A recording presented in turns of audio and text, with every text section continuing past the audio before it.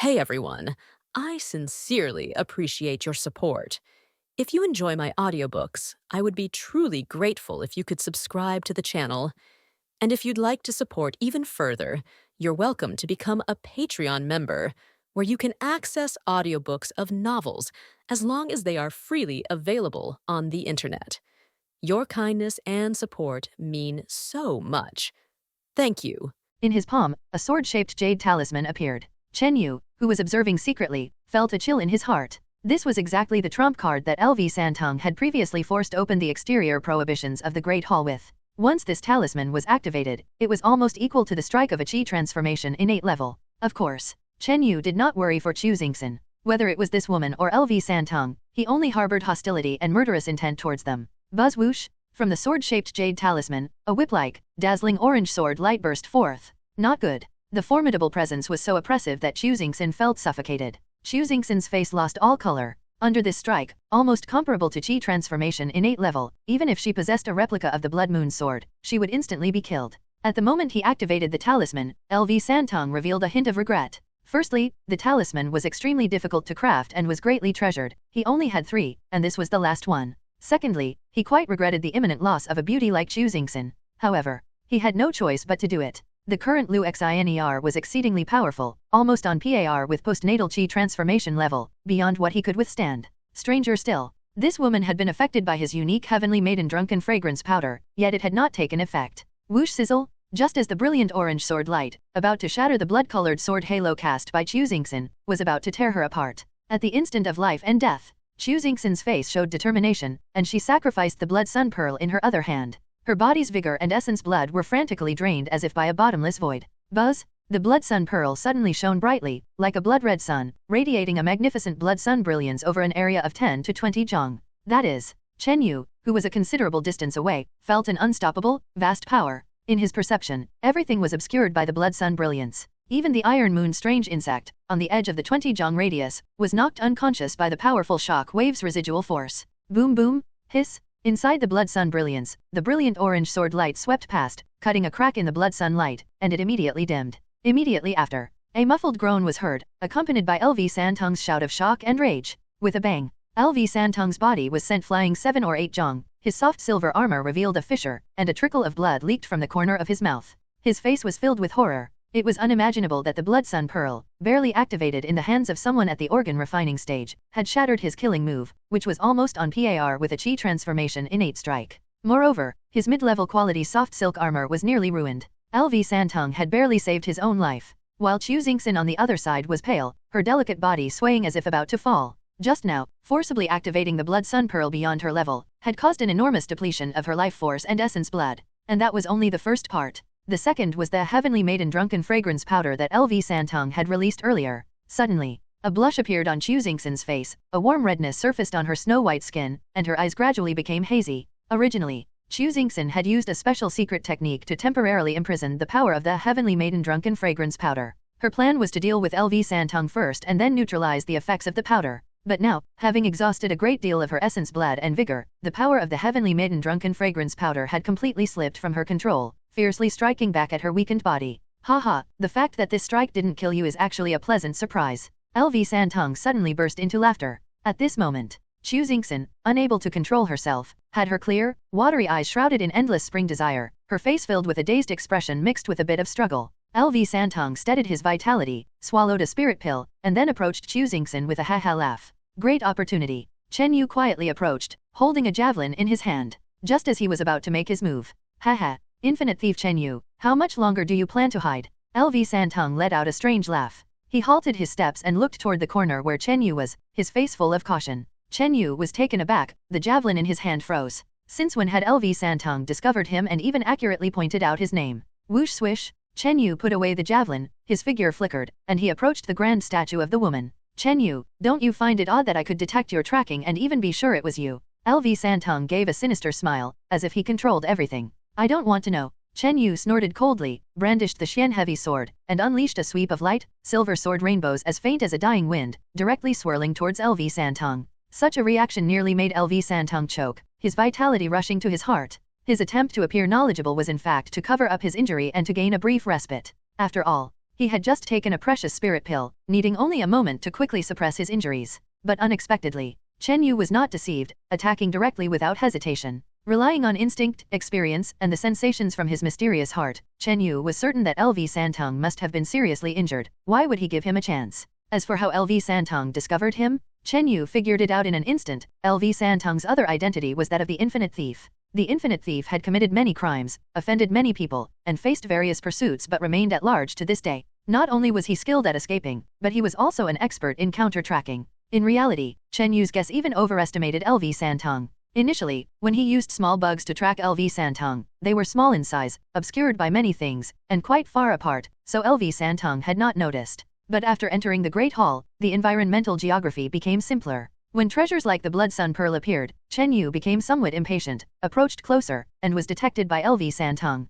Enhance. Underscore underscore underscore underscore underscore underscore underscore underscore underscore underscore underscore underscore underscore underscore underscore underscore. Forced into a corner, LV Santong hastened to play his trump card, aiming to eliminate Chu Xingxin first. To Chen Yu and Chu Xingxin, LV Santong was a common mortal enemy, with greater antagonism. Should they join forces, the situation would only worsen. Clang. The sword, light as a fading breeze, clashed with LV Santong's ironwood treasure sword. Whoa! LV Santong was sent flying backward, spitting blood immediately, his face pale and filled with extreme shock. With just one strike, the Infinite Thief was repelled? How is this possible? LV Santong's face was filled with shock, disbelief ringing in his mind. When had Chen Yu become so overpowering? A casual blow from him now seemed effortless, its fearsome power almost comparable to the postnatal early stage. The first time he had seen Chen Yu, he seemed an insignificant little figure in his eyes. Even the second time at Yin Family Castle, Chen Yu had greatly improved, but the strength he showed was, in LV Santong's eyes, only barely enough for a fight. Yet now, this little figure possessed the power to dominate him in a head-on battle.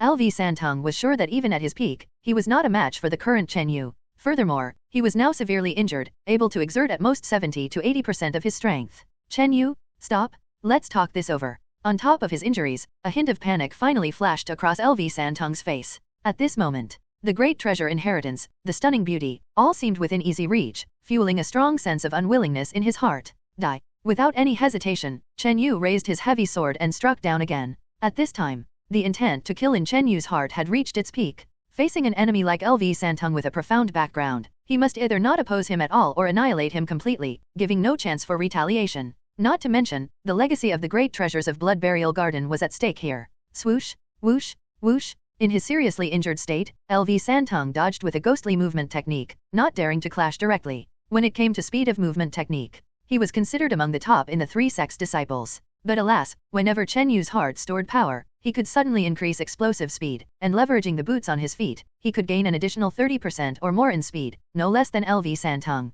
LV Santong originally had an ancient cyan cloak, a magical artifact that could amplify his speed a few notches, surpassing Chen Yu's boots. Unfortunately, this cloak had been utterly destroyed while countering the Blood Sun Pearl earlier. No, LV Santong felt somewhat desperate, being relentlessly pursued by Chen Yu to a dead corner of the Great Hall. It was infuriating that he had 3 trump cards, yet all had been used. The first was used while being chased by Mei Changqing. The second, to break through the barrier outside the Great Hall. The third, initially intended to kill Chu Xingxin, had almost achieved its goal. Swoosh, swoosh, LV Santong, while fleeing, tossed some objects out of his storage bag. The first to bear the brunt were several black canisters, which exploded into clusters of black and green ethereal flames upon bursting. Bone scale flame? Chen Yu circulated his copper statue technique, skimming past the edge of the flames. He felt that the flames caused him very minor harm. It seemed. After achieving copper bone mastery, attacks below the Qi transformation realm were virtually insignificant to Chen Yu. I don't believe it. LV Santong was on the verge of collapse, facing such a formidable defense, he was completely in despair.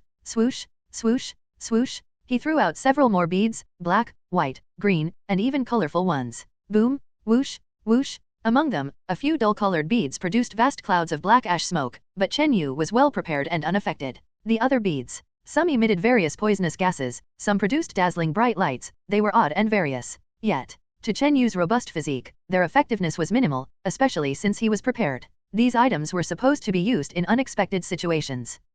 Chen Yu suddenly saw a colorful bead explode, releasing a very comfortable fragrance, and his blood and qi gave a jolt. His body didn't sense any threat, nor did his mysterious heart react. However, Chen Yu felt an unnamed flame growing inside him, and his tongue suddenly became dry. Inexplicably, his gaze was drawn to Chu Xingxin not far away, her cheeks flushed red, her breath as sweet as orchids, her dress half undone, revealing snow-white and rosy, pure and flawless skin. Chen Yu quickly shook his head to steady his chi and heart. At this moment, he had cornered LV Santong. LV Santong was preparing to pull something out when he suddenly felt a pain in his foot, as if bitten by an insect. No good, his face changed drastically. Whoosh! A spear pierced through the air, its evil chi roaring like muffled thunder, turning into a purple-silver cold shadow that struck LV Santong. Within 10 yards, the terrifying power and speed of the spear gave LV Santong no chance to defend, especially at a fatal weakness. Spurt! LV Santong's body stiffened, looking at the silver-edged spear that ran through his torso, his eyes revealing a despairing and regretful expression. With a strong unwillingness, he shouted in his heart, "I haven't had my fill of women in this world."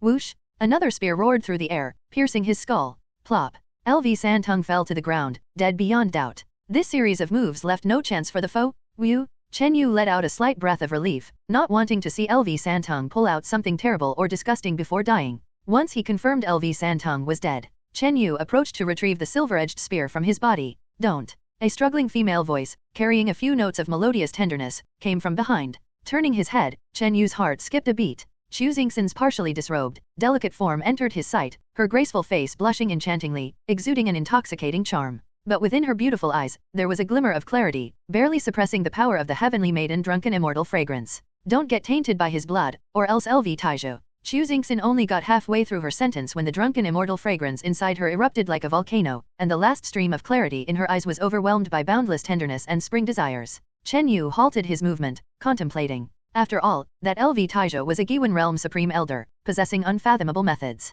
Should Chen Yu pull out the spear and get stained with LV Santong's blood, that grandfather LV Taizhou might use the bloodline as a medium to track down his enemy in the future. Wu! Suddenly, Chen Yu felt a fragrant breeze hit him, and a delicate, boneless beauty nestled into his arms. Xu Xingxin, you. Chen Yu's body stiffened. At this moment, the once most beautiful disciple of Yunyu Sect, the gentle and serene goddess, took the initiative to throw herself into his arms, her radiant face ablush, as though drunk with beauty. Her full and lovely body pressed against him, accompanied by the intoxicating fragrance of a young girl, setting his heart and mind racing. Chen Yu wanted to resist, but the fire inside him blazed uncontrollably, like dry kindling meeting a fierce flame, impossible to suppress. He suddenly remembered the colorful bead LV Santong had thrown out before dying. This bead's power had no harmful effects on the body, but it could stimulate certain abilities in a man. Chen Yu realized he couldn't control the fire within him, his hands involuntarily sliding into Xu Xingxin's dress, caressing her ice-smooth skin that haunted his dreams. At the same time, a thought flashed through his mind: why should he resist? Continuing on seemed to have no downsides to himself. This woman had betrayed the Yunyu sect and had nearly caused his death. She was an enemy, not a friend. As this thought formed, Chen Yu let go of any restraint, following his primal nature and pressing Lu Xiner against the corner of the Great Hall, stripping off her dress, piece by piece. Before long, the two fiery figures came together, their intimacy indistinct from one another, merging in passion, their moans continuous. The following has been omitted for 500 words. Underscore underscore underscore underscore underscore underscore underscore underscore underscore underscore underscore underscore underscore underscore underscore underscore. In the haze, junior brother Chen felt his consciousness engulfed by a fierce fire that kept burning brighter and fiercer as if it had turned into a primitive beast, plunging into the tempestuous waves of a storm. No one knew how long the fire had burned. His body seemed to possess endless stamina, charging through the waves like a wild horse, surmounting one after another without faltering. The waves in front of him were so tender, soft, and warm. After a long, long time, junior brother Chen's body finally felt a wave of fatigue and collapsed into the soft waves, comfortably falling asleep. After an unknown duration, Chen Yu woke up, stretching leisurely and opening his eyes. Within his field of vision, he saw a stunningly beautiful face with lingering flush, and her fair, delicate body was pinned under his, her snowy skin marked with traces and remnants left behind in their frenzy. Xu Xingxin. Chen Yu jerked in shock, suddenly recalling fragments of the madness from the day before. Even if he was slow to catch on, he understood what had happened. Shortly after, memories of blood-boiling moments surfaced in his mind. His heart constitution, which had strong immunity to all kinds of deadly and toxic attacks, wouldn't voluntarily interfere with an increase in male vigor. At least, he hadn't resisted the comfortable fragrance emitted by the colorful beads. And when Xu Xingxin had openly thrown herself into his arms, like dry kindling meeting a fierce flame, things quickly became uncontrollable. Just then, the beauty pinned beneath him stirred. Xu Xingxin opened her clear, pool-like eyes, her first sight being Chen Yu, and she slipped into a brief daze and a moment of stunned silence. The next instant, her entire beautiful face flushed deeply red, though it quickly turned to a mixture of shy anger and icy coldness. Hiss! She tried to move her body only to find her limbs, especially her legs, numb and sore, the critical areas throbbing painfully, leaving her almost immobile. It was unimaginable how long that extended dream inside the violent storm had lasted. You actually. Murderous intent flickered in Chu Xingxin's beautiful eyes. She wanted to strike, but her limbs were numb and weak, and being pressed down by him, she couldn't muster any strength. Haha, senior sister Chu, your expression seems so surprised and unwilling. Could I be mistaken, and it was someone else who threw themselves at me? Chen Yu chuckled sardonically. Despite his words, Chen Yu was inwardly overjoyed, having truly scored a great advantage. Shame and anger overwhelmed Chu Xingxin, instinctively trying to cover her face. The other party was heaping blame on the victim first, which nearly brought her to the brink of collapse. Her pristine and pure body was ruined by this villain, and what made it worse was the feeling of helpless bitterness. After all, it really had been her who initiated their reckless embrace. The next moment, something felt off to Chu Xingxin. Chen Yu was still lying playfully on her tender and soft body with nothing on. Get off me now. Chu Xingxin, overcome with shame and rage, scolded sharply with an icy voice. Reluctantly, Chen Yu got up from the beautiful body and noticed traces of blood on her legs. The sight stirred a flicker of guilt in him. But then the thought shifted. No, something wasn't right, Chen Yu considered. It seemed his own virginity had also come to an end there. Don't turn around. Chu Xingxin's furious voice was laden with ice. Chen Yu silently turned away, hearing the sound of Chu Xingxin dressing behind him. Seizing the moment, Chen Yu surveyed the surroundings within the Great Hall. Traces of the previous battle were still present, including LV Santong's corpse and, particularly, the melted marks left by the Blood Sun Pearl. Chen Yu didn't want to touch LV Santong's body just yet. At a certain moment, Chen Yu's gaze landed on the square dark silver platform beneath the blood-robed woman statue. Of the 4 cabinets on the sides of the platform, only the left one was empty. The other 3 cabinets each contained an item, a blood lotus skirt, a hidebound book, and a token. These 3 items must be treasures around the same level as the Blood Sun Pearl. Thinking of this, Chen Yu's heart warmed with anticipation. Don't even think about it, you won't get the treasures within this inheritance hall. A woman's voice, filled with chill, came from behind. Turning around to look, Chu Xingxin stood clad in an azure blue dress, her hair slightly disordered, her eyes cold. The frosty look in her eyes made Chen Yu somewhat uneasy. Senior sister Chu, it was a first time for both of us, there's no need to be so hostile, Chen Yu said with a tinge of defiance. Villain, you defile my innocence and dare to speak such wild words. Chu Xingxin, brimming with shame and fury, gripped a blood-colored crystal sword, almost ready to slash out. But a sliver of reasoning held back her impulse. The boy before her was much more powerful than the infinite thief. Most importantly, after being tossed around by him for who knew how long, her body and limbs were still sore and weak. Disgust on her face, Chu Xingxin spoke coldly, you are not the one I care for. If it weren't for the fact that you lent a hand in killing the infinite thief, I would have cut you down myself. Haha, so much the better. Chen Yu smiled indifferently. Sister has already betrayed the sect, and as your junior brother, I should have struck you down, or even seized the Blood Sun Pearl. These words turned Chu Xingxin's face cold, her body stiffened. At this moment, the many cards she held were nearly exhausted, her body still numb and weak. If Chen Yu truly intended to harm her, she would be hard-pressed to resist. Moreover, Chen Yu had all the just reasons to kill her. Back in the Baishan Spirit Garden, how many of her fellow sect members did Chu Xingxin's betrayal lead to their deaths? That battle nearly cost Chen Yu his life, while Duan Xiaolong lost an arm for it. However, seeing as you were the first woman in my life, let's call it even this time, Chen Yu said indifferently. His gaze swept over the Blood Sun Pearl that Chu Xingxin was cradling in the palm of her hand. It appeared that Chu Xingxin was extremely protective of the pearl, seemingly valuing it even more than her own life. Junior brother Chen, even if you kill me, you won't be able to possess the Blood Sun Pearl. And the inheritance treasures here cannot be obtained by anyone without a special origin. Chu Xingxin gave a wry smile. She wasn't lying. The Blood Sun Pearl simply couldn't fit into an ordinary storage bag. That was just one reason. Secondly, the Blood Sun Pearl had an extraordinary spirituality that repelled other creatures. Only those strong in the blood path or those with special bloodlines could get close. Of course, if one's strength reached the level of the Giwen realm, that would be another story. I don't believe it. Chen Yu walked towards the stone cabinet in the most prominent position at the front of the platform. In the most central and visible location of this stone cabinet, an ancient token was floating. The magic of this token was that it floated in the air without emitting any obvious power fluctuations. Chen Yu placed his palm on a slightly recessed palm imprint below the stone cabinet. A hint of mockery appeared on Chu Xingxin's face. Soon, Chen Yu's palm overlaid with the palm imprint perfectly. Chen Yu tried to infuse his Yunsha internal energy, but it was like dropping a stone into the sea. There was no reaction whatsoever. He suddenly remembered. The stone cabinet that Chu Xingxin had opened had bloodstains on the palm imprint. Chen Yu placed his finger on his lips, bit down hard with his teeth, and restrained the innate defense of the copper statue technique. Hiss! A streak of blood followed Chen Yu's finger and stained the palm imprint. However, the stone cabinet still showed no response. Without the corresponding origin, such as special cultivation techniques, bloodlines, physique, etc., it is extremely difficult to unlock the inheritance and treasures here. Chu Xingxin shook her head and said no more. She found a clean place, sat cross-legged, and took several elixirs. At the same time, Xu Xingxin held the blood sun pearl in the palm of her hand and spat out a mouthful of essence blood onto it. Buzz. A layer of soft blood sun glow appeared on the blood sun pearl, which began to absorb the power of the essence blood. Meanwhile, Chen Yu's palm was still attached to the palm imprint, but he closed his eyes. Unusual physique would do. Chen Yu secretly circulated the energy in his heart, and the slow, heavy beating engraved him into a strange sensory state. In that moment, he felt a strange throbbing emanating from the token inside the cabinet, as if there was a mysterious force field present. Thump thump, thump thump, the mysterious heartbeats produced a strange fluctuation, resonating with the token. Buzz. Suddenly, the ancient token inside the stone cabinet trembled. On the surface of the token, mysterious and radiant silver tadpole scripts emerged, surrounding a central black and white divided mysterious sun totem. The shifting patterns of these scripts and symbols gave Chen Yu a profound and unfathomable sensation. A mere glance brought on a wave of dizziness. Crack! The blood-colored glass in front of the stone cabinet suddenly opened. Swoosh! The ancient token in a flash automatically landed into Chen Yu's palm. How could this be? Xu Xingxin, who wasn't far away, was stunned by this scene. How did he do that? Judging from the layout of the inheritance, the items in the central stone cabinet might be the most valuable and significant. Surprise spread across Xu Xingxin's pretty face, disbelief was evident. She had obtained a blood sun pearl due to her special lineage, which had some connection to the master of this inheritance. Furthermore, Xu Xingxin had originally practiced a blood-A technique that was well matched, although it had been sealed away before. But Chen Yu? It seemed he neither had any special bloodline in that regard, nor had he practiced any blood-A technique.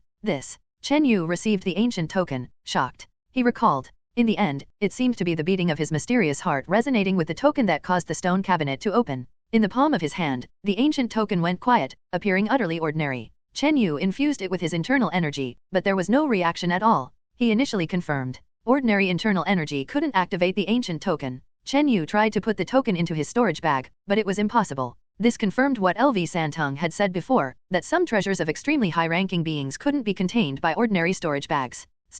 At this moment, the blood sun pearl in Xu Xingxin's palm retracted its glow, dimmed a bit, and shrank slightly. Following that, Xu Xingxin opened her mouth and, treating the pearl as if it were a large elixir, swallowed it. Chen Yu had a peculiar look on his face. He guessed that Xu Xingxin must have used some secret technique to swallow the blood sun pearl to avoid being searched by the Bone Demon Palace faction after leaving. Chen Yu pondered, reorganized his light silver crystal space a bit, and cleared out a few items. Enter. With a thought, the ancient token in Chen Yu's palm disappeared. This naturally astonished Xu Xingxin not a little, but she wisely didn't ask further. Junior brother Chen, can we pretend that what happened between us never occurred? My real name is Lu Xiner, and I entered the Yunyu sect as an informant due to compelling reasons. Xu Xingxin suddenly spoke softly and pitifully. Junior brother Chen, can we pretend that what happened between us never occurred? My real name is Lu Xingxin, and my infiltration into the Yunyu sect as an inside agent was also born of necessity. Xu Xingxin spoke with a tender and pitiful expression. Chen Yu gave a wry smile. Master Chu, oh no. Miss Liu's meaning is, the relations that happened before, Chen is no longer responsible for. You. Lu Xingxin's face flushed with humiliation, and a flash of coldness appeared in her eyes. From now on, we are even. If we meet again in the future, we shall be as strangers. Lu Xingxin clenched her teeth tightly, holding back the resentment and murderous intent on her face. As a woman, and moreover, one of such elegant and uncommon beauty, she had preserved her chastity for over a decade. Result. Her perfect body was defiled by a man who was not her beloved, a humiliation and unwillingness so intense. But regarding this matter, Lu Xingxin was unable to flare up. To some extent, Chen Yu's killing of the infinite thief was her and her sister's lifesaver. Having acquired the blood sun pearl, Lu Xingxin's mission was complete. That person always kept his promises, and her sister would be able to live until 20. Of course. The most important point was Chen Yu's formidable strength and her current vulnerability. If this were not the case, even if she were not to kill Chen Yu, she would have lashed out in anger. Miss Lu, having come to this realization, I feel immensely guilty. Chen Yu smiled faintly, but there was not a trace of guilt on his face. Lu Xingxin, as a spy infiltrating the Yunyu sect, naturally possessed a certain cunning and patience.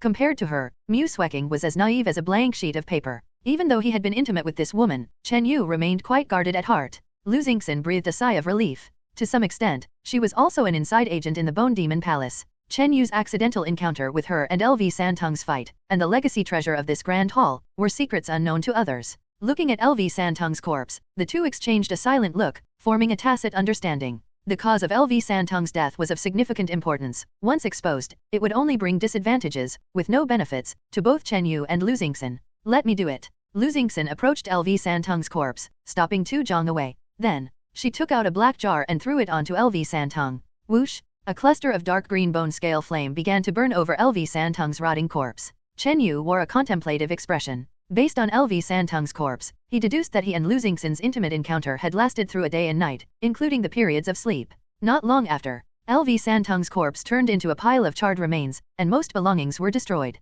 The remaining items, neither of them took. My javelin. Chen Yu felt a pang of loss. His javelin, not of high quality to begin with, was also destroyed by the bone scale flame. Afterward, Chen Yu looked towards the statue base and the other 2 stone cabinets. A total of 4 stone cabinets, Lu Xingxin and Chen Yu had each already obtained an item, leaving 2 legacy treasures remaining. What was strange? The remaining 2 stone cabinets did not respond to Chen Yu's various attempts, including trying to stimulate his heart, attempting to resonate. Nothing worked. In the end, Chen Yu sighed and shook his head. Among the 4 stone cabinets, only that archaic token was exceptional. It alone resonated with Chen Yu's heartbeats. During this time, at the center of the blood burial garden, within the open-air crystal blood pool, encircled by numerous blood-colored grass stems and glassy blood flames, gorgeous blood-colored petals rippled with crystal-clear, semi-transparent blood ripples. How can this be? That token, it has actually been obtained by someone. A void and gloomy woman's voice revealed a hint surprising. The person lacks the corresponding cultivation technique, bloodline, they can't even obtain my legacy treasure, yet that very token. The woman's voice faltered in confusion. It's just a token, not your legacy, anyway. A babyish voice chimed in, sounding schadenfreude. Scram. The woman's voice turned into an enraged rebuke. You're a frog in a well, how could you know the origin of that token? Even a mighty one of the Sky-Sea realm, upon learning the significance of this token, would go mad with desire to seize it. Wow, that powerful, huh? But it must still be inferior to my 10,000-year blood soul flower. The babyish voice exclaimed in surprise. In its memory, it had rarely seen the woman so emotively distressed and angry. Someone's coming? The babyish voice suddenly quivered. Just then, a youth dressed in an animal hide armor with dark skin came to the open-air plaza where the blood pool was located. This dark-skinned youth was Lu Zhou, who had briefly crossed paths with Chen Yu. I've finally found it. Dark-skinned youth Lu Zhou, staring at the dreamlike blood flower within the blood pool, was filled with expectation and excitement. The 10,000-year blood soul flower? Lu Zhou forcefully contained the surge of excitement and greed in his heart. This flower, the culmination of all the fate within the blood burial garden. The myriad of treasures within the garden, as well as the vast new blood and life souls absorbed from outside, all nourished this flower. Huff. Lu Zhou took a deep breath to calm his emotions. He understood the level and value of this flower was not something he could fully possess. Sh. Lu Zhou took a careful step, approaching the crystal blood pool with extreme caution. The area surrounding the blood pool was filled with densely packed blood-colored patterns, with rivulets of blood flowing through them. These came from all around the blood burial garden, converging and merging into the blood pool as fresh nutrients to nurture the 10,000-year blood soul flower. When he stepped onto these blood-colored patterns, Lu Zhou's figure wavered, and his complexion slightly changed. An indescribable pressure of the blood path descended, enough to make anyone under the Qi transformation realm spit blood and sustain heavy injuries. Lu Zhou wore a solemn and wary expression as his gaze once again swept toward the glaze-like blood flames within the pool. For a moment, his eyes flickered undecidedly. Just as the dark-skinned youth was about to take his next action, footsteps sounded from another side of the open plaza. Junior Brother Mei, it should be right here, came a loud and careless voice. A group of about a dozen figures approached, all disciples of the Bone Demon Palace. The speaker was a short and ugly youth. It was none other than Demon Clown. Leading the group was a fine-looking youth with long black hair radiating the pressure of someone in the Qi transformation realm. Mei Changxing. Lu Zhou was slightly surprised and halted in his steps. These dozen or so people from the Bone Demon Palace were practically all elite disciples, almost exclusively from their secret transmissions. The lowest level among them was at the mid-stage of organ refining. In the crowd, those who were at the late stage of organ refining numbered more than half. After entering the blood burial garden, whether they were disciples from the 3 sects or from the Bone Demon Palace, those who managed to survive and reach this place all had some fortune and many had advanced. At this moment, Mei Changqing, Zhang Ping, and Demon Clown, the top 3 of the Bone Demon Palace's secret transmissions, were all present. Darky, you actually arrived here before us. Demon Clown's eyes bulged. Lu Zhou touched his nose and regretfully waved his hand. Since you're all here, I will step aside. With those words, he moved away from the blood pool, yielding the position to the Bone Demon Palace group. Darky, you sure know your place. Demon Clown smiled with a sneer. There's no need. Mei Changqing smiled faintly and suggested, why doesn't Brother Lu join us in harvesting the 10,000-year blood soul flower? Once we succeed, we can share a portion with you as well. He surreptitiously sized up Lu Zhou. Before entering the blood burial garden, Palace Master Fu had warned him that this man could very well be a major rival and should not be underestimated.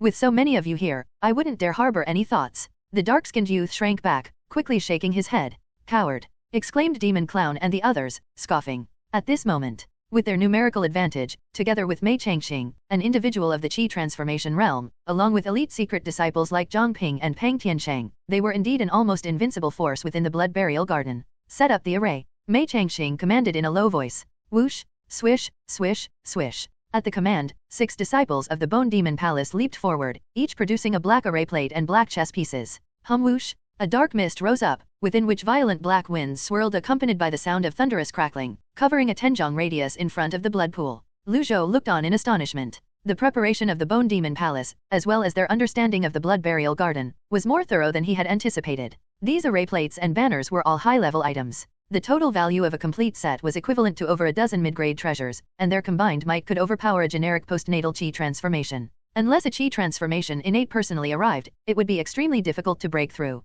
This forest black wind array is used to suppress the nearby blood-A power. Once we start picking the blood soul flower, the power within the blood pool and the surrounding remnants of the ban will surely backlash, Mei Changxing explained. After he finished, covered by the dark mist, Mei Changxing slowly stepped closer to the blood pool. Being a cultivator in the Qi transformation realm and with the protection of the array, he found resisting the blood-A power surrounding him considerably easier than Lu Zhou had earlier. Gazing at the 10,000-year blood soul flower in the blood pool, Mei Changxing's eyes revealed a hint of burning desire. He was aware of the against heaven functions and value of this flower. Mei Changxing knew he couldn't possess the flower entirely, he just hoped to consume a small piece, any more would be too much for him to bear. This flower can strengthen life potential, nourish the soul, it's a comprehensive breakthrough for the very essence of life. Just a small piece is a great fortune for me. Mei Changxing's breathing quickened. He had broken through to the Qi transformation realm at the age of 18, and the prospects of advancing to the Giwen realm in the future were promising. If he could consume a small piece of the 10,000-year blood soul flower at this age, his potential would increase tremendously, and the possibility of one day reaching the acme of the Sky Sea realm would become a sliver more likely. Shortly after, Mei Changxing reached the edge of the blood pool, still covered by the dark mist. At his side stood Zhongping and Demon Clown. Brother Mei, there might be a deadly peril brewing inside this blood pool, incomparable to outside of it, Zhongping cautioned. Approaching the blood pool, her bloodline power became unstable and agitated. I understand. Mei Changxing was also sensing a strong sense of danger. The three exchanged glances. But ultimately, it was Zhongping who took a step forward with a thread of black profound silk entwined around her finger. Junior sister Zhong, your black profound silk is nearly as tough as a high-grade treasure, and long enough for the task. We too will protect you, Mei Changxing offered politely. Beside him, Demon Clown produced a thick shield, guarding in front of Zhongping. Mei Changxing clutched a dark green bamboo rod, remaining vigilantly prepared in front of the blood pool. Under these circumstances, Zhongping, who was assigned the task, was in fact the safest one. Go. Without hesitation, Zhongping launched her hand forward with a pop, sending the black profound silk streaking forward, turning into a straight black line. Swoosh! The taut line of dark silk bent at the tip like a black snake, swiftly entwining around the stem of the 10,000-year blood soul flower. In the previous 2 chapters, there was a historical error regarding the contents left in the 3 stone cabinets on the statue base, the blood lotus skirt, a beast hide book, and a token. The error has been corrected in the official version, and you can see the update by clearing the cache. Dark, fine threads hooked onto the 10,000-year blood soul flower quite smoothly, bringing immense joy to Mei Changxing and his 2 companions. Retrieve.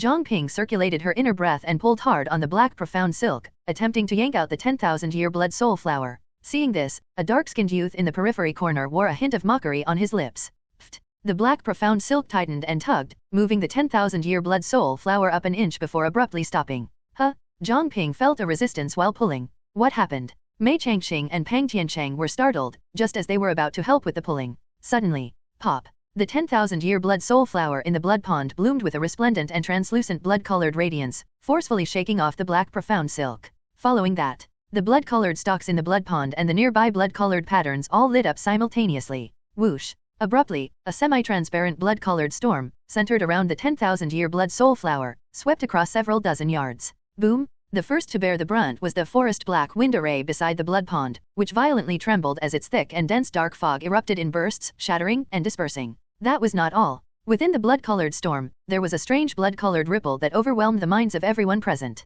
Be careful. Mei Changxing's form wavered slightly. Zhongping and Pang Tiancheng next to him turned pale, swaying and struggling to keep their footing. The distant dark-skinned youth tensed up and quickly guarded his mind. Lord Xuefeng was right, the blood soul flower nurtured in the blood burial garden for 10,000 years has birthed a flower spirit and gained some level of intelligence. Lu Zhou murmured. At the same time, the dark-skinned youth observed the blood-colored patterns near the blood pond with surprise. The prohibitive array power in this place has weakened to such an extent that even the force close to the Qi transformation innate realm cannot instantaneously crush it. According to his expectations, the triggering of the prohibitive array power within the blood pond should, at the very least, obliterate the forest black wind array. At this moment, the forest black wind array managed by the disciples of the Bone Demon Palace was violently shaking, constantly at risk of collapsing. Should this array collapse, the disciples without cover would face a disaster. If Mei Changqing and others knew what the dark-skinned youth was thinking at this moment, one wonders what they would feel. Join the array. Mei Changqing produced a large black flag in his hand, infused it with true qi, and thrust it into the ground. In an instant, the dark fog of the forest black wind array in front of the blood pond solidified a bit, and the fog thrummed with streaks of black lightning. It actually invoked the power of evil thunder. This must be a modified array. Moreover, Mei Changqing, in the qi transformation realm, is, in fact, the core of the array. The dark-skinned youth was full of surprise. With Mei Changqing's intervention, the array's power greatly increased, especially the flickering of the black lightning, which held off the blood-colored ripples assaulting their minds. Zhang, try again. I can only sustain the array's full power for a moment, Mei Changqing said urgently. Zhang Ping nodded slightly, her hands dark fine threads once again pulled taut, flicking towards the 10,000-year blood soul flower. Pfft. The dark, fine threads hooked onto the 10,000-year blood soul flower once again. Retrieve. This time, the three of them pulled on the silk together, dragging it towards the edge of the blood pond. Especially Pang Tiancheng, who was naturally strong, gritted his teeth and exerted his power, his muscles bulging. Pop! The 10,000-year blood soul flower started to shift upward bit by bit, vaguely about to break free from the blood-colored soil within the blood pond. At that moment, the three of them were excited, seeing the blood-colored stalks wriggling within the bloody soil. Just then, an inexplicable chill came upon them. Pop! Poo-poo! Near the blood soul flower, a large swath of blood crystal flame suddenly churned, pouncing towards the location of the large array as if sentient. The blood crystal flame soared up in a flash. Mei Changqing and his companions felt a fatal chill. Even Lu Zhou, at a distance, shuddered. No good. This is indeed the blood crystal flame, a well-known force within the true fire spirit flames. Lu Zhou hastily retreated. True fire spirit flames were not something one could encounter at the entrance level, even those in the qi transformation realm had to avoid it by a wide margin. Whoosh! As the vast swath of blood crystal flame moved, it sprouted numerous blood-colored crystal-like little flame flowers, rushing into the forest black wind array. Hiss! The dark fog and lightning on the surface of the array, in the face of the blood crystal flame, dissolved as if made of paper. "See! Ah!" Screams echoed. Immediately, 3 disciples from the Bone Demon Palace, including one in the late stage of organ refining, touched by the blood crystal flame, had their flesh ignited. Their bodies, along with their treasured armors, were burned to a pile of blood-colored ashes. Let go quickly! Mei Changqing roared in shock, as a wave of blood flame pierced through the large flag in his hand, and he retreated explosively. Hiss! The thick shield in Pang Tianquan's hand was struck by a small piece of blood flame, melting into a pool of black liquid. Ah! Pang Tiancheng screamed in retreat as a trace of blood flame splattered onto his arm, igniting and rapidly dissolving, spreading towards his entire body. Save me! The once fearsome demon clown issued a piercing scream. Slash! Mei Changqing waved a dark qi blade from his palm, cutting off Pang Tianquan's arm. Hiss! The severed arm immediately turned into a puddle of blood. Thank you, Brother Mei. Having narrowly escaped, Pang Tiancheng quickly retreated with Mei Changqing and Zhang Ping. As for that silk that had hooked onto the blood soul flower, it had already fallen into the blood pond, melted away by the terrifying blood crystal flame. In just a few breaths, the moment the blood crystal flame appeared, the formation of the Bone Demon Palace was broken, and the casualties were severe. Scrape, whoosh, whoosh, whoosh. Mei Changqing and his group of 3, along with some surviving disciples, retreated a dozen or so yards away. At the edge of the blood pool, some crystal-clear blood flames still pulsed, looking as transparent and exquisite as glass, dreamily beautiful. Suddenly, the entire blood pool shook violently, and large patches of the crystal blood flames tumbled within. Buzz whoosh! A streak of blood flame brilliance shot up from the blood pool into the sky.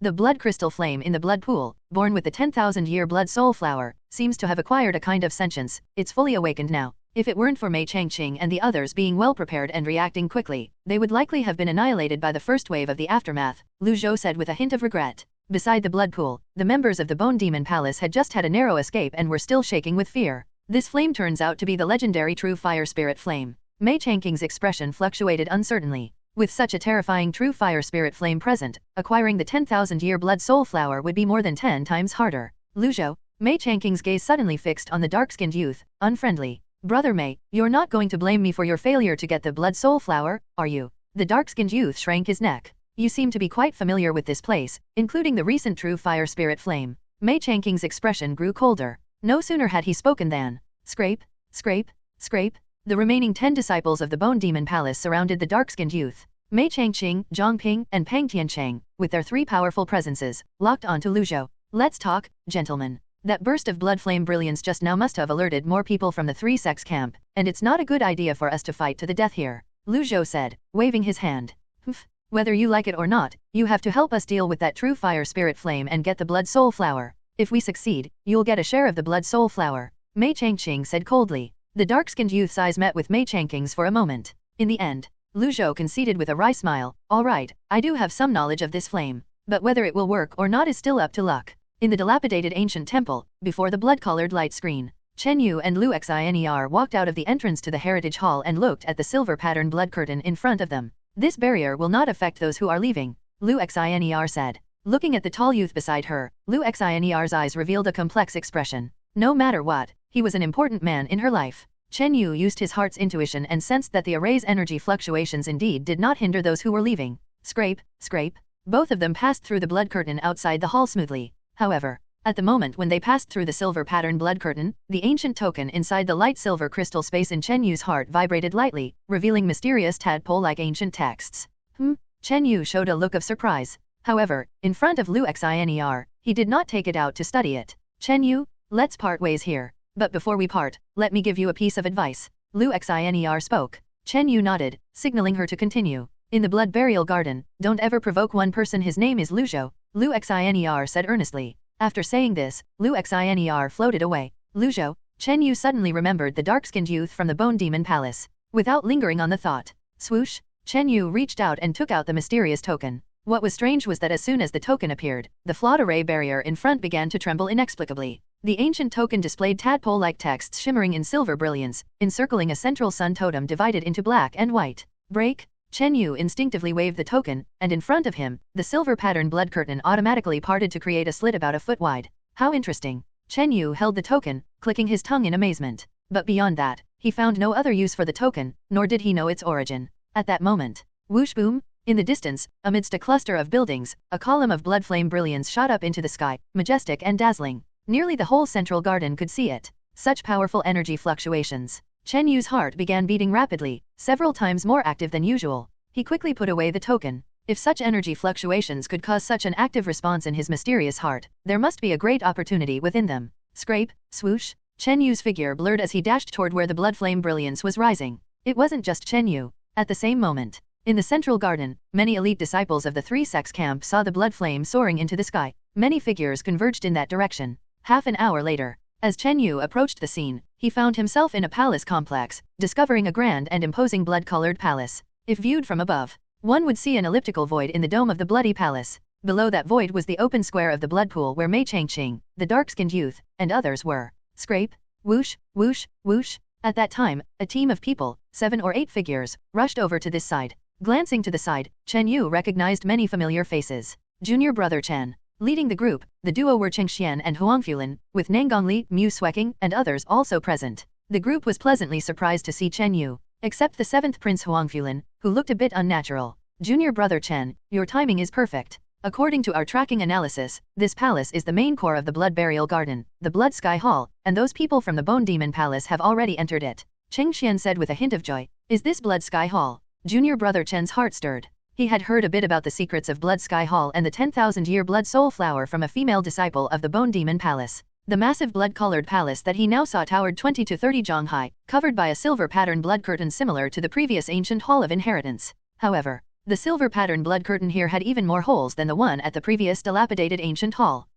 Upon closer inspection, Junior brother Chen discovered signs of explosion and burning. Yin fire pearls have exploded here, and not just 1 or 2, and the banishment here has also been forcibly broken through, Chen Yu concluded with certainty. Having used yin fire pearls twice, he was quite familiar with the traces of their power. If more than 3 yin fire pearls exploded simultaneously, the instant power they unleashed would be equivalent to the Qi transformation innate level. Junior brother Chen just arrived here, and he can already confirm this information. Huangfulan expressed surprise.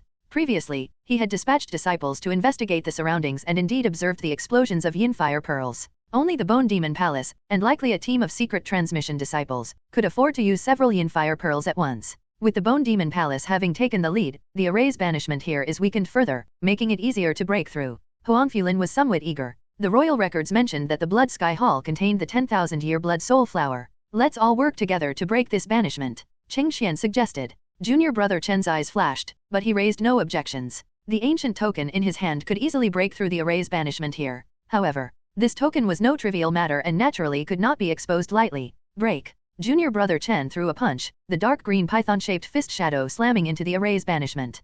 PFFF. The array's banishment opened a fist-sized hole. Junior brother Chen's punch seems to have hit right at the weak point of the banishment. Huang Fulin remarked in astonishment. Cheng Xian, Nangongli, and Mu Sueking, on the other hand, were not surprised. Whoosh! A small black dot darted through the small hole into Blood Sky Hall. Boom boom boom! The members of the Unisect attacked the weak point of the array's banishment in unison. ZZSST. Suddenly, several figures approached the location of Blood Sky Hall. These people were disciples from the three sects. The Water Moon Sects group included Li Binjaya, Senior Sister Yi, Chen Ying'er, and others. Iron Sword Sects group, besides Fei Leshan, also included Brother Lu's sister in the yellow robe, Gao Feng, and others. In just half an incense stick's time, around 20 to 30 people had gathered here. Junior brother Chen's gaze only met that of Chen Ying'er from the Water Moon Sect for a moment. What are you doing here causing trouble? Chen Yu's expression darkened. Chen Ying'er giggled, revealing a pale purple fox on her shoulder. This purple fox, looking worldly wise, lazily clung to Chen Ying'er, its fox eyes occasionally twinkling cunningly. Several nearby disciples kept their distance from the woman and fox, apparently having suffered at their hands before. It seemed many had been taken advantage of by these two. Is she, the lucky one who got a spirit pet? Murmurs spread. Junior brother Chen was taken aback. Earlier, he had heard from an Iron Sword Sect disciple and witnessed a Water Moon Sect disciple obtaining a spirit pet. He never would have guessed that the lucky one was Chen Ying'er. Beside him, Huang Fulin, Cheng Xian, and the others looked somewhat strange and wary. Could this girl end up like that predecessor from several hundreds of years ago, being used by that fox? Nangongli couldn't help but say, what happened? Concerned about Chen Ying'er, Chen Yu couldn't help but ask. Quickly, Nangongli reiterated to him the true tale about the predecessor and the ancient beast spirit pet that Huang Fulin had mentioned. After listening to the story, Chen Yu's expression grew grim. But soon after, he regained his composure. Regardless of what the fox spirit pet was plotting, it should be harmless to Chen Ying'er in the short term within Blood Burial Garden and might even protect her. Moreover, worrying now was pointless. Once they left the Blood Burial Garden, Chen Ying'er's elders and master would naturally help her with this issue. At the same moment, atop Blood Sky Hall, in the open plaza, under the coercion of the Bone Demon Palace disciples, the dark-skinned youth began to address the problem with the blood crystal flame. That's right. First patch up the array you had before, then make do. This array's black wind does have some buffering effect against that blood crystal flame. Lu Zhou directed several Bone Demon Palace disciples. At this moment, the remnants of the forest black wind array were set up in front of the blood pool, forming a barrier. At the edge of the blood pool, a cluster of glaze-like blood crystal flame was just several feet away from the dark mist of the array. The Bone Demon Palace disciples, full of fear of the flame, subconsciously kept their distance. Blood crystal flame? Why have I never heard of this kind of true fire spirit flame? Mei Changqing asked in a grave voice. If you had heard of it, that would be strange indeed. Lu Zhou chuckled. Blood crystal flame is not native to Kunlun continent. This flame is domineering among true fire spirit flames, with a strong erosive and burning effect on living flesh and blood. The most terrifying aspect of this flame is that it can burn to the spirit level. Thankfully here it is just the ordinary form of blood crystal flame, the dark-skinned youth declared. Upon hearing this, Mei Changqing nodded slightly. He had heard from his master that the true master of Blood Burial Garden was not originally from this continent. Then, Lu Zhou took out a mysterious little black box with no shine, plastered with dense seal strips and numerous talismans. What is that? Mei Changqing watched intently. Facing such a terrifying spiritual flame head-on, for us, it means certain death, Junior brother Chen said with evident reluctance. The commonly used method is artifact sealing, and it entails taking on tremendous risk. Sealing the spiritual flames. Mei Changqing and Zhang Ping exchanged glances but could not discern any flaws. After all, the tier of the true fire spirit flame was indeed too high. Within the Bone Demon Palace faction, it seemed only the absolute Yin ancestor possessed a powerful Yin attribute true fire spirit flame. Then, under the cover of the forest black wind array, Lu Zhou slowly approached those glazed blood flames. During this time, Lu Zhou quickly unsealed the black box's strips and spell papers. Buzz! The black box opened, revealing a profound blood essence vortex that emanated a strange suction force. As if summoned by a kindred call, the blood crystal flame at the edge of the blood pool transformed into fine streams of tiny flame light, swiftly pouring into the black box. Hehe, Lord Xuefeng is indeed farsighted. This box is specially prepared for the blood crystal flame. The dark-skinned youth felt a rush of elation. Within the dusky light and mist, he glanced at the disciples of the Bone Demon Palace, his lips curling into a sneer. The blood crystal flame here was of excellent quality and purity. In terms of real value, it was not much inferior to the 10,000-year blood soul flower. Buzz! On the surface of the pitch-black box, intricate blood patterns began to emerge, slowly transitioning from dim to bright, and even somewhat dazzling. Seeing that, the blood crystal flame continued to be attracted into the pitch-black box from the blood pool. The disciples of the Bone Demon Palace wore expressions of delighted surprise. During this time, the 10,000-year blood soul flower in the blood pool unleashed a beautiful and translucent blood radiance, stirring a semi-transparent blood froth that swept across dozens of yards around it. Block it! The dark-skinned youth exclaimed in a low voice, standing firm next to the black box, using the forest black wind array to block the brunt of its power. Form the array. Mei Changqing and the other Bone Demon Palace disciples entered the grand array, joining forces to help share the burden of the blood froth. They hoped to rely on Lu Zhou's coordination to temporarily deal with the blood crystal flame, this most significant threat, and then plot to obtain the 10,000-year blood soul flower. At the edge of the array and blood pool, Lu Zhou sat cross-legged in front of the black box, facing round after round of assaults from the blood froth. After enduring it for some time, even a common postnatal chi transformation might feel overwhelmed. However, Lu Zhou seemed unaffected, with some ripples hitting the enchanted beast hide armor on his body, dissipating like they had plunged into a vast ocean. Damn, this kid must be someone sent by that brat Xue Feng. If we let him seal the blood crystal flame, we will be at the mercy of others. Within the beautiful blood soul flower, a haunting feminine voice resonated. But we can do nothing to him. He has the array for protection, his mind and spirit are extraordinary, and the beast hide armor he wears is also of excellent defense. A milky voice said, we should stop infighting and join forces to launch an attack against him. The female voice said, all right. Two voices came to an agreement. Buzzing crash, the glittering and beautiful blood soul flower, along with many blood-colored stems within the blood pool, shone in unison, forming a violent surge of blood fury.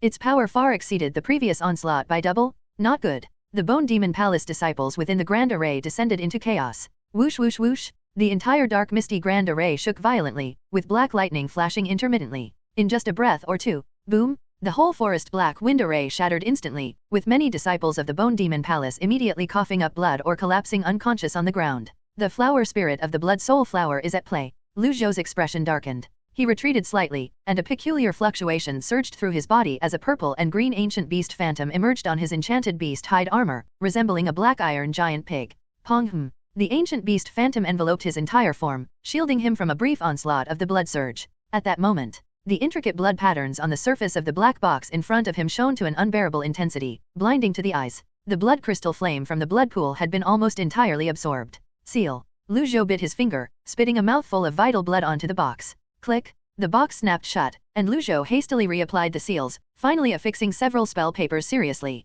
Quickly, a box decorated with floating crystal blood patterns slowly became silent in Lu Zhou's hand. Whisk swoosh. After completing all this, the dark-skinned youth hastily withdrew, with the ancient beast phantom on his body cracking and disappearing. However, Lu Zhou did not notice that at the bottom of the sealed box, a tiny crack appeared on one of the strips. We've succeeded. The Bone Demon Palace group, including Mei Changqing and Zhang Ping, showed an elated expression. Brother Lu, thank you for helping to seal this flame. Mei Changqing's handsome face revealed a gentle smile. Yes, Brother Lu, you took such a great risk to seal the blood crystal flame, which truly is no small feat. The demon clown revealed a fierce smile. The atmosphere on the field became suddenly oppressive to the extreme, so quiet you could hear a pin drop. Swoosh, swoosh, swoosh. Several elite disciples moved swiftly, encircling Lu Zhou tightly. Hand over the box. I'll spare your life. Mei Changqing said coldly. Alas, good people really don't get good returns. Lu Zhou shook his head, sighing deeply. At the same moment, a silver-spotted little black insect, hiding in a nearby corner, blinked its tiny eyes, blankly staring at the scene unfolding before it. Blood Sky Hall, on an open plaza. The air seemed to have fallen into stagnation. An atmosphere of severe killing intent and bone-chilling coldness permeated the entire area, making it suffocating to breathe.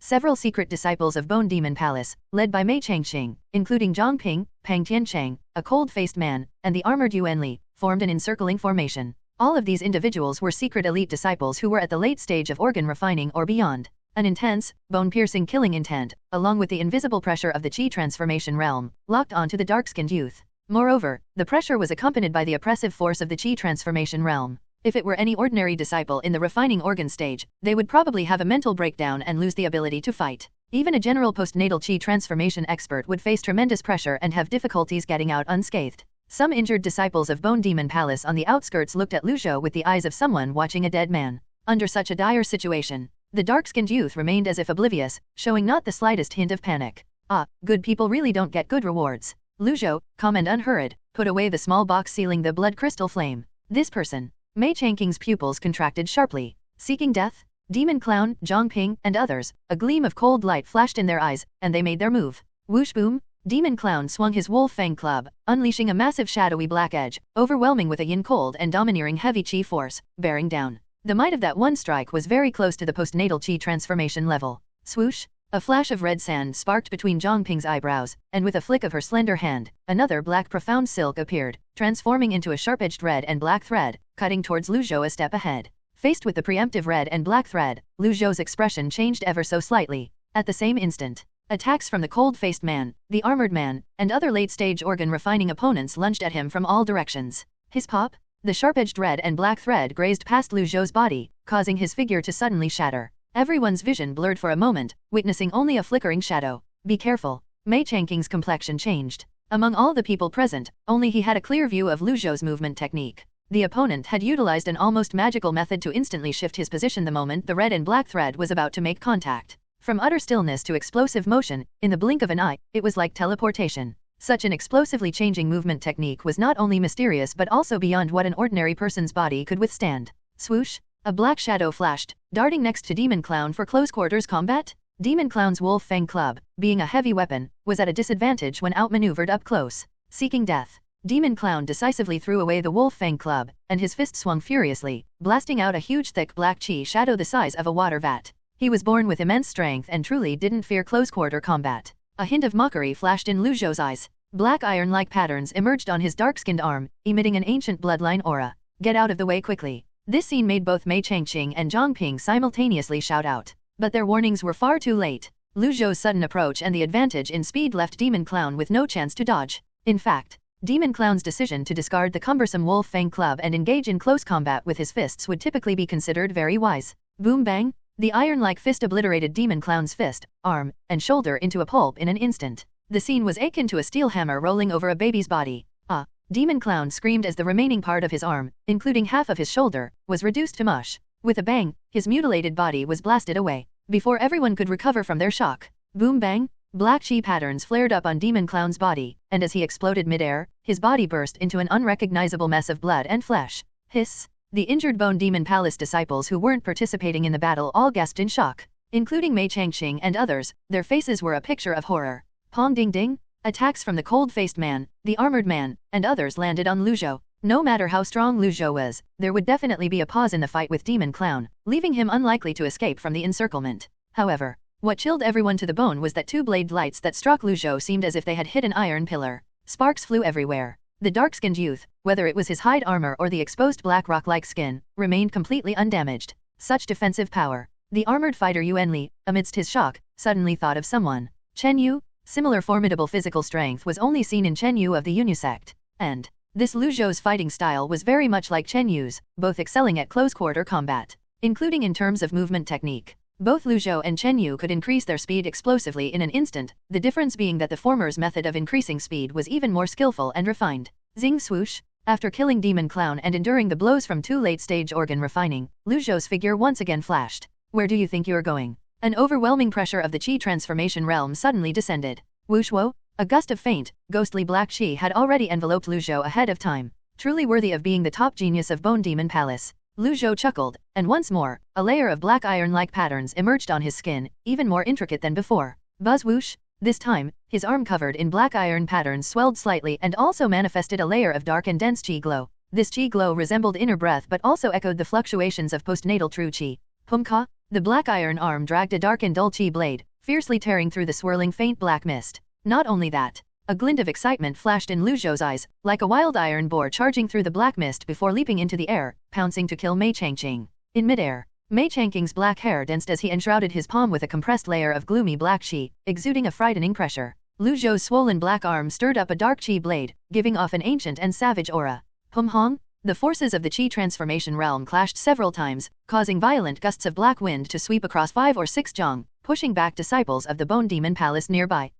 A disciple of the Bone Demon Palace at the mid-stage of organ refining was caught in the blast of the Qi wave, screaming as his body shattered to death. At the same moment, screech, whoosh whoosh whoosh, another series of figures appeared in the open square. It was the disciples of the three sects camp, numbering 20 or 30 people. From the Yu sect side, there were stalwarts like Chen Yu, Huang Fulin, and Cheng Xian. From the Iron Sword sect side, there were Fei Leshan, the yellow-robed girl, Gao Feng, and others. From the Water Moon sect side, there were disciples like Li Binjiao, Senior Sister Yi, and Chen Yinger. Who is that dark-skinned youth, standing in contest with Mei Changqing? Look quick, that seems to be Demon Clown's corpse. The disciples of the three sects camp stared at the scene before them with shock and awe. At this moment, the disciples of the Bone Demon Palace were besieging a dark-skinned youth, seemingly without avail. Boom pum, Lu Zhou and Mei Changqing clashed in midair once more. Mei Changqing spat out a mouthful of blood, his figure swayed, and he stumbled back 2 or 3 zhang. Ding ding pum, In the meantime, the attacks from the people of the Bone Demon Palace landed on Lu Zhou, with sparks flying off but mostly ignored. Only Zhang Ping's attack made Lu Zhou dodge slightly. Mei Changqing has lost. The number 1 talent of the Bone Demon Palace, actually defeated by a nobody. The entire place erupted in chaotic surprise. Especially the disciples of the Bone Demon Palace, they were shocked and panicked, unable to believe it. This Lu Zhou, actually standing against all the secret disciples of the Bone Demon Palace by himself, Demon Clown died by his hand. Chen Yu took a sharp intake of breath. At that instant, he remembered Lu Xinr's warning before she left, to never provoke Lu Zhou. Could it be that Lu Xinr and this Lu Zhou were from the same camp? How is it possible? Your cultivation hasn't reached the Qi transformation realm. Mei Changqing wiped away the blood, his face full of disbelief. The clash just now was entirely a head-on collision, without the slightest trickery. As a result, he, a legitimate Qi transformation realm expert, was defeated by a newcomer at the peak of refining organ, even though the latter was supported by an ancient bloodline. Haha, half a year ago, I could have advanced to the Qi transformation realm, but I deliberately held back to ensure I could enter the blood burial garden, Lu Zhou said with a hint of schadenfreude, his body surrounded by a circle of dark and simple Qi blade. This aura, although at the refining organ stage cultivation, had condensed elements of postnatal true Qi, its power was not inferior. Is it like my Cloud Evil Fist, which has a chance to condense Cloud Evil true Qi in advance? Chen Yu pondered. Why didn't you advance? Mei Changqing's complexion grew even uglier. If the other party won with the cultivation of the Qi transformation realm, it would have been somewhat more acceptable to him. If I, Lu Zhou, had advanced to the Qi transformation realm, would Master Fu, the palace master, have easily allowed me to enter the blood burial garden? Lu Zhou said with a sneer. Everything was within Lord Xuefeng's calculations. If he had appeared with the cultivation of the Qi transformation realm, the Bone Demon Palace would not have readily allowed him to enter the blood burial garden. Or even if he managed to enter by force, he would be subject to various schemes and targeting. You don't need to make excuses for yourself. Just with this ancient bloodline of mine, even if I hadn't condensed true Qi, I could still defeat you, the dark-skinned youth proudly claimed. Lu Zhou's gaze swept over the disciples of the 3 sects and the Bone Demon Palace, and a hint of superiority crept into his look. That look was like a city dweller casting a glance at a villager from a small, rural place. Brother Mei, this Lu Zhou's bloodline heritage seems to be much higher than both mine and that of the Shangguan family, Zhang Ping said gravely, communicating silently. During the recent clash, her bloodline force had constantly quivered uneasily, suppressed by the opponent. Whoosh! The dark-skinned youth's figure flashed again, going from utter stillness to extreme motion, essentially without warning. Within a few quick moves, Lu Zhou had already reached the edge of the blood pool. At this time, the greatest threat inside the blood pool, the blood crystal flame, had been sealed, cutting its threat by more than half, but it was still not a place ordinary people could intrude. The 10,000-year blood soul flower. The disciples of the 3 sects camp stared at the dazzling and translucent blood-colored flower in the blood pool. Brother Mei, are we really going to just let him take the blood soul flower? Zhang Ping and the others showed a reluctance on their faces. Indeed, even if all the people of the Bone Demon Palace attacked together, they could not handle Lu Zhou. However, now that many strong fighters had arrived on the scene, they could potentially stop him. Wait until he enters the blood pool and picks the blood soul flower. He will be attacked and retaliated by the blood soul flower spirit, and that will be the best time to make our move, Mei Changqing said. His eyes flickered, yet he retained his cool. At his words, the people of the Bone Demon Palace nodded in agreement, holding their breath. I feel that Lu Zhou's strength might not have reached its limit. To defeat him, relying on just myself as the main force would have small chances of success. We need someone who can engage him in close combat, at least someone who can restrain him, Mei Changqing adjudged. Someone who can engage Lu Zhou in close combat, does such a person actually exist? The disciples of the Bone Demon Palace remembered Lu Zhou's terrifying close combat and shivered instinctively at the thought. If it's just about close quarters restraint, it seems there really is someone who can do it. Yuan Li, the armored man, seemed to realize something. If it's just about getting close and restraining him, there seems to be one person who can do it. Upon thinking this, War Armor Yuan Li seemed to recall something. In his mind, suddenly appeared the figure of someone who had once withstood his slash with a robust physique and remained unscathed. Almost simultaneously, Mei Changqing and Yuan Li's gazes turned toward the Unisect side. Be careful. Feeling Mei Changqing's gaze, the Unisect disciples showed faces filled with panic and dread. Huangfulin, Cheng Xian, and others felt a sudden heaviness in their hearts. Although Mei Changqing had been defeated by Lu Zhou, his full strength at the Qi transformation realm was enough to sweep through any side of the 3 sects camp. But soon, Huangfulin and the others realized that Mei Changqing's gaze was fixed on Chen Yu. It's said that Chen Yu offended Mei Changqing and was pursued by him. It seems true. Huangfulin felt somewhat gleeful about this. Given the current presence of a formidable enemy, Mei Changqing would not likely initiate a massacre. This should be targeted personally at Chen Yu. Brother Mei, unharmed I see, Chen Yu said with a calm smile, feeling Mei Changqing's gaze. Before achieving Copper Bone Mastery, he was quite wary of Mei Changqing. However, after achieving Copper Bone Mastery, his physical strength, especially his defense, had significantly enhanced. Even if he couldn't defeat Mei Changqing, he believed he could protect himself. Chen Yu's composed demeanor surprised the people of the three sects camp. Any one of them, facing Qi transformation realm Mei Changqing, would be uneasy and dare not be so presumptuous. Brother Chen, let's set aside past grievances for now. With such a formidable enemy before us, shouldn't you contribute? Mei Changqing sent a message. Oh, Brother Mei, you want me to get close and restrain this person? Chen Yu thought for a moment and understood the crux. In the Bone Demon Palace camp, there was no one capable of engaging closely with Lu Zhou. Whether in terms of physical strength or speed, they fell far short. Although Mei Changqing could confront Lu Zhou directly, when it came to close combat, his efforts seemed insufficient. As long as we can join hands to defeat this person, then, a small portion of the 10,000-year blood soul flower will be given to Brother Chen, Mei Changqing promised solemnly. Haha, thank you for your kindness, Brother Mei. I will decide based on the situation. Chen Yu neither refused nor agreed. On the way into the Blood Sky Hall, he had heard from Huang Fulin and others about the uses of the 10,000-year blood soul flower. This flower had one particularly mysterious and special effect: it could create a blood soul clone. Once successful, in addition to the original body, one could have a second body. Moreover, the blood soul clone was a special kind of energy clone, immune to most physical attacks. Being an energy clone, and crafted from a 10,000-year blood soul flower, it possessed vast energy, nearly immortal. Even if cut into pieces, it would not die. Just this effect alone was almost defying the natural order, enough to entice anyone at the Sky Sea realm. Of course, this capability had no significance below the Giwen realm as they lacked the divine skills required. However, besides this ability, the flower itself also contained pure and vast life essence and blood soul power. If consumed in the Giwen realm, it could increase the chances of breaking through to the Sky Sea realm. For disciples like Chen Yu just entering the realm, even consuming a small piece could strengthen life potential, nourish the soul, and comprehensively enhance the quality of life. In simple terms, it could enhance the potential of life and spirit. For example, if a person's normal potential allowed cultivation to postnatal Qi transformation at most, this would be their limit. But if life and spirit potential were increased, it might be possible to break this limit and advance to innate Qi transformation or higher levels. Junior Brother Chen, you're not really going to agree to help Mei Changqing fight for the blood soul flower, are you?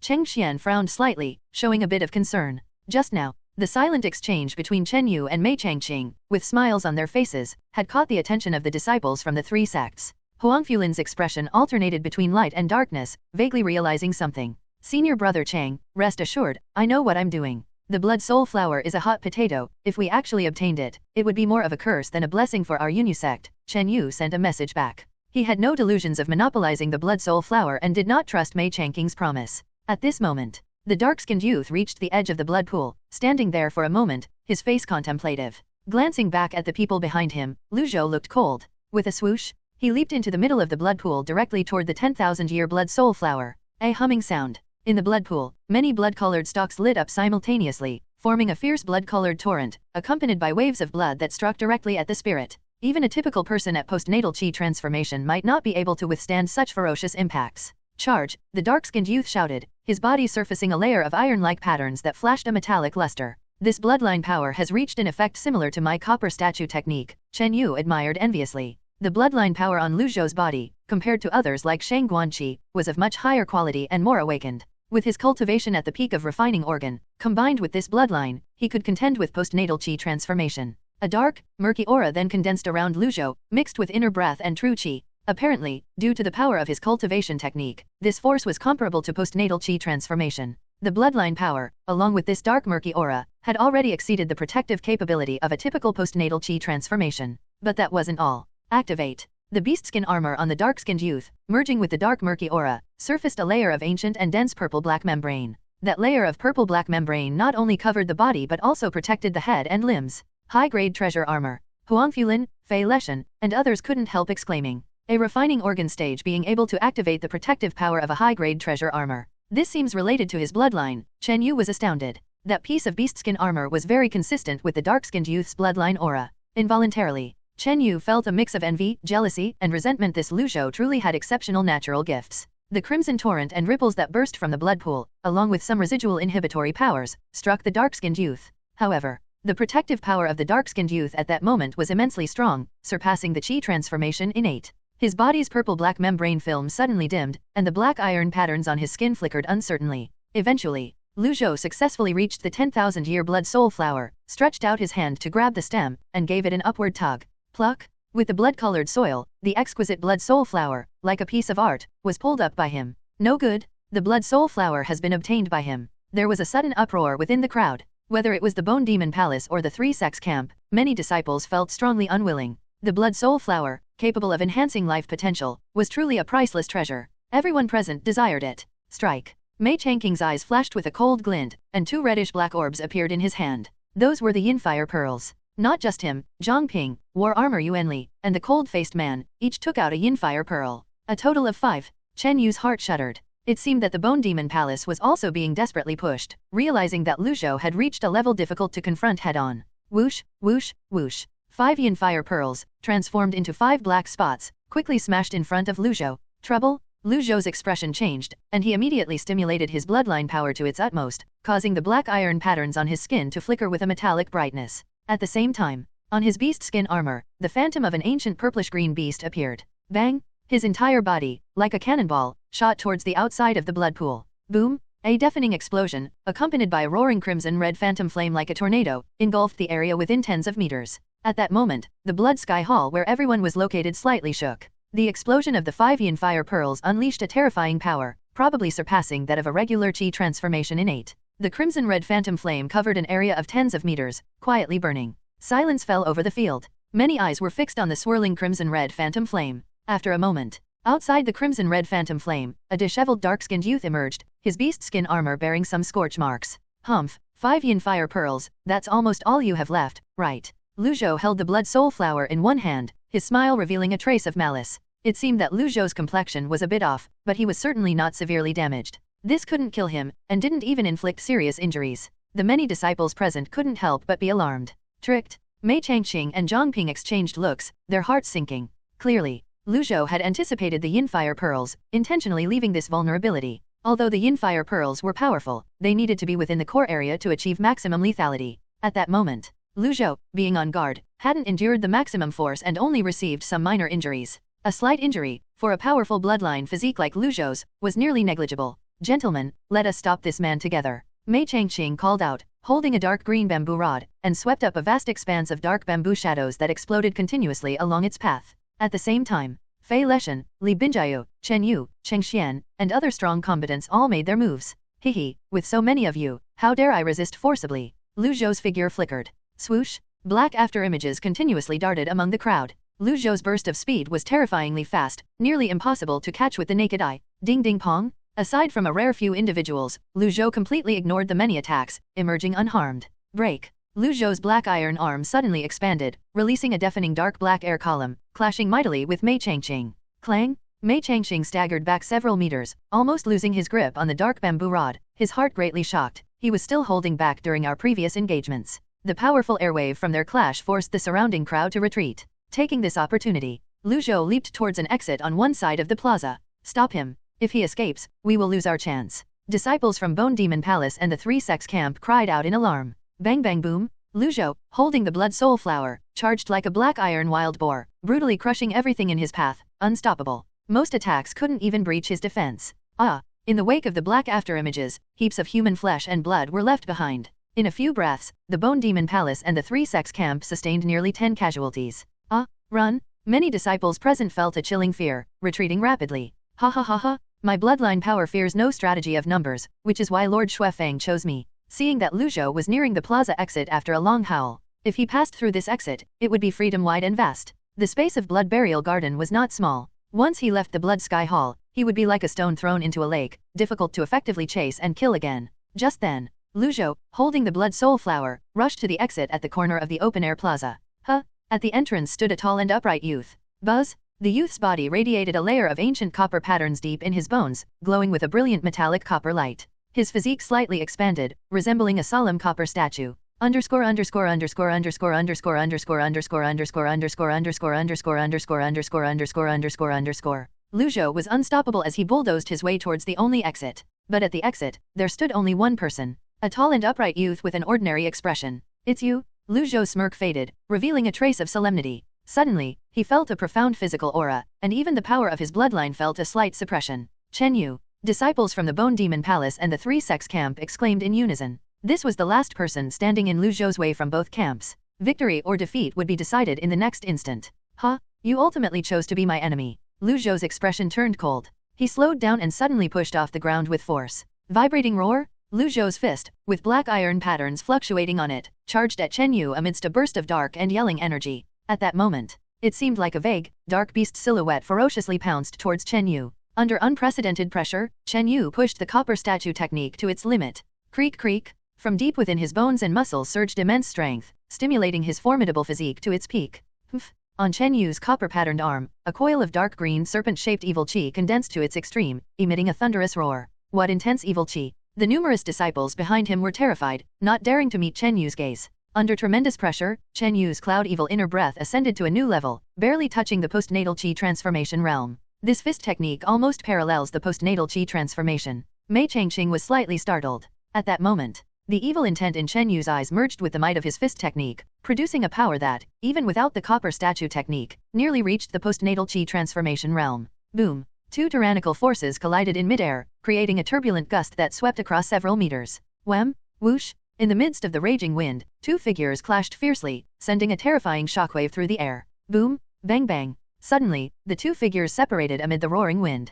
Thud thud! One dark-skinned figure stumbled back 2 steps, his form wavering with shock. It was Lu Zhou. He stopped. We did it. The disciples from both camps behind were exhilarated, nearly shouting out loud. From the moment Lu Zhou took the blood soul flower to breaking through to the end, it was the first time someone managed to block him. Bang! Another tall youth was knocked back several meters, stumbling upon landing. Chen Yu's form swayed, a trace of blood leaking from the corner of his mouth, his face alternating between red and white. His physical power is almost equal to mine, but his cultivation technique is significantly more refined than mine. Chen Yu steadied his circulation. Just one strike had caused him some internal injuries. Thump thump, thump thump. As his mysterious heart pulsed, the injuries inside Chen Yu healed by more than half in an instant. Earlier on, I had an intuition that you would be an opponent in the blood burial garden, but I didn't expect you could contend with me in close combat, Lu Zhou said, his expression stern. That strike. Although he had won and injured the other, his unchallenged momentum had been blocked. Just then, swoosh, swoosh, swoosh. Top disciples like Mei Changqing, Zhang Ping, Cheng Xian, Li Binjiao, and Fei Leshan came rushing from behind. A cold glint flashed in Lu Zhou's eyes as he stared at the youth at the exit. If he could not break through in the next moment, he would be surrounded by numerous top talents. Next, I'll unleash the peak strike of my bloodline power, declared Lu Zhou. His arm shone with a metallic gleam on the black iron patterns that coiled around a column-like dark aura. An ancient, majestic aura surged from Lu Zhou. Thump thump, thump thump thump. Chen Yu's heart charged up, reaching its critical point. Sir, prepare to receive my stronger strike. Chen Yu let out a long howl, generating a formidable burst of power from within his physique. PSH. In that instant, his speed and strength increased by 40 to 50%. The afterimage flickered. A gigantic copper fist, emitting a thunderous dark green evil light that resembled a giant python swallowing the sun, engulfed Lu Zhou one step ahead. It was a preemptive strike. This strike. Top disciples rushing to the scene gasped in shock. Even Mei Changqing, who was in the Qi transformation realm, was moved. It should be noted. Chen Yu's first punch, without charging his heart and relying only on the copper statue technique and the cloud evil fist, had managed to contend against someone in the postnatal Qi transformation realm. This strike, with his heart fully charged, his speed and strength had increased dramatically by 40 to 50%. 40 to 50% might seem minor, but as one progresses further in cultivation realms and volume, even a 10 or 20% enhancement is substantial, often deciding life and death in a split second. Hu, bang. The entrance hall's walls slightly trembled. Immediately, a black whirlwind burst forth from the clashing figures. Except for Mei Changqing, several disciples at the late stage of organ refining and peak stage struggled to stand firm and could hardly advance. Bang! Stomp stomp! A dark-skinned figure was forcefully knocked back in fury and stumbled several steps after landing.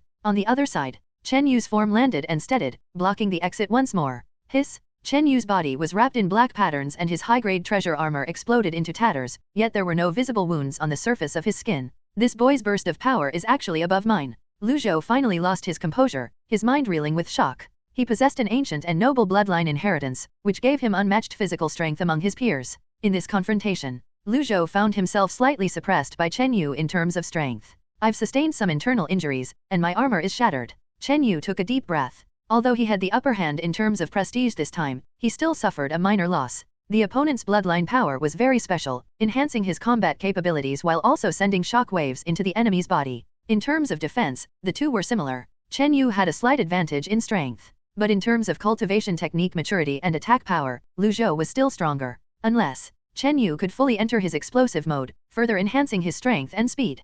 Hehe, stay put. As Lu Zhou steadied himself, a light laughter was heard. Whoosh snap! Mei Changqing's hand wielded a dark green bamboo staff, casting a shadow of splintering dark bamboo, enveloping Lu Zhou. Go! Zhang Ping's forehead shimmered with red sand, her bloodline activated, her black thread transformed into a dark red sharp line and whoosh, it struck Lu Zhou's lower body. At the same moment, Cheng Xian, Li Binjiao, Fei Leshan, and other top talents launched their attacks from afar. Each of these top talents' attacks approached the postnatal Qi transformation realm, or even touched the Qi transformation realm. Led by Mei Changqing, the multitude of attacks all enveloped Lu Zhou. Yin Fire Pearl, Ice Split Ball. Among them were some killer moves from the various sects, all capable of threatening those in the Qi transformation realm. MMHM. In the midst of the radiant waves of energy, a purple-green ancient beast phantom immediately shattered. From within, came Lu Zhou's furious roar, seeming to thunder with rage. Wow! After a round of attacks, Lu Zhou spat a mouthful of blood, finally injured. You country bumpkins, you actually hurt me. Lu Zhou growled, his body's black iron patterns noticeably dimmed.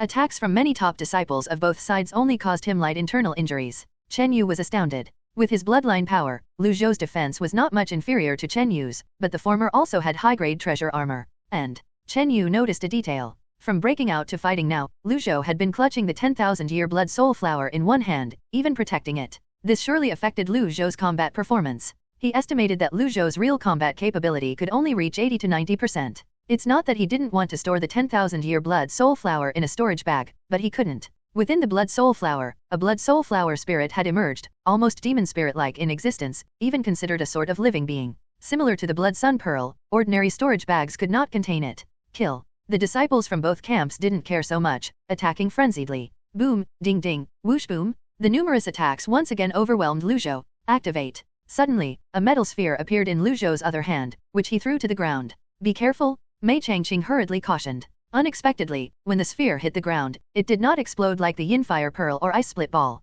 Click. The metal sphere unfolded, a flash of light revealing a mechanical puppet about a zhang tall, clad in armor, wielding a shield and a giant sword. Ding ding dang. The mechanical puppet used its shield, as large as a millstone, to protect Lu Zhou from the front. The numerous attacks hit the puppet, sparking a shower of sparks, especially the shield, which remained unmovable. What is this thing? Disciples from the Bone Demon Palace and the Three Sects camp exclaimed in shock. For the majority, it was their first encounter with such a device. This is a puppet. It's a postnatal Qi transformation puppet. Only a few like Mei Changqing and Zhang Ping recognized the origin of this device. SHH. The puppet swung its giant sword, casting a dazzling blood-red arc light 2 to 3 zhang wide, sweeping past several top disciples nearby. Clang. Mei Changqing, struck head-on by the giant sword, was forced to retreat about a zhang.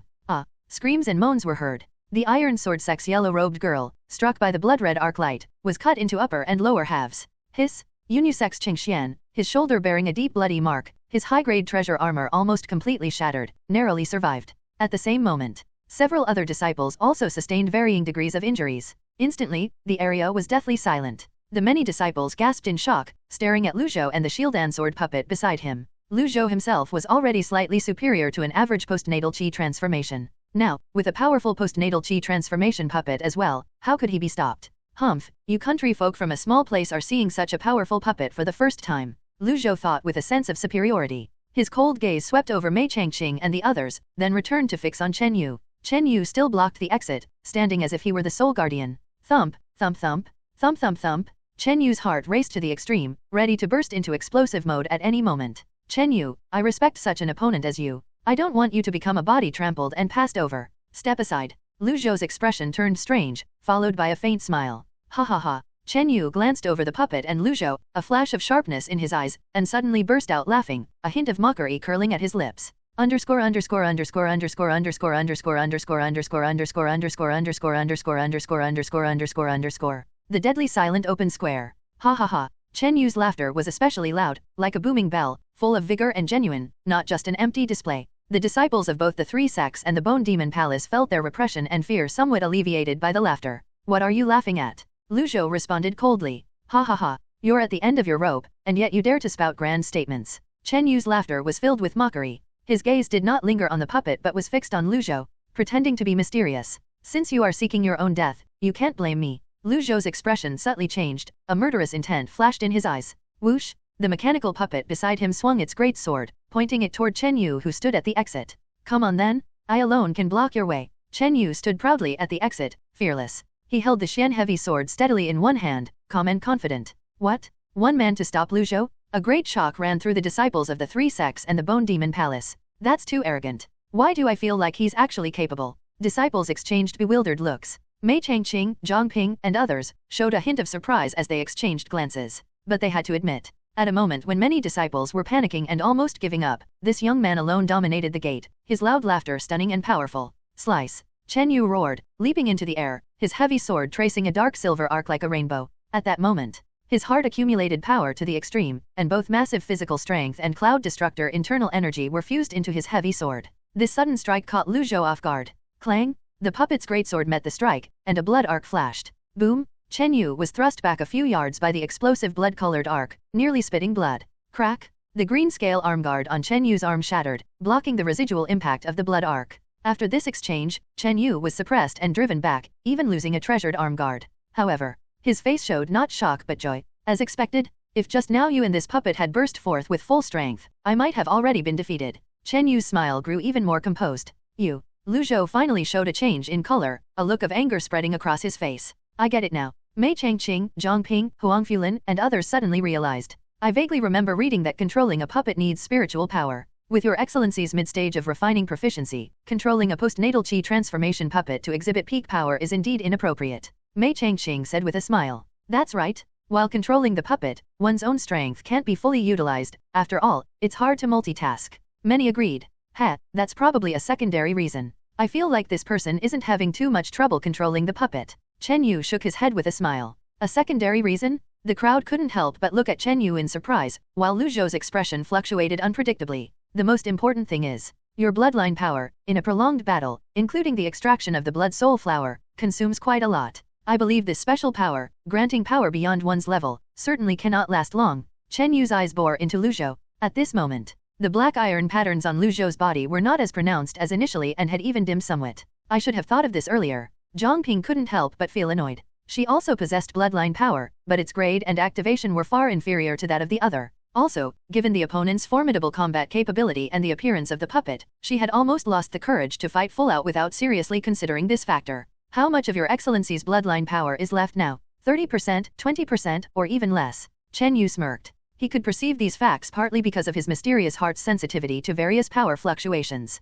Additionally, he had not truly lost his fighting spirit and courage, nor had he lost his cool. Especially, after Lu Zhou showcased the puppet's might and even tried to convince him to step aside, calling his avoidance out of respect, not wanting him to die a vain death. Putting himself in their shoes. If Chen Yu had seized the 10,000-year blood soul flower and was just about to break through, but was specifically stopped by someone and fell into a dangerous situation of being mobbed, he would certainly detest the person blocking his way. If truly possessing unparalleled ability, he would definitely crush this someone without a word. Why the nonsense? Lu Zhou hadn't done so, indicating he didn't have the capability. On the contrary, he was even worried that Chen Yu, in a desperate counterattack, would use up his remaining bloodline power. Once deprived of the boost from his bloodline power, Lu Zhou's own combat power would fall to the level of Mei Changqing, and if he was distracted by controlling the puppet, he might even drop to the ranks of Zhang Ping and Cheng Xian. Chen Yu, I regret not killing you the first time we met. The dark-skinned young man gritted his teeth, his eyes emitting a bone-chilling chill. Seeing one more step would lead to freedom, yet being blocked by Chen Yu. How could he not hate him? And at the very last moment, he deployed the puppet to intimidate both the factions of the three sects and the Bone Demon Palace, eyeing a successful turnaround. However, his last arrows in the quiver were exposed by Chen Yu. He longed to devour Chen Yu's flesh, drink his blood, skin him and pull out his tendons. What are you all standing there for? Chen Yu's eyes flashed fiercely, his hand gripping the Xian heavy sword, sweeping it toward the exit. His strategic significance now surpassed his actual strength. By blocking this exit, the dark-skinned young man would face a mob from everyone. Charge! Disciples from the three sects and the Bone Demon Palace rallied again and mobbed Lu Zhou. Lu Zhou gave a grim smile. The mechanical puppet in front of him swung its great sword, a blood-colored arc sweeping across and blasting away a few disciples. At the same time, the huge shield of the puppet blocked most of the attacks for Lu Zhou. My puppet, made from very unique materials, has an attack power that can compare with the postnatal middle stage, yet its defensive power can compare with the chi transformation innate. Lu Zhou remained calm and composed. Instead, two disciples at the mid-stage of refining were swept by a bloody arc of light, losing arms and legs as they flew out. Ding ding chi! Mei Changqing's dark green bamboo rod swept across the body of the puppet, sparking a shower of sparks, yet it remained undamaged. After stabilizing the situation, Lu Zhou's gaze flickered, sweeping over Chen Yu at the exit. As long as he did not get too close to the exit, then Chen Yu would not pursue relentlessly. Because, once he broke through the exit, Lu Zhou would be the big winner. Both parties clearly understood this bottom line. Thump thump, thump thump thump, Chen Yu's heart was silently gathering strength. He was waiting for Lu Zhou to approach again, then he would activate the explosion method. Lu Zhou's gaze surveyed every corner of the area. With a sharp intuition, Lu Zhou sensed a crisis emanating from Chen Yu and subconsciously did not approach. Suddenly, his gaze swept over the dome of the open plaza, and his eyes lit up. Above the dome was the sky. The entire open plaza was actually built on top of the Blood Sky Hall, and the dome above was hollow, but shrouded by a light silver blood curtain. Go! Lu Zhou's figure flickered, using the puppet's cover to charge in the opposite direction. Together with the puppet, he was invincible. Clang Chi, Lu Zhou, with his diminishing bloodline power, joined forces with the puppet, pushing Mei Changqing back with injuries. What's that guy doing running back? Chen Yu felt something was amiss. Suddenly, his gaze swept towards the dome above his head. Not good. Chen Yu no longer guarded the exit, his body darting swiftly away. However, in terms of movement technique speed, Chen Yu was still not as fast as Lu Zhou, bolstered by the bloodline power. I was too foolish before. Insisting on clashing with that guy, I've used up quite a bit of bloodline power. Lu Zhou regretted in his heart. However, now that he had come to his senses, it was not too late. Breaking through the barrier on the dome, I would be the big winner. Bone Demon Palace, the 3 sects, and Chen Yu. In this blood burial garden, you all are just my background. Lu Zhou's heart surged with excitement, and he could not help but howl. Whoosh! Bolstered by the bloodline power, he crossed the blood pool, reaching the wall near the other end of the plaza with a speed that defied competition. Scurry scrabble! Lu Zhou retracted the puppet, his figure leaping by pushing off the wall. A height of several dozen feet was no challenge for him. In a flash or two, Lu Zhou neared the silver pattern blood curtain above the dome, hooking his foot on the wall's edge. Break! Lu Zhou channeled his bloodline power, his palm forming a blade, glowing with a dazzling black iron pattern, swirling with a dark aura, and he chopped down fiercely. Pong Chi! The nearby area of the silver pattern blood curtain suddenly trembled, opening a crack about a foot long, but not wide enough for a person to pass through. The prohibitions of the Blood Sky Hall were slightly different from those of the ancient inheritance halls, protected on both the inside and outside. Bang bang pong! Lu Zhou sped up his attacks, seeing the barrier hole getting bigger and bigger. Scuffle whoosh whoosh whoosh. At this moment, the top disciples from the 3 sects and Bone Demon Palace came chasing. Pong pong chi, pop! But the hole in front of Lu Zhou was almost wide enough for one person to pass through. Whoosh! Suddenly, a purple blur at an incredible speed climbed up from the blood hall wall, drawing close to Lu Zhou. That purple shadow's speed was no less than Lu Zhou's, and it was even more agile. What is that? Lu Zhou felt a blast of wind come at him, his eyes catching a fleeting outline of a purple fox. At this moment, he was hanging upside down from the wall's edge, one hand holding the blood soul flower, the other attacking, leaving no room to dodge. But unexpectedly, that purple fox did not seem intent on striking his vital points. Plop! Its claws swept across, accompanied by a sharp purple glint, grabbing onto the wrist holding the blood soul flower. Ah! Lu Zhou shrieked. His bloodline power was already low, those claws extremely sharp, the force of the strike nearly comparable to the postnatal chi transformation. Bang! The dreamlike 10,000-year blood soul flower fell from the sky. At the same moment, the hole in the barrier in front of Lu Zhou was just wide enough for one person to get through. No! Lu Zhou screamed in fury, only one step away from having the world at his feet, being the big winner. Zip whoosh! That purple fox, agilely somersaulting mid-air, grabbed the 10,000-year blood soul flower. Isn't that fox Chen Ying'er's spirit pet? Chen Yu was taken aback. At this moment, everyone at the scene was a bit stupefied, not catching on. Just as Lu Zhou was about to succeed, everyone had nearly lost hope. Unexpectedly, a purple fox, with a surprise attack, snatched the blood soul flower. Whoosh slash! The agile purple fox leapt, sweeping toward the other end's entrance. Stay! Mei Changqing and others reacted, chasing after it. Where will you run? Lu Zhou, nearly overwhelmed by anger and blood, turned into a faint black trail of wind, overtaking most people, chasing after that purple fox. Zip whoosh! The purple fox, with the 10,000-year blood soul flower in its mouth, landed next to a man and a woman, exactly Chen Yu and Chen Ying'er. Underscore underscore underscore underscore underscore underscore underscore underscore underscore underscore underscore underscore underscore underscore underscore underscore. Blood Sky Hall, in the outdoor square. The situation, at this moment, took a drastic turn. Lu Zhou, by a step behind, turned from a big winner to the pursuer. Where can you run? I'll tear you to pieces. Lu Zhou was furious, veins bulging on his forehead, no longer able to remain calm. Chase. From the Bone Demon Palace faction, Mei Changqing, Zhang Ping, and 5 or 6 secret disciples, all pursued the purple fox. Moreover, from the 3 sects camp, also 2 or 3 top disciples joined the chase.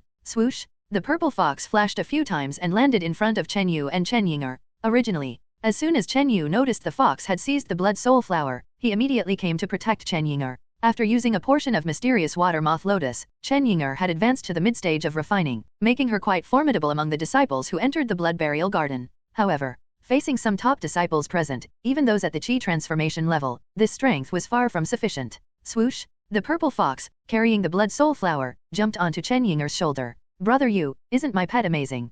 Chen Ying'er's eyes narrowed into crescent shapes. What are you proud of? Let's get out of here. Chen Yu grabbed Chen Ying'er and, along with the light purple fox, ran towards the exit. Fortunately, the two were not far from the exit, and no top disciples obstructed them along the way. Run fast. Chen Ying'er came to her senses, her face filled with fear, as Chen Yu dragged her into the exit passageway. A few moments later, Mei Changqing, Lu Zhou, Zhang Ping, and other top disciples arrived at the exit. Swoosh! A small bead like white frost crashed down at the exit. It's an ice split ball. Mei Changqing and Zhang Ping's expressions changed. At this moment, including Lu Zhou, the few people had just reached the narrow space of the exit passageway. Boom! A mass of white chilling wind, alongside thousands of ice crystals, exploded at the exit, engulfing the several people. Ting, ting, ting. Under the attack of the chilling wind and ice, the group let out angry roars. With Mei Changqing and Lu Zhou's Qi transformation realm power present, an ice split ball obviously wasn't fatal. What was frustrating and infuriating was the precision of that ice split ball was too accurate, bursting right at the exit passageway, causing everyone to bear the maximum efficacy.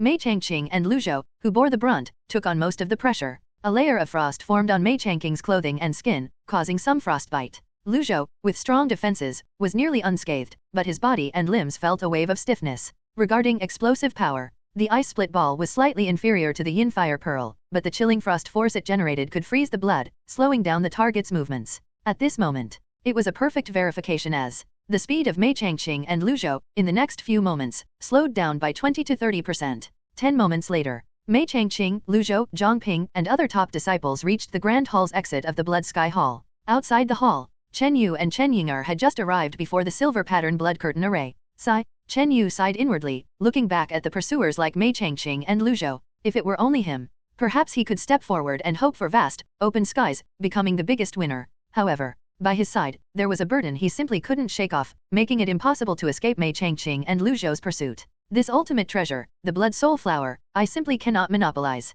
Even if Sect obtained it, it would only bring disaster. Chen Yu's gaze flickered. Brother Yu, I've dragged you down, shall we just give them the Blood Soul Flower? Chen Ying'er said pitifully. She knew that without Chen Yu, she would have been obliterated by Lu Zhou and the others long ago. Just then, swoosh, swoosh, swoosh. Outside, a troop was approaching the Blood Sky Hall. Junior Brother Chen. Several familiar voices rang out.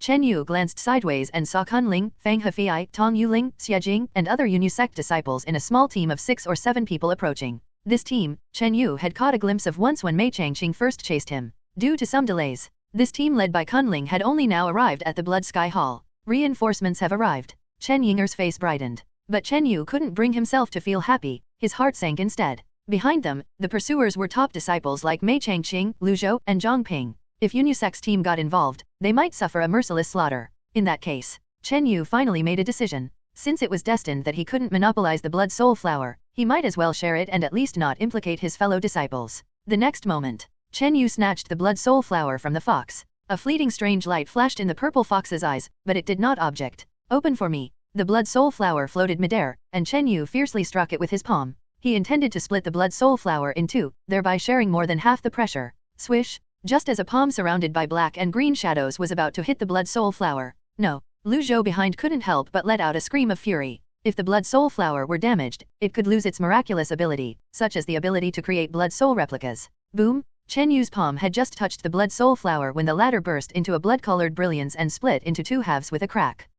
Chen Yu felt an illusion, as if it wasn't he who had split the Blood Soul Flower, but rather it had split itself into 2 halves on its own. Swish! The 2 halves of the Blood Soul Flower floated in midair, overflowing with blood radiance, emitting a wild force of Blood Soul power. Lu Zhou, Mei Changqing, and others were stunned for a moment. They didn't seem to expect Chen Yu to be so decisive and directly split the great treasure of 10,000-year Blood Soul Flower. Before the others could react, an anomaly occurred in the split halves of the Blood Soul Flower. Giggles. From one half of the Blood Soul Flower, an ethereal female voice faintly emerged, transforming into a shadow that broke through the silver pattern blood curtain. Swoosh! That half of the Blood Soul Flower turned into a bloody afterimage, lunging toward the Sect team consisting of Kunling, Tong Yuling, Fang Hefei, and others. Be careful. Kunling, Tong Yuling, Fang Hefei, among others, silently braced themselves. However, that bloody afterimage was too fast, bringing with it a shock of Blood Soul power that left everyone dizzy and unsteady. Swish! One half of the Blood Soul Flower landed on a strikingly beautiful young girl. Tong Yuling. Chen Yu couldn't help but exclaim.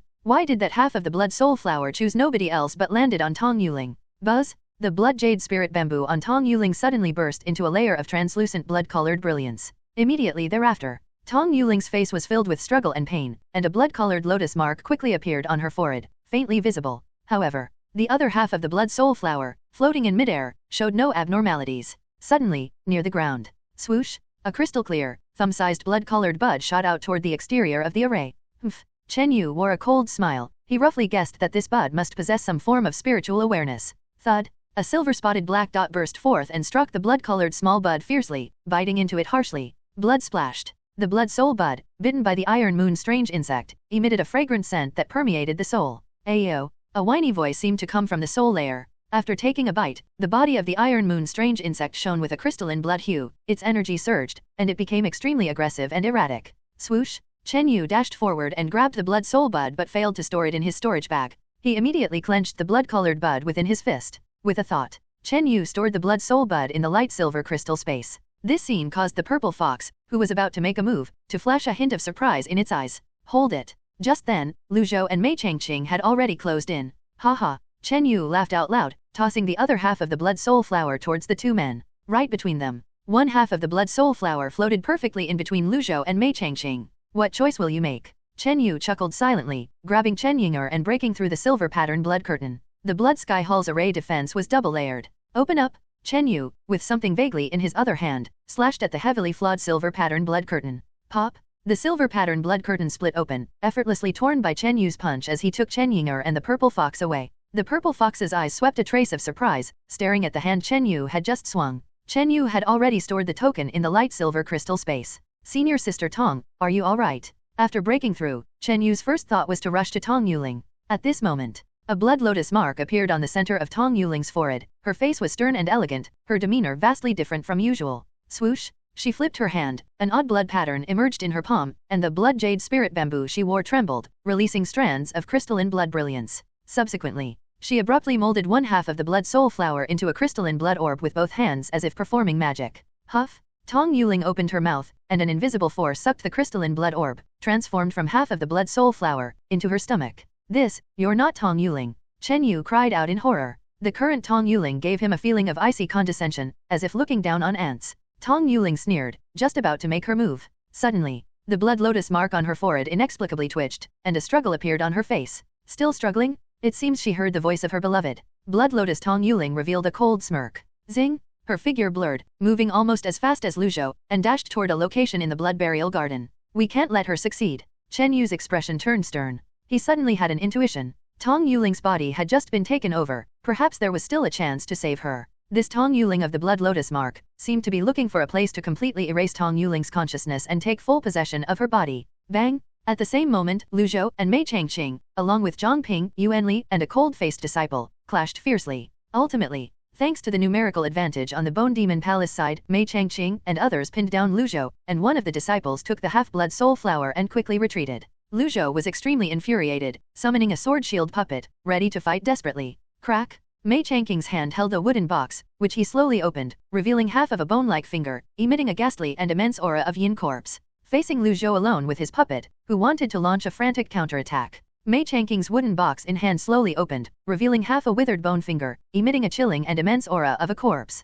That is, Lu Zhou's expression tightened, showing a trace of deep wariness. Even if you blood sacrifice this object to launch one or two invincible attacks, the price you will have to pay will be extremely grievous. Lu Zhou's voice deepened, yet his figure was slowly retreating. His gaze then moved to another side, towards Chen Yu and Tong Yuling. If he remembered correctly, the other half of the blood soul flower had fallen into the hands of that non-top disciple. It seemed that there was also a small bud obtained by Chen Yu. After weighing his options, Lu Zhou finally flickered away in retreat, giving up on the half of the blood soul flower at the Bone Demon Palace's side. At this time, his bloodline power had depleted quite a bit, and the Bone Demon Palace had the most available hands and strong fighters. What he feared most was the last ace in Mei Changqing's hand. Peng Qi, Lu Zhou and the puppet together tore open a gap in the silver pattern blood curtain and burst through. Whoosh! At the exit of the blood sky hall, Mei Changqing's body swayed, his complexion turning pale. Brother Mei, Zhang Ping and others couldn't help but cry out low, supporting Mei Changqing.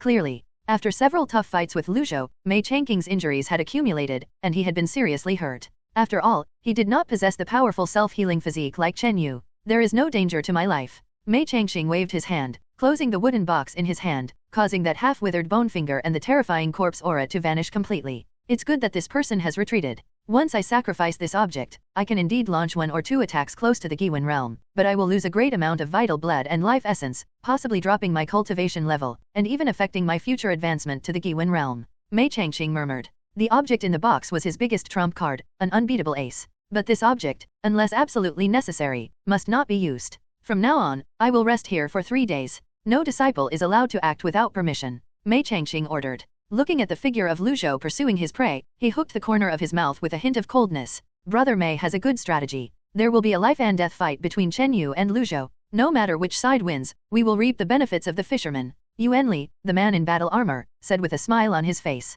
Now, the Bone Demon Palace needs to do nothing but recuperate and bide its time. Swoosh! After breaking through the silver pattern blood curtain, Lu Zhou's first action was to pursue Tong Yuling. Chen Yu was also pursuing Tong Yuling. Invisible to each other, the 3 of them formed a straight line. Lu Zhou swallowed 2 elixirs and, with a gloomy expression, watched the man and woman fleeing ahead. Chen Yu, you have repeatedly foiled my good deeds, I will tear you to pieces. Lu Zhou's heart was filled with boundless hatred and murderous intent. While pursuing Tong Yuling, Chen Yu had already instructed Chen Yinger to leave with the purple fox. He believed that with the fox to protect her, Chen Yinger would be safer than most. Stop right there. A cold shout came from the Unisect team. Zoom! Out darted Kunling, clad in a purple robe, who held a red gold broadsword in his hand, blocking Lu Zhou's path. Chen Yu, who had run a distance away, saw this scene and cried out in dismay. On a normal day, he and Kunling did not have a particularly good relationship. It began with Chu Xingxin, where Kunling showed some hostility towards him, and later because he felt this person was rather arrogant. Chen Yu, last time at the Yan family castle, I, Kun, owed you a favor.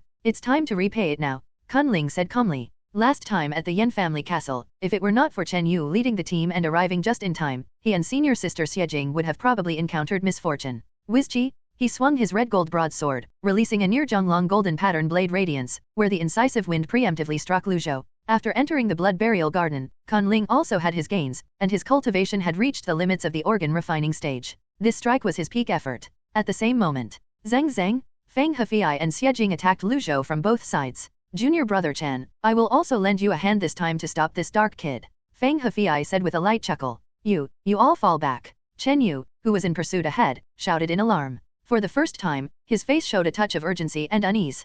Kunling and the others, who had arrived later, were still unaware of how truly fearsome Lu Zhou was. Clankchi, ding ding, Lu Zhou stood in place, striking sparks in all directions while standing firm against Kunling's strike, completely immobile and unharmed. On both sides, the attacks from Feng Hefei and Xiejing didn't even break Lu Zhou's skin. Kunling was dumbstruck, and the 3 showed looks of horror. A bunch of ants. Lu Zhou, with disdain on his face, stirred up a cluster of dark, gloomy energy on his arm. Ah! Kunling screamed as he was directly swept by that dark, gloomy energy, his body instantly slashed in 2, blood spreading on the spot. Pongqi, a trace of the residual dark energy also sent Feng Hefei and Xiejing flying. Among them, Feng Hefei had a deep gash across his abdomen, bitterly closing his eyes as his consciousness plunged into silence. Brother Kun. Seeing Kunling's body, Xiejing's eyes filled with blood, ignoring her serious injuries, and frantically lunged at Lu Zhou. Don't! Senior sister Xia. The 2 disciples behind her grabbed Xiejing and pulled her to the ground, not letting her move even in death. Zoom! After slaying Kunling, Lu Zhou did not spare another glance and continued chasing in the direction of Chen Yu and Tong Yuling. Brother Kun. Xiejing, with tears on her face, fainted in front of Kunling's body. For a long time, she had silently watched over this proud man who, however, harbored feelings for Chu Xingxin, the #1 beauty of the unisex inner sect. Later, after Chu Xingxin's betrayal, she finally had a chance to be with Brother Kun. At Yan family castle, they faced the infinite thief and shared life and death experiences. In the blood burial garden, they fought side by side. But all memories halted at the ghastly moment when Kunling was cleaved in 2. The death of Kunling, along with Feng Hefei's mysterious disappearance, caused Chen Yu, who was in hot pursuit, to falter in his steps. A surge of unprecedented murderous intent flickered in Chen Yu's eyes. Lu Zhou, I never bore you intense animosity. I only wanted a share of the blood soul flower. I never imagined you would slay my fellow sect members. Chen Yu took a deep breath, suppressing the fury in his chest. He had never liked Kunling, yet he had not expected him to take such a stand and encounter this misfortune. And Feng Hefei? But Chen Yu could not linger at this moment. He must kill Lu Zhou, but fighting here would endanger his sect brothers and possibly attract the interference of other formidable competitors. This is not a suitable place for battle. Chen Yu gathered strength in his heart, accelerating his pursuit of Tong Yuling. Tong Yuling's situation was equally dire. If too much time passed, her consciousness would be devoured by that unknown powerhouse, and she would lose herself. Soon, Chen Yu noticed that the Tong Yuling ahead was running down a familiar path. At a certain moment, An ancient, dilapidated temple appeared ahead, shrouded under a layer of the silver pattern blood curtain. It's actually this place. Chen Yu watched as Tong Yuling, with a flash of blood patterns, easily passed through the array's restrictions and entered deep into the temple. Wasn't this the very inheritance site where he and Lu Xiner had spent time? Zoom. With one hand, Chen Yu quietly gripped an ancient token, slicing through the silver pattern blood curtain to arrive at the temple entrance. However, he did not continue to pursue Tong Yuling. Glancing back, Chen Yu's expression turned cold as he fixed his gaze on Lu Zhou, who was nearing the silver pattern blood curtain. Now is the best time to kill this man. Chen Yu immediately activated his heart. Thump, thump thump, thump thump thump. Chen Yu's heartbeat quickly reached a critical threshold. At that moment, Lu Zhou's bloodline power had been mostly depleted, his strength falling by a fraction. The biggest threat was the Qi transformation realm puppet he possessed. Smash! Lu Zhou let the puppet move forward, swinging a massive sword. Together, they quickly broke through the diminished power of the array's restrictions. Just as Lu Zhou and the puppet entered beneath the curtain of light, Chen Yu made his move. Whoosh! An afterimage flickered, and a fierce gust of wind had already enveloped Lu Zhou. So fast. Lu Zhou's face changed dramatically. He had been on guard against Chen Yu, but never expected the other's speed to suddenly surge to such an extent.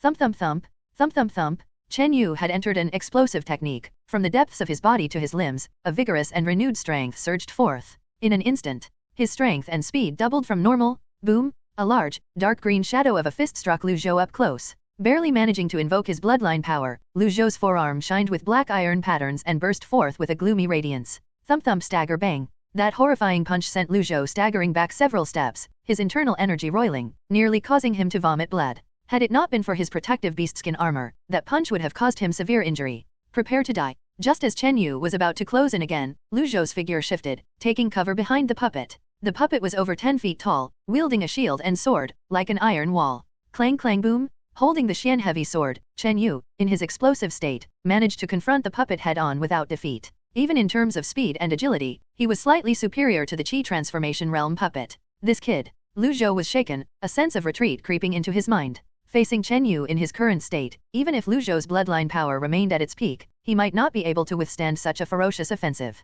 This puppet's defense is comparable to a Qi transformation innate. Chen Yu's intense barrage was mostly blocked by the puppet. Whoosh! An afterimage flickered, and Chen Yu disappeared from the front of the puppet, retracting the Xian heavy sword into his storage pouch. Swipe! In the next instant, Chen Yu's speed, twice that of normal, allowed him to close in on Lu Zhou from the side. Lu Zhou hastily retreated, commanding the puppet to shield him. Suddenly, he felt a sharp pain at his feet as something bit him. Caught off guard, he was nearly bitten through the skin. After all, his bloodline power was nearly exhausted, and he couldn't always protect his whole body. Moreover, the Iron Moon strange insect, having fed on the blood soul bud, had grown significantly more aggressive in its attacks. Just as Lu Zhou's form tensed for an instant. Swipe! Chen Yu rapidly closed in, the renewed power surging within him about to erupt from his arm. Not good. Lu Zhou felt a sinking sensation in his breath and blood. In the crisis, he hastily infused the remaining bloodline power and energy into his beastskin armor. Buzz! A layer of purple-green light emanated from the armor, protecting his entire body. This piece of beastskin armor was a high-grade treasure and could form an energy layer that protected his whole body, despite the tremendous energy drain. Unexpectedly, as Chen Yu's fist approached, a dull, inconspicuous short sword appeared in his hand. Slice. Chen Yu channeled the surging power and inner qi of his entire body into the dark snake sword. A bizarre scene unfolded. Pop. The blood moon of the blood burial garden space shone upon the dark snake sword, casting blood-colored crystalline brilliance upon the blade and boosting its might by over 30%. Plop. Under the blood moon's luminescence, the short dark gray sword emanated a bloody crystalline brilliance. Dark flowing blood patterns intertwined, its aura burgeoning violently. Strike. Chen Yu, with his heart unleashing the cultivation technique, channeled all his burgeoning strength and internal breath into this mid-grade poisonous treasure sword. Not good. Lu Zhou, having been closely approached, felt a trace of fatal chill. However, he had just been bitten by the Iron Moon strange insect, leaving a slight gap and unable to dodge. All Lu Zhou could do was to enhance his own protection. Buzz! A layer of bluish-purple light film emerged from his beast skin, encasing his whole body, particularly guarding the vital areas of his upper body. Yet, Chen Yu suddenly lowered his stance and didn't stab toward the common vital points like Lu Zhou's head, throat, or heart, which were the very points he heavily guarded. Swoosh! A dark residual shadow flickered as the dark snake sword slashed across Lu Zhou's left leg. The beast skin armor on Lu Zhou's body was not of full body type.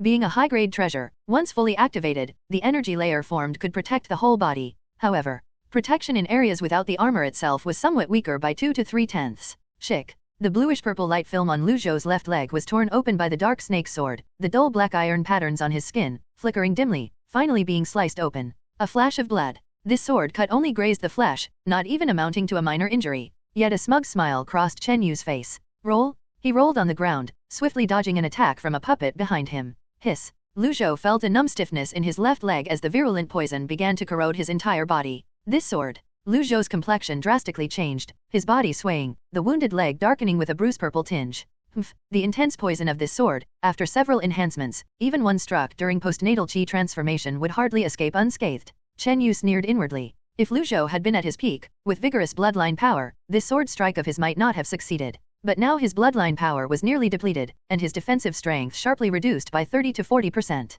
Besides, Chen Yu had learned from past lessons. This time, he aimed for the leg. During that incident in Baishan Spirit Garden, he wounded Shang Guanqi's arm with one strike, expecting him to be undoubtedly dead. However, Shang Guanqi amputated his arm and barely survived. Tisk tisk, if you amputate a leg yourself, you might still stabilize the rampant poison. Chen Yu smiled sinisterly. Amputate a leg? That would mean losing much of his mobility. How could he continue to fight? Lu Zhou's face turned a deathly pale yet retained his calm, immediately swallowing a special black elixir. A flicker of surprise crossed Chen Yu's eyes. After a few moments, Lu Zhou's poison had not yet attacked his heart. On second thought, Lu Zhou possessed a robust bloodline body, perhaps like him, having a strong resistance to deadly poison. To death. Chen Yu rushed forward, the dark snake sword striking again under the glow of the blood moon, its attack force enough to intimidate anyone undergoing postnatal chi transformation. Ding ding! Lu Zhou defended passively, letting the puppet block most of the onslaught. And he kept a vigilant expression, strictly guarding against sneak attacks from the Iron Moon strange insect. In a short time, Chen Yu found it difficult to replicate his initial success. The detoxification secret pill I just took has only neutralized 30 to 40% of the poison. Once my bloodline power is completely drained, Lu Zhou became even more anxious inside. He was mainly relying on the remnant bloodline power to suppress and neutralize some of the poison. At this moment, he had only two paths left: to flee, or to fight to the death. Flee? He had just killed Chen Yu's fellow disciple, inciting a strong murderous intent in him. His mobility was reduced due to the leg poisoned. If he fled, his puppet's movement and defense would show flaws. Fleeing would mean certain death? I can only break the cauldrons and sink the boats in one battle. Lu Zhou took a deep breath, his eyes flashing with a grim ferocity. Pop, pop, pop. He pointed rapidly at over a dozen spots on his body. The next moment, from Lu Zhou's bloodline, a majestic force was unleashed, his eyes emitting a terrifying divine light.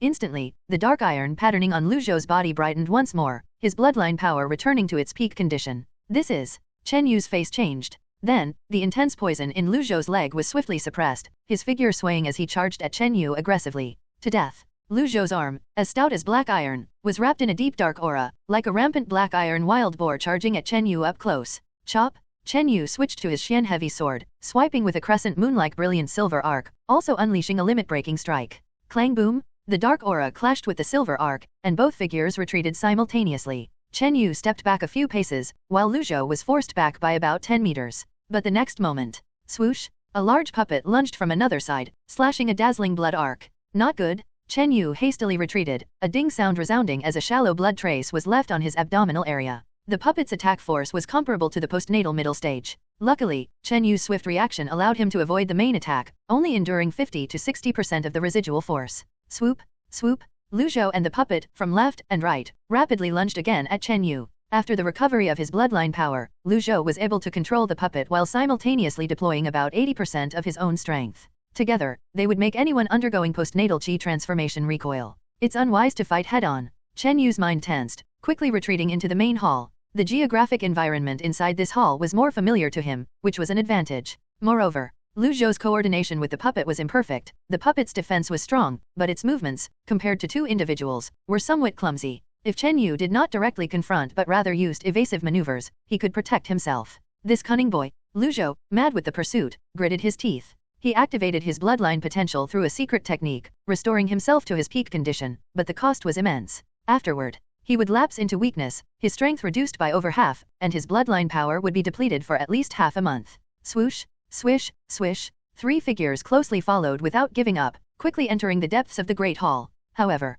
the puppet's speed was a beat or two slower than the two humans. As long as Chen Yu did not confront them head-on, he wouldn't have to face both a person and a puppet at the same time. What is this place? Lu Zhou entered the Great Hall, his face alert. A breathtakingly majestic statue of a woman, 10 jong tall, dressed in a lotus blood robe, exuded a cold loftiness that seemed to disdain the world. So this is the place. Lu Zhou mused thoughtfully. At that moment, Under the statue of the blood-robed woman, a strikingly cold and beautiful young girl was sitting cross-legged, dressed in a blood lotus skirt just like the statue. Tong Yuling. Chen Yu hardly recognized the girl. Upon close inspection, one of the stone cabinets where the lotus blood robe had been stored was open and empty. Without a doubt, the lotus blood robe on Tong Yuling's body was the very same one from the stone cabinet. Hand over the blood soul flower. Lu Zhou, seeing the seated Tong Yuling, his eyes lit up. He remembered this woman was not a top disciple of the three sects. She was now sitting in front of the statue, apparently circulating her cultivation technique. What an opportunity! Lu Zhou, dropping the crafty and troublesome Chen Yu, led his puppet to attack Tong Yuling. Damn! Chen Yu felt a chill in his heart and spun around to go and rescue Tong Yuling. Humph! Tong Yuling opened her cold, deep eyes. The blood lotus mark on her forehead shimmered with a glistening blood luster. Suddenly, Tong Yuling emitted an aura not weaker than that of someone in the postnatal chi transformation stage, though it was strangely cold and unfamiliar. Swish! A bloody afterimage flickered, and Tong Yuling disappeared from her spot. Clang chi! The puppet's giant sword swung, missing its target entirely. Lu Zhou was shocked, and so was Chen Yu, who was en route. At this moment, Tong Yuling's cultivation had reached the limits of the organ refining stage, with a hint of true chi flickering within her breath fluctuations. Whoosh! The blood lotus skirt on Tong Yuling burst into a flurry of blood lotus shadows, and she astonishingly leapt into the air. An overwhelming pressure radiated from her. How is this possible? Are you really? Lu Zhou seemed to realize something, fear apparent on his face. Boom pong! Tong Yuling, engulfed in a swarm of bloody lotus shadows, collided with Lu Zhou. Bang! Lu Zhou was sent flying, spitting a mouthful of blood. His skin's purple-black membrane shattered greatly. But, after striking that blow, a moment of pallor crossed Tong Yuling's face as she murmured, "This body's foundation is far too weak." This scene caught Lu Zhou's eye. Charge! With gritted teeth, Lu Zhou quickly maneuvered his puppet to attack Tong Yuling. What are you dazed for? Leave the puppet to me. Handle him. Tong Yuling's icy gaze swept past Chen Yu. Chen Yu was startled. Leave the puppet to her to deal with? Knowing that, when it came to a straight fight, the puppet was slightly stronger than Lu Zhou. But since she had spoken thus, Chen Yu did not object. Chen Yu picked up the Xian heavy sword, unleashing a breeze-like delicate silver sword maelstrom, and charged at Lu Zhou. Clang clang chi! That seemingly feather-light silver sword maelstrom forced Lu Zhou back, his lips dripping with a trace of blood. Chen Yu was greatly surprised. Why had Lu Zhou weakened? Turning his head, he got a shock. On the other side, Tong Yuling had transformed into a ghostly bloody shadow, darting around the puppet. Pop, pop! Tong Yuling reached out a fragile jade finger, pressing several times on certain joints of the puppet. On each press, the puppet's frame shuddered.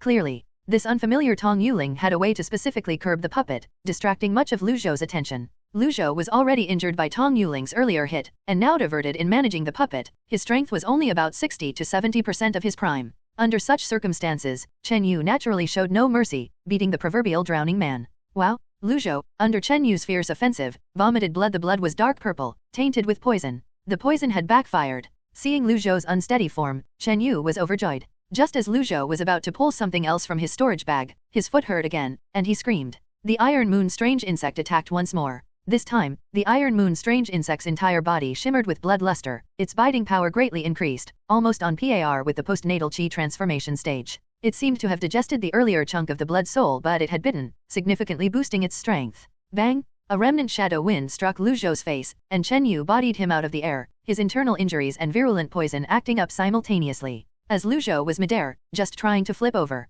Stay down! Chen Yu roared, soaring into the air, twisting his opponent's arm behind his back and pressing his head vigorously downwards. Bang! Lu Zhou's head hit the floor of the hall hard, blooming painfully, a wave of dizziness washing over him. Die! Chen Yu exerted tremendous force. With a crack, he first broke Lu Zhou's arms. Lu Zhou let out a mournful scream, followed by a snap in his neck, losing consciousness, his consciousness sinking into darkness. Initially, his head had been brutally twisted off by Chen Yu's raw strength. This method really works. Chen Yu exhaled deeply. This primitive method of killing proved more effective than attacking Lu Zhou's hard shell with swords. Thump, thump thump, thump thump thump. Chen Yu's heart was still in explosion mode.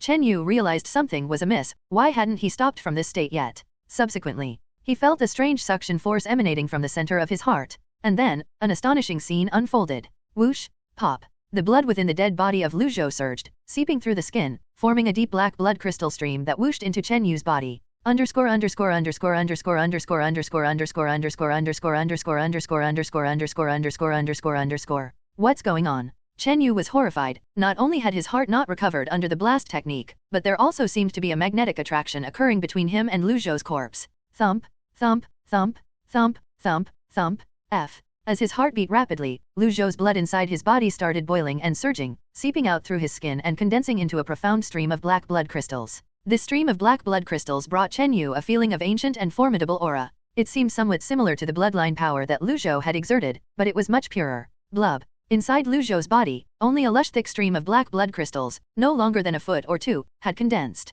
The stream of black blood crystals flashed and then darted into Chen Yu's body. More precisely, it was sucked into his heart. Underneath their feet, Lu Zhou's corpse immediately shriveled a bit. Thump, thump, thump, thump, thump, thump.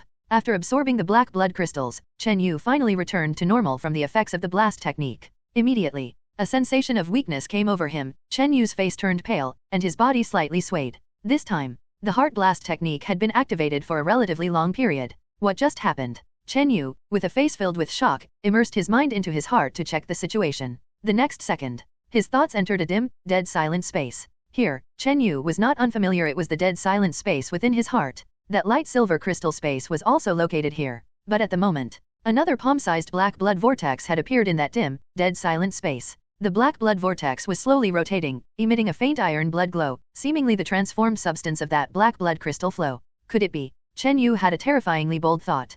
Perhaps, the source of Lu Zhou's bloodline had been absorbed into the mysterious heart? Swoosh! With a thought, Chen Yu's mind returned to reality. At that moment, not far away, the lotus blood-robed Tong Yuling was continuously tapping on the motionless puppet. A layer of bright white light mist flashed on the puppet's body, and its body rapidly shrank, quickly turning into a metallic sphere. Chen Yu was stunned. Just a postnatal stage puppet, and using such space compression tools, what a waste. However, with his cultivation, not being a puppet master, he can only control postnatal stage puppets as he wishes. The lotus blood-robed Tong Yuling wore a cold smile as she put away the metallic sphere. At that moment, Chen Yu picked up the storage bag from Lu Zhou's body. TSKS, quite a stash. Chen Yu opened the storage bag and found many heaven and earth treasures, including some rare spiritual ores. Excluding the ancient token and the mysterious water moth lotus, the various other gains on Lu Zhou's body were even superior to Chen Yu's. Among them, Chen Yu found several items that could be used to forge high-grade treasures and some ores whose origins he could not immediately identify. What's this? Suddenly, a chest appeared in Chen Yu's hand, its surface rippling with blood-colored crystalline patterns, completely sealed with seals and talisman papers. From this chest, a terrifying aura that took Chen Yu's breath away emanated. Suddenly, Chen Yu recalled a scene he had seen when a bug was scouting. If he remembered correctly, this chest seemed to contain a true fire spirit flame known as blood crystal flame. Give me the chest. A cold voice, carrying an indisputable tone, rang out. Swoosh! A fleeting shadow of a blood lotus dashed over, accompanied by a pressure nearly equivalent to that of the Qi transformation realm. It was the blood lotus Tong Yuling. Why should I? You are not Tong Yuling. Who are you exactly? Chen Yu said sternly. Then die. The face of blood lotus Tong Yuling turned cold. The blood lotus mark on her forehead emitted a blood soul power that struck directly at the heart, and a vague blood-colored lotus shadow attached to her hand slapped towards Chen Yu. Chen Yu felt a shake in his spirit, but the spirit of malice from the cloud evil fist he cultivated suddenly howled. The ice heart tears he wore close to his body trembled. Whap!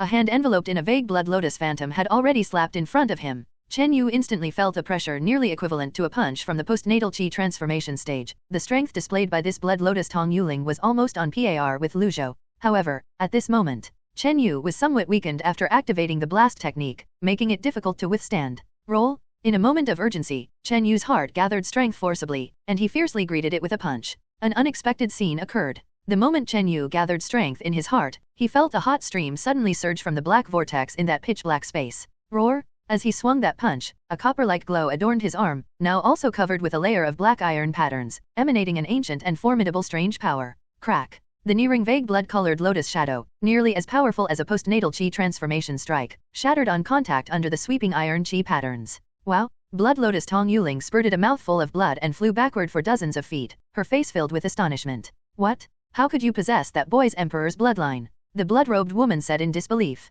This moment, blood lotus Tong Yuling had a shocked expression on her face as she stared at Chen Yu, her expression changing uncertainly, and even showing a hint of fear at the end. Could it be, you are the descendant of the legendary blood-sucking clan, capable of devouring others' bloodlines and transforming them into your own? Blood lotus Tong Yuling instinctively stepped back. If Chen Yu was truly the legendary blood-sucking clan, then for a practitioner of the blood path like her, he would be a great nemesis and a nightmare. Emperor's bloodline? Blood-sucking clan? Chen Yu was taken aback, looking at his fist where the iron-black patterns were slowly fading, momentarily puzzled. However, one thing was certain. He had inexplicably absorbed Lu Zhou's bloodline and made it his own. The power of the bloodline exhilarated Chen Yu. That Emperor's bloodline not only seemed to enhance his defense and strength, it appeared to even amplify the power of his inner energy by a fraction. No wonder Lu Zhou, with his peak of refining organ power, could suppress Mei Changqing, a genius at the Qi transformation realm. Indeed, this Emperor's bloodline was too powerful. Chen Yu had seen the power of bloodlines on Shang Guanqi and Zhang Ping, especially with Shang Guanqi, with whom he had even exchanged blows. But compared to the Emperor's bloodline, there was a world of difference. With this bloodline enhancement, I am nearly invincible in the blood burial garden. Even Mei Changqing coming in person, directly fighting him, might not be my match. Chen Yu was delighted, and his mind briefly merged into the murky space. That black blood vortex was still spinning, but its volume had slightly reduced. It seems the power of this black blood vortex could not be wastefully unleashed indefinitely. Even so, Chen Yu was still very satisfied, as he had obtained this bloodline power out of thin air. Having it was certainly better than not. At that moment, the blood lotus Tong Yuling came to her senses. Chen Yu, the blood crystal flame in your hand is a very tyrannical blood-Dao sacred flame. This flame is not something your mere organ refining stage can control. Even at the Qi transformation realm, it might not be possible to refine. Blood lotus Tong Yuling spoke. Chen Yu grinned, then I'll just wait till I reach the Qi transformation realm to try it. If that doesn't work, I'll wait till the Giwen realm. Now, with the Emperor's bloodline empowering him, he was completely fearless towards the blood lotus Tong Yuling, but he didn't know how to restore the real Tong Yuling. Blood lotus Tong Yuling faltered, unable to fight back. She was annoyed internally, knowing from her memories that this kid was only a half-spirit body and was fortunate enough to advance to the Qi transformation realm, yet he was absurdly dreaming of reaching the Giwen realm. How about this? I'll trade my puppet orb for it. You've seen this puppet's strength. Its defensive power is comparable to Qi transformation innate. Blood lotus Tong Yuling didn't give up. Agreed. But you must come out of Tong Yuling's body. Chen Yu pondered briefly before responding. The level of the blood crystal flame was indeed too high, with little hope before reaching the Qi transformation realm. Even at the Qi transformation realm, it would be difficult to refine it for oneself. Moreover, the box couldn't fit in the light silver crystal space, and even if he brought it back, the flame wasn't likely to be his. Hearing Chen Yu's demand, Blood Lotus Tong Yuling showed a troubled expression. That's impossible. In the blood burial garden, it's hard to find another body suitable for me. Blood Lotus Tong Yuling denied. Upon hearing this, Chen Yu's eyes flashed severely. If you don't come out, I'll force you out. Giggle. Blood Lotus Tong Yuling chuckled lightly. Indeed, I can't defeat you now.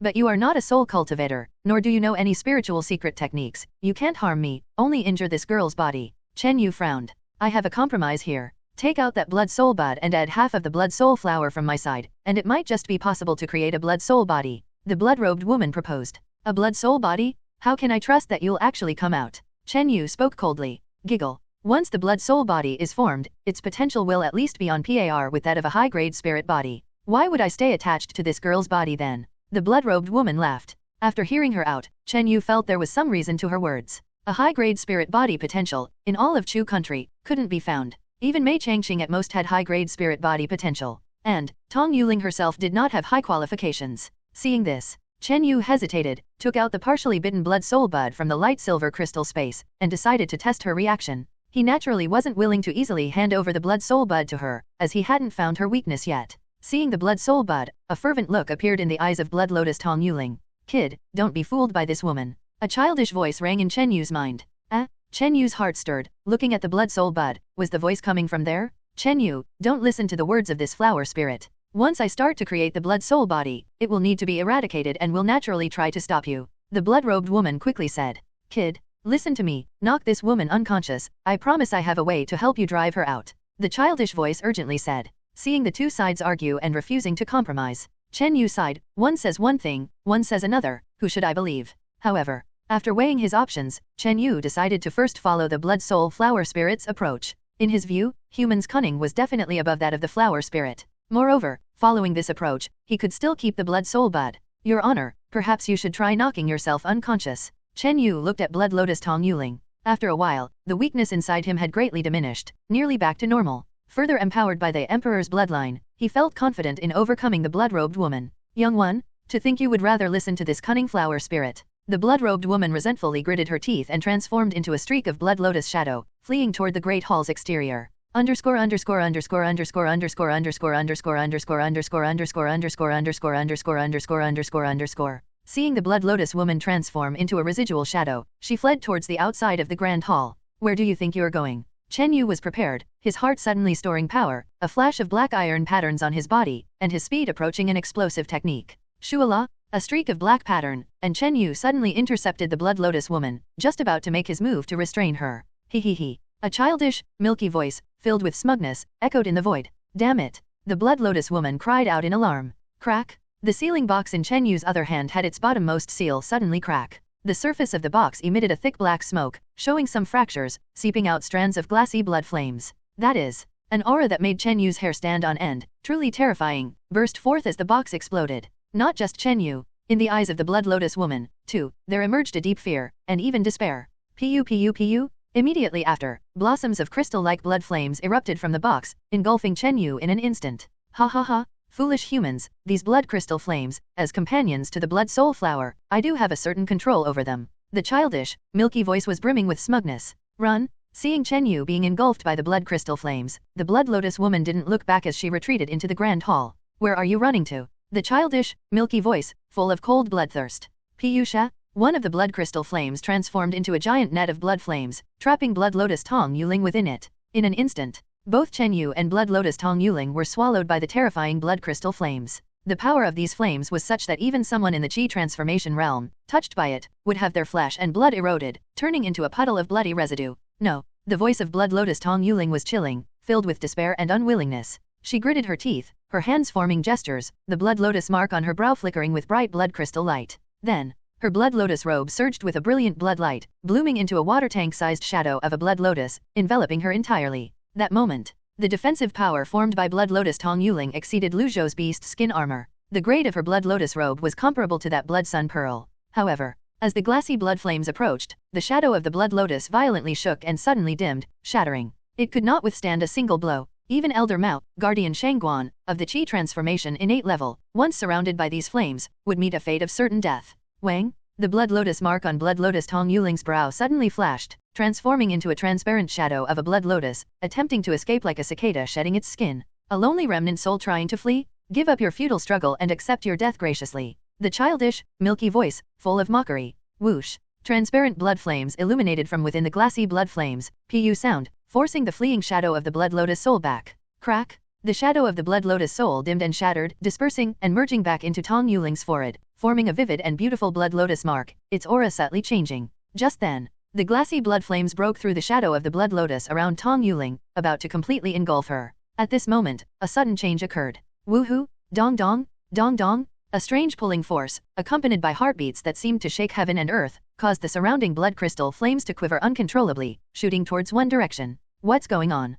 The childish, milky voice let out an enraged roar. The source of the pulling force came from Chen Yu, who was the first to be enveloped by the blood crystal flames. The moment before, it clearly saw that Chen Yu was swallowed by the glassy blood flames, his body's flesh and blood quickly igniting, disintegrating. Even though Chen Yu's body surface showed copper patterns and black iron patterns, in the face of the blood crystal flames, there was no significant resistance. And then, the blood soul flower spirit's attention was all on dealing with Blood Lotus Tong Yuling, and it did not closely monitor Chen Yu, thinking the latter had already turned into a puddle of blood. Chen Yu didn't turn into blood water as quickly as imagined. In that instant of life and death crisis, he not only ran the copper statue technique and Black Emperor's bloodline for protection. Dong dong, dong dong dong. His mysterious heart, under immense pressure, suddenly entered an explosive state again. Chen Yu's body, burning under the glassy blood flames, rapidly disintegrated and dissolved, yet healed at an astonishing speed. It turns out that under the explosive state, the body's self-healing ability is also twice the usual. Chen Yu discovered this point. Only, the power of the blood crystal flames was too terrifying. Even with double the self-healing ability, nearly invincible, he could not avoid being ignited and corroded by the flames.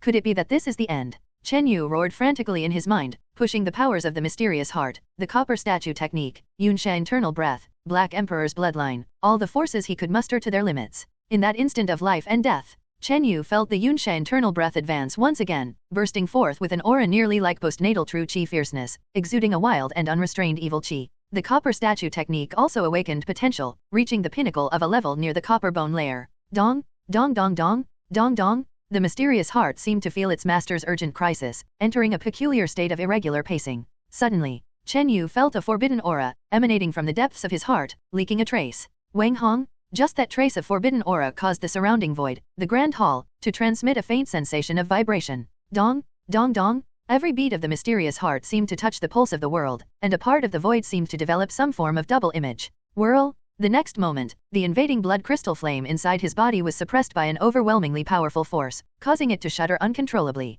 Then, All the blood crystal flames, whether inside or outside his body, were drawn and contracted into a corner within Chen Yu's body by an invisible, domineering power. At the same moment, outside the blood burial garden, in the battlefield area of Luyun City, boom! Under the blood moon, the massive blood-colored light screen exhibited strange overlays and slight tremors, ushering in a ripple of spatial fluctuation. What's going on? The space inside the blood burial garden seems somewhat unstable. The projection of the secret realm space appears to be shaking. What on earth has happened inside the blood burial garden to cause such anomalies? The elites of the Bone Demon Palace and the three sects camp looked on with horror-stricken faces. Whoosh whoosh whoosh! Numerous high-ranking individuals at the Qi transformation realm quickly vacated the area around the blood-colored light screen. Your Excellency, what exactly is happening? If the blood burial garden's secret realm collapses, even those at the Giwen realm inside would hardly escape.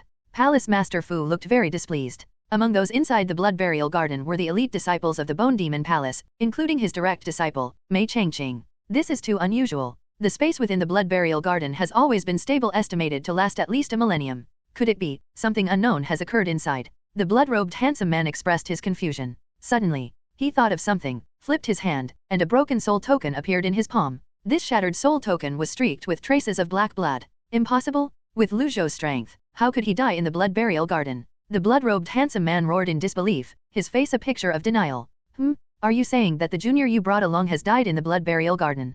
Palace Master Fu's face revealed a hint of shock. Immediately, his expression changed as he likewise retrieved a soul token. Thank goodness. Palace Master Fu let out a sigh of relief, finding the soul token he held intact. At least Mei Changqing had not yet met with any mishap. Lu Zhou, who possesses the Black Emperor's bloodline, along with that defensively formidable puppet, how could he have died? The blood-robed man's face was ashen, his mood dark and heavy, unable to accept this reality. Inside the ruined palace, the rampaging blood crystal flames all burrowed into Chen Yu's body and gradually subsided. At this moment, within the flesh of Chen Yu's left arm, there was a ball of blood crystal flame, compressed to its limits, as transparent as crystal, wrapped in a layer of a blood cocoon. Thump thump, thump thump.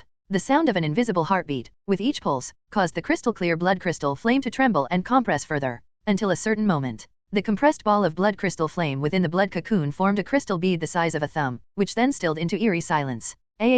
Why has this happened? In the void, came a childish, tearful voice, filled with reluctance. But at that moment, Chen Yu's consciousness had plummeted into an endless dark abyss. Where is this? Chen Yu's consciousness was muddled, feeling like he was within a dream. Swish! In the darkness suddenly emerged the sound of a heartbeat. In the blurry vision, a familiar crystal heart appeared as if in a dream. Then, beneath the crystal heart appeared a pair of slender female wrists cradling it. Who is it? Chen Yu widened his eyes, vaguely making out the silhouette of a woman. The woman's hands were cradling a crystal heart, her figure indistinct, her face faintly showed beauty beyond this world, with a trace of determination and maternal love. Squeal! Wah! An infant's loud cries echoed, so close to the crystal heart in front. Swish! Chen Yu suddenly realized, his consciousness had fused with the infant's. What's happening? I've become this infant. Chen Yu was horrified. This must be a dream? Suddenly, he heard a man's voice beside him. Is this the eternal heart? Can it change Yuer's cursed body? A pair of rough hands conveyed a warm and solid touch. Husband, Yuer, goodbye. In exchange for my death, never to reincarnate, activate the blessing of death speech.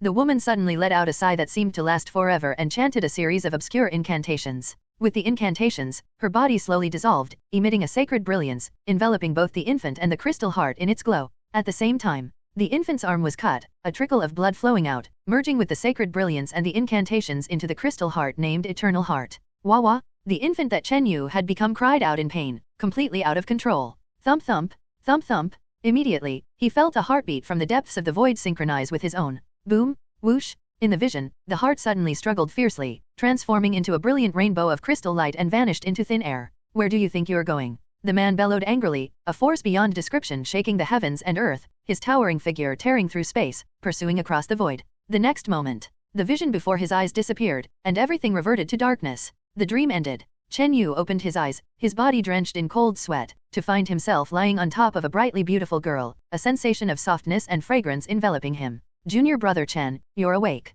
Junior brother Chen, you're awake. A familiar girl's voice, filled with joy. Chen Yu opened his eyes and found his back drenched with cold sweat, his body completely bare, lying on top of a strikingly beautiful girl. Tong Yuling. In his line of sight, he saw a face as lovely as a peach blossom, with a bright red blood lotus mark between her eyebrows, exuding a dignified and mysterious aura. At this moment, Tong Yuling's skin was white as jade and smooth as silk, glowing warmly, her beauty outshining her past appearance. Junior brother Chen, you seemed to be having a nightmare just now. Tong Yuling's face turned red as she avoided Chen Yu's bronzed, masculine body. A nightmare? Chen Yu noticed tear stains on his cheeks. Suddenly, he remembered that in that bizarre dream, he had turned into a baby, crying his heart out. The dream was very strange yet brought him a feeling of familiarity. He vaguely remembered. In the dream, there appeared a mysterious heart, and a couple seemed to give Chen Yu a sense of kinship. Suppose that dream was real. But my parents in the secular Chen family certainly do not possess such awe-inspiring abilities. Chen Yu frowned slightly. Just then, Chen Yu realized the awkwardness of the atmosphere, as he was almost naked, his skin intimately against the delicate girl, Tong Yuling. Tong Yuling's face was flushed red, her hands clutching her skirt, seeming very nervous and at a loss. Chen Yu smiled wryly and immediately took a Unisect uniform out of his storage bag to put on. Then, something occurred to him. Senior Sister Tong, what happened after I fell into a deep sleep? Are you back to normal now? Chen Yu quickly checked his body. There wasn't a single scar on his body. The injuries previously caused by the blood crystal flame had all been healed by his body's strong self-recovery ability. Additionally, he sensed in his left arm a blood cocoon, enclosing a crystal-clear blood bead the size of a thumb. This bead enclosed intensely compressed blood flame's essence, identical to the blood crystal flame, but completely dormant now. It seems that all the blood crystal flame has been absorbed by junior brother Chen's body, Tong Yuling explained. As for me, there are some additional fragments of memory in my mind, even another life's experiences. Complex and confused emotions flickered through Tong Yuling's bright eyes. She couldn't even distinguish whether she was truly Tong Yuling or another awe-inspiring, peerlessly elegant practitioner of blood path. However, this young man in front of her loomed large in her memories, and she had no small fondness for him. Chen Yu stared at Tong Yuling, deep in thought. No matter what, Tong Yuling at least dominated this body for now, and the other memory fragments might influence her personality, for better or for worse. By the way, give this to Brother Chen. Tong Yuling handed over a small metallic sphere. Chen Yu paused, slightly hesitant. Tong Yuling hastily said, Junior Brother Chen saved Yuling once again, and the other half of the blood soul flower has been sealed inside my body. After speaking, Tong Yuling looked somewhat embarrassed. After all, the 10,000-year blood soul flower had been acquired by Chen Yu and Lu Zhou among other top disciples through life and death struggles. No worries. Chen Yu waved his hand and accepted the metal sphere. The massive lifeblood and blood soul power contained in the blood soul flower were not something he could bear or absorb. He couldn't monopolize this flower. Taking it back would only bring trouble to Unisect. And this small metal sphere could activate a postnatal stage puppet with defensive power comparable to Qi transformation innate, which was more practical for Chen Yu. Following this, Tong Yuling shared the method to activate the small metal sphere, teaching him the technique to refine and control the puppet. Chen Yu, half believing, pondered over the technique once. This technique involved the use of spiritual power. With his cultivation in Cloud Evil Fist reaching the peak realm, Chen Yu's spiritual power was far stronger than his peers. An hour later, Chen Yu had initially mastered the technique and activated the metal sphere. Buzz! The metal sphere unfolded, brilliant white light fog flashed, revealing a puppet about a zhang tall, covered in black armor. Chen Yu estimated that even the puppet's sword, shield, and armor's hardness were comparable to high-grade treasures. Tong Yuling pressed a couple of points under the puppet's armpit. Click! The sound of a mechanism echoed as a compartment inside the puppet's armpit opened, revealing 4 shiny, slightly dim yuan stones embedded in an array. These are 4 genuine yuan stones, half consumed. More can be replaced after they are spent. Tong Yuling explained the principle. Chen Yu marveled, controlling the sword and shield puppet with the spiritual technique. But initially, Chen Yu's control over the puppet was not very smooth. The sword and shield puppet made a series of attacking and defending moves in front of him, appearing somewhat clumsy and amusing. Just then, footsteps came from outside the Great Hall. Instantly, Chen Yu used the spiritual technique to shrink the sword and shield puppet into a metal sphere and stuffed it into his storage bag. Soon, a purple fox, leading a charming young girl, entered the ancient hall. Yinger. Chen Yu's expression changed as he quickly got up. Hihi, luckily Xiao Ziyi led the way, or else I wouldn't have found Brother Yu so quickly. Chen Yinger beamed with joy. Swoosh! The purple fox leapt onto Chen Yinger's shoulder, its gaze fixed intensely on Chen Yu. It looked as though Chen Yu owed it several million yuan stones. Brother Yu, it's asking you for the blood soul flower, Chen Yinger said mischievously. Chen Yu gave a bitter smile and showed a look of difficulty. The 10,000-year blood soul flower was split in two. Half was obtained by the Bone Demon Palace, the other half was ingested by Tong Yuling. In fact, a significant portion of the essence of the blood soul flower is concentrated in the blood soul bud.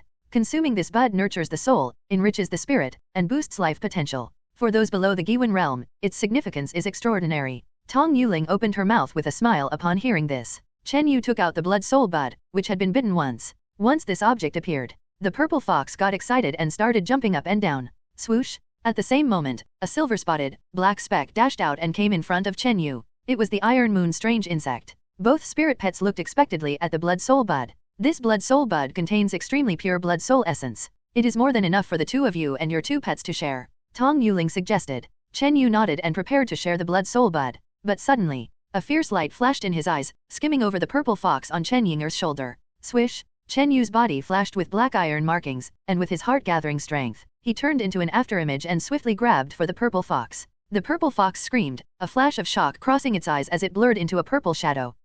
Chen Yu's grasp failed by an inch. This fox's speed was not inferior to Chen Yu's, who was powering his heart and activating his black iron bloodline. In terms of agility and nimbleness, it was even somewhat superior. However, right as the fox dodged, a bloody afterglow streaked by its side. Plop! A mass of bloody aura shadow enveloped the purple fox from a distance, causing it to halt midair. It was Tong Yuling, who acted with a smiling demeanor. The strength she displayed at this moment was almost comparable to the postnatal chi transformation, and her techniques surpassed those of an ordinary chi transformation realm. Where do you think you're going? Chen Yu's heart gathered its maximum power and his Black Emperor bloodline activated, his speed faintly surpassing that of Lu Zhou at his peak. The purple fox only felt a formidable evil chi, accompanying a punch, hitting its body, making it completely disoriented. The next moment, it was held midair by Chen Yu, its limbs scrabbling, but to no avail. Chen Yu's arm, as solid as a steel clamp, held it tight. Brother Yu, what are you doing? Chen Yinger looked anxious and distressed, almost on the verge of crying. The captured purple fox immediately showed a tearful, pitiful expression, arousing sympathy.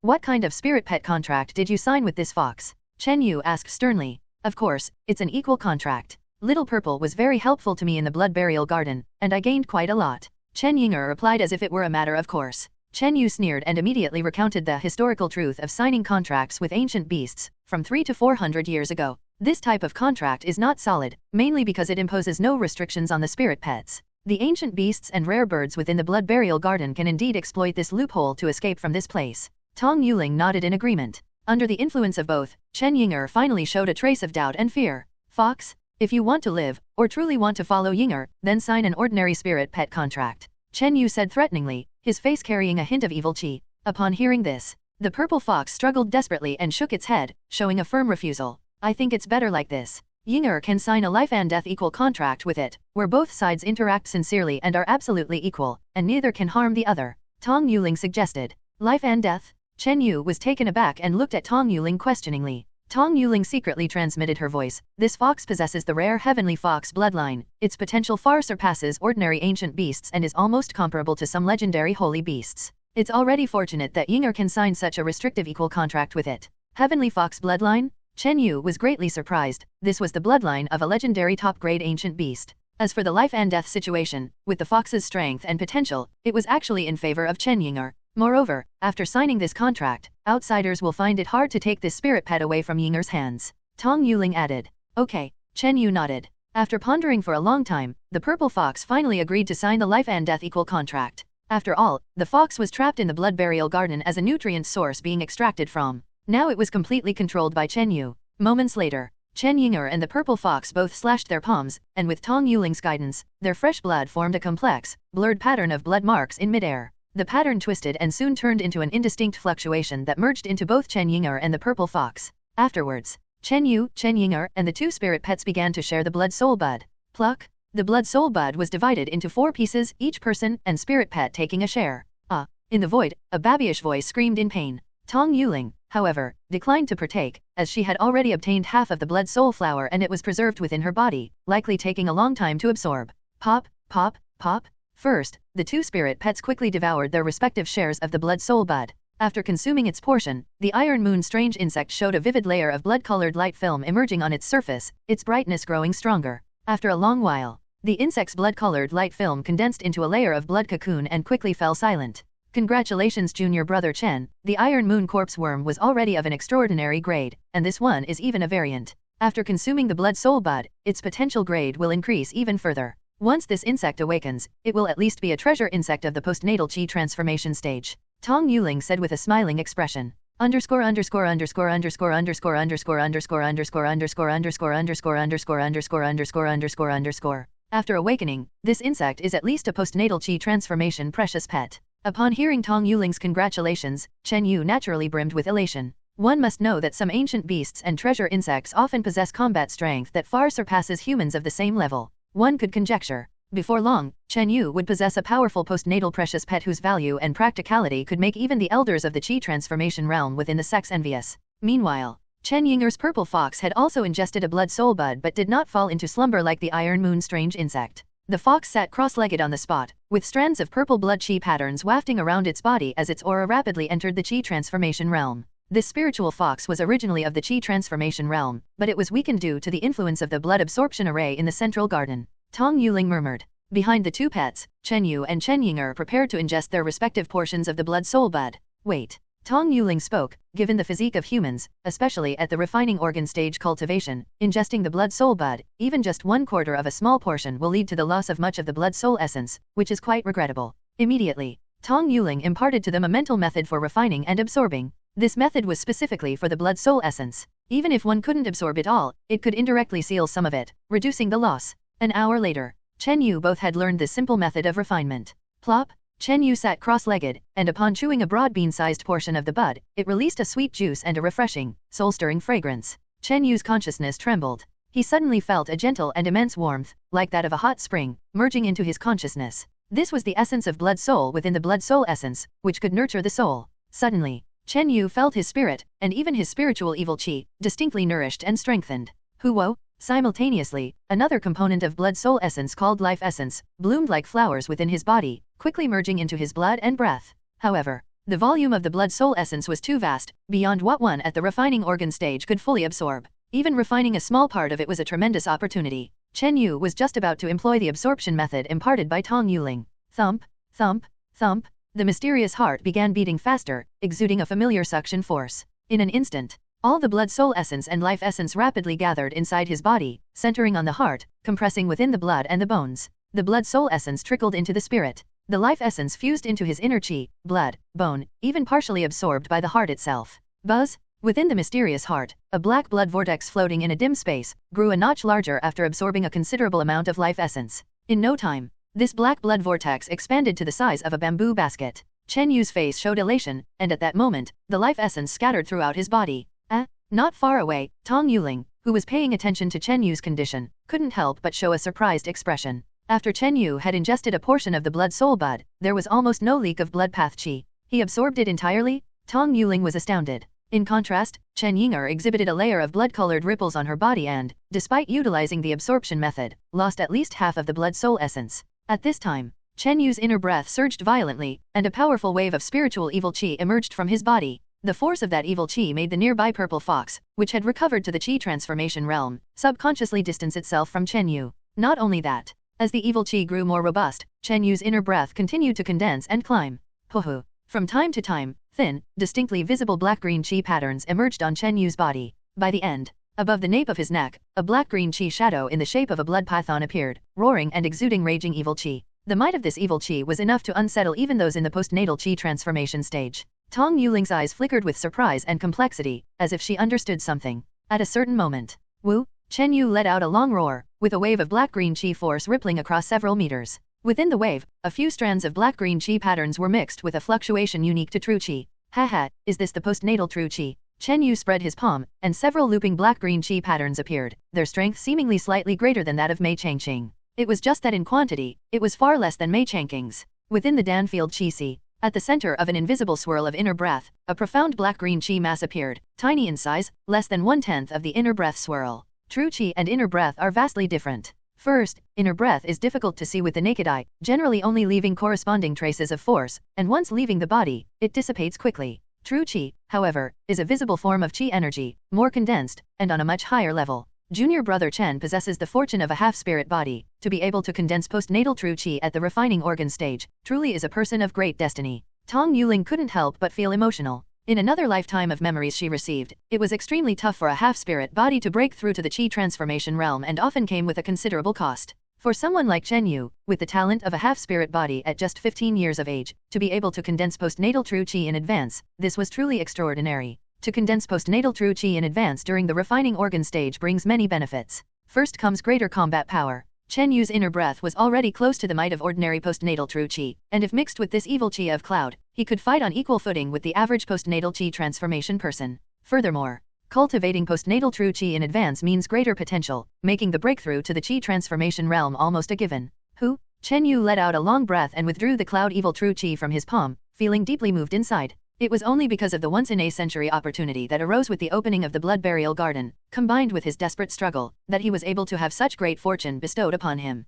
Now it seemed. At 20 years old, or even before 18, advancing to the Qi transformation realm would be no difficult task for Chen Yu. Half a day later, Chen Yu and Chen Ying'er had initially absorbed the power of the Blood Soul Bud, and much of it was still stored deep within their bodies. In fact, the greatest benefit from the Blood Soul Bud was on the level of the soul. Both Chen Yu and Chen Ying'er found a significant enhancement in their souls and spiritual power. Especially Chen Yu, who had maximized the absorption of the Blood Soul Bud, felt his spiritual power expanding. A slight release of his malicious intent was enough to make an average refining organ stage cultivator collapse, losing all will to fight. It was precisely because of this increase in malicious intent on a spiritual level that prompted the Cloud Evil Fist to condense the Cloud Evil True Qi ahead of time. Junior Brother Chen, I have a premonition that the spatial fluctuations of the Blood Burial Garden are abnormal. I'm afraid this secret realm space will close prematurely. Tong Yuling suggested leaving. Chen Yu was greatly surprised, as based on previous statements, the Blood Burial Garden should last at least half a month. Now, it had been only 6 or 7 days. Before leaving,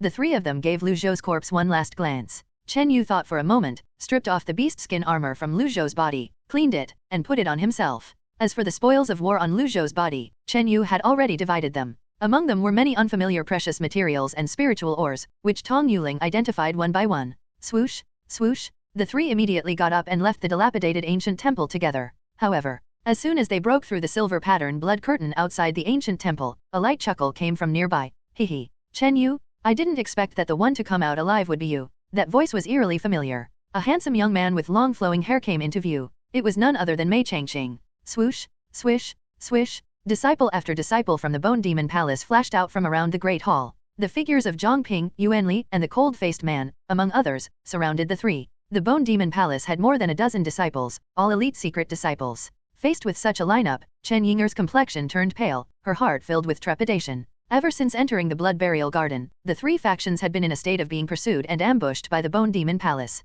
Mei Changqing, it seems you have been lying in wait here for quite some time. Chen Yu spoke calmly. Wearing the beast skin armor, his tall stature and bronze muscles exuded a heavy and oppressive malicious aura. Isn't that Lu Zhou's treasured armor? The disciples of the Bone Demon Palace were shocked, all staring at the beast skin armor on Chen Yu. At the same time, the shock in the secret disciples' hearts gave way to a burning greed in their eyes as they watched eagerly, almost ready to act. Had it been Lu Zhou appearing before them, they would still harbor fear and dread. But the person who came out was Chen Yu, and their hearts eased a great deal. Lu Zhou was actually killed by you? Chen Yu, as long as you hand over the other half of the Blood Soul Flower, and we will let bygones be bygones, said Mei. Mei Changqing was filled with suspicion and caution. He somewhat doubted the death of Lu Zhou, but the beast skin armor on Chen Yu's body was indisputable evidence. However, he figured, Chen Yu probably did not kill Lu Zhou head-on. It must have involved some other tactics or schemes. Moreover, Lu Zhou had just used up his bloodline power to seal the blood crystal flame, and after fierce battles with the three clans and the Bone Demon Palace, his combat power had sharply decreased.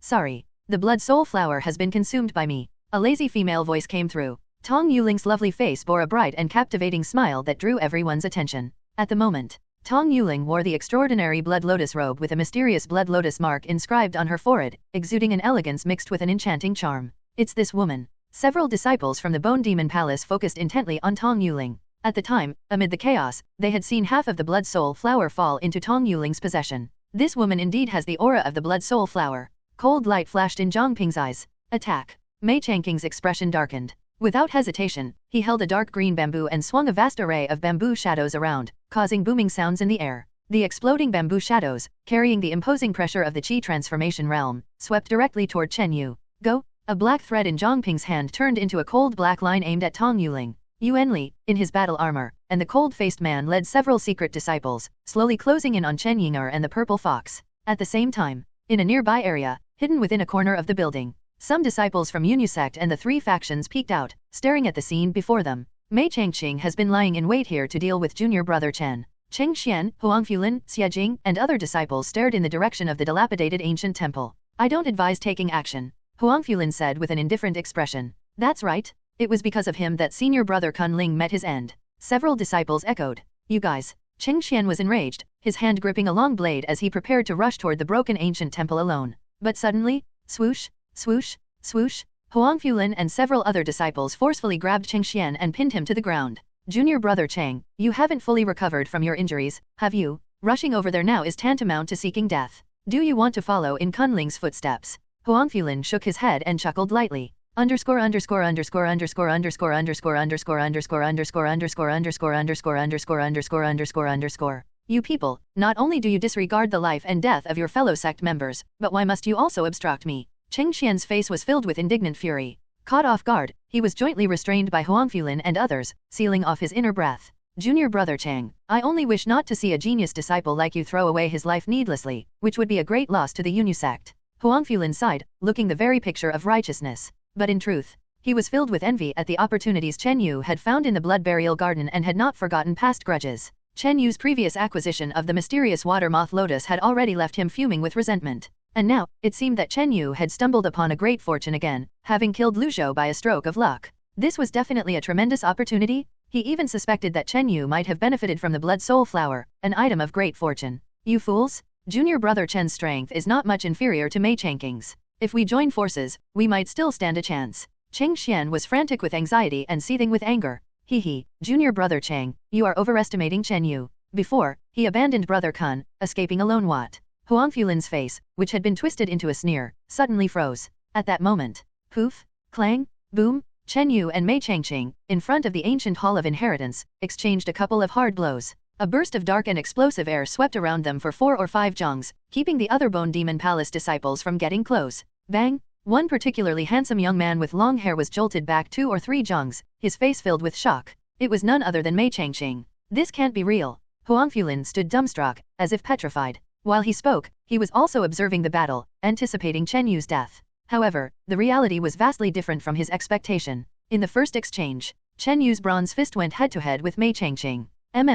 Just as the bronze fist was about to burst with power, an invisible fist spirit, filled with evil qi, surged towards Mei Changqing's soul first. This evil qi, Mei Changqing's face tightened. The domineering and chilly spirit in the evil qi was stronger than a typical postnatal true qi, causing his mind to tremble and his blood and qi to become somewhat disordered. In the next moment, a roaring python-shaped dark shadow powered by the true qi, with dark patterns swirling on its surface, emerged as if from an ink painting, a bloodthirsty behemoth coming to life, chilling to the bone. Postnatal true qi? Mid-stage of refining, how is that possible? Mei Changqing's face shifted to one of terror. Crack, boom, the mighty bamboo shadows and the dark qi whirls conjured by his dark green bamboo staff were forcefully ripped apart by the opponent's punch. Out of everyone in the blood burial garden, only the previously defeated Lu Zhou could have achieved this. What followed? Chen Yu transformed into a shadow, suddenly drawing near, his alarming speed resembling a second Lu Zhou. The fight was hand-to-hand combat? Mei Changqing even had the illusion that the heaviness Chen Yu brought upon him was slightly greater than Lu Zhou's. As the second punch closed in, whoosh, on Chen Yu's punching arm, besides a layer of dark green true qi, a flash of nearly imperceptible black iron patterns gleamed on his bronze-patterned skin. With a ding, the second punch squarely hit Mei Changqing's dark green bamboo staff. Boom! Mei Changqing's figure was jolted back, his face filled with horror, his staff nearly slipping from his grasp. In reality, he was barely holding back a mouthful of congealed blood, refusing to let it out. This scene left the Bone Demon Palace disciples who had not made their move, or were in the midst of making their move, in utter shock. From the brief exchange, it was clear that Chen Yu had the upper hand over Mei Changqing. In terms of strength, Chen Yu was even stronger than Lu Zhou, especially when charging up his heart. In terms of cultivation, he had also condensed postnatal true qi, and after taking the blood soul bud, the spiritual aspect of his fist's evil qi became even stronger. Regarding bloodline, Chen Yu had acquired Lu Zhou's emperor's bloodline, which he could use purely and directly through his mysterious heart. At this moment, Chen Yu's only concern was not to reveal the emperor's bloodline, using it only subtly to amplify his inner breath and strength. Even so, in 1 or 2 exchanges, Chen Yu had forced Mei Changqing back, causing the latter to suffer minor internal injuries. Right after Chen Yu repelled Mei Changqing, the battles elsewhere were also nearing their conclusions. Giggle. Tong Yuling chuckled, her delicate fingers flicking a point that lit up with a bloody gleam. Pop, clang, that flick struck Zhongping's tightly stretched black profound silk. Instantly, a thread of bloody qi pattern, running along the black edge, backlashed onto Zhongping's body. Postnatal true qi. Zhongping shrieked in horror, her figure flying backward a couple of zhongs, her body sliced with several bloody cuts. With just one hit, the bloodline-powered Zhongping was wounded and defeated. Mei Changqing's expression drastically changed. He had thought their numerical advantage would ensure victory, despite his own suppression by Chen Yu. A dreadful scream echoed from the battle between War Armor Yuanli and the cold-faced man nearby. Swish, rip. A flash of purple afterimage was seen as Chen Yinger's purple fox dashed like a phantom past several Bone Demon Palace disciples. Immediately, a newly advanced late stage of organ refining Bone Demon Palace disciple had his throat slashed, blood spurting wildly as he fell dead on the spot. Hiss, The cold-faced man's arm fell to the ground after being swept by a streak of purple afterglow. War armor Yuan Li's shoulder was also left with a bone-deep gash, narrowly missing his heart by a fraction. Qi transformation realm. This fox has actually recovered to a complete Qi transformation realm. Yuan Li and the cold-faced man, who survived, turned pale and took a sharp breath. That purple fox, obviously an ancient beast, had regained the cultivation of the Qi transformation realm, and its strength might be even stronger than Mei Changqing. Fortunately, as the fox was protecting Chen Yinger, after one round of attack, it returned to the girl's side, not pursuing them to the death. Full retreat. Mei Changqing was shocked, took a deep breath, and made a rational decision through gritted teeth. His gaze swept over Chen Yu, Tong Yuling, and the purple fox, sweat breaking out on his forehead, and his heart stirring up a storm.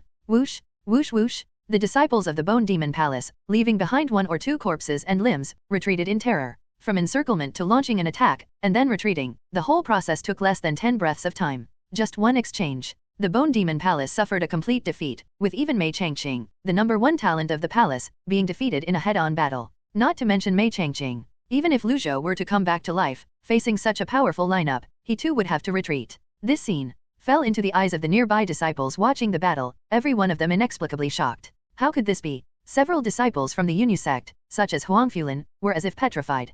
Huangfulan's smile froze on his face, his lips trembling slightly, turning from pale to red. Just a moment ago, they stopped Qingxian from going to rescue Chen Yu, waiting for the latter's demise. But it was only one round of attack. Chen Yu overwhelmed Mei Changqing, and with one pat, completely defeated the strong formation of the Bone Demon Palace. Ha ha ha. Qingxian struggled to his feet, laughing with shock and ecstasy. Senior brother Huangfu, is this the junior brother Chen Yu refused to rescue? The junior brother Chen Yu didn't want to overestimate. There was mockery in Qingxian's laughter. At this moment, he felt an immense sense of relief, particularly when he saw Huangfulan's almost green face. Senior brother Chang, you can't blame us for this. It was Huangfulan who instructed us to do so. Actually, everyone really wanted to save junior brother Chen. The accompanying Unisect disciples, their faces changing faster than the weather, immediately betrayed Huangfulan. Seeing Chen Yu overpower Mei Changqing of the Qi transformation realm, they couldn't be clearer that a new prodigy of the Unisect had emerged. Possibly, Chen Yu now had the strength to challenge the position of chief disciple. You. Huangfulan trembled with rage, his blood rushing to his head, nearly fainting on the spot. At this time, Chen Yu, along with Chen Yinger, arrived at the nearby area and seemed to notice the few people from the Unisect. Junior brother Chen, oh no, senior brother Chen. Senior brother, you were awe-inspiring just now, defeating Mei Changqing and truly bringing glory to our Unisect. With senior brother's strength, you deserve the title of #1 prodigy of all 3 sections. No, the #1 talent of Chu country. Several Unisect disciples, one after another, rushed forward to greet him, lavishing flattery. Qingxian looked on with a contented smile, not saying a word, just gazing at Chen Yu. Chen Yu casually dealt with the others, his eyes stopping on Qingxian, and the two brothers exchanged smiles. On the other side, Huangfulan's face was stiff, and he was cold-shouldered by all the disciples. At this moment, Chen Yu, being the person involved, made Huangfulan extremely uncomfortable, wishing he could find a hole to crawl into. Fortunately, Chen Yu didn't quite understand the specific situation here and didn't pay any attention to Huangfulan, simply talking with Qingxian. Junior brother, I thought I saw Tong Yuling just now, why hasn't she come over? Qingxian asked with a puzzled expression. Her situation is a bit special. Chen Yu transmitted his voice and briefly explained a thing or two to Qingxian. After repelling the people from the Bone Demon Palace, Tong Yuling greeted Chen Yu and then left alone. Chen Yu had an intuition. Tong Yuling would no longer be the senior sister Tong of the past, and perhaps would never return. It was evident. She was quite familiar with this secret space, and may have a myriad of connections with the former owner of the Blood Burial Garden. This could be discerned from the blood lotus robe worn by Tong Yuling, which resembled the statue of the blood-colored woman, and her knowledge of numerous secret techniques. A moment later, the Unisect members arrived at a stronghold in the central garden. Here, Chen Yu saw the severely injured Feng Hefei and others, as well as Xie and other disciples, caring for them on the side. Upon hearing that Chen Yu had defeated Mei Changqing, Feng Hefei and the other injured were overjoyed. Junior brother Chen, we overestimated ourselves before and tried to stop Lu Zhou, brother Kunhe. Feng Hefei thought of something, smiled bitterly. It seems, junior brother Chen, you have already taken revenge on Lu Zhou. Xie eyes were moist and red, feeling a sense of relief when she saw the animal hide armor on Chen Yu. After Kunling's death, she had sworn an oath to avenge her beloved, even though Xie understood that the possibility was almost nil. Meanwhile, her gaze at Chen Yu was complicated. Gratitude was not the word, hate. It couldn't rise within her. Remembering Kunling's death, and how it was in vain, Chen Yu sighed in his heart, suddenly thinking of something. Chen Yu took out 3 portions of mysterious water moth lotus, giving one to each Qingxian, Feng Hefei, and Xie. At present, Chen Yu had refined the cloud evil true qi, advanced to the late stage of organ refining, and even breaking through to the qi transformation realm wouldn't be too obstructed. And he had consumed a small portion of the blood soul bud, still having a lot of potential to digest, lessening his need for the mysterious water moth lotus. After a good while, Chen Yu announced, "Fellow disciples, the blood burial garden may close ahead of schedule. We must seize the last bit of time and scavenge for more heavenly materials and earthly treasures before we return." Luyun City, battlefield area. The blood-colored light screen in midair was gradually dimming within its projected manifestation. Not just that. The blood pattern array diagrams within the battlefield area were also shrinking and fading away. It hasn't even been 10 days, is the blood burial garden about to leave this space? Ancient records indicate that the garden's previous openings lasted at least half a month, or even a full month. The high-ranking practitioners of the Qi transformation realm from both camps discussed in low voices. A war that swept the entire sects of Chu country, summoning out the blood burial garden through blood sacrifice, was it to last for such a short time? It seems the closure of the blood burial garden will be a certainty. What do you think, Xuefeng? How much longer can it last? Master Fu's gaze swept toward the gracefully robed and handsome youth beside him. At this moment, the youth in the blood robe had already come to terms with Lu Zhou's death and regained his usual calm demeanor. Control over the situation is lost. Judging from the projection phenomena of the blood burial garden, the 10,000-year blood soul flower must have been plucked, and some abnormal change has occurred within the garden. The youth's gaze flickered uncertainly. However, a hint of a smile emerged on Master Fu's face. Lu Zhou had died, but his direct disciple Mei Changqing was still unharmed and well.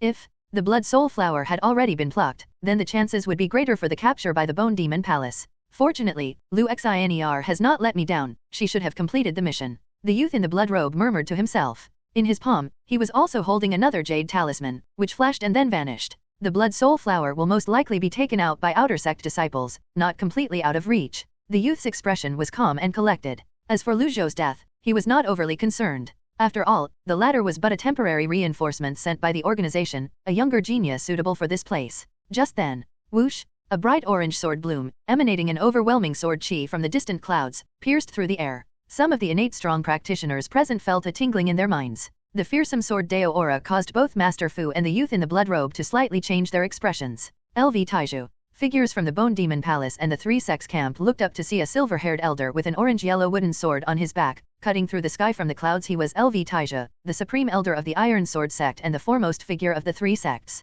LV Tiantong, what brings you here so abruptly, and what guidance do you have? Master Fu held a dark scepter and called out his name directly. Seeing LV Taiju's imposing and displeased appearance, Master Fu was also on guard. Looking across the three sects, only LV Taiju, this trump card, could make the Bone Demon Palace apprehensive. Who exactly was it that killed Santong? This old man must find the culprit. From LV Taiju's eyes burst a cold gleam that seemed to pierce through space. The terrifying murderous chill made some innate practitioners at the scene shudder in fear. Supreme Elder? Are you saying LV Santong died in the blood burial garden? The sect leader of the Iron Sword sect and several elders spoke cautiously. My life-bound soul token has shattered. LV Taiju gave a cold snort, his gaze as sharp as a sword fixed upon the blood-colored light screen that was fading before his eyes. Upon hearing the news, the elders from the other two sects, Yunyu sect and Water Moon sect, felt a burst of satisfaction. Good riddance. LV Santong, that scoundrel, caused trouble in all directions, and violated countless women. It truly serves him right. Had it not been for LV Taiju's protection, I would have executed that villain long ago. Some high-ranking figures from the three sects silently cheered internally, albeit not daring to show it outwardly. In truth, LV Santong's identity as the Infinite Thief had been a rumor amongst the high ranks of the three sects for some time. In the past, one or two Qi Transformation Realm elders had wanted to strike down the Infinite Thief, but due to their fear of LV Taiju, they could only admonish him lightly at most. However, at the same time, these secretly rejoicing elders also felt a chill for the one who had killed LV Taiju's grandson. If they weren't careful, with LV Taiju's heaven-reaching abilities, he might well uncover the murderer. Oh, LV Deist, do you have any suspects? Master Fu spoke with a hint of interest. This time in the blood burial garden, the death rate of the entered disciples was almost 50%. Before this, Shang Guanqi, Yi Yunfei, Helian 2 elite disciples had all perished within. Among them, the guardian Shang Guan asserted that Shang Guanqi's death was at the hands of Chen Yu. As for the death of Yi Yunfei, the beautiful female sect master of the Water Moon sect had not determined the culprit, nor did she suspect Chen Yu. After all, before entering the blood burial garden, Chen Yu was merely in the early stage of organ refining, still far behind Yi Yunfei's late stage of organ refining top-notch strength. A suspect? This. LV Taiju's expression faltered slightly, showing a bit of awkwardness. The death of LV Santong truly made it difficult to pinpoint a suspect. After all, this man had committed numerous wrongdoings and offended many. For instance, among the women LV Santong had harmed, there were many suitors behind them. If LV Santong fell into a disadvantageous position, anyone from the three sects or the Bone Demon Palace camp might take advantage of the situation to cause his death. However, as soon as the blood burial garden closes and those disciples come out, this old man has ways to confirm the culprit. LV Taija's voice grew heavier, full of self-assurance. The various high-ranking officials present did not doubt LV Taija's methods. Not only was he of the Giwen realm, but he was also directly related by blood to LV Santong. If the culprit was the slightest bit sloppy in the act of murder, or if they carried any items related to LV Santong out, there was an 8 or 9 out of 10 chance that LV Taija would sense them. Inside the blood burial garden. In the days that followed, the disciples of the three sects began to scour the garden for treasures. Since Chen Yu defeated Mei Changqing, the disciples of the Bone Demon Palace kept a low profile, one after another. The disciples of the three sects searched for the remaining rare materials and treasures with great fanfare. Meanwhile, when the disciples of the Bone Demon Palace encountered the disciples of the three sects, they quickly evaded them and dared not confront them directly. This scene was a stark contrast to when Blood Burial Garden had just opened. Some disciples of the three sects were amazed by this change until they learned of the fact that the siblings Chen Yu and Chen Yinger had defeated the secret disciples of the Bone Demon Palace. Of course, most people did not witness it with their own eyes and believed it was due to Chen Yinger's Qi transformation realm's ancient beast's prowess. For some powerful ancient beasts to surpass cultivators at the same stage in the Qi transformation realm is considered normal. In any case, after learning the news, the disciples of the three sects were overjoyed and moved boldly within the garden. In a hidden valley of the Blood Burial Garden, Brother Mei, do we really need to swallow our pride and retreat everywhere? As long as we don't clash head-on with Chen Yu and the others, why should we fear the rest of the three sects disciples? Several secret disciples said through clenched teeth, unwilling to concede. Since that day, after Bone Demon Palace's strategic retreat, Mei Changqing ordered all disciples to avoid the three sects at all costs.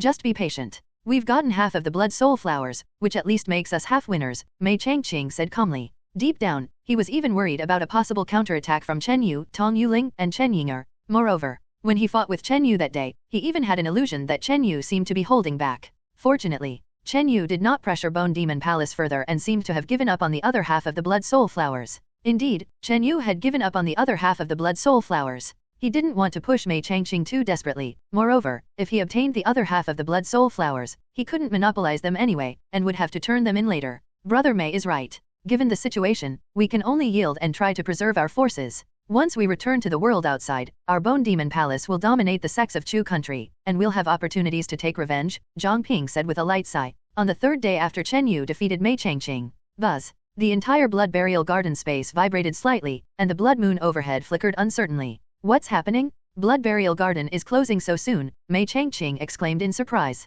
This sign indicated that blood burial garden was about to disengage from its overlap with the land of Chu country. However, amongst the three sects camp, especially Yunyu sect, this was not too unexpected. Chen Yu had already informed everyone that blood burial garden was going to close early. At that moment, a team from Yunyu sect gathered in front of an arched bridge in the central garden. Chen Yu, Cheng Xian, Fang Hefei, Xie Jing, and others gathered together. Junior brother Chen, your judgment was very accurate, Fang Hefei said, surprised. This was also what senior sister Tong told me, Chen Yu said with a smile. He sat cross-legged and quietly sorted through the spoils of war on his person. This time, the gains from Blood Burial Garden were incredibly substantial. Just the heavenly materials and earthly treasures of 300 to 500 years old numbered in the dozens, not to mention other rare flowers, peculiar herbs, and precious ores, which were also numerous. However, according to the promise of Yunyu sect, the disciples could only keep up to 30% of their personal gains. Chen Yu estimated that his own gains were so substantial that it was uncertain whether he would be able to keep the agreed upon 30%. Before this, he planned to collect the necessary spoils into his private space. Soon, Chen Yu managed to barely stuff the heavenly bamboo shoot liquid, puppet sphere, 3 mysterious water moth lotuses, the ancient token, and a few extremely rare precious ores and materials into the light silver crystal space. This included the green moss poison mushroom and the black blood strange grass he had obtained before. Black blood strange grass, as Tong Yuling had pointed out, was a superior strange grass that could promote the awakening of bloodline power when consumed. To the hidden ancient clans of the continent, this strange grass was a priceless treasure, even more precious than the mysterious water moth lotus. Almost there, Chen Yu looked at the filled light silver crystal space with a bit of regret in his heart. He could not accommodate the beast skin armor he was wearing, including other large-sized treasures. However, once he left for the outside world, Chen Yu should be able to retain 1 or 2 portions of items and select some spoils that would benefit him. Moments later, the light blood-colored space where everyone was began to shake. Within view, the various scenes in the space gradually faded. Whoosh, whoosh, a layer of blood fog appeared around the many disciples, their figures sinking into it and quickly becoming hazy and indistinct, disappearing from sight. Chen Yu realized that he was standing in the blood fog but had not left.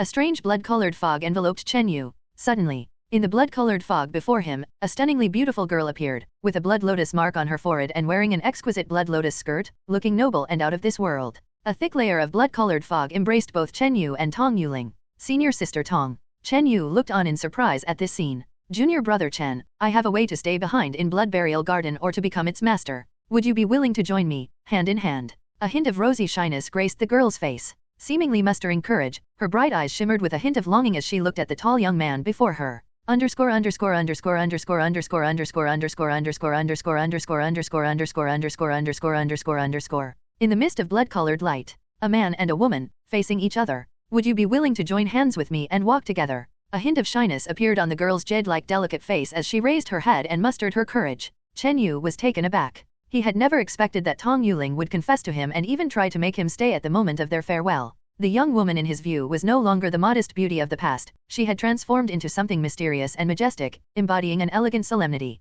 That beauty even put a certain pressure on Chen Yu. Inexplicably, Chen Yu remembered the statue of the blood-robed woman in the ancestral hall, overlooking the world with a stern demeanor. Thank you for your kindness, senior sister, but I cannot stay here. Under the hopeful gaze of the young woman, Chen Yu rejected her. He was somewhat moved by the superior resources and environment of the Blood Burial Garden. However, he could not walk together with her as lovers. In Chen Yu's mind, Tong Yuling had always been just a senior sister to him, with no romantic feelings involved. You actually rejected me. Tong Yuling's delicate body trembled, her beautiful eyes revealing a hint of pain and coldness. In an instant, a blood-colored light surged around Tong Yuling, and the blood lotus skirt she wore set off a layer of blurry blood lotus phantasms. Her pupils flashed with a cold blood light, emanating a domineering and stern expression. Motionless, Tong Yuling stared coldly at Chen Yu. Senior sister Tong, it's not like you to force others. Chen Yu felt immense pressure. At that moment, Tong Yuling's aura had reached the level of the Qi transformation realm, more than doubling Mei Changqing's strength. Don't think I can't keep you here, or about Chu Xingxin.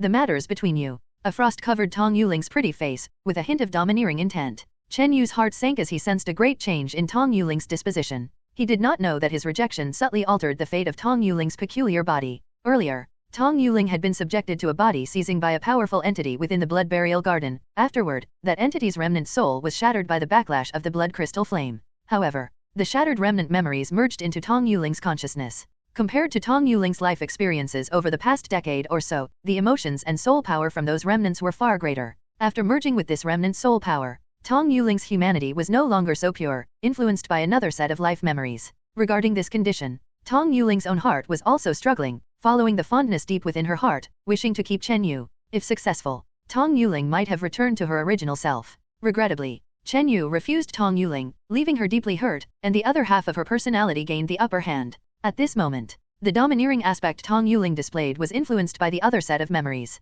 Giggle. After scrutinizing Chen Yu for a long time, Tong Yuling's beautiful face showed a reckless and unfamiliar smile. Suddenly, she seemed to come to a realization, waving her hand. Whoosh! A thin gap appeared at the base of the dense blood mist, causing Chen Yu's figure to slowly descend. Watching Chen Yu disappear into the thin blood mist, Tong Yuling's smile gradually turned cold, exuding a domineering indifference. Now that this deeply hidden mental anchor has also shattered, I might as well inherit the other half's last wish and resume chaos in the Kunyun realm. A trace of tear streaked down the jade-like face of Tong Yuling, filled with resolute despair. The original Tong Yuling had not enjoyed much familial love within her clan. Her parents had passed away early. The clan raised her hoping only to use her status as a sect disciple to stabilize various interests. Even before the opening of the Blood Burial Garden, the clan was prepared to betroth her to another family's disciple from Iron Sword Sect, a man she felt nothing for. Swoosh! Chen Yu fell into the thin blood mist, his body suddenly sinking, quickly returning to the outside world. In that instant, he breathed a sigh of relief, having faced enormous pressure from Tong Yuling just before.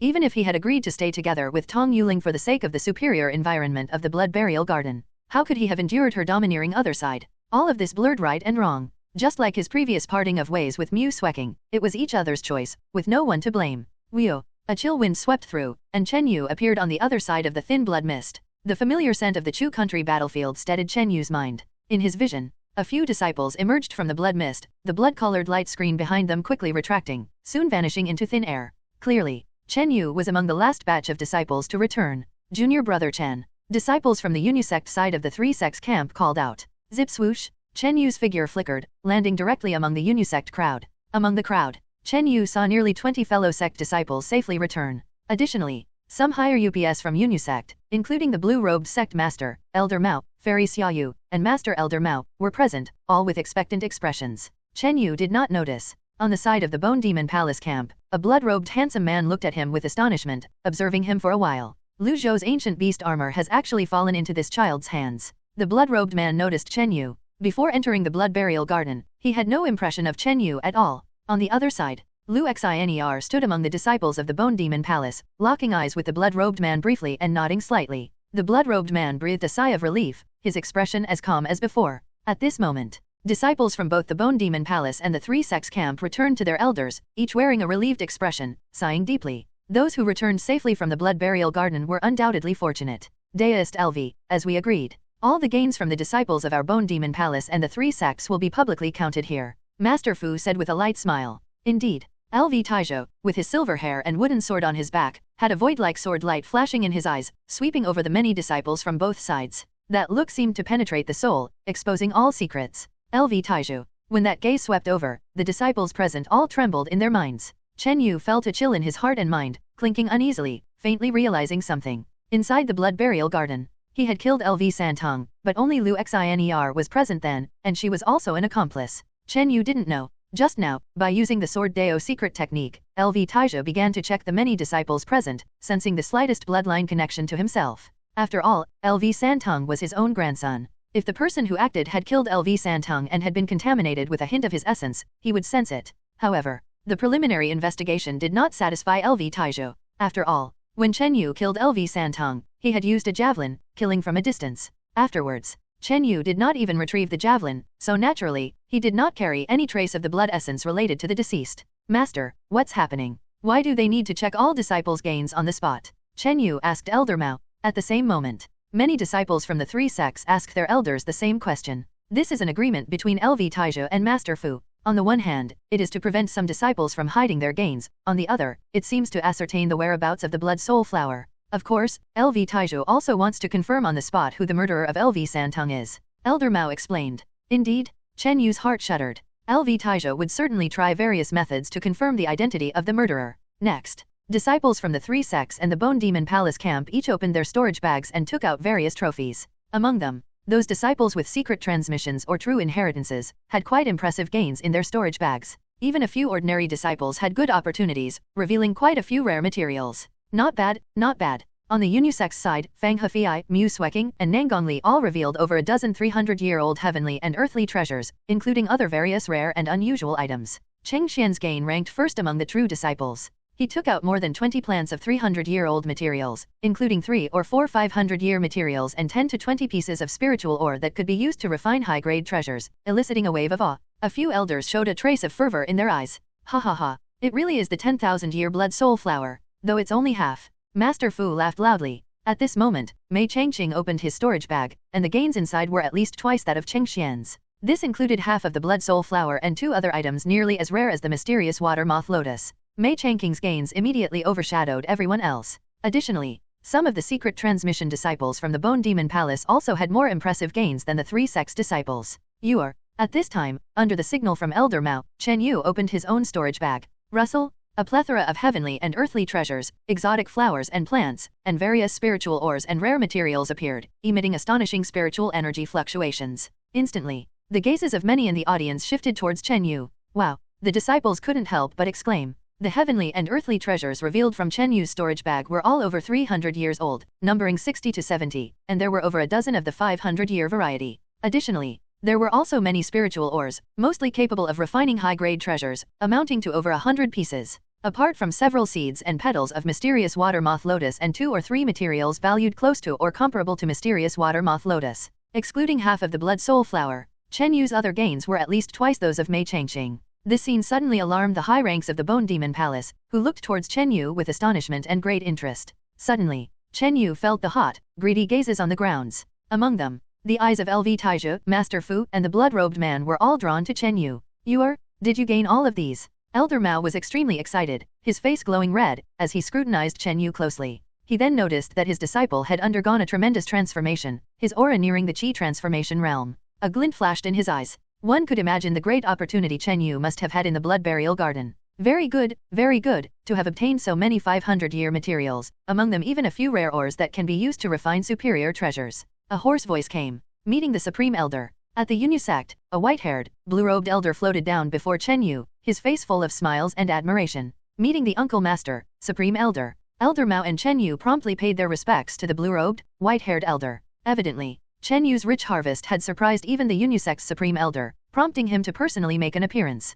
Underscore underscore underscore underscore underscore underscore underscore underscore underscore underscore underscore underscore underscore underscore underscore underscore. Chen Yu's abundant harvest shocked the three sects camp, as well as the Bone Demon Palace faction. The scene was filled with clamor. In terms of overall gain, even if half of the Blood Soul Flower was credited to him, Chen Yu could still stand shoulder to shoulder with Mei Changqing. Although the Blood Soul Flower was a priceless treasure, the spiritual efficacy of the halved Blood Soul Flower was greatly diminished without its bud. Its value was far from even 1/10 of the original. It seems that this young man is undoubtedly the murderer who killed Lu Zhou. Having such a harvest is not surprising. The blood-robed handsome man glanced over Chen Yu. He remained calm, pensive, and did not express strong jealousy or murderous intent like Guardian Shangguan. Changqing, what is this young man's background that he achieved such a harvest? Master Fu's face darkened. It truly irked him that someone from the three sects camp could match Mei Changqing, a prodigy on equal footing. Master, regarding this person. Mei Changqing spoke with a hint of bitterness, briefly describing Chen Yu's rise within the blood burial garden.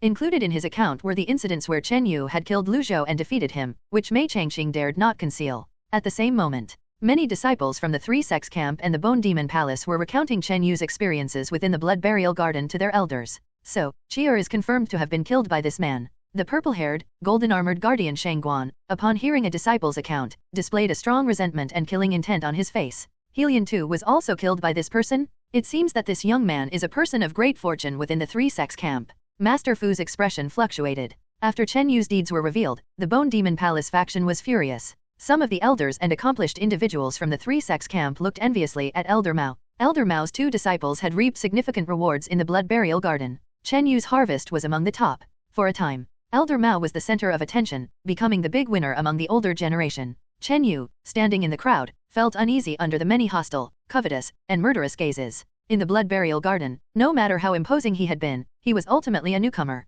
Any of the older generation's chi transformation innates, let alone the undying old monsters of the Giwen realm, could take his life with a mere flick of their fingers. Cold sweat began to seep from Chen Yu's forehead. This was even as he had privately hidden parts of his harvest, such as the ancient token, the heavenly bamboo shoot liquid, the puppet sphere, the black blood strange grass, including the blood crystal flame sealed within his body. According to Tong Yuling, the value of that blood crystal flame was not much less than a complete 10,000-year blood soul flower. Once such true fire spirit flame was exposed, it would presumably provoke the mad scramble of Giwen realm old freaks. Chen Yu, you needn't feel too much pressure. With this trip to the blood burial garden, you have made great contributions to our section. The green-robed, white-haired elder said with a slight smile. At this moment, the Supreme Elder, the Yunyu sect master, and others were in front of Chen Yu, inquiring about various related matters. Simultaneously, LV Taizhe and Master Fu unleashed their spiritual sense to search for all the displayed spoils of the disciples. After a long while, disappointment showed on the faces of both Giwen realm individuals. Master Fu was disappointed because he did not find the other half of the Blood Soul Flower or any trace of the Blood Soul Bud.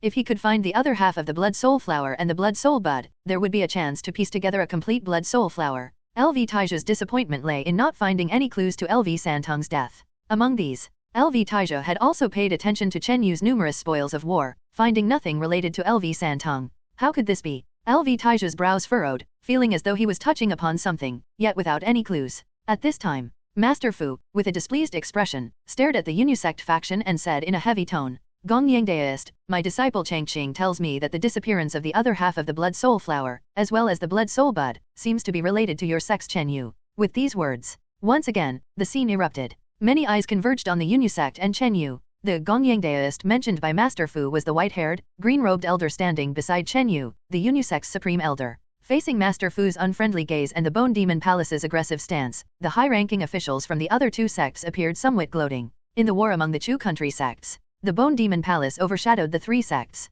If they made a further push, they might first destroy one sect. If indeed, the Yunyu sect attracted great hatred from the Bone Demon Palace, it would invisibly share the greater pressure for the other two sects. Regarding this matter, Chen Yu has already explained to me. The Gongyang green-robed elder spoke deliberately and calmly. In the previous questioning, Chen Yu recounted the situation regarding Tong Yuling. He had placed all blame for the missing half of the Blood Soul Flower, as well as the Blood Soul Bud, squarely on Tong Yuling. After all, Whether Tong Yuling, who stayed behind in the blood burial garden, would return to the lands of the Chu country, was uncertain. This woman was actually seized by a powerful being within the blood burial garden, and she took away half of the blood soul flower, remaining within the garden. This significant news caused a great stir within both factions. Relative to the Chu country, the blood burial garden was an extremely rare resource-rich land. The garden's secret space had heaven and earth primordial chi several times denser than the outside world, especially suited for practitioners of the blood path. Young friend, could you elaborate on the details of that body-seizing event? The blood-robed handsome man suddenly spoke up. Chen Yu was startled and curiously sized up the blood-robed man.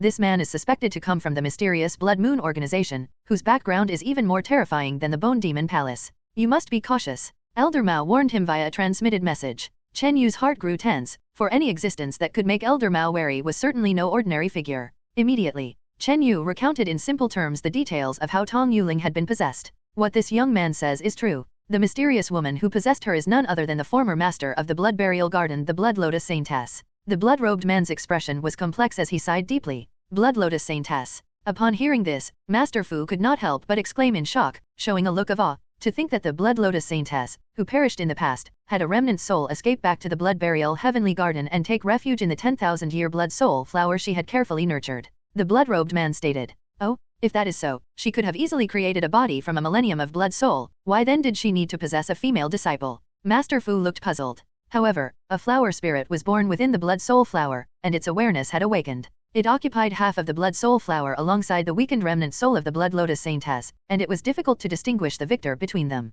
The blood-robed man said with a hint of mockery. Had Chen Yu been there to hear this discussion, he would have certainly been shocked. This man had not personally entered the blood burial garden, yet he had deduced these details based on the accounts of disciples from the outside world. In the end, this lad, Chen Yu, split open the blood soul flower. This accomplished the resurrection of the Blood Lotus Saintess remnant soul, which, by a fortuitous coincidence, took residence in the body of the girl named Tong Yuling. I surmise that this female disciple must have some blood-related origins in her body that allowed the Blood Lotus Saintess to succeed with such ease. The blood-robed man analyzed one by one. Fate plays tricks on us indeed. A single thought from this young man could potentially enable the Blood Lotus Saintess to rise again and perhaps change the fate of the entire Kunyun realm. Master Fu couldn't help but lament. With the acquisition of half the blood soul flower and various other treasures in the garden, it wouldn't be difficult for the Blood Lotus Saintess to recover to her peak. The most regrettable part is the blood crystal flame, which is most likely under her control now. The blood-robed man was filled with regret. The blood crystal flame? Such a legendary true fire spirit flame actually exists in the blood burial garden. Master Fu was shaken to his core. The blood-robed man's face was filled with regret, and his heart seemed to bleed. His plan fell just short. If he could get his hands on the blood crystal flame, the blood sun pearl, and the 10,000-year blood soul flower all at once, he was confident that within 20 years, he could reach the summit of the continent. Clang swoosh! Just then, a brilliant orange light from the surprising swallow sword soared into the sky, and the surrounding wind and clouds churned. At the same time, an overwhelming sword intent enveloped everyone present, making the people of the Three Sects camp and the Bone Demon Palace tremble in their hearts. LV Tiantong, have you not yet found the murderer? Master Fu said indifferently. At this moment, despite using various methods, LV Taizha had failed to find any leads on the murderer. The tremendous sword intent he had just launched was meant to sense the sword-shaped jade talisman in LV Santong's possession. LV Santong had 3 such sword talismans, crucial for life or death situations. He would undoubtedly use one of those sword-shaped jade talismans, which were personally crafted by LV Taizha, imbued with his own sword.A power. Once the power of such a sword-shaped jade talisman attacked someone, it would naturally taint them with a trace of its essence.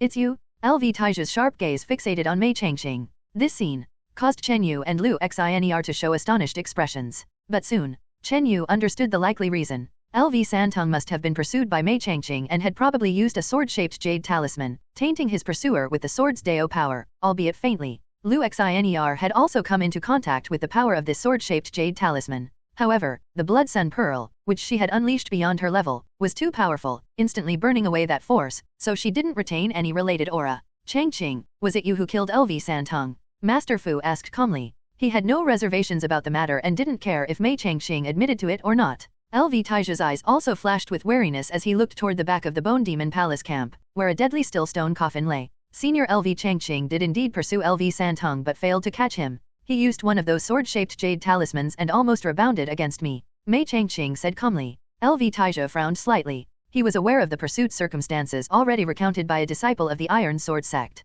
I would confess if I were the killer. Why hide? However, I might offer a thought. Mei Changqing then smiled again. Oh, let's hear it. LV Taiju's eyes gleamed with a cold light, surprised as he looked at Mei Changqing. Indeed, if Mei Changqing had killed LV Santong, he would have no reason to hide and could simply admit it openly. Besides, LV Taiju subconsciously hoped that Mei Changqing was not the murderer. Everyone knows that of all the disciples who entered the blood burial garden, aside from Mei, only Chen Yu and Lu Zhou were likely capable of killing LV Santong, and that Lu Zhou has died at the hands of Chen Yu. Mei Changqing grinned enigmatically, then fell silent. He would not accuse Chen Yu of being the murderer, but the insinuation was crystal clear. This Mei Changqing, what a schemer. Chen Yu cursed inwardly. Was he not obviously sowing discord among the factions of the three sects camp? LV Santong had strong survival skills. People like Zhang Ping, Demon Clown, and Cheng Xian had no chance of threatening LV Santong's life. In the blood burial garden, after Chen Yu had killed Lu Zhou and subsequently won against Mei Changqing, if they ruled out Mei Changqing and the deceased Lu Zhou, based on capability, there was only Chen Yu left. Underscore underscore underscore underscore underscore underscore underscore underscore underscore underscore underscore underscore underscore underscore underscore underscore. Chen Yu's heart seethed with silent resentment and extreme irritation. Of course, he understood that it was Mei Changqing's hostility and jealousy towards him that led to the deliberate framing. In fact, Mei Changqing probably didn't know the truth, but he had guessed correctly and spoke with such seeming justification. After all, simply based on capability, Chen Yu could be considered a suspect. The key issue was whether LV Taiju would subjectively believe or be so easily driven apart by wedge driving. If he were rational, a person at LV Taiju's level, with his experience and insight, should not easily believe the enemy's words. However, Chen Yu realized that his thoughts were too naive and optimistic. Chen Yu, a chilling shout that shocked the soul echoed through the venue. LV Taiju, with his silver hair flying, had a sharp and icy sword intent flash in his eyes, locking onto Chen Yu. Stop! LV Taiju, Yunyu Sect's Supreme Elder Gong Yang, his face changing, cried out to stop him. However, LV Taiju's movement was too fast. His spiritual sword intent had already made its move towards Chen Yu. Boom! Chen Yu felt a dominating and void-like spiritual sword intent rushing towards him, akin to the broken sword he faced in the ancient moon well, though slightly weaker. Nevertheless, this sword intent was purposeful, targeting Chen Yu more intensely, and the situation was very different from that day. In an instant, Chen Yu felt a sharp pain in his heart and mind, his complexion turned ghostly pale, his body shook, and he nearly vomited blood. With a crack, the Ice Heart Tears amulet he wore on his chest shattered immediately. It was unimaginable. The power of this spiritual sword intent was so strong that it directly shattered the Ice Heart Tears protecting his spirit. Although the Ice Heart Tears had already been cracked when it blocked a dagger that day. Sigh. Chen Yu steadied his body and blood, as a nameless rage erupted in his chest. Had it not been for the Cloud Evil Fist reaching its peak, combined with the enhanced spiritual energy from consuming the Blood Soul Bud, making him slightly stronger than the average Qi transformation realm, this void sword intent could have cost him half his life. LV Taiju, however, was completely taken aback, letting out a sound of surprise. His attack, a spiritual sword intent, was meant to intimidate Chen Yu, yet, it was resisted by him. LV Taiju's reason for attacking was not only his suspicion towards Chen Yu but also the resentment and indignation in his heart. He was displeased by Chen Yu's rising fortune in the blood burial garden, especially when compared to the death of his own grandson. LV Taiju, why attack my disciple without any proof? An old and angry voice came from the red-faced elder next to Chen Yu. It was Elder Mao. A warmth filled Chen Yu's heart. He suppressed his anger, reminding himself that he absolutely must not act impulsively. No proof. LV Taiju's voice was a cold sneer. The fact that this boy could withstand my 10% sword intent and remain unharmed proves that he can resolve Santong's trump card. Hearing this, Chen Yu and Elder Mao almost exploded with fury. Resisting 10% of sword intent means that Chen Yu is the murderer? LV Taiju, is this alone sufficient to conclude that Chen Yu is the culprit? Isn't this a bit far-fetched? The Gongyang elder in a green robe said with a troubled face. Gongyang Mountain, decades ago you couldn't withstand 10 moves from me. Do you still plan to obstruct my pursuit of the murderer? LV Taiju transmitted a mocking tone. Supreme Elder Gongyang's face immediately turned embarrassed, and he broke out in a cold sweat. LV Taiju's transmission was meant to save some face for him. In terms of strength, LV Taiju was unrivaled among the three sects. Yunyu Sect's Supreme Elder Gongyang Mountain had been his defeated foe, unable to withstand 10 moves. I don't oppose your pursuit of the murderer, but you must present real evidence, convincing to all. Otherwise, how can I, a Supreme Elder, live with myself? Supreme Elder Gongyang transmitted back with a bitter smile. If Chen Yu were the murderer and there was conclusive evidence, he would not hesitate to hand him over. After all, the three sects were part of the same camp, and they had agreed before entering the blood burial garden not to kill each other. And Chen Yu's talents were not a key focus for cultivation within Yunyu Sect. The problem was, now that Chen Yu had made significant contributions, LV Taiju had no real evidence, which was hard to justify. Chen Yu, I ask you one last time, did you kill Santong? I heard from the disciples that at Yin Family Castle, there was a grudge between you and Santong, and you harbored resentment towards each other. LV Taiju said sternly. Hearing this, some elders at the scene suddenly realized. It turns out, LV Taiju's suspicion of Chen Yu's capabilities was also because of a grudge between him and LV Santong. LV Santong? I recall that the person who appeared at Yin Family Castle was the notoriously infamous Infinite Thief. Chen Yu coldly laughed. He understood that at this moment, it was crucial not to show weakness but to stand firm. That's right. The one who appeared then was the Infinite Thief. Feng Hefei, Xie Jing, and others came forward to testify immediately, voicing their support for Chen Yu. So, does Senior LV admit that your grandson was the villainous Infinite Thief? Chen Yu retorted. Ha ha ha. A burst of laughter came from the crowd, especially the Bone Demon Palace side, which thoroughly enjoyed the spectacle. This boy seems to have great fortune among the three sects camp, causing such discord would indeed be quite an entertaining play. Master Fu said with a cold tone. He greatly appreciated Mei Changqing's manipulation and stirring up trouble. Guardian Shangguan had a cruel and cold expression, watching the drama play out. Junior brother, don't bother with excuses. As long as you know in your heart what you did. Given that you have the power to kill Santong and you have a grudge against him, we can confirm you are the prime suspect. LV Taiju's expression turned cold as he shouted angrily. In an instant, a vast sword intent, accompanied by a large swath of orange brilliance, formed a swirling cloud of swords with a radius of 20 zhang, hovering above Chen Yu. Under that Giwen realm pressure and sword intent, everyone in the Unisect, including some of the Qi transformation realm elders, found it hard to breathe.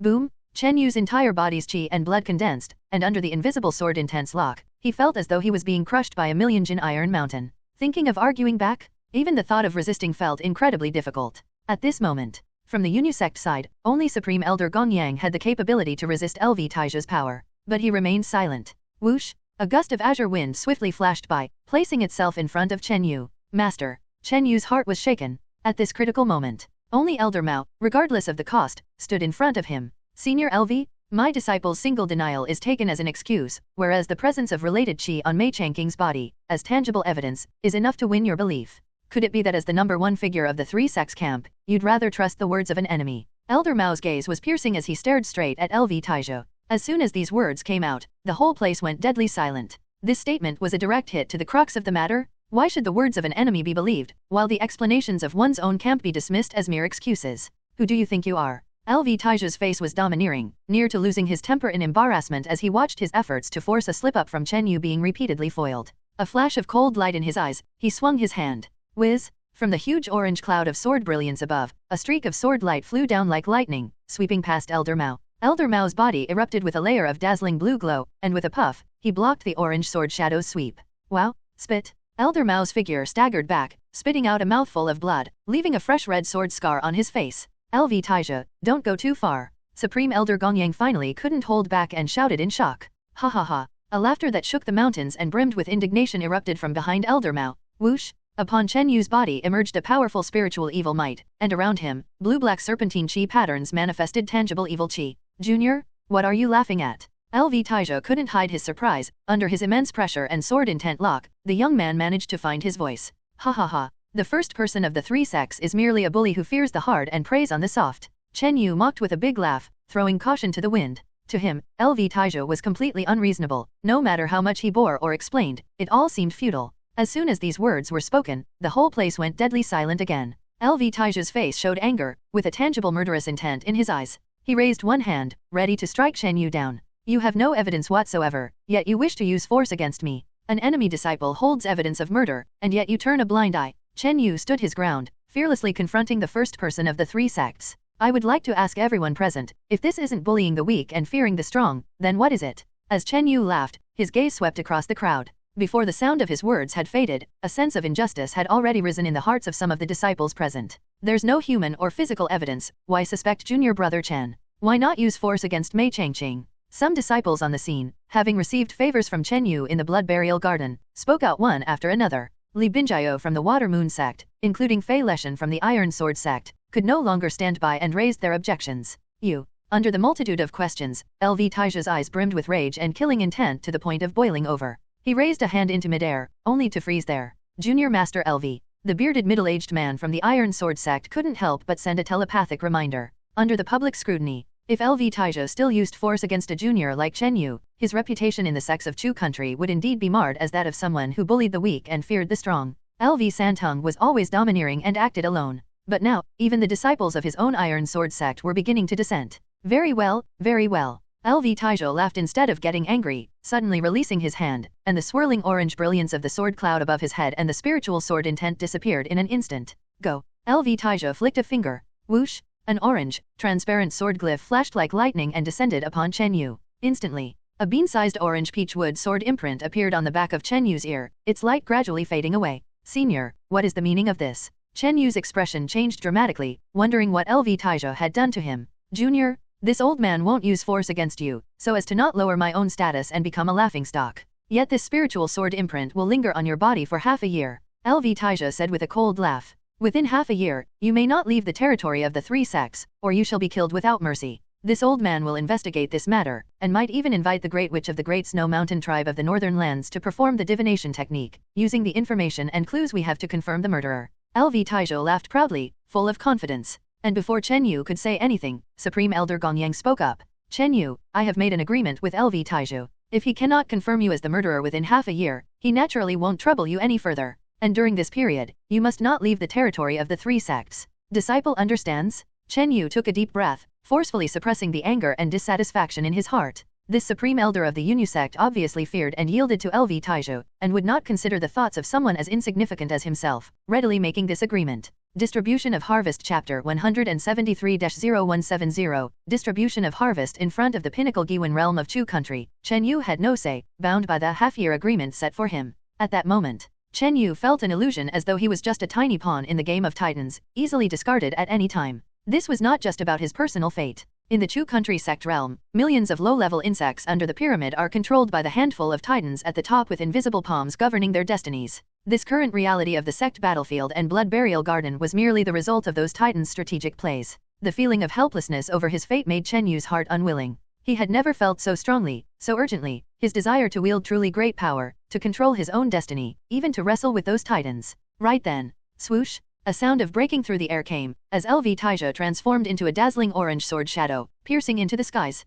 Before leaving, Chen Yu felt LV Taija's cold, indifferent gaze, looking down on him as if he were an ant. His fists clenched tightly, he resisted the immense pressure from that cold gaze. That kid's gaze. LV Taija returned to Luyun City, his heart slightly chilled. From the opponent's gaze, he sensed an indomitable will. It's because I am incapable as a master that I can't protect you like Mei Changqing. Elder Mao wiped the blood from the corner of his mouth, his face bitter. Master, the injury you've received. Chen Yu quickly approached, feeling moved and guilty, but he feared. Elder Mao did not know that he was indeed the killer of LV Santong, and had also shielded him from LV Taija's fury. As for Mei Changqing, he was under the protection of his master and even the Bone Demon Palace. Chen Yu did not envy him at all. If the one to act against Mei Changqing turned out to be a supreme from the Sky Sea realm, would Master Fu come forward like Elder Mao? That was questionable. All along, in Chen Yu's eyes, Elder Mao was someone more inclined toward benefits. And it was indeed the case. Elder Mao took him as a disciple initially for the benefits of the ancient moon well and didn't help much in Chen Yu's training. However,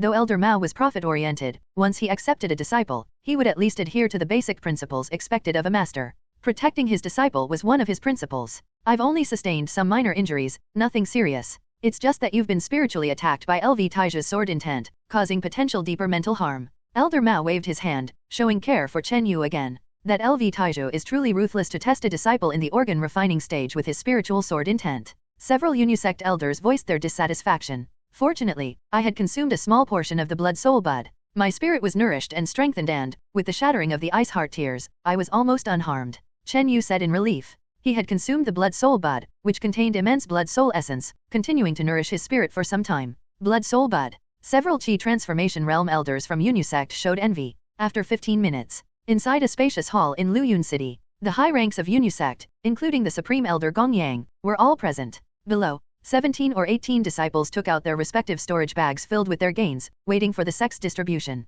According to prior agreements, Yunyu sect disciples would keep 30% of their gains from the blood burial garden. After all, these were obtained through life and death battles. At this moment, many high UPS, including the sect master, elders, and the Supreme Elder, all had their gleaming eyes fixed on Chen Yu. Now, let's begin distributing the gains. The blue-robed sect master coughed lightly, and at the indication of Supreme Elder Gongyang, began negotiating with each disciple. An hour later, all the disciples had their gains distributed. Most disciples obtained only 1 or 2% of their collection, while the sect would also compensate with some grade essence stones and contribution points as a reward. Only Chen Yu was left till the end. Chen Yu, the elder, negotiated hard with LV Taija, barely securing a half-year agreement for you at a significant cost. A white-haired, ghost-like figure appeared before Chen Yu. Supreme Elder. Chen Yu dared not delay, and hurriedly paid his respects. Elder Gongyang, please pick some. If it weren't for your presence, no matter how great our gains, we couldn't have kept them. The blue-robed sect master said, smiling obsequiously. Several Qi transformation realm elders, with faces showing reverence, were utterly respectful.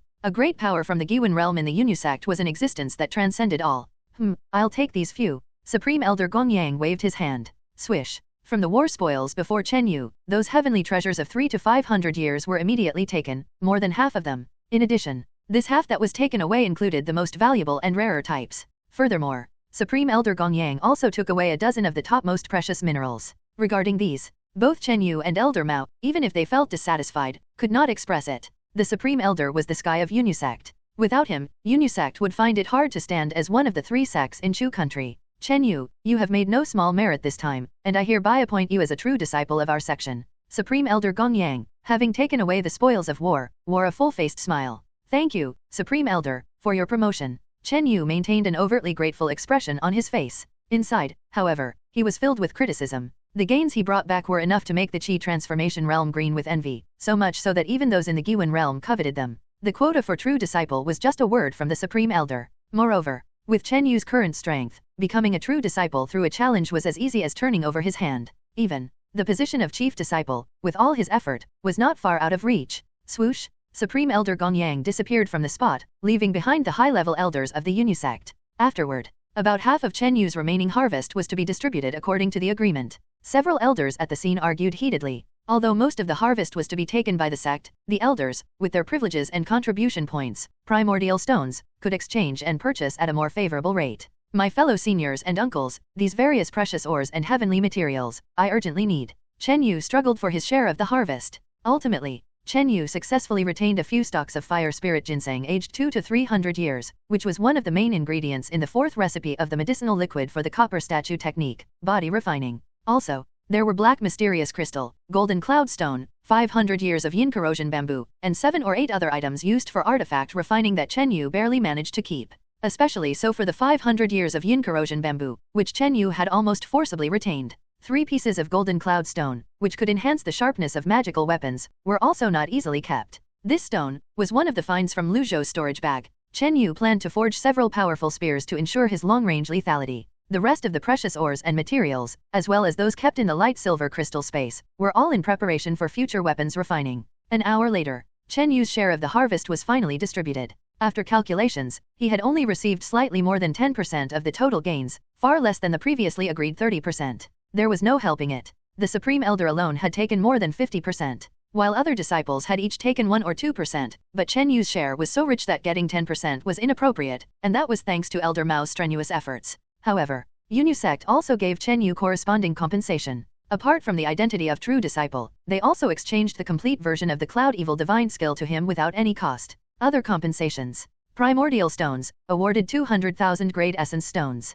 Contribution points, awarded 500,000. Chen Yu's heart felt slightly better. From facing the threat of LV Taija, his master standing up for him and getting injured, to the Supreme Elders and their exploitation, he had been enduring it all along. He silently swore. One day, he would reach the summit of Chu country, growing from an ant to a great hand capable of flipping the clouds and the rain. 3 days later, Chen Yu and the other disciples set off for their return to the Yunyu sect. Every disciple who participated in the blood burial garden was permitted to come back and rest for a month. These disciples, having returned from the blood burial garden, had all had notable opportunities and had made significant contributions to the sect. It was proper to return and recuperate for a while. Elder Mao also returned with them. In the battlefield of Luyun City, Elder Mao had faced LV Taija's attack and was seriously injured, thus he was assigned to return and oversee the sect for a while. Upon reaching the sect, Elder Mao, with a solemn expression, called Chen Yu to his mansion. In a secret room in the Elder Mansion, Chen Yu looked around at the heavy array restrictions surrounding the secret room and showed a surprised expression. You have LV Taija's mental sword seal on you.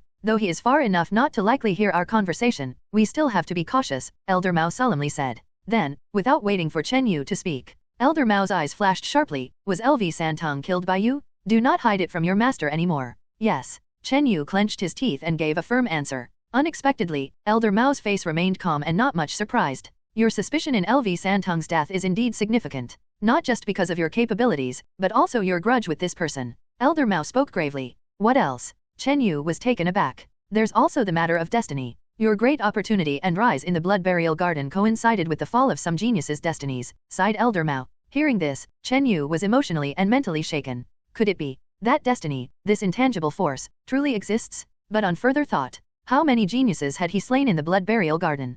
Helian Tu, Yi Yunfei, LV Santong, Lu Zhou, and other geniuses all fell by his hand. The world is cruel. If Chen Yu did not kill others, he himself might be killed, possibly fueling others' fortunes. Suddenly, Chen Yu realized some reasons why LV Taizhou was most suspicious of him. 3 main reasons: the power to kill LV Santong, the grudge with LV Santong, and the great destiny upon him, the fall of LV Santong's destiny. Afterward, Chen Yu detailed the process of killing LV Santong, including Lu Xinr's involvement. Throughout this process, Elder Mao's expression grew heavier. You only have one path left now. To flee Chu country, escape far away, maybe there lies a thread of life for you. Elder Mao's expression was unprecedentedly grave. Master, I killed LV Santong with a spear, without any trace or evidence. How can LV Taizhou be certain I am the murderer? Chen Yu could hardly understand. You don't understand the prowess of the Great Witch from the Snow Mountain tribe. With so many information mediums available, it's enough for the Great Witch to divine the real murderer. Staying in Chu country, your death is inevitable. Elder Mao shook his head and smiled bitterly. Yuan Sha divine skill, seeking monthly recommendation tickets, with such abundant information mediums, it's enough for the Great Witch to divine the real killer. Staying in Chu country, you will undoubtedly die. The last few words were spoken by Elder Mao with distinct deliberation. Staying in Chu country guarantees death? Chen Yu was profoundly shocked, as it was the first time he had seen such a serious expression on Elder Mao's face. Could it be that he must flee his homeland to have a sliver of chance at survival? Chen Yu bitterly smiled to himself. Leaving the expanse of Chu country? Easier said than done? LV Taizhou had left a psychic sword imprint on his own body. Not to mention leaving Chu country, but even a slight move away from the 3 sects camp might be sensed by the other party, who would then come to kill him. Master, what exactly is this Snow Mountain Great Witch? Chen Yu couldn't help but ask. He maintained that he had left no trace when he killed LV Santong. Although Lu Xinr was present at the time, this woman was also an accomplice, and she certainly wouldn't reveal her identity as a spy from the Bone Demon Palace. The Snow Mountain tribe, in the northern region of our Qi, Chu, and Yan 3 kingdoms, is composed of 9 tribes. The Snow Mountain Great Witch is a revered being, worshipped as a deity by the 9 tribes. After explaining this, Elder Mao unfolded a map. Chen Yu fixed his eyes on it. At the top of the map, there were 2 big characters Biwen. The Biwen field region consisted of the Snow Mountain 9 tribes, Qi, Chu, and Yan 4 countries in total. In these, the Snow Mountain tribe occupied a vast and barren region, nearly half of this entire area. In the south, Qi, Chu, and Yan countries neighbored each other. Among these 3 kingdoms, Chen Yu noticed that Qi country was the largest. Qi country, Lingjian sect, Purple Cloud Palace. Chen Yu's gaze lingered on the area of Qi country. The words Lingjian sect caught his attention, seemingly one of the foremost great powers of the country. In his memory, after he had killed great evil, a mysterious woman named Ye Lufeng, who appeared to come from the Lingjian sect neighboring Qi country, had descended. Among the 3 neighboring countries, Qi country is the strongest. Decades ago, had it not been for the support of its Lingjian sect, our 3 sects would have been annihilated by the Bone Demon Palace long ago. Elder Mao seemed to notice Chen Yu's gaze and added an explanation. Chen Yu was greatly surprised upon hearing this. Originally, Qi country's Lingjian sect had supported the 3 sects, preventing the Bone Demon Palace from unifying Chu country decades ago. Of course, looking at the entire Biwen region, the strongest are still the Snow Mountain tribe. Fortunately, the 9 tribes are constantly fighting among themselves year-round, making it difficult for them to unite. Otherwise, Elder Mao explained. Chen Yu listened very attentively. He would need to preserve his life, perhaps even escape to some place nearby in the future. How strong is the Snow Mountain tribe exactly? And what realm is the Great Witch? Chen Yu couldn't help but ask. Especially about the Great Witch, could he really divine that Chen Yu was the killer? How strong? In the Snow Mountain tribe, even just a normal tribe has the strength to rival the Bone Demon Palace. Elder Mao stated blandly. SSS? Chen Yu gasped in astonishment. Any normal strength tribe from the Snow Mountain 9 tribes had the power to rival the Bone Demon Palace. And the Snow Mountain Great Witch was an extraordinary being respected by all 9 tribes. The realm of the Great Witch? That's hard to estimate. Because the Great Witch is truly mysterious. He doesn't cultivate traditional martial arts. It's said that he wields the power of ancient witchcraft, capable of manipulating supernatural forces. In ancient times, he even led the tribes to resist primordial beasts and defy natural disasters. Deep reverence shone in Elder Mao's eyes. This reverence included a kind of fear of the unknown, even surpassing the wariness toward LV Taizhou. So, you're saying the Great Witch can definitely divine that I'm the killer? Chen Yu asked for one last confirmation. Definitely? The divinations of the Great Witch have never been wrong. Elder Mao replied without hesitation. Wu? Chen Yu took a deep breath, harboring no more doubts about the capabilities of the Great Witch. Because the divinations of the Great Witch were too infallible. Once the Great Witch confirmed Chen Yu was the killer, even if he weren't the real culprit, LV Taizhou would not hesitate to act. As for the protection of the Supreme Elder from his own sect, he couldn't count on that either. It would be a stroke of luck if they didn't actively hand Chen Yu over at that time. Your current situation is a narrow escape from death. The time left to you is actually just 3 or 4 months. Elder Mao solemnly stated. 3 or 4 months. Chen Yu's heart tightened as he listened to Elder Mao explain the reason. From the time LV Taija sends someone to the Snow Mountain tribe to seek a divination from the Great Witch, to when the news returns. Based on my analysis, it will take 3 to 4 months. Elder Mao paused. That means, within 3 to 4 months, if you cannot dissolve that psychic sword imprint, or quickly escape to another place, your life will be in jeopardy. Elder Mao deeply exhaled. In the secret chamber, Chen Yu and Elder Mao, master and disciple, discussed for a long time, but found no winning strategies. Firstly, in the 3 sects camp, besides LV Taija, no one else could dissolve that psychic imprint. The reason why LV Taija was considered the number 1 person of the 3 sects camp was reportedly because he was the only true sword cultivator within the 3 sects. Even the supreme elders of the other 2 sects combined might not match him. Beyond Chu country, there might be powerful individuals capable of dissolving the psychic imprint, but such individuals were not easily moved. Moreover, according to the half-year agreement, Chen Yu couldn't leave the 3 sects camp. The moment he left, he would be chased down and killed by LV Taija. It was a vicious cycle, restraining Chen Yu's fate. However, I do have one risky method that might enable you to escape quickly. Elder Mao's eyes suddenly sparkled. Please speak, Master. Do you still remember the rumors related to the ancient moon well? Elder Mao said with a smile. Ah, the ancient moon well. Oh, I understand now. Chen Yu suddenly realized. There was an ancient transmission array within the ancient moon well? It was said that the well was once part of the territory of the ancient sword sect, before Chu country even came into existence. After discovering a vast moon spirit ore deposit, a sect master guarding the area secretly consumed it and set up a transmission array to transport the moon spirit ore to faraway lands to build his own forces. Chen Yu had seen that transmission array deep within the mine with his own eyes. Master, is that transmission array still usable? Where does it transport to? Chen Yu took a deep breath and couldn't help but ask. The rumors related to it are too ancient. Whether the transmission array is still usable, we cannot be sure. That is what makes it dangerous. Elder Mao shook his head and sighed. Chen Yu, however, was greatly moved. Regardless, he had finally found a feasible and tempting plan. Should there be no better method in the end, at least the transmission array was a possibility. Thus, during the next full moon night, we can make a trip to the ancient moon well and imprint the patterns and array designs of that transmission array. With my studies in ancient arrays, I can offer you some guidance.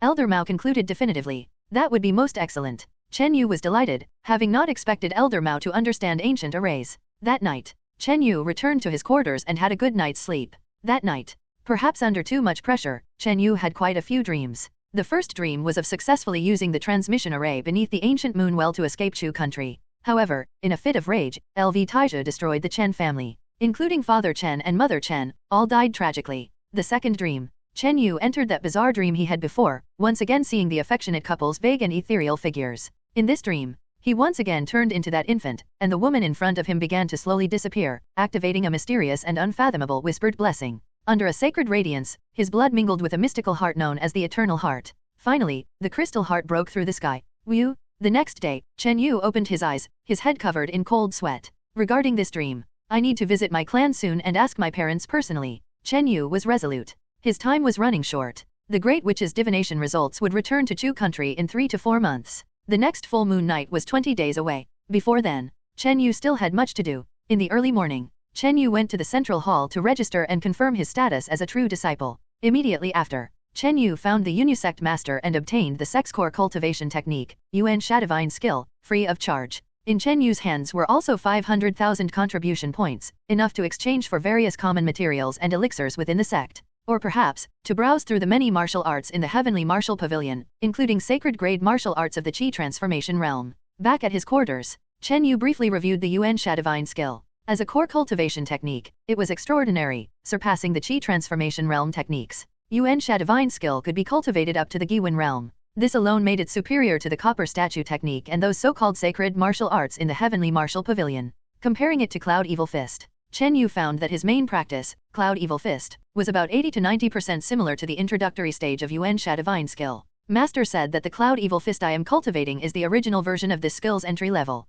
Chen Yu's eyes flickered. The original entry level was altered because it was too dangerous, easily leading to deviation and a twisted nature. But one had to admit, the original version, with its power of evil Qi, was significantly stronger. Chen Yu looked forward to seeing if, based on the original entry level, advancing earth-shattering skill would give him certain advantages over others in the sect. As an advanced technique, earth-shattering skill was a further refinement and sublimation of evil force. Among them, 2 points particularly interested Chen Yu. The first was the true Sheqi. When advancing to the Qi transformation realm in Yuan Sha divine skill, after the evil force was intensified to the extreme, true Qi could transform into special true She Qi. The power of true She Qi far surpassed ordinary true Qi. The second point was the conversion of evil Qi into form. By integrating true Qi with She Qi true intent, one could morph and attack powerfully. Each person's practice of this technique could morph evil Qi into different forms like tigers, leopards, snakes, etc., varying from person to person, and the extent of power would differ. The stronger the She Qi and She intent, the stronger the morphing power of evil Qi. As for how strong it could become, there was no clear description.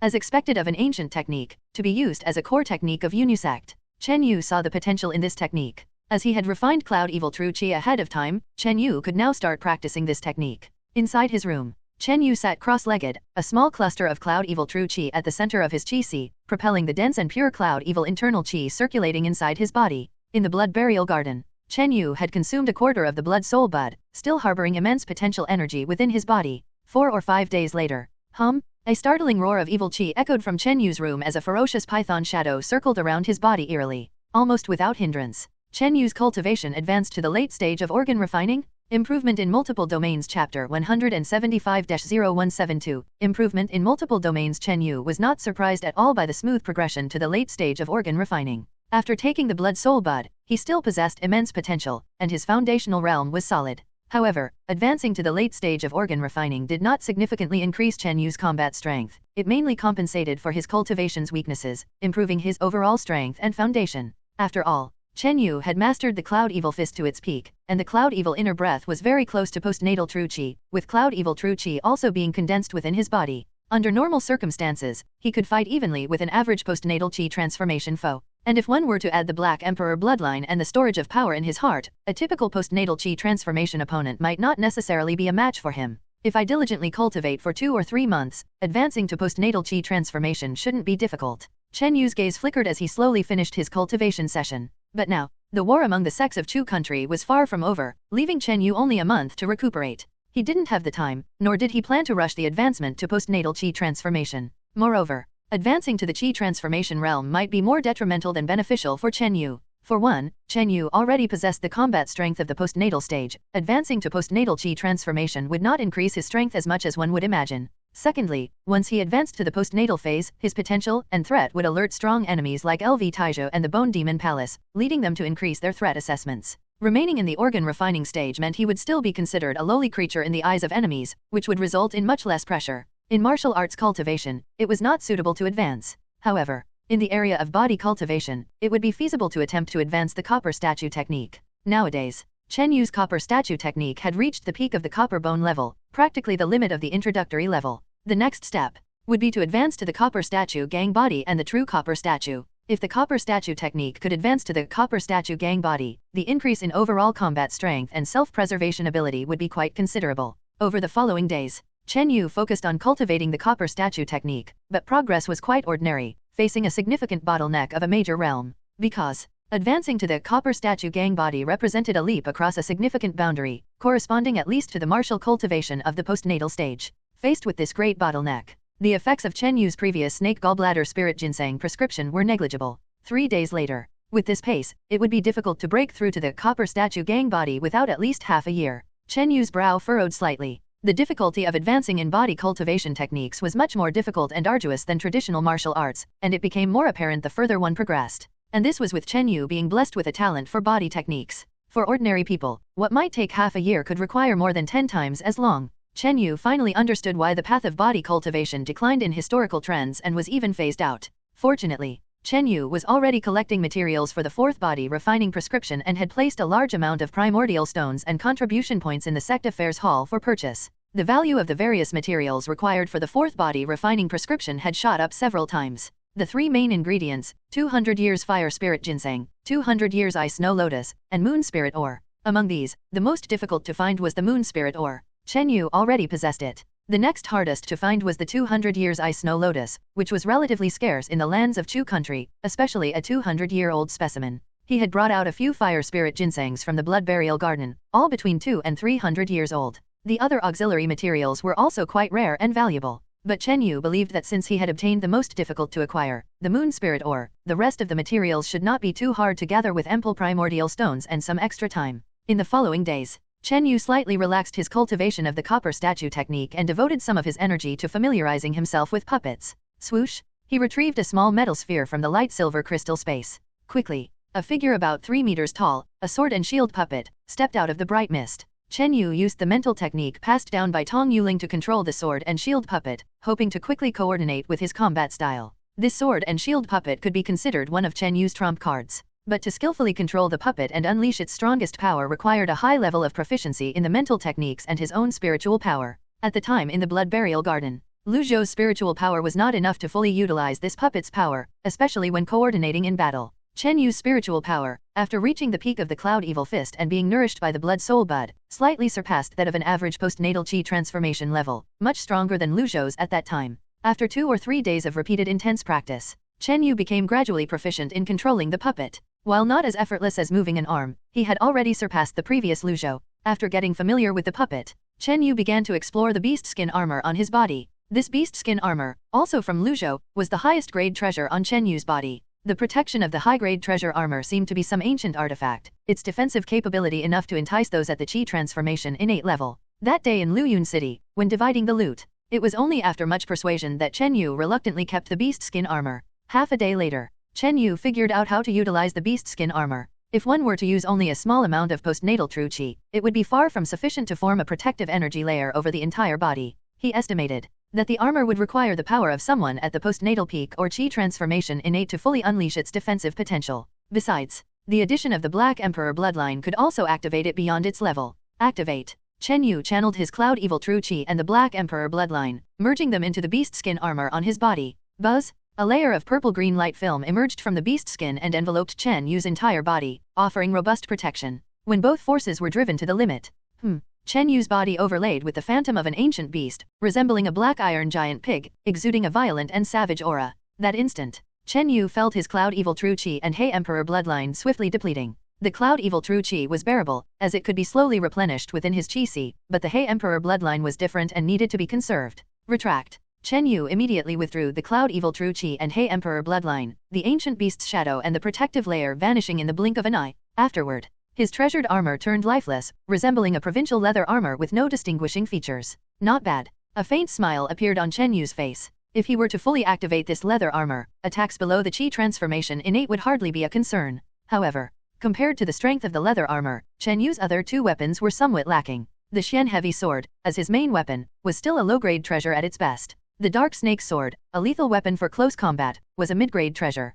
As for the pair of dark teal boots and 3 spears Elder Mao had given him, they had all been claimed by the Blood Burial Garden. It seems I need to make a trip. Chen Yu exhaled deeply. The next day, having prepared himself, Chen Yu set out from the Unisex gates. With his status as a true disciple and the spirit sword seal left by LV Taija, the Sect Affairs Hall posed no difficulties and approved his departure. This time leaving the mountain, Chen Yu had 2 matters to attend to. First, to visit the Chu family for weapon forging and refining. He still remembered that Master Gu owed him a weapon forging session. Second, to return to the Chen family to dispel the mysteries of that bizarre dream. With Chen Yu's current light body technique, it took only a day to reach the Chu family's territory. After announcing his name, Chen Yu was swiftly led by a steward to the back mountain of the Chu family. This time, Chen Yu didn't see the Chu ancestor but met with Master Gu, who had a goat beard. Chen Yu, it hasn't been long since we've met, and you're already back seeking my weapon refining skills. Master Gu said with a note of surprise. He scrutinized Chen Yu, eyeing him as one might regard a figure from the rumors. Clatter? Chen Yu got straight to the point, pulling out a bunch of artifact refining materials, including black mysterious crystal, golden cloud stone, 500 years of yin corrosion bamboo, moon spirit ore, meteoric iron, and others, totaling over a dozen different kinds. These rare and precious minerals caused Master Gu's mouth to drop open in amazement. What's more, from his light silver crystal space, Chen Yu produced a piece of dark silver crystal stone and a blood-stained jade, shimmering with a faintly dim iridescence. The legendary Xianyin crystal stone. And this, mutated peacock stone. Master Gu exclaimed as he grabbed the 2 items, his face gleaming with excitement. Right now, these items were from Lu Zhou's storage bag, later identified by Tong Yuling. Without Tong Yuling, Chen Yu himself probably would not have recognized their significance, especially the mutated peacock stone. Both items could at least be used to refine top-notch treasures. The peacock stone might even be suitable for materials beyond treasures. Regrettably, the quantities of these 2 items were quite small, no bigger than the size of a fingertip. It seems the rumors are true. You truly gained immense fortune at the Blood Burial Garden, Master Gu remarked thoughtfully. Then, Staring at this array of precious spiritual ores, he asked in a trance, with such a variety of ores, how many weapons do you intend to forge? Chen Yu let out a slight smile, extending 3 fingers. He then presented both the Xian heavy sword and the dark snake sword. In addition, he wanted to forge 3 spears. Chen Yu had brought out so many ores at once primarily to see what Master Gu's scheme would be. 3 pieces of weaponry, to what level do you wish to refine each? Master Gu asked gravely. The 3 spears should preferably be of mid-grade, the Xian heavy sword should reach a refined mid-grade, and the dark snake sword I hope for a high-grade treasure, Chen Yu answered. A high-grade treasure? These materials should be sufficient, but your cultivation is only. Master Gu rolled his eyes, but he abruptly halted his speech.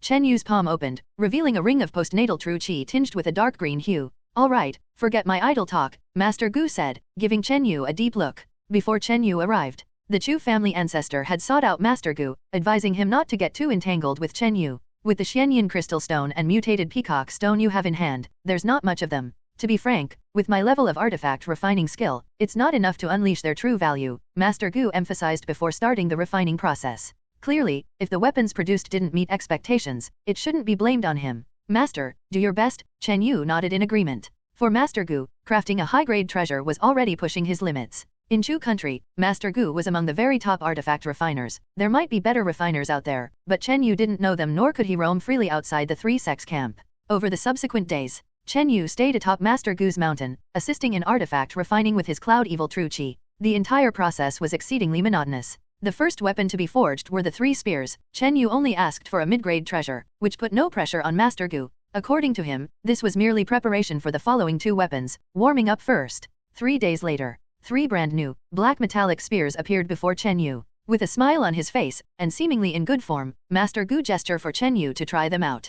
Grabbed a black javelin, weighing at least 500 jin, feeling a hint of cold metal. These 3 javelins, although they are middle-grade treasures, their hardness and toughness are comparable to high-grade treasures. On the tip of the spear, a bit of golden cloud stone is added to increase its sharpness, making it easier to pierce armor and penetrate the layer of true qi. More golden cloud stone is reserved for refining the dark snake sword. Master Gu explained. Yet, Chen Yu, holding both ends of the javelin, had a fierce look in his eyes as he exerted his strength vigorously. Buzz! Chen Yu took the copper statue technique to its limit, his heart accumulating a bit of power. Squeak! Under the terrifying power, the black javelin showed a slight bend, causing Master Gu to secretly break into a cold sweat. The hardness and toughness are both outstanding. Chen Yu was very satisfied with the material and toughness of the javelin. Javelins and long spears, being too rigid is not appropriate, because the attack of these weapons often does not follow a straight path. Only with a certain resilience while being rigid, can they exert maximum power during launching. Humming, Chen Yu infused the inner breath and cloud evil true qi into the javelin, which gave off a layer of murky black light patterns, and the tip of the spear flashed with a hint of golden sharp light.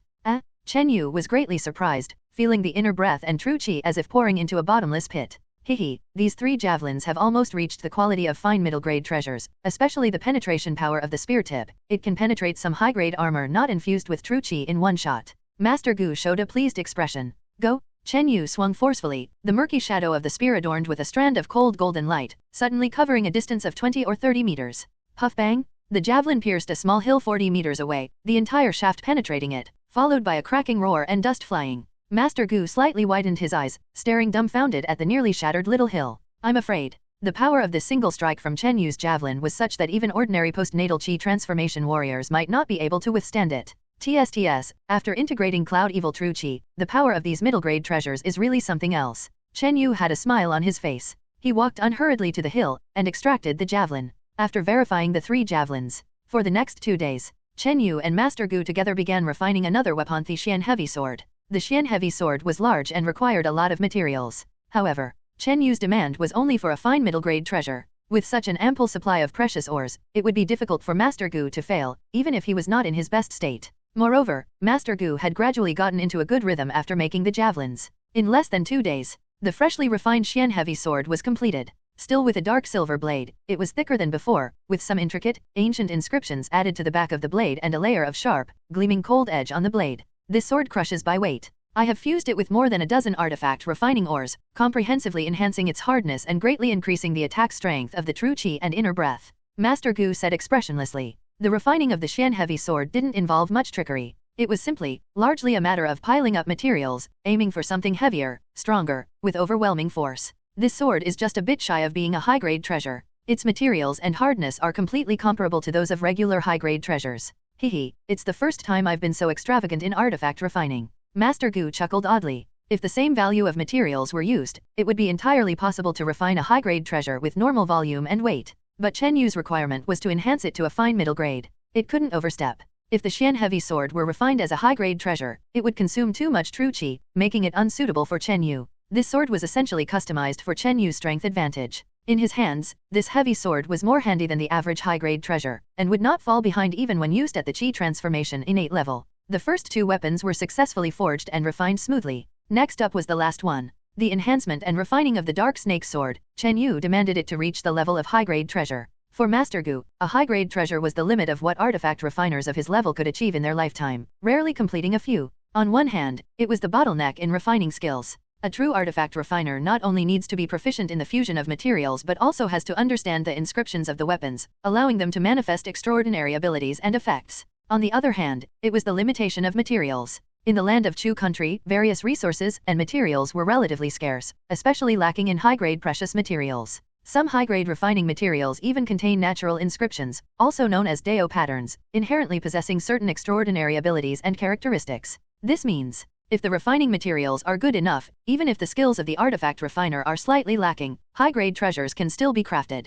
Currently, what lay before Master Gu was a rare opportunity. A large batch of precious refining materials like the 500 years of yin corrosion bamboo, black mysterious crystal, golden cloud stone, and moon spirit ore was presented. To have 2 or 3 of these high-level materials in the past would have been good enough for crafting high-grade treasures. Furthermore, Chen Yu had also brought out mythical materials like the Xianyin crystal stone and mutated peacock stone, though only in very small quantities. But the weapon to be refined was just a short sword. Master Gu suppressed the excitement and thrill in his heart. This was the most luxurious material list he had faced in his artifact refining career. Over the following several days, Chen Yu assisted Master Gu in meticulously crafting and recasting the Dark Snake Sword in the furnace. 3 or 4 days later, buzz! A deep and profound sound of a sword cry emanated from the refining room, not exactly pleasant to the ear, but it possessed a mysterious and cold intention. It's done. Master Gu held a short sword about a foot long, slightly curved, and nearly translucent. Its delicate inscriptions resembled the natural patterns of snake skin. At first glance, it looked like a jade artwork of a snake.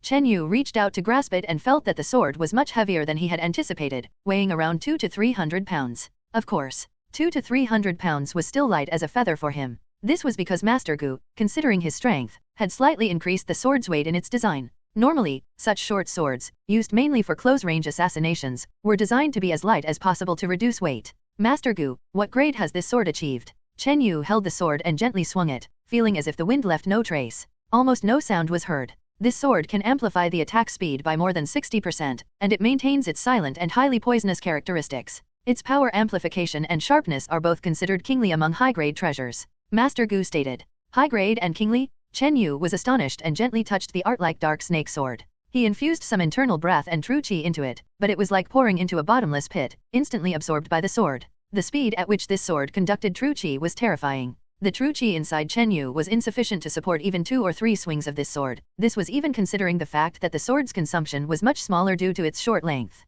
SHH, a sword arc as thin as a hair, accompanied by a trace of dark golden edge, swept across the void. So fast? Chen Yu was shocked, feeling as if the sword light arrived before the sword even moved. Swoosh! Inside the artifact refining room, a 2-foot-thick wall cracked open with a neat and smooth fracture that spread to the top of the wall, rendering the array reinforcements practically useless. Stop! Master Gu roared as he watched the wall in front of him get split in half with a boom. If Chen Yu had swung this sword from outside the artifact refining room, then the entire room would have been cleaved in two like a piece of tofu. Not bad, not bad. Chen Yu burst out laughing, extremely pleased. Looking at his own greatest masterpiece, Master Gu sighed deeply and decided not to settle accounts with Chen Yu. You see, the material of this artifact refining room was very special, and it was reinforced by arrays, making it difficult to quickly destroy a normal postnatal qi transformation. Chen Yu, this sword is just a bit short of becoming a top-tier treasure. However, during the night, its power can increase by 30 to 40%, almost rivaling a top-tier treasure. Consider it an incomplete top-tier treasure, Master Gu said with a slight regret.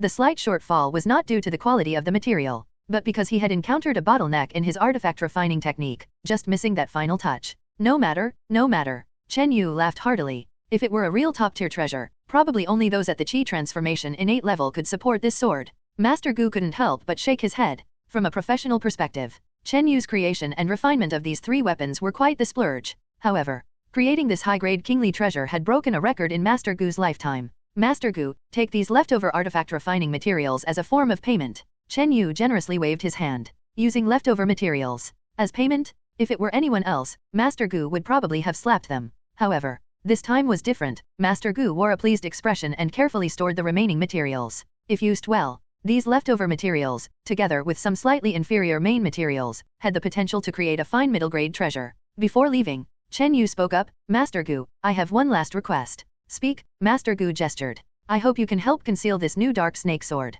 Chen Yu stated earnestly. The lethality of this sword was unquestionably his trump card. This is only right. I've heard faintly about your recent encounters in the sects of Chu country. Master Gu nodded. Chen Yu's contribution of substantial materials allowed him to reach a rare height in artifact refining, plus the extra leftover materials, was indeed rare. Not long after Chen Yu left, an elderly man with the appearance of a youthful teenager floated in. It was none other than the Chu family ancestor. Has the young man left? The Chu family ancestor asked. He looked towards the nearby collapsed hill and the crack inside the artifact refining room, his expression turning stern. He's gone? Master Gu kept his face expressionless. This young man brought out astonishing resources from the blood burial garden. What kind of treasures did you end up creating for him? The Chu family ancestor asked with a look of astonishment. A treasure that would leave you completely defenseless. Master Gu hummed lowly, not specifying the level or capabilities of the treasure. Completely defenseless? The Chu family ancestor was shocked. He was a long-established martial arts master in the Qi transformation realm, renowned far and wide. Old man Chu, you advised me not to get too involved with him, but I feel this person is no ordinary individual. Once he survives this ordeal and transforms, you may not even have the chance to curry favor with him. Master Gu chuckled. Impossible. The Chu family ancestor shook his head, certain. LV Taizhou, I know him well, he is very domineering. Chen Yu has offended him, and regardless of whether he is the murderer of LV Santang, he won't escape this calamity. Chen Yu did not tarry a moment, heading straight for the Chen family in Xiangyang City. Inside the hall, the return of Chen Yu, a true disciple of the Yunyu sect, was met by the family's high-ranking members, including the Chen family patriarch clad in plain clothes, all personally accompanying him. But this time, the reverence in the eyes of the family's upper echelons was more than sufficient, while the warmth was much less than before, with a vague sense of deliberate distancing. Family head Chen Tianwei and others, when faced with Chen Yu's gaze, had a trace of strangeness and avoidance. This made Chen Yu think of the situation when he visited the Chu family. At that time, the Chu family ancestor did not meet him in person but was observing in secret. Chen Yu's spiritual senses, superior to an ordinary postnatal Qi transformation, had naturally not missed the Chu family ancestor's movements. Clan leader, uncles, you all must be aware of my half-year agreement with LV Taizhou, right? Chen Yu took a sip of tea, smiling calmly. Regarding this matter, we too heard about it recently when Yinger came back. Family head Chen Tianwei smiled awkwardly. Father Chen and Mother Chen, however, showed faces full of worry and concern.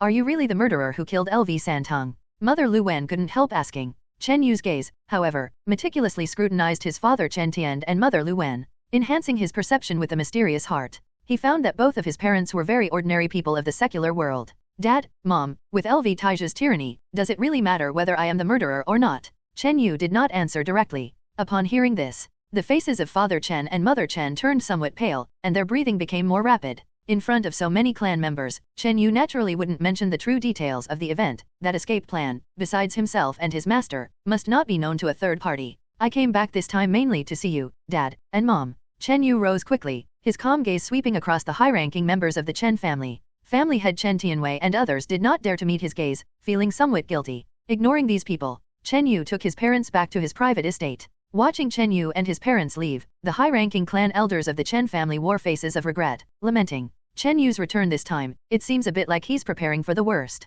Alas, having provoked LV Taizhou, the top figure of the three sects, no matter how exceptional he is, he won't escape the palm of a Giwen realm powerhouse. In a chamber within Chen Yu's private estate, the family of three conversed late into the night by candlelight. This visit home, on one hand, was to ensure Dad and Mom are settled well. Chen Yu began slowly. If his escape plan fails and he dies at the hands of LV Taizhou, then perhaps there would still be a slim chance of survival for his parents. In the world of sects, grudges mostly did not involve the secular. This was a taboo. But once Chen Yu successfully escaped, it would likely provoke LV Taizhou's rage. At that time, not just LV Taizhou's lineage but also people like Guardian Shangguan and Palace Master Fu of the Bone Demon Palace, wielding immense power, could, with a few underlings attempting to curry favor, implicate Chen Yu's parents. Regarding the arrangement of Father Chen and Mother Chen, Chen Yu had discussed it with his master, Elder Mo Zhang. Once the plan was set in motion, Father Chen and Mother Chen would be properly settled by Elder Mao in a secluded and isolated location where they could live out their lives in peace. For a sect elder, it was but a simple effort.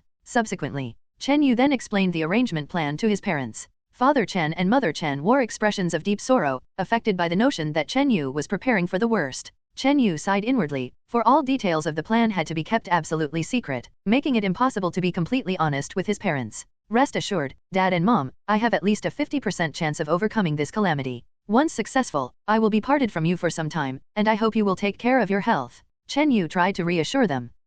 Are you really confident that you can survive this disaster? Mother Lu Wen's tearful eyes conveyed a glimmer of hope. Although she understood, perhaps, this was a benevolent lie from Chen Yu. Without a doubt, Chen Yu nodded earnestly, easing his parents' concerns slightly. Next, the second matter. Chen Yu thought of that absurd dream but didn't know how to broach the subject. Just then, Father Chen and Mother Chen exchanged glances, seemingly having made a decision. As you are nearly 16, you may be parted from us for a while, or even forever. There are some things we should tell you. Mother Lu Wen took a deep breath, resolutely making a decision. With that said, Mother Chen took out a piece of a jade pendant that she wore close to her body. The jade was crystal clear and flawless white, but it was incomplete, one side clearly showing signs of being broken off. Its material seemed like jade indeed, yet it emitted a hint of a mysterious metallic sheen. Thump, thump, thump, thump.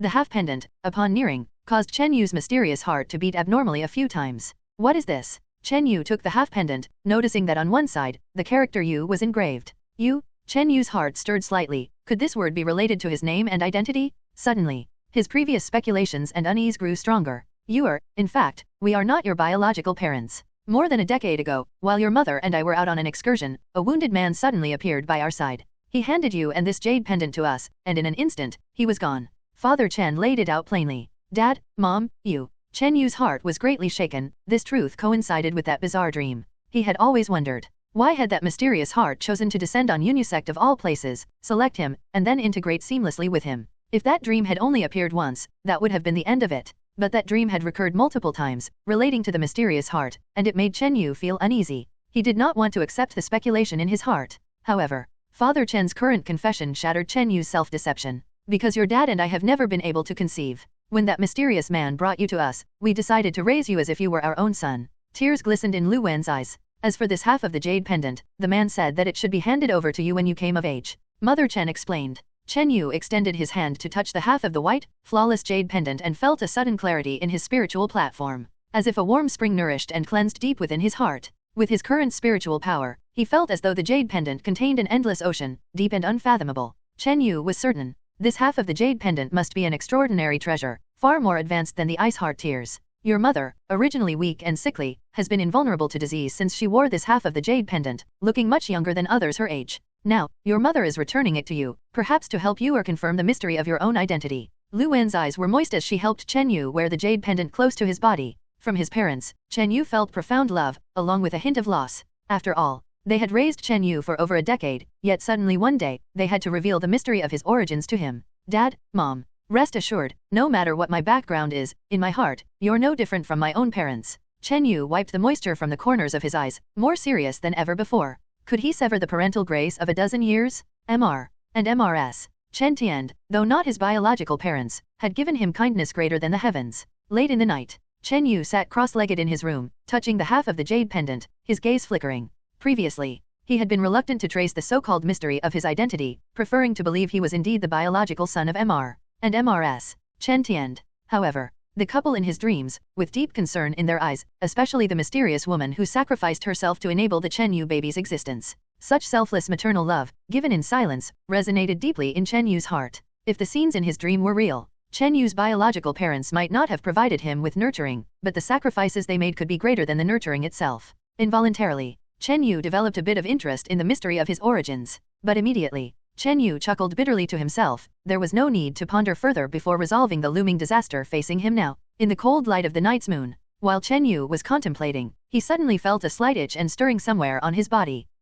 Connected in spirit, Chen Yu sensed consciousness from the other end, his face brightening with joy. Whoosh! An iron-gray insect, the size of a thumb, shot out from his sleeve and landed on Chen Yu's hand, affectionately caressing him. It was the awakened Iron Moon strange insect. Chen Yu took a close look and saw that, while the Iron Moon strange insect's size had not changed much, its surface shimmered with faint silver spots that gave off a lustrous moon-like sheen. Moreover, there were a few blood-red crystal membranes remaining on its body which rapidly peeled away as it squirmed. The aura emanating from the insect had clearly surpassed a significant level. The power fluctuations it released invisibly were even more potent than a common postnatal chi transformation. How strong is this insect's combat power now? Chen Yu looked forward with anticipation. As usual, Chen Yu let the Iron Moon strange insect patrol around the estate and even enter every corner underground to check. At a certain moment, the Iron Moon strange insect, joyfully frolicking, transmitted an unusual image. Chen Yu focused on that image, his expression becoming stern. As long as it's within 5 miles, he could share the images and sounds transmitted by the Iron Moon strange insect. At the periphery of the estate's orchard, swoosh, a man and a woman drifted in and stared at the main house in the center of the estate. The man was a blue-robed youth, around 30, standing with his hands behind his back, an air of arrogance on his face. The woman appeared to be in her 20s, dressed in a dark green gown, and she was somewhat charming and beautiful. That kid will eventually die at the hands of LV Taijo. Is there a need for us two postnatal chi transformed experts to take action? The blue-robed youth was visibly reluctant. Who asked him to be the murderer of the young sect master? The sect master, after investigation, has confirmed Chen Yu as the prime suspect, and this youngster possesses great fortune that must be terminated early to prevent future troubles, said the green-robed beauty with a hint of indolence in her voice. The man and woman casually strolled towards the center of the estate's courtyard. This scene was shared by Chen Yu's senses, darkening his expression. The young sect master mentioned by the two was naturally Yi Yunfei from the Water Moon sect. That Water Moon sect master had still not been reassured by the calamity that LV Taijo would bring to Chen Yu, dispatching two postnatal chi transformed experts for an assassination attempt. As for the death of Yi Yunfei, why it was pinned on him, Chen Yu guessed it straight away. At the Blood Sky Hall, while escaping with Chen Yinger, Chen Yu had used an ice split ball to block their enemies, leaving behind that minor detail, a flaw in their escape. The blue-robed youth and the green-robed beauty strolled forward leisurely, seeming slow but floating at least 20 feet with each step. I hear that Chen Yu has the strength to contend with postnatal chi transformation. Even Mei Changqing from Bone Demon Palace falls short of him by a notch. Big brother, be careful later and do not take him lightly, the green-robed beauty warned seriously. I just hope his strength is as rumored. Otherwise, this trip would really be making a big fuss over nothing. The blue-robed youth smirked, baring his teeth. He had reached the postnatal middle stage in his cultivation, not too far from the late stage, and the two of them were experts at joining forces in battle. Before the mission, the Water Moon sect master had even given them 4 ice split balls, not to mention anything else. Just those 4 ice split balls, thrown together in a volley, could reduce an average person at the postnatal chi transformation to a pile of ice residue. Of course, the two regarded the 4 ice split balls as their reward and figured they wouldn't get the chance to use them. Swish swish swish. Before long, under the cold moonlit night, they were drawing steadily closer to the central tower and manor of the estate. This manor is so desolate and barren it saves us some trouble, allowing us to strike without any reservations. The blue-robed youth surveyed his surroundings with a satisfied look. Hihi, your thoughts coincide with mine. Without having to discuss, a light chuckle suddenly emanated from the orchard beside them. Who is it? The expressions of the blue-robed youth and the green-robed beauty changed. Upon closer inspection, a tall youth dressed in beast skin armor with a rustic air about him slowly walked out from the orchard. Chen Yu? The man and woman were quite taken aback, their postnatal true chi suddenly surging forth. Whoosh! The blue-robed youth's palm condensed a ball of ice blue stream that resembled hoarfrost, with a ring of icy tornadoes automatically swirling about him, half a jong in diameter. Clang! The green-robed woman drew a shining white sword, flashing with a frost-like light pattern as if tiny white ice snakes were slithering on it. In terms of cultivation, both were a bit more profound than Mei Changqing. The intriguing part was, the cold-type true chi emanating from their bodies complemented each other, causing a sudden drop in temperature around, and even the blood and chi in the air seemed to congeal. Tisk tisk, one at postnatal early stage, one at postnatal middle stage, with cultivation techniques mutually enhancing each other. The Water Moon sect master really thinks highly of me, Chen Yu sneered lightly. Seeing Chen Yu's unruffled demeanor, the man and the woman became wary and looked around. If Chen Yu didn't have backup, he probably wouldn't have the courage to face two postnatal chi transformation powerhouses so calmly. The two of you can rest assured, there's no one else here, Chen Yu said with a smile. But the smile contained a hint of eeriness. The blue-robed youth and the green-robed woman quickly scanned the surroundings and indeed found no reinforcements. Youngster, just you alone dare to take on both of us. The two frowned, their gazes locking onto Chen Yu with some disbelief. Even if Chen Yu had the strength that could match postnatal chi transformation, he was still at the organ refining stage, belonging to the introductory third tier of disciples. However, before the two could finish speaking, there was a plop from the ground beneath their feet. The next moment, a silver-spotted black dot, too fast for the naked eye to catch, suddenly closed in on the green-robed woman's leg. Watch out! The blue-robed youth let out a low cry as a stream of blue-chilling air surged from his palm toward the green-robed woman's leg. The green-robed woman reacted quickly, instinctively defending her entire body with protective true chi. But the silver-spotted black dot moved too swiftly, flashing a sharp silver sheen as it penetrated the layer of true chi of the green-robed woman with a swoosh. Ah! The green-robed woman screamed, her body tensing and her leg trembling. you could see. A silver spot iron worm had pierced her pale foot, biting through blood and flesh. Immediately, a numbing cold sensation surged up her entire leg.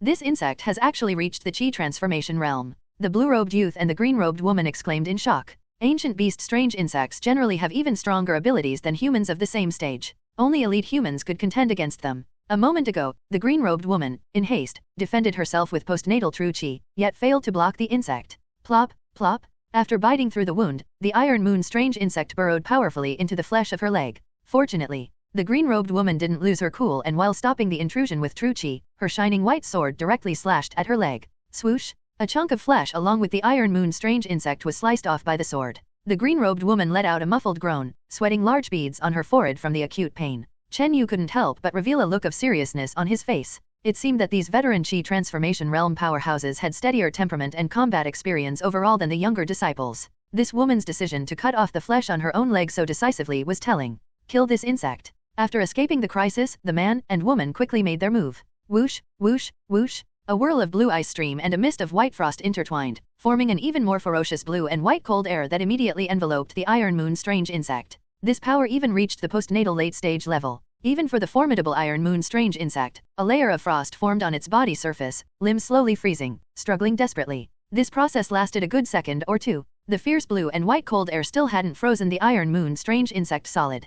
Clang, clang. The green-robed woman struck with her sword, sparks flying, but failed to breach the iron moon strange insect's exterior. This insect has actually surpassed regular demon beasts, reaching the level of a treasure insect ancient beast. A man and a woman turned solemn. If it were a common postnatal Qi transformation demon beast, the two combining their frosty Qi could freeze and restrain it within 2 to 3 breaths. However, this insect's resistance to true Qi was exceptionally strong. At this rate, even if the two exhausted all their strength, it would take roughly 10 breaths and a large amount of true Qi to freeze it. Yet, as the owner of the insect, would Chen Yu allow them to execute their moves for tens of breaths? Just now, Chen Yu had let the iron moon strange insect attack first to gauge its fighting prowess, which was why he did not immediately make his move. The result had certainly not disappointed Chen Yu. If these two were not adept at joint attacks, ordinary postnatal Qi transformation individuals would likely be defeated in disarray by this insect. Haha, how long do you two plan to stay busy? Sarcastic laughter pierced the intense roaring wind, suddenly closing in. Sister Ying, be careful. The blue-robed youth exclaimed as he saw Chen Yu turn into a blurry shadow, rapidly approaching the green-robed woman.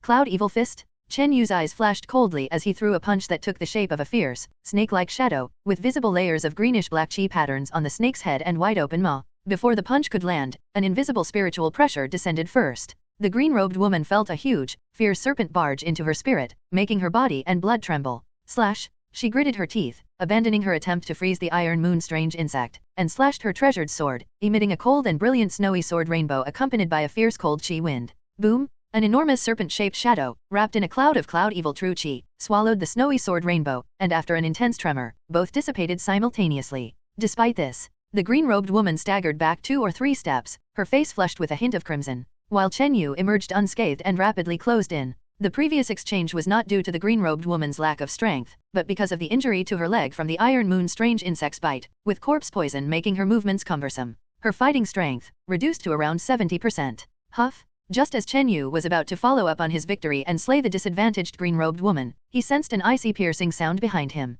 You brat, it's your life on the line. The blue-robed youth was seen brandishing a 3-pointed 2-blade saber, slashing a sharp blue chill blade from afar, about 10 feet long, cleaving towards Chen Yu. Together we shall take down this youngster. The green-robed woman, now at a disadvantage, with a fierce expression, swung her treasured sword again, unleashing another snowy blade of light, joining forces for a pincer attack on Chen Yu. In the blink of an eye, the two abandoned the insect and sandwiched Chen Yu from front and back. The iron moon strange insect probably needed a breath or two to recover completely. All they needed was to kill the spirit pet's master for an instant victory. Chen Yu's expression darkened slightly. If caught in the enveloping chill Qi attack from both, complementing each other, it would be troublesome. Whoosh! A layer of black iron-like patterns emerged on Chen Yu's body, bustling with the circulation of cloud evil inner breath and true Qi. The next moment, Chen Yu dragged his shadow, his speed abruptly increasing by 50 to 60%, dodging the blue-robed youth's stronger strike from behind. And then, his form darted from the other side, lunging at the green-robed woman with his arms etched with black and copper patterns swelling in size and inner breath true Qi vibrating in tandem.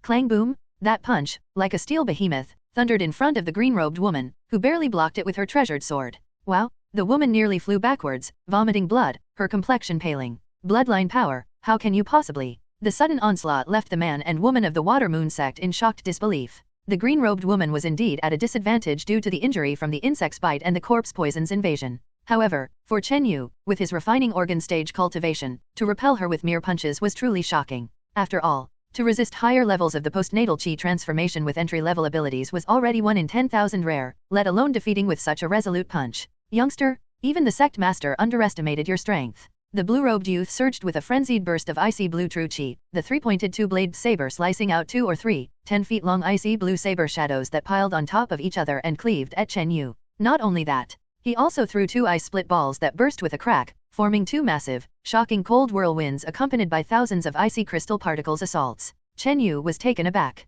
The blue-robed man's assault and the frost from the ice split balls seemed to create a certain overlay, with a might that probably reached the postnatal late stage. His eyes saw, as the bursting cold whirlwind, icy crystals, and ice blue saber shadow all enveloped Chen Yu, it seemed impossible to dodge the wide-span attack completely. In this crisis, Chen Yu snorted coldly, still lunging directly at the green-robed woman. Only, he tossed a metal ball behind him. Crack! The metal ball split open, revealing a sword shield automaton over 3 feet tall materializing from the whitish fog, using its massive shield to firmly protect Chen Yu. Ding ding ding! On the pitch-black shield, sparks spewed continuously, the thousands of icy crystals hitting it unyielding. Clang chur! Even the blue-robed youth's full-strength ice blue saber shadows failed to move the shield in the slightest. Chi Transformation Realm Automaton. This defensive power is on par with Chi Transformation innate. The blue-robed youth looked on in horror, feeling a wave of helplessness wash over him. At that moment, ha ha ha, from the other side of the sword shield automaton, Chen Yu laughed heartily. Seen in his hand was a heavy and ancient dark silver sword, with Black Emperor bloodline power and Cloud Evil True Chi both pouring into it. Boom! Hiss! With a sweep of the dark silver sword, a heavy oppressive force was brought forth, visually manifesting as a dazzling, gigantic black and silver sword rainbow, almost like a full moon, sweeping past over the green-robed woman in an instant. Hiss! As the giant sword swept through the void, the air vibrated violently, and a huge, dazzling black and silver sword rainbow, almost full moon-shaped, flashed past the woman in green robes. Her complexion turned deathly pale, her breathing halted under the astonishing pressure and momentum of the sword. Clang! Her treasured sword flew out of her hand as her arm went numb and lost all feeling. But that was not all. The brilliant black and silver sword rainbow, surrounded by a ring of peculiar black iron chi patterns, sliced through her protective true chi with a hiss. Pft! A nearly 2-foot-long gash appeared on the woman's chest, just half a foot away from her heart. With this sword strike, even though it had not hit the vital spot, it nearly cleaved open the chest of the woman in green, inflicting a fatal injury. No, Sister Ying. The youth in blue robes watched in horror as the woman in green screamed and was flung backward. He wanted to help her, but a sword shield puppet blocked him. Clank! Hiss! The puppet's giant sword swept past, creating a dazzling bloody arc light, comparable to the combat strength of a mid-postnatal stage. Brother, run! The woman in green, with a face of agony, knew she was doomed. Her legs had first been injured by the Iron Moon strange insect which drastically reduced her mobility, then, Chen Yu's sword strike had been nearly lethal. As Chen Yu advanced on her once more, desperation filled her eyes, revealing a glimpse of a fight-to-the-death resolve as she clutched 2 ice-split balls in her hand. But a mocking smirk crossed Chen Yu's lips. Swoosh! Before the woman in green could stabilize herself, a silvery streak followed the wound opened by the giant sword and burrowed into her chest. Moments later, her entire body stiffened, overtaken by excruciating pain, and she lost consciousness the next instant. With a thump sound, the woman in green fell to the ground, dead, her heart bursting out a beam of blood and black dots. It turned out, the Iron Moon strange insect had recovered faster than expected and seized the opportunity created by Chen Yu's grievous wound to burrow into the woman's heart and sever her lifeline. Swoosh! Chen Yu swiftly appeared in front of the woman in green and caught the 2 ice-split balls about to hit the ground. Along with the one remaining in the blood burial garden, Chen Yu now had 3 ice-split balls in his hand, which, if activated simultaneously, could unleash power close to the limit of the postnatal stage, producing an astonishing force of icy energy. After storing the ice-split balls, Chen Yu directed the Iron Moon strange insect to attack the blue-robed youth from below. He also picked up the Xian heavy sword and, with the sword shield puppet, initiated a pincer attack on the blue-robed youth. Youngster, you actually killed Sister Ying. The youth in blue robes had bloodshot eyes and a face full of murderous intent. However, even though he possessed the strength of the mid-postnatal stage, he was overwhelmed by the combined attacks of Chen Yu, the insect, and the puppet. Clang clang bang! Chen Yu and the puppet preoccupied the blue-robed youth with frontal assaults that forced him to retreat step by step, his blood churning and sustaining minor injuries. Moreover, the Iron Moon strange insect's lower attacks disoriented the blue-robed youth, who was eventually bitten on the foot. I will return today's enmity tenfold someday. His teeth clenched. The blue-robed youth finally calmed down, suppressing the deep-seated hatred and murderous intent in his heart. Clang clang hiss! Swinging his 3-pointed two-blade saber, albeit slightly wounded, he used the force to retreat and immediately withdrew. The terrifying strength and deep reserve of Chen Yu chilled him to the core. This boy has hidden too deep, whether it's LV Taija, the Water Moon Sect Master, or the Bone Demon Palace clan, all were deceived by him. A clear realization dawned in the mind of the blue-robed youth. By his lone strength, vengeance was next to impossible. However, once Chen Yu's true strength came to light, it could force his formidable enemies, such as LV Taija, the Water Moon Sect Master, and the Bone Demon Palace's clan, to reassess him and perhaps, regardless of the cost, eliminate him ahead of time. Ha ha ha, Chen Yu, this time I won't need to wait for the 6-month agreement, you'll die prematurely. The blue-robed youth laughed loudly, his face almost twisting with resentment. Meanwhile, he quickened his escape. With the mid-postnatal speed of the blue-robed youth, Chen Yu behind him had no advantage, especially with the puppet slightly slower in speed. Only the Iron Moon strange insect was able to keep up momentarily. Humph, since I have personally made a move, there's no chance for you to escape. Chen Yu sneered internally. Suddenly, he stowed away his Xian-heavy sword. Chen Yu took a deep breath, his abdomen swelled as though a small barrel, the nearby air currents rustling noisily. If Mei Changqing were present, he would have been extremely vigilant at this sight. What Chen Yu was executing was precisely the copper lion roar, booming, booming. Simultaneously, as Chen Yu brewed the copper lion roar, his heart amassed strength, subtly fortified by the black iron bloodline, integrating it into the air currents in his abdomen. Roar, a majestic roar like a grand bell shaking the forest, resounded through the empty estate. In an instant, the nearby trees caught in the sweep of the sonic wave shattered their leaves and fruits, kicking up a storm of dust. Whoosh, a black-green evil wind enveloped the sonic surge, forming a fan shape, and struck the escaping blue-robed youth. What? His body shook violently, his brain buzzing, blood seeping from his ears and nose. Had he not reacted swiftly to protect his vital organs with true qi, that roar could have shattered his eardrums. Swoosh! A silvery streak sprung up from underground, burrowing into his nose, and viciously bit down. Ah, no! The blue-robed youth screamed in terror, an intense chill enveloping his body. Under normal circumstances, he certainly wouldn't have exposed such a significant weakness for the Iron Moon strange insect to exploit by burrowing into his nose. Just then, the blue-robed youth was preoccupied with fleeing and had his brain filled with hatred and schemes, so he hadn't anticipated that Chen Yu would possess such a formidable sonic attack. That sudden scream caught him off guard, nearly shattering his blood and true qi. Get out of here. Under the biting of the Iron Moon strange insect, the blue-robed youth gathered strength in his abdomen, amassed his true qi, and prepared to forcefully expel the Iron Moon strange insect through his nose. However, while giving his all to handle the Iron Moon strange insect, he neglected another fearsome title of Chen Yu. Less than 10 zhang behind him, Chen Yu held a refined black spear in his hand, throwing it forward. Swoosh! The dark arc of spear shadow, with a tip emanating a sharp golden edge, closed the distance of 10 zhang in the blink of an eye. Blood splattered. The tip of the dark spear, with its sharp golden edge, pierced through the blue-robed youth's flimsy true qi layer, including his protective armor. Ah, impossible. The blue-robed youth looked back at the spear tip pierced through him, his face filled with fear and regret, as his body was propelled by the tremendous force of the spear by about 15 to 20 zhang. Thud. The blue-robed youth fell to the ground, struggling briefly before breathing his last. Swish! A silver spot iron worm burst out of his head and returned to Chen Yu's sleeve. After consecutively killing 2 postnatal qi transformation cultivators, Chen Yu's face slightly paled. The brief combat had nearly exhausted 80 to 90% of his cloud evil true qi. Inside his heart, the small black space that was once as big as a bamboo basket had shrunk slightly. Killing 2 postnatal qi transformation cultivators really takes a toll, Chen Yu murmured. For someone with entry-level cultivation to slaughter 2 in the qi transformation realm, any organ refining stage cultivator witnessing this would surely be immensely shocked. Looking at Chen Yu's expression, he seemed somewhat dissatisfied. Next, Chen Yu cleaned up the spoils from the 2 Water Moon Sect cultivators and disposed of their bodies in a secluded place. The pleasant surprise was, among the spoils, Chen Yu found 2 stalks of ice snow lotus, each 150 years old. Ice snow lotus. This was one of the main materials needed for the 4th recipe of the copper statue technique. However, while these 2 stalks of ice snow lotus were 150 years old, missing a few decades in maturity, they were still better than nothing.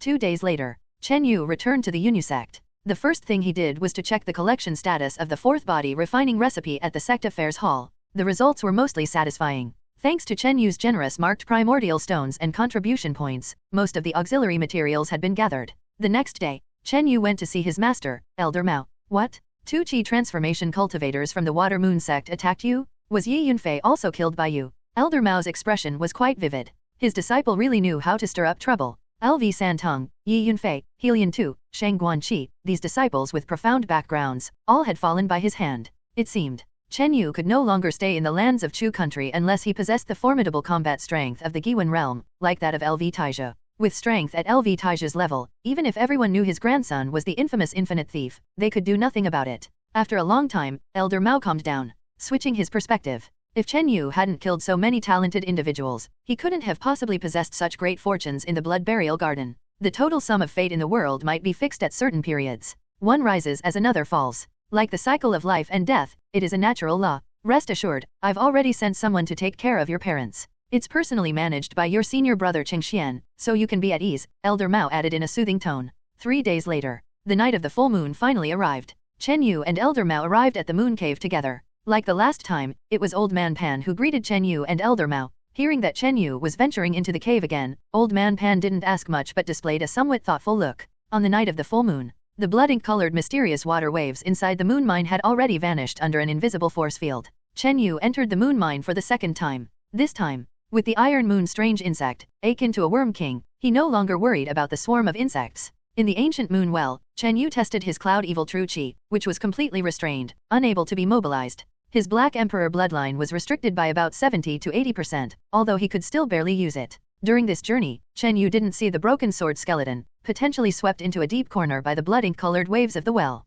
Was it this factor? The dangers he encountered on the way were 2 to 3 times more than last time, even encountering Chi Transformation Realm fierce creatures 2 or 3 times. Fortunately, Chen Yu had the Iron Moon strange insect which could control a large number of Iron Moon corpse worms, along with sword shield puppets, allowing him to ward off the Chi Transformation Realm creatures. Without too much peril, Chen Yu reached the end of this path. Just like last time, a whole wall of faintly glowing moon spirit or wall emerged in his view, causing Chen Yu's heartbeat to quicken and his breathing to roughen. In front of the moon spirit or wall was an array stone platform engraved with complex array patterns. This array stone platform, about 10 zhang wide, had 4 directions, each with a dark green rusted metal dragon head. In the mouths of all 4 dragon heads was a small indentation. 4 indentations. Chen Yu recalled his puppets, which also had similar indentations, designed to embed primordial stones to provide driving energy. Enhance. 7 booms that shake the clouds. Chen Yu's face wore a thoughtful expression as he sized up the surroundings of the array formation platform, taking particular note of the 4 dark turquoise, rusty metal dragon heads with gaping mouths.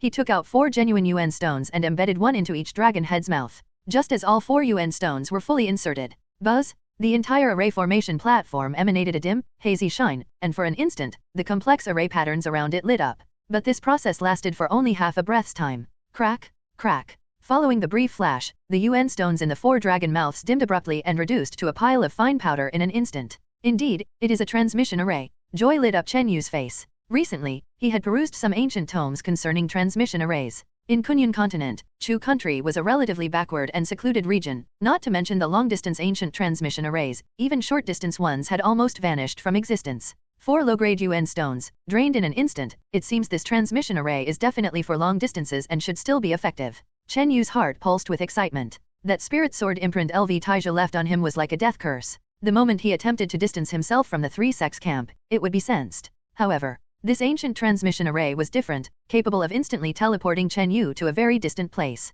When the time came, the world was vast and wide, how easy would it be for LV Taija to find him? Thereupon, Chen Yu took out paper and pen, meticulously sketched down the array formation platform, as well as the surrounding array patterns. Before departing, Chen Yu dug up several high-quality moon spirit ore pieces from a nearby moon spirit wall, then retraced his original route back. Returning to the surface, Chen Yu met up with Elder Mao. Master and disciple exchanged a few words through voice transmission on the spot. Following Elder Mao's order, Chen Yu took out a high-quality moon spirit ore and handed it to Elder Pan, who was in charge of guarding the secluded mining caves. After all, Elder Pan was the guardian here and had always kept the ancient moon well a secret. In no time, Chen Yu and Elder Mao rode on flying beasts back to Yunyu Sect. Watching the flying beast shrink into a dot and merge with the skyline, Elder Pan put away the moon spirit ore, a sharp gleam flickering in his eyes. In the Yunyu Sect, at Elder Mao's mansion, Chen Yu handed the meticulously copied ancient transmission array diagram to Elder Mao for inspection. After a long period of scrutiny, Elder Mao began, judging from the diagram, this ancient transmission array should be for long-distance teleportation, at least spanning distances greater than 10 biwans. At least 10 biwans? Chen Yu felt a slight shock, hardly able to imagine the extent of the distance. How vast is Biwan? Qi country, Chu country, Yan country, the Great Snow Mountain tribe to the north, and even more extensive wilderness areas make up the region of Biwan. Among them, the wilderness area alone is more than a dozen times larger than the inhabited regions combined. Crossing Biwan on a horse that could cover 1,000 li in a day might take 2 to 3 years' time. For such distant teleportation, low-grade UN stones surely won't suffice. You would need 4 mid-grade UN stones, Elder Mao said with certainty. Mid-grade UN stones? Those are almost extinct high-quality UN stones in the sect circles of Chu country, aren't they? Chen Yu was greatly surprised. Extinct? Not necessarily. With a flip of his hand, Elder Mao revealed a lustrous and rounded Yuan stone in his palm. While its color was somewhat dull, the essence energy it radiated was far more potent than that of average low-grade Yuan stones. Not every Qi transformation realm elder necessarily possesses mid-grade Yuan stones. I only have one here, Elder Mao said pensively. In principle, 100 low-grade Yuan stones could be exchanged for one mid-grade Yuan stone. But in the land of Chu country, those extremely rare mid-grade Yuan stones were mostly in the hands of those in the Giwen realm and a few top-tier innate Qi transformation practitioners. Certainly, Supreme Elder Gongyang of our sect must have a number of mid-grade Yuan stones. However, those in the Giwen realm, the Supreme Elders, were elusive, and they might not be willing to trade. I shall find a way to help you exchange for the mid-grade Yuan stones. As for this array diagram, it has only 3 fissures and will require some materials for repair, Elder Mao continued after some thought. How long will it take? Chen Yu asked. 2 months. Elder Mao declared a time frame seriously. Within 2 months, Elder Mao would resolve the issues of materials and Yuan stones for Chen Yu. So, it will be the next full moon after the next one. Chen Yu's heart settled somewhat. At least the timing and details of the plan were well mapped out. And 2 months later, the divination message from the Great Snow Mountain hadn't arrived just yet. Here was still a bit of time. Moreover, the Snow Mountain Great Witch, transcending worldly status, could not guarantee an immediate audience even for LV Taisha himself. One could surmise, for LV Taisha to have the Great Witch perform divination would surely come at substantial cost. Back at Unisect, Chen Yu secretly cultivated for several days, using up as many as 500,000 contribution points to exchange for various cultivation techniques and secret tomes, including some secret techniques. Because before long, he would leave Chu country far behind, rendering those contribution points useless if not spent. Chen Yu focused his exchanges on martial skills related to swordsmanship and movement techniques to broaden his horizons and enhance his prowess in those areas. When it came to secret techniques, he exchanged for several higher-grade sound wave secret techniques. Nowadays, having been promoted to true disciple, he could exchange for almost any cultivation technique or secret technique in the sect as long as his contribution points were sufficient. Unless they were some core techniques, which would require permissions from elders or the sect master. In the following days, Chen Yu mainly fused the various sound wave secret techniques he had acquired, validating them against the copper lion roar he learned from Yuanli of the Bone Demon Palace. The result, Chen Yu discovered he had been fooled by Yuanli. Turns out, the modified copper lion roar from Yuanli, though more powerful, causes great harm to the internal organs. Thankfully, my constitution is strong. Chen Yu's gaze flickered. Invisibly, this also brought him an idea. The sound wave secret technique was indeed well suited to Chen Yu's non-human physique altered by the mysterious heart. The same sound wave secret technique. If it were Chen Yu who utilized it, its power would definitely surpass those of the same rank. Several days later, Chen Yu blended several sound wave secret techniques and improved them into an augmented version of the copper lion roar suitable for himself. This new copper lion roar was not only powerful but also adaptable to internal breath. After initial practice, Chen Yu confirmed that this new copper lion roar had increased its might by more than 50% and would have a not insignificant deterrence and interference effect on the postnatal Qi transformation. If his heart stored power again, and even integrated the Black Emperor's bloodline, its strength could increase by another 50% or more. At that time, the extremity of power in Copper Lion Roar might even slightly disturb those in the innate Qi transformation realm. On this day, as Chen Yu was regularly cultivating the Yuan Sha divine skill, suddenly, a tolling bell echoed through the mountains. Dang, dang,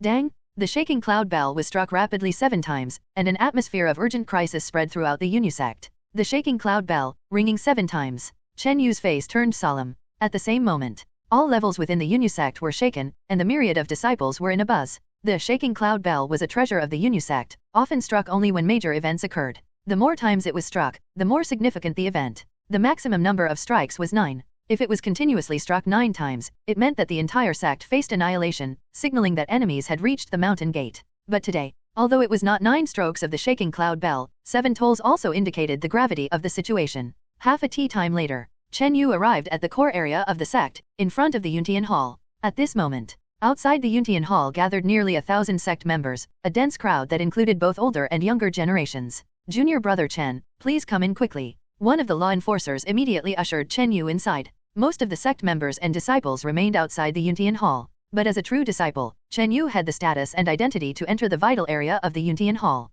Inside the Yuntian Hall, the Unisect Master, Elder Mao, and 3 or 4 other elders were present, as well as some middle and upper level members who had reached the postnatal Qi transformation. In addition, there were some true disciples. Among the crowd, Chen Yu saw many familiar true disciples such as Cheng Xian, Nanggongli, Huang Fulin, Fang Hefei, and others. In fact, most of the Unisect's members were outside, either stationed at some resource-critical areas or participating in the frontline war against the Bone Demon Palace. Even the Supreme Elder Gongyang was at the front line, not in the sect. Everyone is here. Moments later, the sect master's gaze swept over the crowd. Sect master, the shaking cloud bell rang 7 times. What exactly happened? An elder in the postnatal chi transformation stage couldn't help but ask. This was the first occurrence of 7 strikes on the shaking cloud bell in the past 50 years. I believe some of you have already received some information through the grapevine. Just 2 days ago, the Water Moon sect betrayed us, leading to a massive defeat at the front lines. The Unisect master said gravely. Whoosh! The entire Yuntian hall erupted with noise. At that moment, whether it was the high-ranking sect officials or the true disciples, each one gasped in shock. Betrayal by Water Moon? Massive defeat at the front line? These 8 words signified the complete breakdown of the situation within the entire sect community of Chu country. Is the situation irreversible? Chen Yu's heart jolted. Although he had once speculated that the day might come for the 3 sects to fall, he never expected that this possibility was now so close. Originally, the 3 sects, united together, could hold their breath for some time under the offensive of the Bone Demon Palace. But now, the Water Moon sect had actually betrayed them. How could the Water Moon sect betray the alliance of the 3 sects? 50 years ago, the Water Moon sect was also involved in a life and death struggle with the Bone Demon Palace, with no small amount of hatred between them. Some of the middle and upper management present were puzzled. The turn of events was too unexpected. According to rumors, the Water Moon sect reached some kind of agreement with the Bone Demon Palace. Over half of the high-ranking members of Water Moon agreed, while those who opposed were swiftly silenced or placed under house arrest. The Unisect master stated calmly. Hearing this, Chen Yu's expression changed abruptly as a thought struck him. Chen Yinger was in the Water Moon sect, and her current fate was unknown. While everyone was buzzing with discussion, Chen Yu approached Elder Mao and the sect master to inquire in a low voice. Chen Yinger? Her master seems to be Elder Kuei Yu of the Water Moon sect, one of the leading figures of the betrayal. The sect master replied. Upon hearing this news, Chen Yu was somewhat confused. Didn't this mean that Chen Yinger might possibly join the ranks of the Bone Demon Palace? But after a second thought, Chen Yu figured this wasn't necessarily bad news. In the world of sects, there was actually no true distinction between good and evil, only differences in camps. If the Unisect had been the one to betray the alliance of the 3 sects and Elder Mao had happened to be one of the leaders, then Chen Yu would also be compelled to join the Bone Demon Palace. Indeed, after she left the Blood Burial Garden, Chen Yinger gained the favor of Elder Kuei Yu as well as the Water Moon Supreme Elder. The Unisect master looked thoughtfully at Chen Yu. Nephew Chen, as a true disciple of our sect, you must be mindful of your status and draw a clear line between yourself and traitors like Chen Yinger. Proud Nephew Chen, as a true disciple of our sect, you must be mindful of your status and make a clear distinction between yourself and traitors like Chen Yinger. The Unisect master reminded him with an underlying significance. Rest assured, sect master. Should we meet on the battlefield someday, I will show no mercy. Chen Yu replied, his face expressionless. The Unisect master nodded. He, of course, did not believe Chen Yu would altruistically turn against the girl. However, Chen Yu bore the spiritual sword imprint from LV Taizhou. Should he attempt to defect to the Bone Demon Palace faction, there'd be no need for Unisect to personally execute justice. Chen Yinger's opportunity was also quite good, signing a life and death pact with the Purple Fox. She holds some value for both the Water Moon sect and even the Bone Demon Palace. Chen Yu thought to himself. At the moment, the Bone Demon Palace was trending toward a great unification among the Chu country's sects. Defecting to this faction would be much more comfortable than staying with Unisect. By comparison, Chen Yu's situation was 10 times worse than Chen Yinger's. With that in mind, he stopped worrying about Chen Yinger and focused instead on his circumstances. Now, Chen Yu's greatest concern was whether Unisect and Iron Sword sect could last for 2 months. According to his plan with Elder Mao, in 2 full moon nights' time, Chen Yu would use the ancient transmission array underneath the ancient moon well.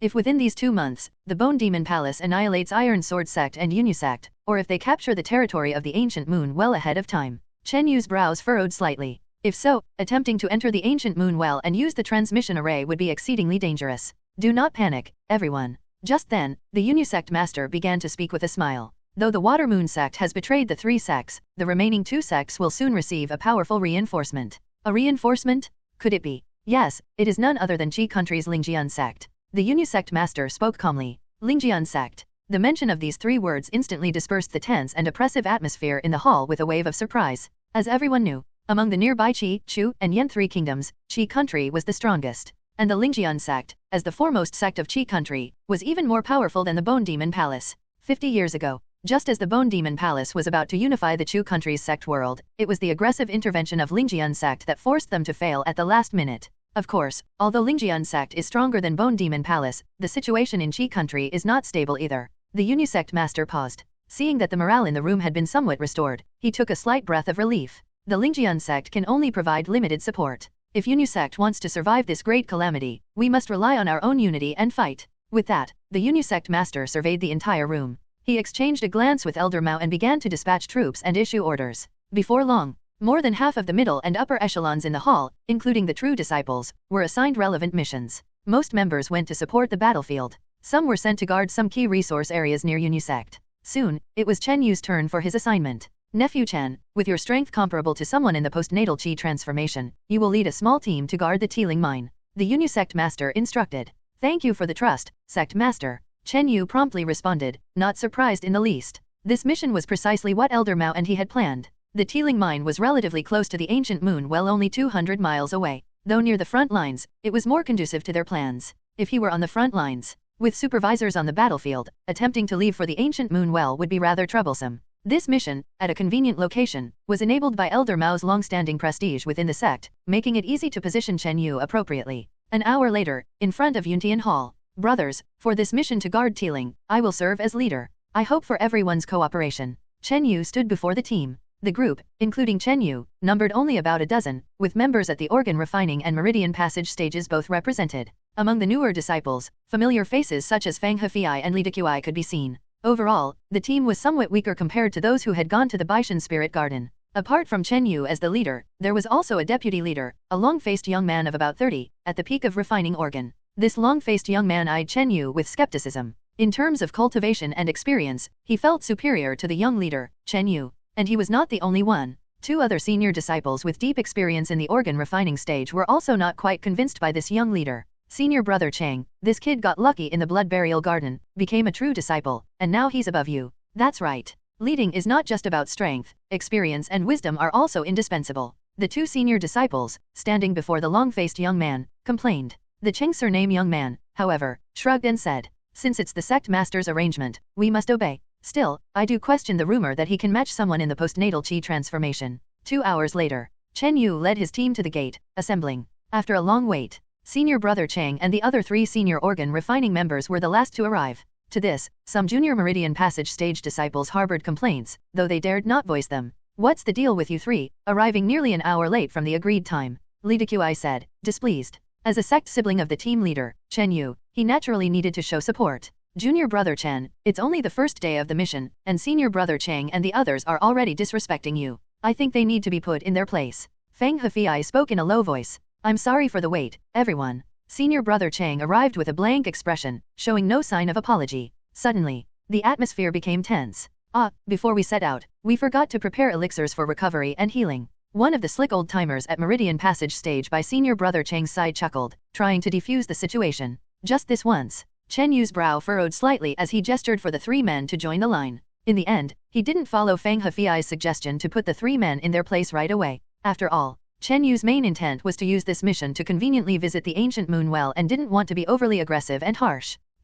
Acting all high and mighty as team leader, it's just a minor delay. Another slick old-timer at the mid-stage of refining grumbled. And then, over the next day or 2, Chen Yu began to regret his decision. During the journey, senior brother Chang's trio caused endless trouble, dawdling here and there for bathroom breaks or when hungry, suggesting they hunt for game. Chen Yu certainly did not cater to every whim of the 3 men. However, since the trio had deep seniority, it was difficult to pick on them for such trifles. When we get to the Teeling mine, out of sight, out of mind. I have also gathered all the auxiliary materials for the 4th copper statue technique's body refining formula. Chen Yu really couldn't be bothered to quarrel with the 3 men. On this day, the team led by Chen Yu arrived at the Teeling mine. The Teeling mine itself was overseen by a strong postnatal middle stage practitioner. However, now that Yu Sect faced a life and death crisis, this postnatal middle stage practitioner had been called to the front line, replaced by Chen Yu. In other words, once Chen Yu arrived at the mine, he was the boss now. His position was the highest. Leader Chen, please follow me. At the mine, there was an old steward with a beard, also at the peak of refining organ.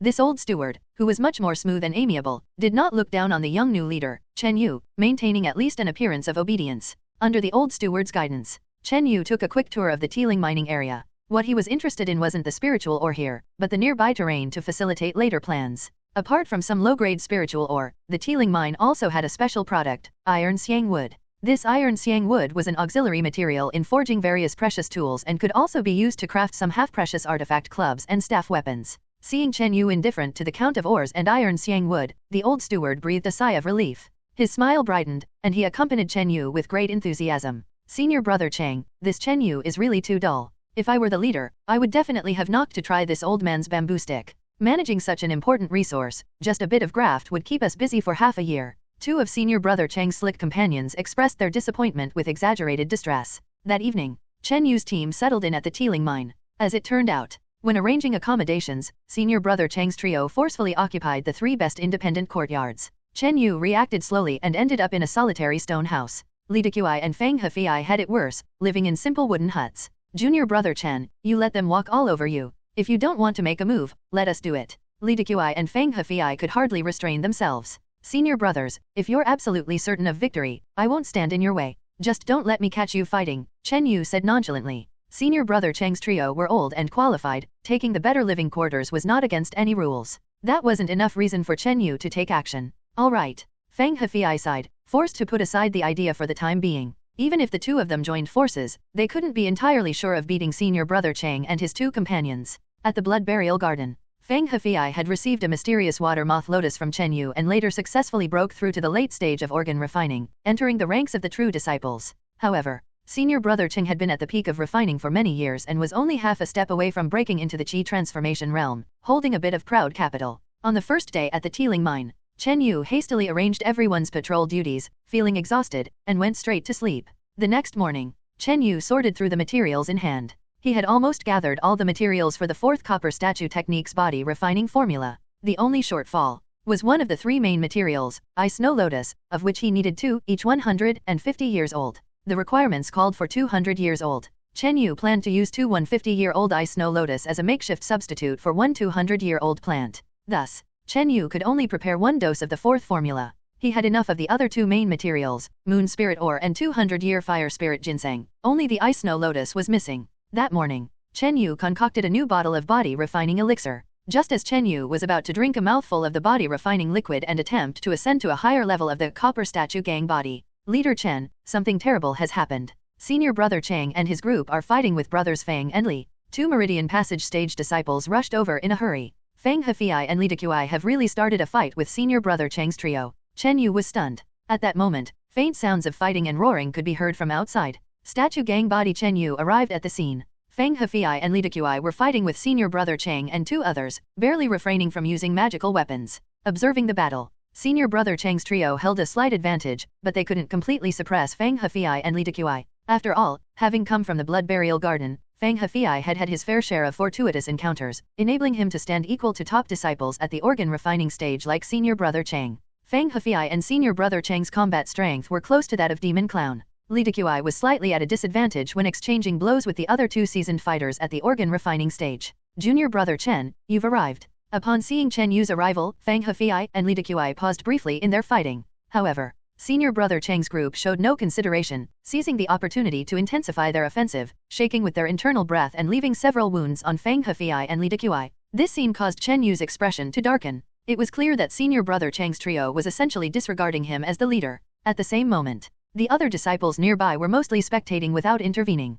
including the old steward of the Teeling mine, whose eyes carried a hint of amusement. Who initiated the fight? Chen Yu asked the two Meridian Passage stage disciples who had come to report the altercation. Well, the two Meridian Passage stage disciples seemed somewhat fearful of senior brother Cheng's trio and hesitated to speak freely.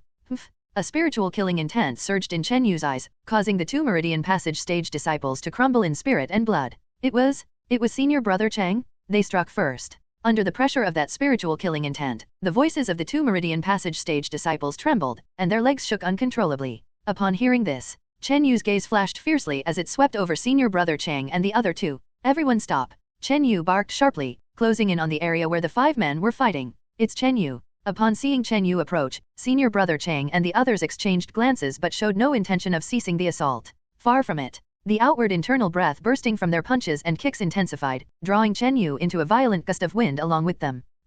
Chen Yu's expression turned cold as he signaled Feng Hefei and Li Dequi to back off. Feng Hefei, quick-wit, pulled Li Dequi to retreat. In an instant, of the attack circle initiated by senior brother Cheng's trio, only Chen Yu was left, and they showed no mercy. Bang, bang, bang! The shockwave of the punches and kicks unleashed by the three sent Chen Yu flying. Ouch, it's Leader Chen. We're sorry, it wasn't intentional. After striking Chen Yu with their projected chi force, senior brother Cheng's trio feigned an accidental mishap. Senior brother Cheng himself didn't even bother pretending and looked indifferent. They struck. Feeling triumphant, the trio secretly reveled in the success of their combined chi force assault on Chen Yu. Even the most outstanding fighters at the organ refining stage would likely suffer under the combined attack of the three. But then, after a round of assaults, the trio's expressions suddenly changed. In their sight, Chen Yu, clad in animal hide armor, stood tall and unflinching. Neither his clothes nor his body showed the slightest damage. This senior brother Cheng's group froze on the spot, their expressions and bodies stiff as if petrified. Members of the Yunyu sect who were enjoying the show were similarly stunned.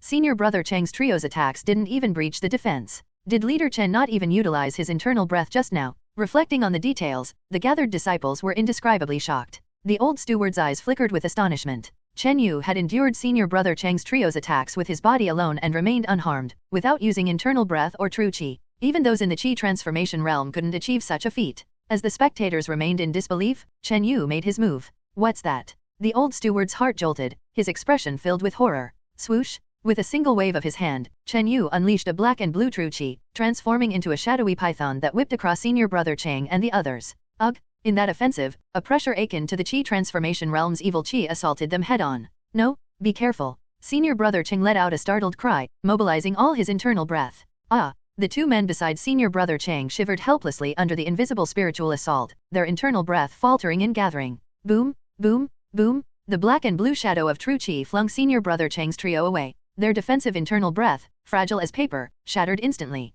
Crack! Crack! Not just that, the magical protective armors on the trio's bodies all cracked. Ugh! Senior brother Cheng, hit directly, spat out a mouthful of blood. The other two, sprawled on the ground, were pale, their bodies streaked with blood.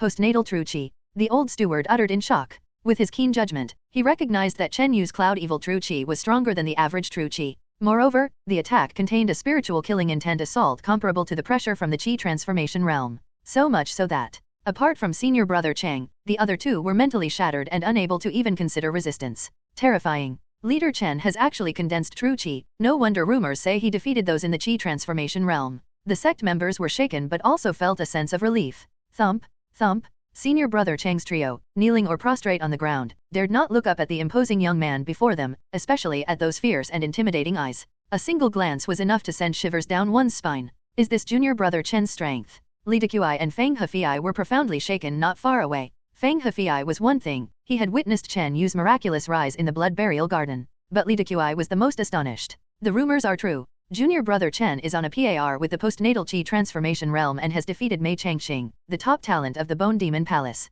Li Dequi's heart surged with shock like tumultuous waves. He still remembered when he first brought this naive young man to the master's residence. Back then, it seemed like he could suppress him with a flick of the wrist. Hard to believe, those memories were from just 6 months ago. You three started the fight. The venue fell into silence, leaving only an indifferent voice. Leader Chen. We F. Senior brother Cheng and the other two, faces filled with panic and consternation. Even the somewhat tough senior brother Cheng seemed incoherent and dared not face Chen Yu's fierce and intimidating gaze directly. The reality gap delivered a heavy blow to him. At his age of 30, facing the barrier of the qi transformation realm, he had long been unable to take the final step. Yet the young man before him had condensed postnatal true qi. With a casual strike, he instantly defeated the three of them, a picture of utter ease. If it were on the battlefield, Chen Yu's strike, merciless, could have slain all three in a moment. Leader Chen, indeed it was senior brother Cheng and the others who started the fight. They took the best housing, and even jumped the line to grab water this morning. Several disciples spoke up one after another. Soon, Chen Yu came to understand the situation. The environment in the Teeling mine was rather harsh, the soil dry. There were no sources of water for miles around except for a deep well. This morning, during water collection, senior brother Cheng and his group jumped the line, causing a quarrel and fight with Li Dequi and Feng Hefei. Over such trivialities, you three actually attacked your fellow sect members, and during a mission at that. Slack and lazy, not following orders. Chen Yu's face darkened as strands of cloud evil true qi once again spiraled around his palm. It looked as if he was ready to impose a more severe punishment on the three. Senior brother Cheng and his fellows were frightened out of their wits. This young man before them definitely had the ability to kill them with a mere gesture. The key thing was, they had no reasonable defense, and the other party being the leader, could execute now and report later under the special circumstances of the sect's battlefield. Leader Chen, give us a chance to reform. Senior brother Cheng inhaled deeply and pleaded. Leader Chen, we will definitely follow your arrangements, and we won't dare to defy you again. The other two said with trembling voices. At this moment, the oppressive evil qi in front of them made it hard for the three to breathe. This pressure was even slightly greater than that of an ordinary person at the postnatal qi transformation stage in the sect. If you do it again, I will cripple your cultivation. Chen Yu withdrew the cloud evil true qi from his palm. Upon hearing this, the three went pale with fear, almost wetting themselves, and hastily thanked him for sparing them. That very day, senior brother Chang and the other two obediently vacated the 3 separate courtyards and patrolled on time without any negligence. Chen Yu, unapologetic, took up residence in one of the courtyards. In the evening, inside the courtyard house, Chen Yu drank a mouthful of the 4th medicinal prescription for body refining and then began to cultivate the copper statue technique.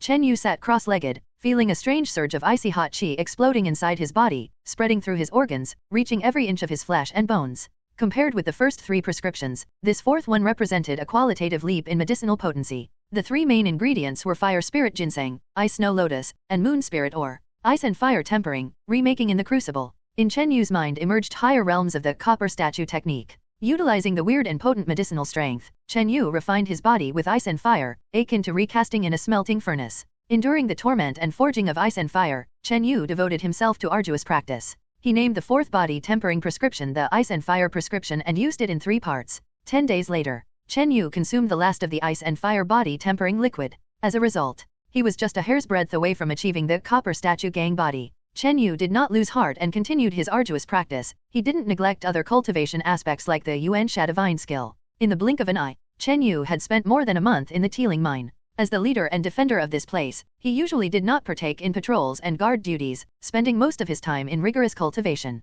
Finally, on this particular evening, Chen Yu's copper statue technique broke through to the higher level of the copper statue gang body. Break for me. Chen Yu's muscles and bones vibrated thousands of times under the shining luster of crystalline copper patterns, from the inside out, exuding a condensed and domineering aura. Boom. All of a sudden, Chen Yu's body was interconnected with copper patterns, coated with a layer of shiny copper light, emitting an invisible chi force field. Whoosh! The air around him was displaced. It felt as if his entire body was adorned with an invisible metallic shell. Let's try out the defense of the copper statue gang body. Chen Yu picked up a piece of iron ore and smashed it against his body. His striking force, comparable to the full blow of someone at the peak of organ refining. Crack! But before the iron ore could even make full contact with his skin, it was shattered by the invisible chi force field. Subsequently, he grabbed another piece of iron ore, layered with cloud evil true chi, and smashed it against his arm. This time, it was a strike comparable to the postnatal chi transformation stage. Clang! The shiny copper patterns on Chen Yu's arm flashed suddenly, then an invisible chi force field deflected the true chi-imbued iron ore away.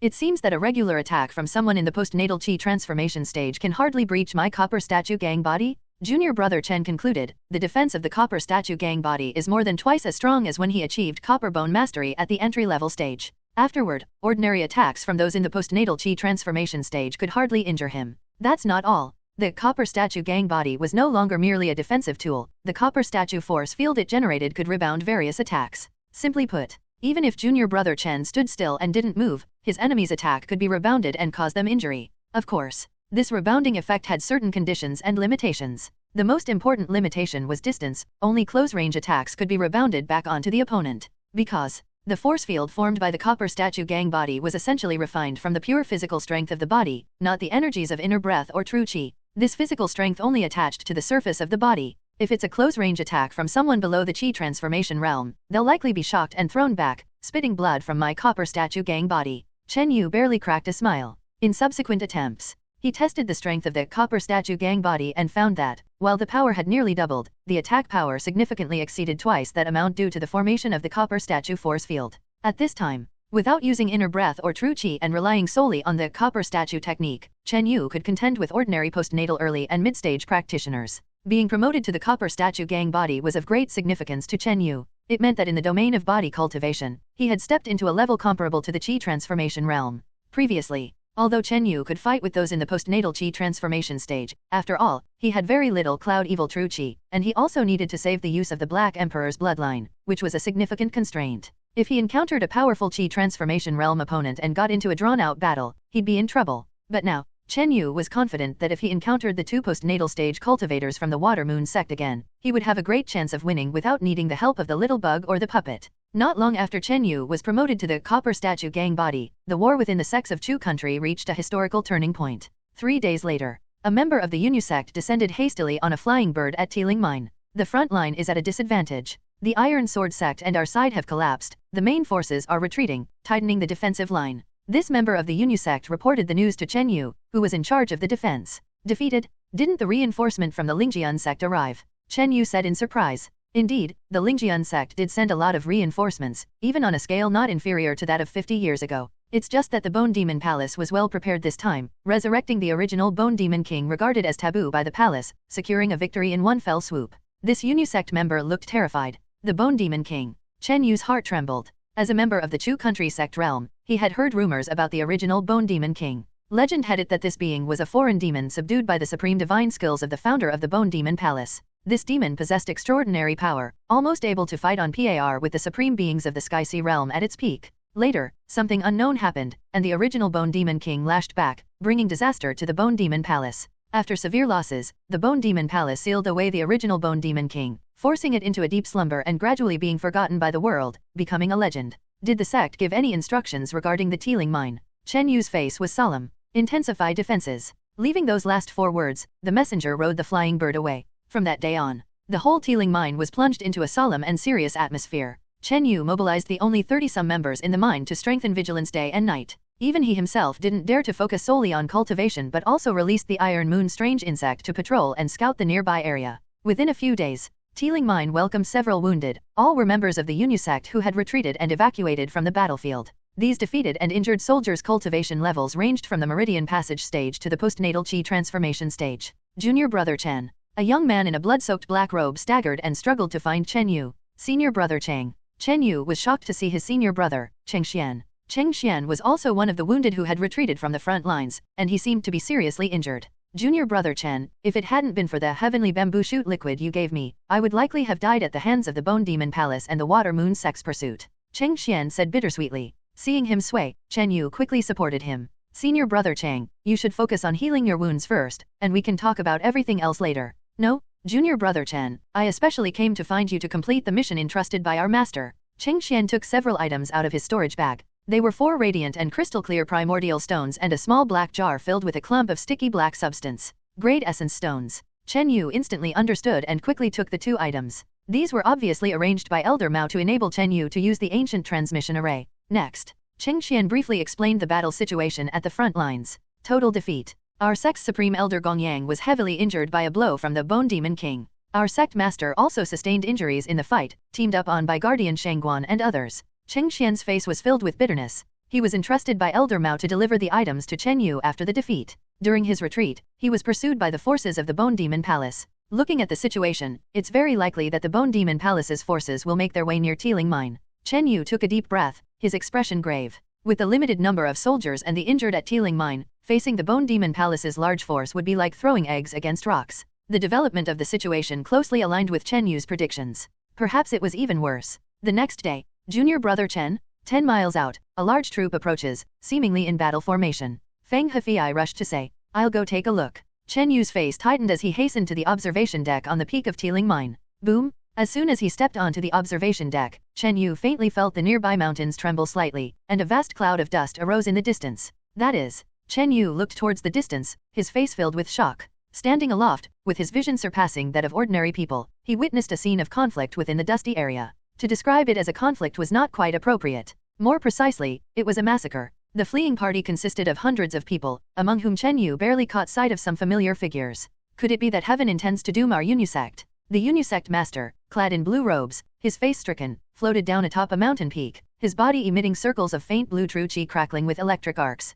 Near him, there were Elder Nangong, Elder Mao, Fairy Xiaoyu, and other high-ranking members of the Qi transformation realm. The Unisect, numbering several hundred members, from elders in the Qi transformation innate to those in the lowest echelons of the Meridian Passage stage, were all in a pathetic flight, most wounded. Whoosh boom. A giant skeleton king, wreathed in roiling black qi and 3 stories tall, rolled forth with a dark, windy demonic qi, like a black tornado sweeping in. Run. The Unisect master and several Qi transformation realm elders hastily retreated. Boom bang. The mountain peak where everyone had just stood shattered instantly, flattening under the onslaught of the skeleton king. Ah! Screams rose sharply, only to be buried by the collapsing mountain and the dust. In one blow, the mountain was leveled. In an instant, the Unisect lost 40 or 50 of its elite, including not only those in Meridian Passage and organ refining but also some in the Qi transformation realm who were killed in a mere second.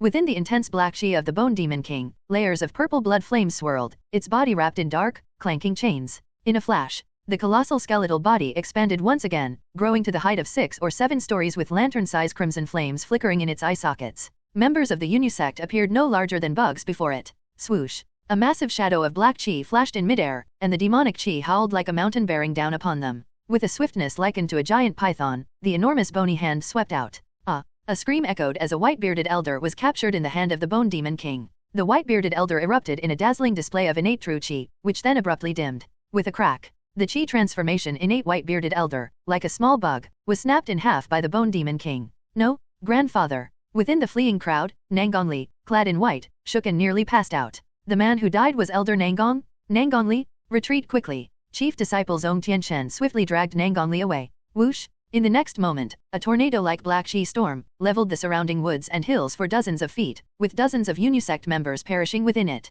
Block this demon! A sharp cry rang out from the sky. A man and a woman descended from the heavens, standing before the Bone Demon King. The man wore a voluminous black robe, around 30 to 40 years old, radiating a powerful and fierce aura. The other, a woman in colored palace attire, was stunningly beautiful, her phoenix eyes emitting an invisible sword intent. Slash. The man and woman each wielded a treasured sword, sending out two soaring sword rainbows, one gold and one colorful, dazzlingly bright. Swoosh boom, ding ding ding sizzle. The gold and colorful sword lights intertwined, creating a vast storm of sword chi in gold and multicolors, enveloping the 6 to 7 stories tall Bone Demon King. What a terrifying sword-A aura. 10 miles away, Chen Yu stood on the observation deck, witnessing the shocking confrontation. The sword attacks of the man and the woman were on par with LV Taiju, especially the dazzlingly beautiful woman in colorful attire, whose sword intent surpassed him slightly. Together, their strengths rose to new heights, capable of proudly standing above the usual forces of Chu country's sect world. Retreat swiftly. Together, we can only hold the Bone Demon King for the brief time it takes to brew a pot of tea.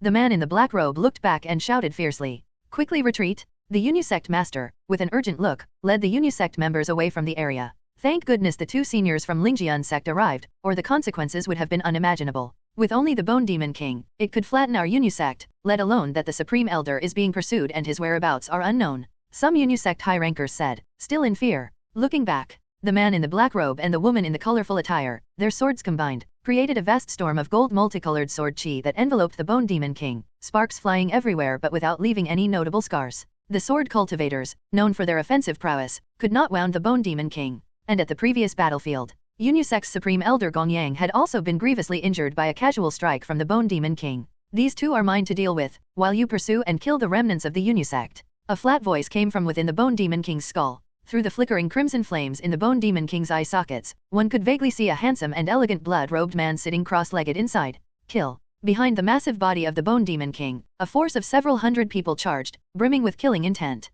Among them, nearly 10 high-end fighters in the innate stage of chi transformation, led by the likes of Guardian Shangguan and the Water Moon Sect Master, were vastly superior to the Unisect. Are these Unisect people trying to retreat to their mountain gate? The Water Moon Sect's beautiful Sect Master chuckled coldly, her face sullen. It looks like we're near Teeling Mine ahead. Guardian Shangguan unfolded a map, a sharp glint in his eyes. The face of the Water Moon Sect Master, previously adorned with a coquettish smile, suddenly became expressionless. If I'm not mistaken, according to the latest intelligence, it looks like Chen Yu is currently stationed there. A glint of cold light flashed in the Sect Master's eyes. At that moment, Guardian Shangguan and the Water Moon Sect Master simultaneously turned their gazes toward the desolate mine 10 miles away. Coincidentally, the main forces of Unisect were also retreating from the vicinity of Teeling Mine. Chase. Quickly send more troops, now is our chance to surround and kill this boy. Their eyes met, heavy with murderous intent. On the eve of betraying the three sects, the Water Moon Sect Master had sent 2 postnatal chi transformation assassins to kill Chen Yu. This assassination attempt was deemed unnecessary and over the top by another powerful senior of their sect, Elder Kuei Yu. After all, Chen Yu was blacklisted by LV Taiju, and hardly able to escape his fate. But the Water Moon Sect Master had an intuition that Chen Yu was a man of great destiny, and that a lot could happen during the half-year agreement, leaving much to chance. After the incident at the Blood Burial Garden, she confirmed that Chen Yu was the murderer who killed Yi Yunfei and took the opportunity to investigate his past exploits. The results of the investigation shocked her. From the Outer Sect's great competition, the meteoric iron gambling battle, to the Baishan Spirit Garden and then the Blood Burial Garden along the way, this person had risen against the odds, forging a path like a lotus with every step. He always turned the impossible into possible. The Water Moon Sect Master, deeply wary, ordered an assassination despite the opposition of her rivals. But then, to her fury, the assassination failed, and the 2 postnatal chi transformation lives were lost. Not only that, after this incident, Chen Yu's parents disappeared from the world without a trace. All this further convinced the Water Moon Sect Master that Chen Yu still had the chance to overturn LV Taiju's death sentence. During the subsequent battles, the Water Moon Sect Master and Guardian Shangguan, whose children had both been killed by Chen Yu, became closely allied, sharing a common enemy. On the battlefield, after a long search, they still hadn't found Chen Yu. Later, After numerous inquiries, they found out that Chen Yu was at Tiling Mine, behind the battlefield. Someone, surround Tiling Mine. Guardian Shangguan and the Water Moon Sect Master sent several postnatal chi transformation and a few squads to encircle Tiling Mine. The high-ranking members of Unisect, who were in the middle of their retreat, noticed that about a quarter of the troops from the Bone Demon Palace's camp had split off towards Tiling Mine. Looking at the Bone Demon Palace's movements, are they planning to surround this place? Tiling Mine? There are only some low-grade spiritual ore deposits here, with little military force stationed. Is it worth such a grand display? The Sect Master and the others were baffled. However, the Bone Demon Palace's allocation of a quarter of their forces to this incomprehensible action alleviated the pressure on their retreat. Swoosh, swoosh, swoosh. A score of flying birds were the first to swoop towards Tiling Mine. But at this moment, whoosh! Within Tiling Mine, thick columns of fire and wolf smoke rose, and intense black smoke enveloped midair. So much smoke. Cough, cough. What is this that's burning? The flying bird knights, serving as the vanguard, hovered in the air, their vision blurred, and their mounts restless. Before they arrived, the accumulated dead wood, branches, and straw in the mine had ignited, creating a smoke screen that covered half the sky. This dust and haze had no effect in repelling enemies but served to limit surveillance. Before long, Guardian Shangguan and the Water Moon Sect Master arrived at the smoke-filled Tiling Mine, their expressions shifting. Cough, cough. Protector, there's not a soul in Tiling. An organ refining stage flying bird knight reported back. This development left Guardian Shangguan and the Water Moon Sect Master with darkened, embarrassed faces. That kid must have been on alert, using smoke to block the view from aerial reconnaissance. Looking at it this way, he couldn't have gotten far. The Sect Master's chest heaved with suppressed rage as she coldly analyzed the situation. At this moment, if the two were to mobilize all of their hundreds of elites to encircle within 10 miles, there was an 8 or 9 out of 10 chance that they could catch Chen Yu. However, such a plan was impractical. Their target was to pursue the main force of Unisect. If they succeeded, they could annihilate a sect. By comparison, use all their main strength for an organ refining stage disciple? Even if the two were willing, other Chi Transformation Realm seniors would not comply. Eventually, Guardian Shangguan and the Water Moon Sect Master had no choice but to assign one person to lead a team responsible for pursuing Chen Yu. Let me do it. With calm confidence, the Water Moon Sect Master led a team of 50 or 60 elite disciples from Water Moon Sect, remaining at Tiling Mine. This time, she, the master of a sect and a Chi transformation innate expert, took charge personally. She refused to believe that kid could still create a miracle. At the same time, among the evacuating upper echelons of Unisect, Elder Mao turned his head back to the thick smoke of Tiling Mine, with a complicated expression. He faintly guessed. The abnormal actions of the Bone Demon Palace, as well as the smoke here, must be connected to Chen Yu. There are 10 days until the next full moon. My help for you ends here. From now on, it's all up to your own fate. Elder Mao sighed inwardly. 5 or 6 miles away from Tiling Mine, in a stretch of forest, a young man dressed in a beast hide armor, his face grimy and dark, was tied up with a bunch of twigs and leaves. At first glance, he looked just like a small, moving tree, blending seamlessly into the mountain forest. The strategy and route for this retreat, I've run through them in my mind over 100 times. Chen Yu chuckled softly, looking towards the Tiling Mine cloaked in smoke. Originally, Chen Yu had been in the Tiling Mine for more than a month and had long prepared an escape route for retreat. Because of the bloody experience of the Baishan Spirit Garden being attacked at night, Chen Yu made numerous preparations. The first preparation was for the smoke to counter birds flying overhead. After receiving the news of the front line's crushing defeat, Chen Yu had people prepare large amounts of deadwood, branches, and straw, piled up at Tiling Mine. As long as it blocked the aerial reconnaissance view of the birds, the success rate of the retreat would increase by 20 to 30%. The second preparation involved a meticulous control over the nearby terrain. With the help of the Iron Moon Strange Insects detailed terrain survey, Chen Yu had already designed more than a dozen escape routes. The third preparation was to establish sentry towers on the high ground, to stand guard day and night. Moreover, as soon as Chen Yu discovered the Bone Demon King appearing 10 miles away, he decisively ordered everyone to retreat, then set fire to all the deadwood, branches, and straw. Of course, Chen Yu didn't follow the large group withdrawing but instead set off alone, using a hidden route, taking advantage of various geographical covers to distance himself from Tiling Mine. Zip zip swoosh. Chen Yu darted along the complex terrain, with nearly constant cover throughout his route. Whether it was trees, mountain peaks, or some bushes for concealment. Even, Chen Yu had the Iron Moon Strange Insect excavate hidden mountain cave passages between certain areas of the mountain, just large enough for one person to pass through. After passing through, Chen Yu swung a punch, and the mountain wall collapsed, blocking off the mountain cave passage. As time went on, Chen Yu was getting farther and farther from Tiling Mine. 10 miles, 20 miles, 30 miles. Continuously escaping the danger zone. According to Chen Yu's plan, as long as he could flee 100 miles away and hide anywhere, unless the enemy dispatched more than a few hundred elite troops, it would be extremely difficult to find him. At the start, he could occasionally see birds in the distant sky, but later, he almost couldn't see any trace of the flying bird knights. Finally, After leaving Tiling Mine 200 miles behind, Chen Yu found an underground cave in the deep mountains with the help of the Iron Moon strange insect. This place should be safe. Within the underground cave, Chen Yu sat cross-legged and began to meditate and recover. Meanwhile, a group of 50 or 60 elites led by the Water Moon Sect Master began a carpet search near Iron Ridge Mountain. Reporting to the Sect Master, we have found no trace of the target. Reporting to the Sect Master, we've captured and killed 7 or 8 Yu Sect disciples, and after questioning, none know Chen Yu's whereabouts. Reporting to the Sect Master, I suspect that Chen Yu has already escaped our encirclement. Half a day later, the string of fruitless reports made the gloom on the Water Moon Sect Master's face grow even thicker.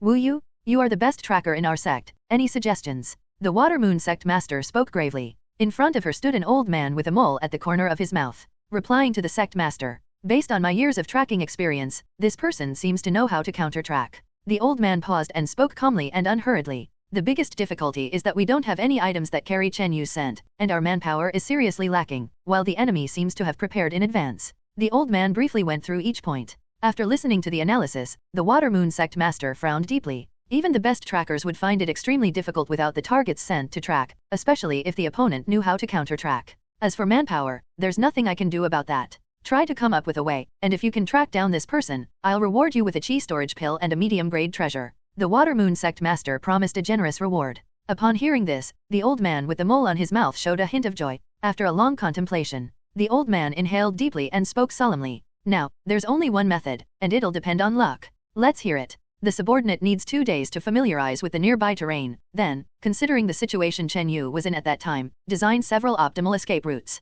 After that, we can trace the vines back to their roots. A glint of sharpness flashed through the old man's eyes. Of course, this approach relies on luck and assumes that the target has stayed within a few hundred miles nearby and hasn't fled too far. The old man added, all right, let's try that. The Water Moon Sect Master nodded. She had an intuition that Chen Yu had chosen this place to take his post not far from the front lines for some reason. As the Bone Demon King emerged, causing turbulence in the world of Chu countries' sects. In the northern lands, unknown tens of thousands of miles away, on the Great Snow Mountain, at the very top of an ice peak reaching into the clouds, within view was a desolate world draped in silver, blanketed by a pure white snow. Squeak! Suddenly, the door of an unassuming straw hut at the peak opened. Out walked a child. May I ask the immortal child whether the Great Witch has received the offering I sent a few days ago, and if the divination has a result? A middle-aged man was kneeling on the ground, his body encased in frost. At first glance, he looked like a human-shaped ice sculpture. The middle-aged man, whose cultivation was at the level of chi transformation innate, had knelt in front of the straw hut for a full 3 days and 3 nights.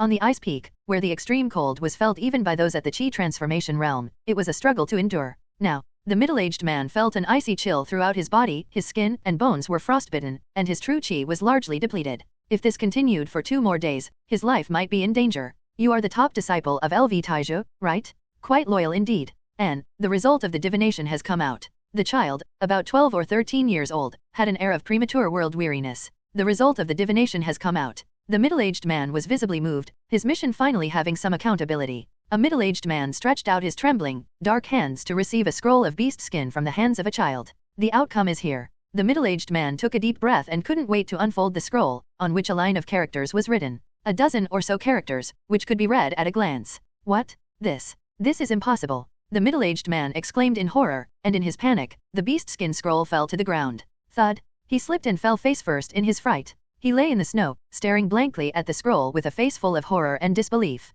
In his field of vision, the beast skin scroll seemed like a burning hot coal, close enough to touch, yet inciting an instinctive fear and resistance.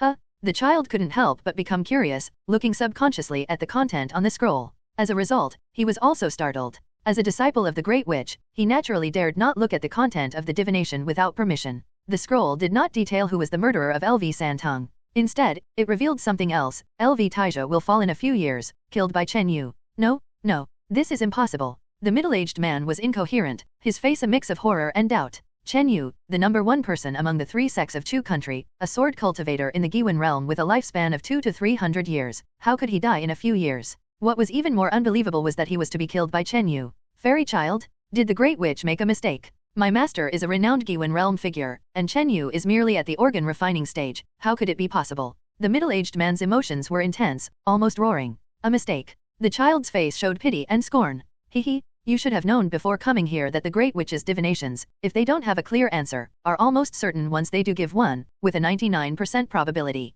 Unfortunately, our Great Witch of the Great Snow Mountain Tribe this generation, known as unparalleled under heaven and earth, has not made a mistake in his predictions for the last 50 years. The child seemed bored and muttered a few words. Finally, he shook his head, no longer caring about the distraught middle-aged man, and walked towards the thatched hut. Wait. The middle-aged man seemed to think of something, regaining some calmness on his face. Is there anything else? Dare I ask, fairy child, whether Chen Yu is the murderer of LV Santong? The murderer. The child's face was full of scorn. With such a result from the divination, does it matter whether Chen Yu is the murderer or not? Humph. Even I, a mere apprentice of the Great Witch, could infer that the murderer is Chen Yu. Dropping that last remark, the child no longer paid any attention to the middle-aged man and returned to the hut. The hut, which looked not much bigger than an ordinary straw house, was covered with only a thin layer of snow. The moment he stepped into the hut, the child entered a quaint and spacious garden. Inside his view, the scene was lush with verdant spring, chirping birds, and fragrant flowers, little bridges, and flowing water, all very pleasant. Inside a simple and quaint stone hall, Great Witch. The child respectfully looked towards the figure in ancient robes, standing with their hands behind their back. This figure, neither tall nor short, neither fat nor thin, indiscernible in age, if not for careful attention, one wouldn't even notice his presence. Is it done? An ancient and deep voice sounded, its direction unclear. Reporting to the Great Witch, Lu Taijia's eldest disciple has already received the divination message. The child replied. Immediately, a hint of hesitation appeared on his face. I am a bit puzzled. Speak. The Great Witch, this divination seems to have taken quite a toll, a steep price for just an early Giwen realm, although his tribute was not bad. The child voiced his concern. Ordinary divinations required only a few 2 hours from the Great Witch, at most half a day. However, this time, the Great Witch had spent 3 days and 3 nights. 10 years of lifespan. The ancient voice sounded a bit tired. What? Great Witch, you actually spent 10 years of lifespan. The child exclaimed in shock. Hehe, indeed quite unexpected. I'm not sure if it's bad luck or good luck, but we caught the destiny protagonist of Biwen, who is also the great evil star of our Great Snow Mountain tribe.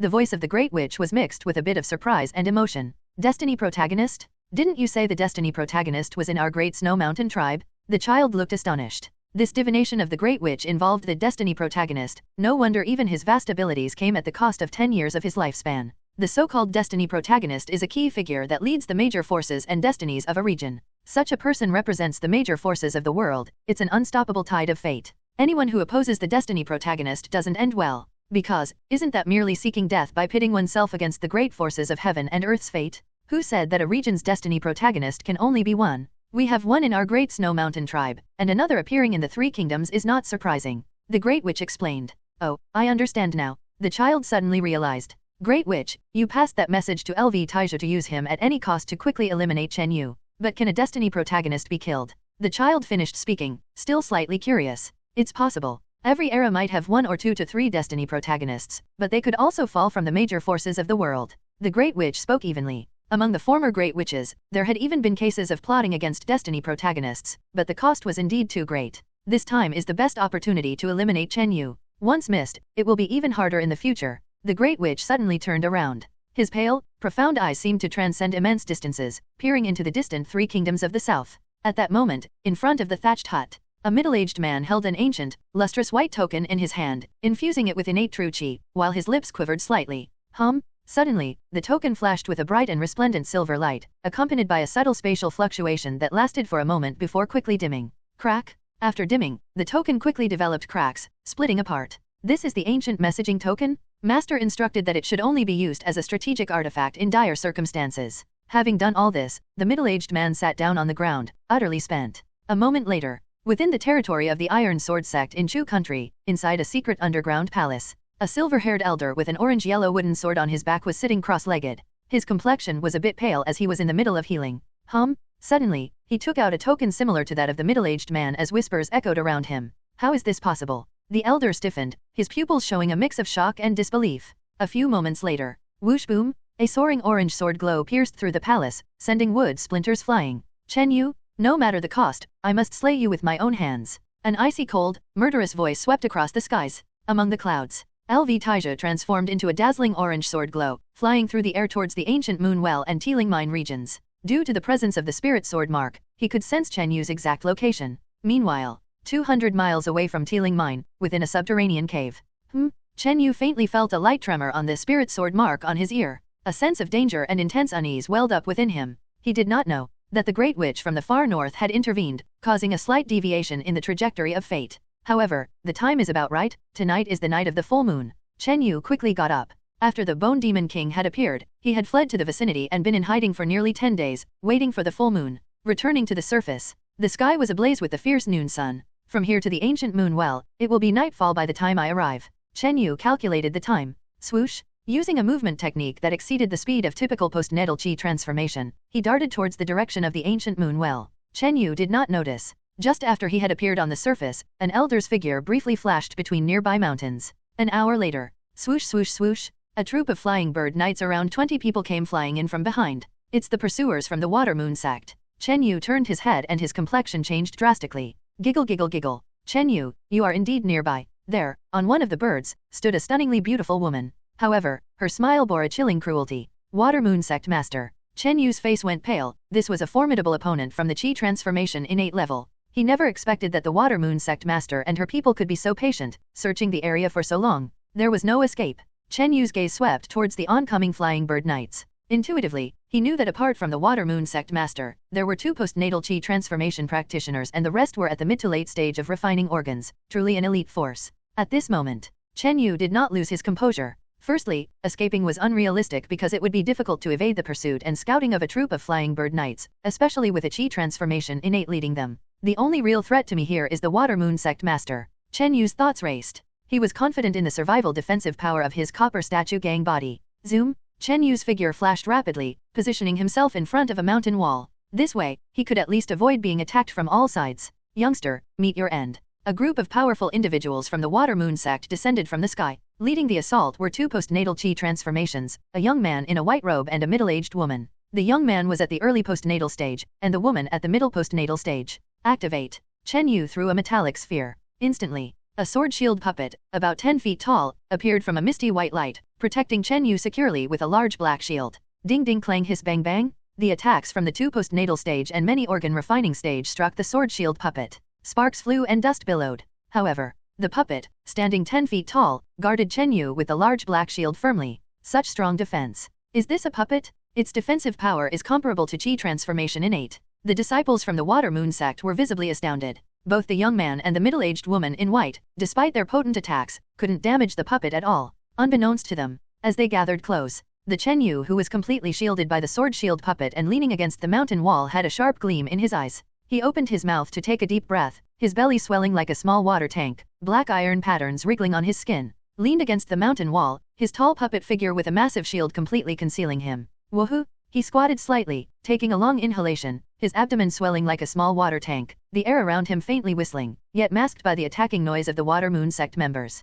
Originally, Chen Yu used the sword and shield puppet to block the enemy, attracting everyone's attention. The real purpose was to disguise the activation of Copper Lion Roar. At that moment, Chen Yu's Copper Lion Roar was pushed to its extremes. Last time, in the manor in Xiangyang City, after killing 2 at the Chi transformation realm, Chen Yu felt this secret technique suited him. After returning to his sect, he exchanged several higher-level sound wave secret techniques, integrating them to form his own amplified version of the Copper Lion Roar. The new Copper Lion Roar was more than 50% stronger than the original. This was enough to cause a significant deterrence and disruption effect on those at the postnatal Chi transformation. On this basis, if he integrated the Black Emperor's bloodline, the power could increase by more than another 50%. Thus, the bloodline-enhanced Copper Lion Roar could now threaten and affect some of those at the postnatal middle-late stage. But now, Chen Yu had advanced to the Copper Statue Gang body, making his physique even more robust. On this basis, the Copper Lion Roar's power could increase by more than half again. Thinking about it was already somewhat terrifying. However, this wasn't the limit.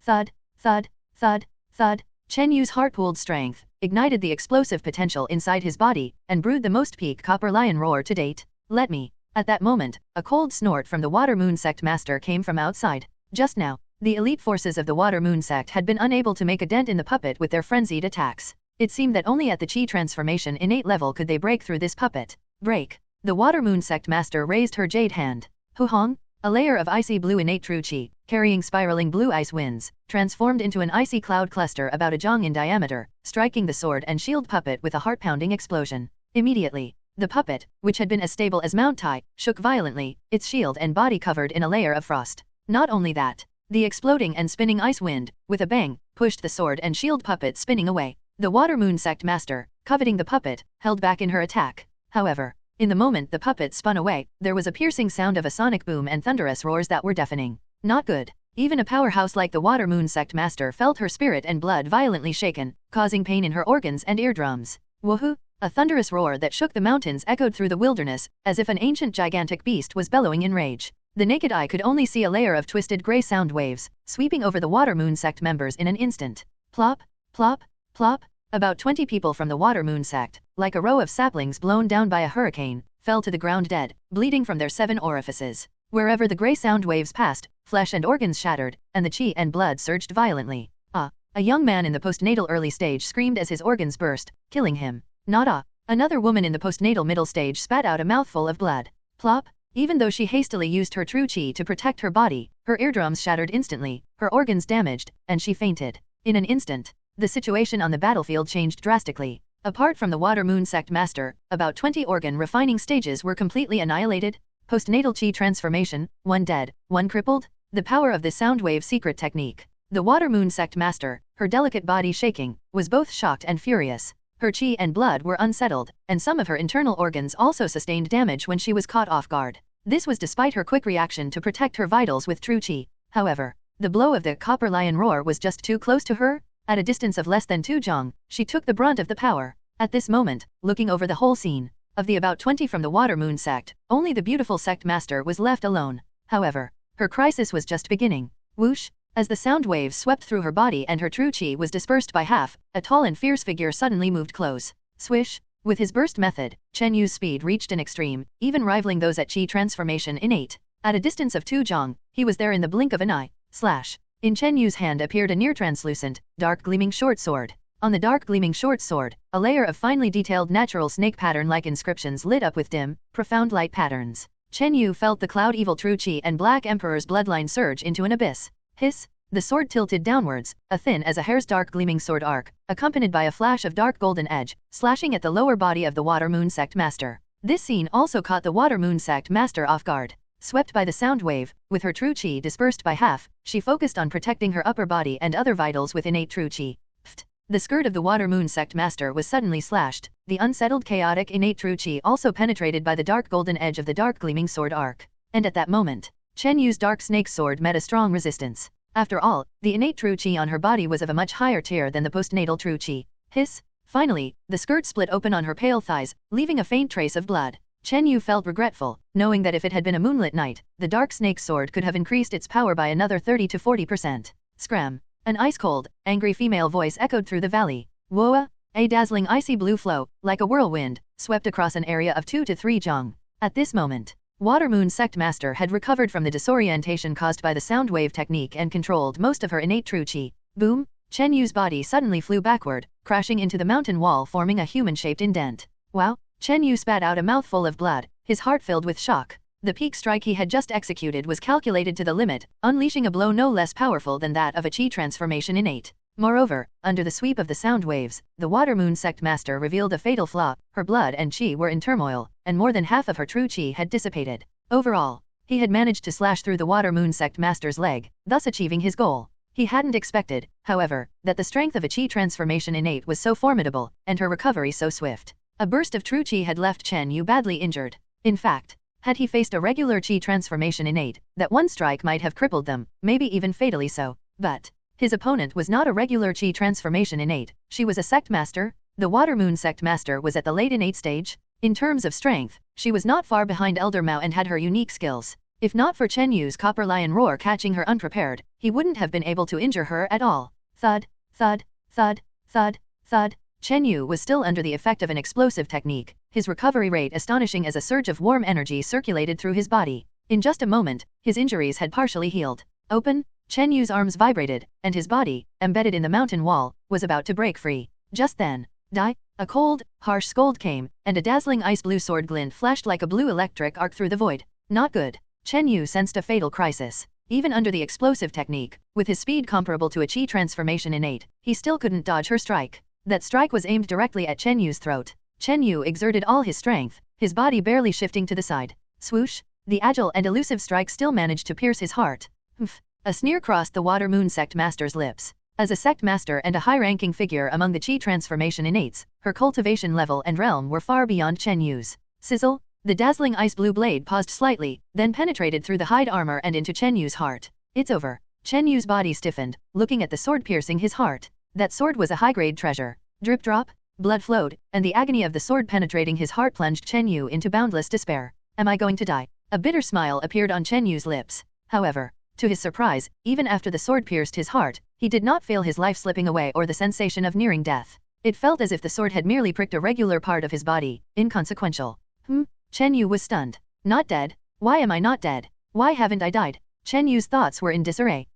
The Water Moon Sect Master sensed something was amiss, her true chi further integrating into the sword, thrusting it deeper. She couldn't believe her initial strike hadn't penetrated through this young man. Gritting her teeth, she increased her true chi and force, continuing to thrust deeper. What happened next shocked the Water Moon Sect Master. No matter how much force she exerted, the sword felt as if it were stuck in a deep ocean whirlpool, resistance infinite. Fuck off. Chen Yu kicked, sending the Water Moon Sect Master flying. Bang! Clang! The tremendous force of that kick, enhanced by the explosive technique and his Black Emperor lineage, sent her tumbling 20 or so yards. Wow! The Water Moon Sect Master spat out a mouthful of blood, her face flush with exertion, continuously coughing. You.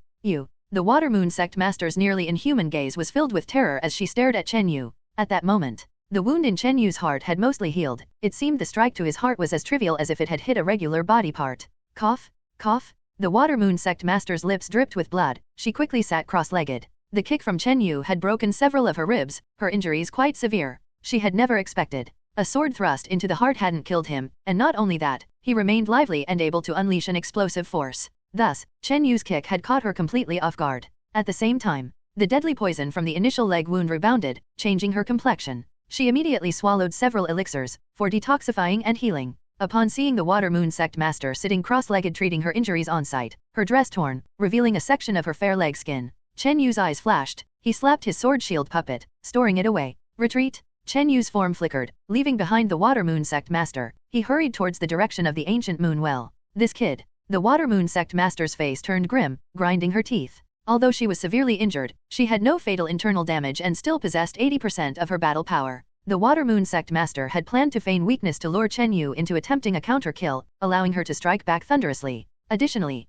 this time she had prepared other trump cards. Next time she'd succeed in completely dismembering him, cutting off his head, gouging out his eyes. Not believing he would not die. However, Chen Yu had not fallen for her trick. As expected of a sect master, ranking at the forefront among the chi transformation innates, this woman probably still has some trump cards and ace up her sleeve. Chen Yu was not impulsive. His initial plan had been merely to injure her leg, facilitating his own escape. Given the current situation, he had exceeded his mission. Through this battle, Chen Yu discovered a significant feature of his heart. Its defensive power was stronger than any part of his body, truly an invincible spot. Re-encountering Ye Lufeng before a chaotic mountain face, about a dozen or two corpses were scattered haphazardly. These corpses, each one with blood flowing from all 7 orifices and their organs shattered, met with a tragic death. The Water Moon Sect Master sat cross-legged, scanning over the bodies of her sect's elite, her expression cold and livid with frustration. Under her leadership as the sect master, the pursuit of a disciple in the organ refining stage had nearly ended in a total annihilation. If a third party were to witness this scene, they would likely be stunned speechless.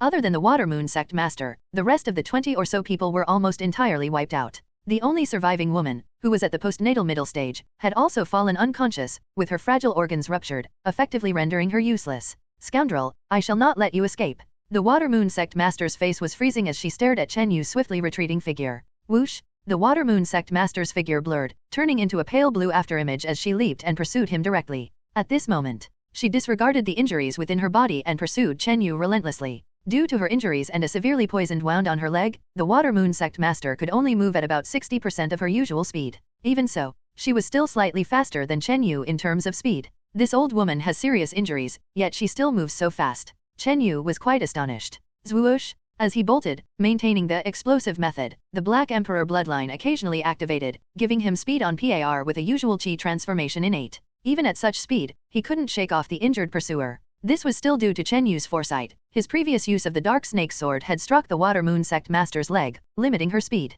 Youngster, prepare to die. Soon after, the Water Moon Sect Master's figure drew closer. Swoosh! A sword strike came through the air, the icy blue light of the blade cutting across space toward Chen Yu like a fleeting comet. Chen Yu neither dodged nor avoided, simply accelerating with a forward leap. At the same time, he fused the Black Emperor bloodline and Cloud Evil True Chi into his hide armor. Buzz! A layer of purplish-green light appeared on the hide armor, shielding Chen Yu completely. Spurt! The air-cleaving sword stroke sliced through the purplish-green light, but the force field from Chen Yu's copper statue gang body repelled it, reducing its power by 70 to 80%. The final bit of damage only resulted in a minor injury to Chen Yu's robust physique. This brat. The Water Moon Sect Master gritted her teeth, watching Chen Yu use the moment to create distance. Due to her injuries and severe poisoning, both her speed and combat strength were not at their peak. He blocked it. Chen Yu felt a slight sense of relief in his heart. Blocking that strike had severely depleted his Black Emperor bloodline and Cloud Evil True Qi. Simultaneously, the energy consumption from the explosive method left Chen Yu greatly fatigued.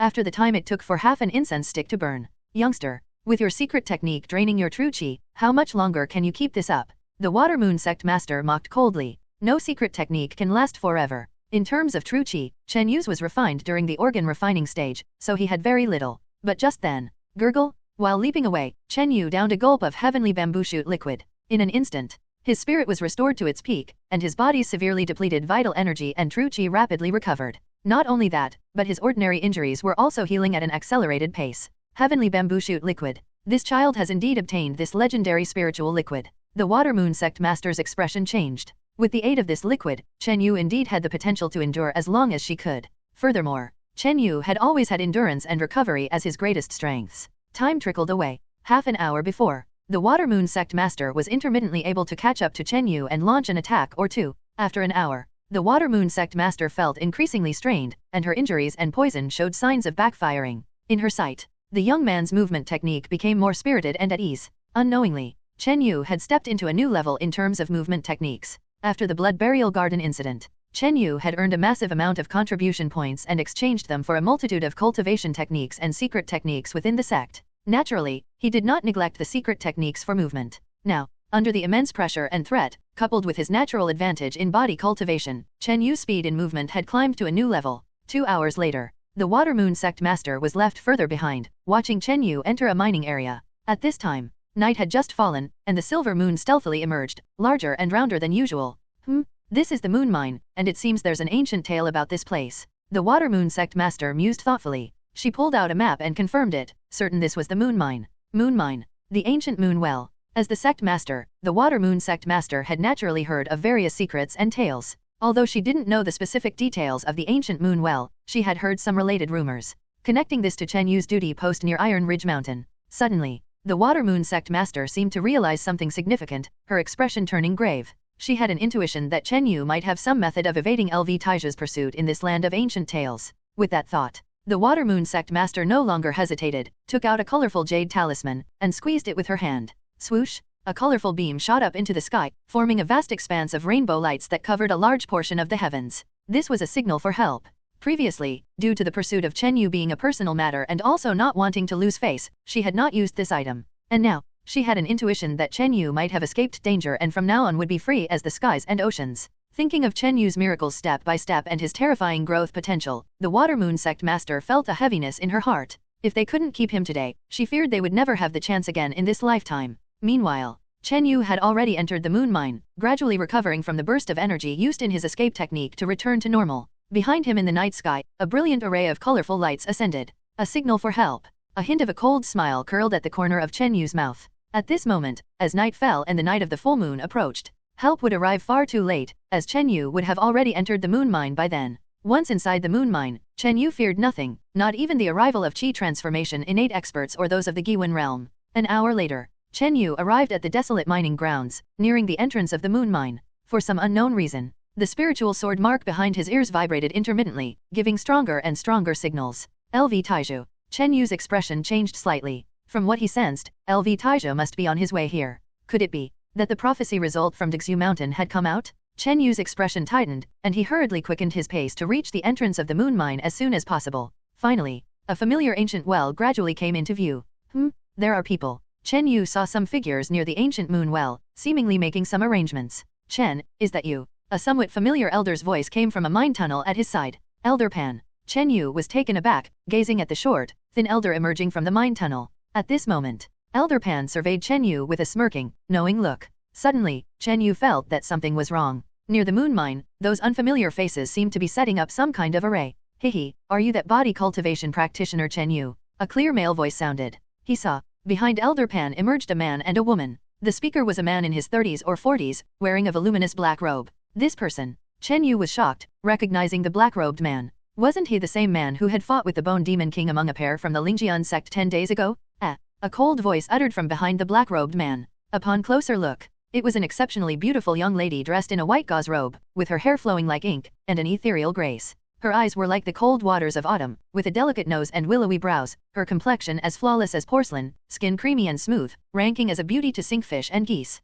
It's you? The stunning beauty that he hadn't seen for a long time made Chen Yu's heart skip a beat. This lady was none other than Ye Lufeng, the beautiful girl who had descended from the sky after the great evil's death. As the black-robed man and Ye Lufeng appeared together, Chen Yu's mind suddenly was filled with clarity. Junior Chen Yu pays respects to the seniors from the Lingjian sect and Miss Ye. Chen Yu quickly paid his respects. You know each other. The black-robed man looked quizzically at Chen Yu and Ye Lufeng. We have met before. Ye Lufeng glanced at Chen Yu, her expression cool. Chen Yu, this is Senior Chai, the supreme elder of the Lingjian sect, and this young lady Ye is the direct disciple of the great elder of our section. Elder Pan explained to Chen Yu with a beaming smile and a respectful attitude towards the two from the Lingjian sect, bordering on treating them like his superiors. Chen Yu's heart sank with suspicion towards Elder Pan. Chen Yu, don't worry. Several years ago, I had already pledged my allegiance to the Lingjian sect. Elder Pan chuckled, looking unconcerned. You've actually. Chen Yu was inwardly exclaiming trouble. If Elder Pan was an inside agent for the Lingjian sect, then the secrets of the ancient moon well might also be known to them. Chen Yu and Elder Mao's plans could have been partially guessed by Elder Pan. Chen Yu, you needn't worry. From now on, Yunyu sect and our Lingjian sect will be one family, the black-robed man said with a slight smile. One family? What do you mean? Chen Yu asked in surprise. He had been hiding in an underground cave for the past 10 days and was unaware of the current situation in the Chu country sect world. Chen Yu, Yunyu sect and Iron Sword sect have reached an agreement with our Lingjian sect and have become our subordinate sects. Of course, these agreements were volunteered by the two sects, not forced. Elder Pan said with a smile. Subordinate sects? A chill ran through Chen Yu's heart, having heard of such structures. Just like Yin family castle being subordinate to Yunyu sect. What is the situation with Yunyu sect now? Chen Yu took a deep breath. He suspected that the Yunyu sect and their ally must have been forced into subordination to the Lingjian sect under dire circumstances. That day, the inaugural Bone Demon King of Bone Demon Palace came to the gates of Yunyu sect, nearly destroying it in a flash. Elder Pan paused in his speech. Chen Yu's heart leaped to his throat. His main concern was for Elder Mao, Cheng Xian, and other sect mates. In the critical moment, our Lingjian sect unleashed our sect's divine sword, the Heavenly Moon Sword, and initiated the earth-shattering Sky Moon Sword formation, ultimately driving back the Bone Demon King. Pride was evident on Elder Pan's face. Hearing this, Chen Yu breathed a little easier and turned his gaze back to the black-robed man and Ye Lufeng from the Lingjian sect. Chen Yu, I heard from Elder Pan you are practicing body technique and have entered the ancient moon well twice, returning safely each time. The black-robed man's eyes sparkled as he stared at Chen Yu. Sword Chen Yu, I heard from Old Man Pan that you practice both body cultivation techniques and have entered the ancient moon well twice and returned safely, said the man in the dark robe, his eyes flickering with a kind of attraction toward Chen Yu. Senior Chai, that is indeed the case, Chen Yu replied. Under the invisible pressure of the Giwen realm, Chen Yu dared not neglect his manners, even though the other party wasn't deliberately exuding his aura. If it had been in front of a Qi transformation innate practitioner, Chen Yu might have been able to fight or protect himself. But in front of someone from the Giwen realm, he didn't stand a chance. Fortunately, there was no deep hatred between the Lingjian sect and Chen Yu, and it seemed they might need his help for something. Very good. Nephew Ye and I are just about to explore the ancient moon well, and we need a good guide, the man in the dark robe said with a nod. Chen Yu was secretly pleased, as he was about to enter the ancient moon well himself and naturally would not refuse. Later, Chen Yu followed the man in the dark robe and Ye Lufeng toward the ancient moon well. At that moment, about a dozen members of the Lingjian sect, led by a Qi transformation realm elder, had set up numerous arrays around the well.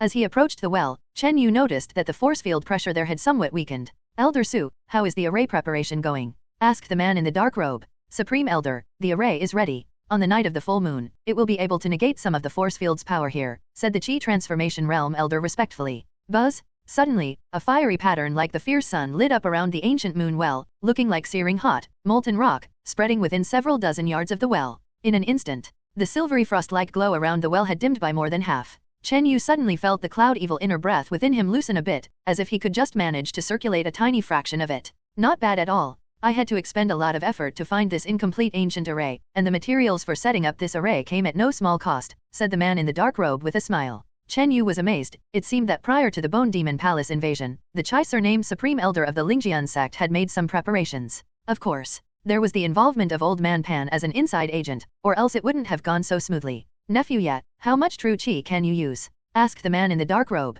20%, but once we reach deeper into the well, I'll probably be able to use less than 10%, Ye Lufeng replied. Ah, that's already quite impressive. Once we enter the well, we will need the Spirit Heart Sky Sword technique you've practiced, praised the man in the dark robe. Chen Yu was secretly shocked. His own Cloud Evil True Qi couldn't even mobilize 1%. Ye Lufeng's cultivation was certainly remarkable. From his senses, Ye Lufeng was only one step away from reaching Qi transformation innate, and there seemed to be a mysterious and unpredictable sword aura within his body. What is the Lingjian sect's real purpose in entering the ancient moon well? Chen Yu pondered deeply. Then, the man in the dark robe asked Chen Yu about some details concerning the inside of the well. About the situation within the well, Chen Yu did not conceal much and explained everything. Buzz? Just then, the spirit sword mark behind Chen Yu's ear trembled slightly. Not good. Chen Yu thought there was trouble as LV Taija seemed to be getting closer. A spirit sword mark? It seems like LV Taija's aura. The man in the dark robe expressed his surprise. Chen Yu, on the other hand, felt a bit anxious, fearing that it wouldn't be long before LV Taija arrived. Chen Yu, as long as you help us find what we want, I can remove this spirit sword mark for you, the man in the dark robe promised. At those words, Chen Yu's heart leaped. Back near Tiling, he had witnessed this man's strength, which should be no less than LV Taija's. May I ask, Senior, what exactly are we looking for? Chen Yu immediately asked. Even though the man in the dark robe had made this promise, Chen Yu still did not fully trust him. In the past, the owner of this ore mine, the rumored ancient sword sect, had some connection with our Lingjian sect. The item we are searching for is related to them, the man in the dark robe explained somewhat. However, he did not specify what exactly they were looking for. Chen Yu suddenly remembered a skeletal corpse inside the well. The remains held a broken sword and a piece of moon spirit crystal ore, and the latter had been obtained earlier by Chen Yu, though he did not know its origin or purpose. Half an hour later, the night deepened, and the full moon in the sky grew increasingly bright and magnificent.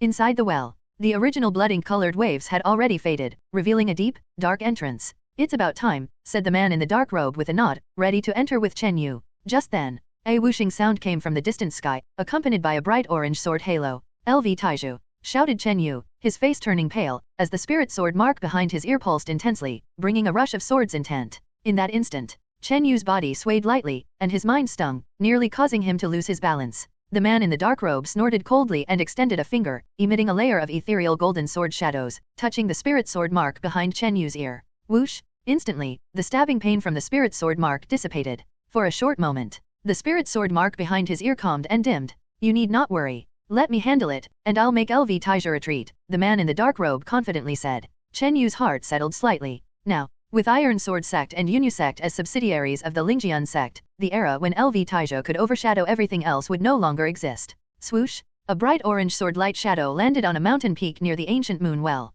Elder Chai, what do you mean by this? LV Taija's silver hair flew about as a look of hatred and murderous intent swept across Chen Yu and then settled on the man in the black robe. He felt somewhat apprehensive about the man in the black robe. Hehe, LV Tiantong, it seems the injuries you sustained from being chased by the absolute Yin ancestor last time have not yet healed. The man in the black robe chuckled. Upon hearing this, LV Taija's expression darkened, his complexion indeed looking a bit poor. He had not yet recovered from his injuries, and he had rushed over, consuming a great deal of his vital energy. Chen Yu stood by the man in the black robe, feeling the intense, almost tangible cold murderous intent and maliciousness in LV Taija's eyes. The murderous intent was bone-chilling, with an air of reckless madness. It was tenfold, 100-fold stronger than when they had last met. Whoosh! Two Giwen realm sword Dao auras intertwined in the void. The man in the black robe and LV Taija confronted each other from a distance. Following that, their lips moved, seemingly engaging in some negotiation and communication. Others present naturally could not hear the sound transmission between the two. At first, the man in the black robe's expression was calm and confident.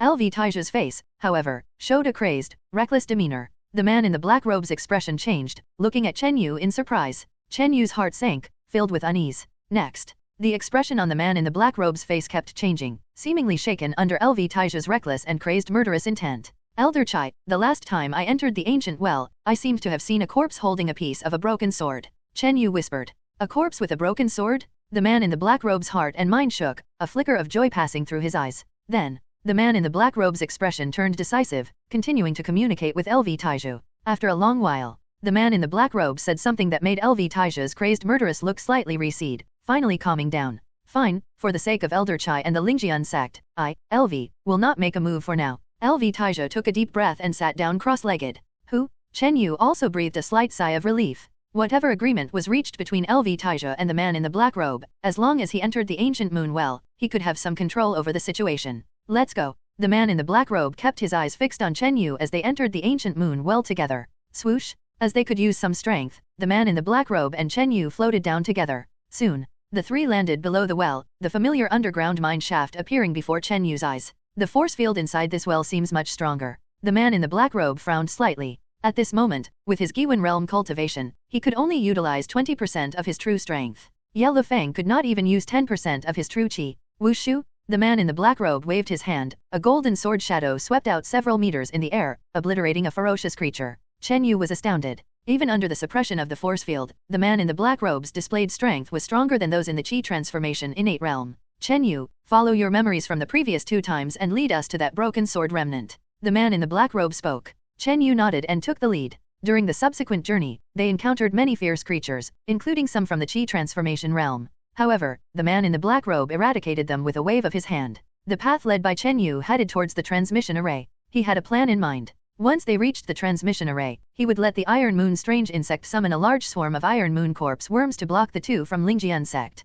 As for himself, his copper statue gang body, nearly at the postnatal qi transformation level, was completely unaffected, allowing him to potentially activate the transmission array. As for the broken sword remains, Chen Yu could not care less. Finally, after a lengthy journey, an array stone platform appeared before the 3. It's the moon spirit or wall, Ye Lufeng exclaimed absent-mindedly. Such a large expanse of moon spirit or wall, seemingly all of high quality. The man in the black robe's face lit up with ecstasy, a trace of greed flickering in his eyes. This large amount of high-quality moon spirit ore, if owned, would be immensely attractive even to someone at the Giwen realm. The reactions of the 2 were clearly seen by Chen Yu, not surprising him at all. At this moment, he tensed up, preparing to act as they approached the moon spirit or wall and the transmission array. 30 meters, 20 meters, 10 meters, gradually closing in. Just as Chen Yu was about to take action, suddenly, a profound sword intent, striking right at the heart, swept over from near the ancient transmission array. Be careful. Behind him, Ye Lufeng pulled Chen Yu back a step. That is, Chen Yu looked and almost spat blood. He saw a familiar corpse, holding a broken sword, lay near the ancient transmission array. Chen Yu almost cursed out loud. The immense sword intent enveloping the broken sword was precisely affecting the area of the transmission array. How was he supposed to repair the ancient array and activate the transmission? The heavenly K sword. It truly is that ancient divine sword. The man in the black robe trembled, staring at the broken sword in the corpse's hand. In extreme excitement, his voice even quivered. Is it really the heavenly K sword? Ye Lufeng, with the cold autumn-like beauty in her eyes, beamed with a surprising delight. It's said that this sword is an otherworldly divine sword, a small fragment of the tip left from ancient times, only 1/10 of its original form, which was used as the core to forge the treasure of my Lingjian sect, the heavenly moon sword. This heavenly K sword's body here makes up almost 2/3. Teleportation at the end of the mining cave. In front of a stone platform formed from an entire wall of moon spirit ore, engraved with an ancient array. The man in the dark robe gasped for breath, his face lit with wild joy, unable to hide the greed in his eyes. In Ye Lufeng's cold, crystal-like eyes, a brilliant light flickered, containing a trace of reverence for the legends of the ancient past. Heavenly K sword. Chen Yu was startled, greatly surprised. He had never imagined that this corpse, along with the broken half of the sword, would have such an incredible background. From what Ye Lufeng implied, less than 1/10 of this sword, specifically the tip, served as the core and was smelted into the treasure of the Lingjian sect, the heavenly moon sword. Although Chen Yu had never seen the heavenly moon sword, its might, as demonstrated by the sky moon sword formation it governs, could repel even the nearly invincible first bone demon king, revealing its terrifying nature. Excellent! If we can reclaim this sword, our Lingjian sect sweeping through Biwen is just a matter of time. The man in the dark robe, his face flushed with excitement, couldn't help but let out a long laugh. After speaking, he held his breath and started to approach the skeletal remains and broken sword. As he neared a certain boundary, boom! A sweeping sword intent, which seemed to split the heavens, erupted from the remains and the broken sword, instantly slashing across the man in the dark robe. At that moment, the surroundings seemed to distort. Everything within sight, including the ore wall, the stone platform with the ancient array, and the vast mining area of the gloomy mountain, was torn to shreds by an enormous, towering blade of sword intent.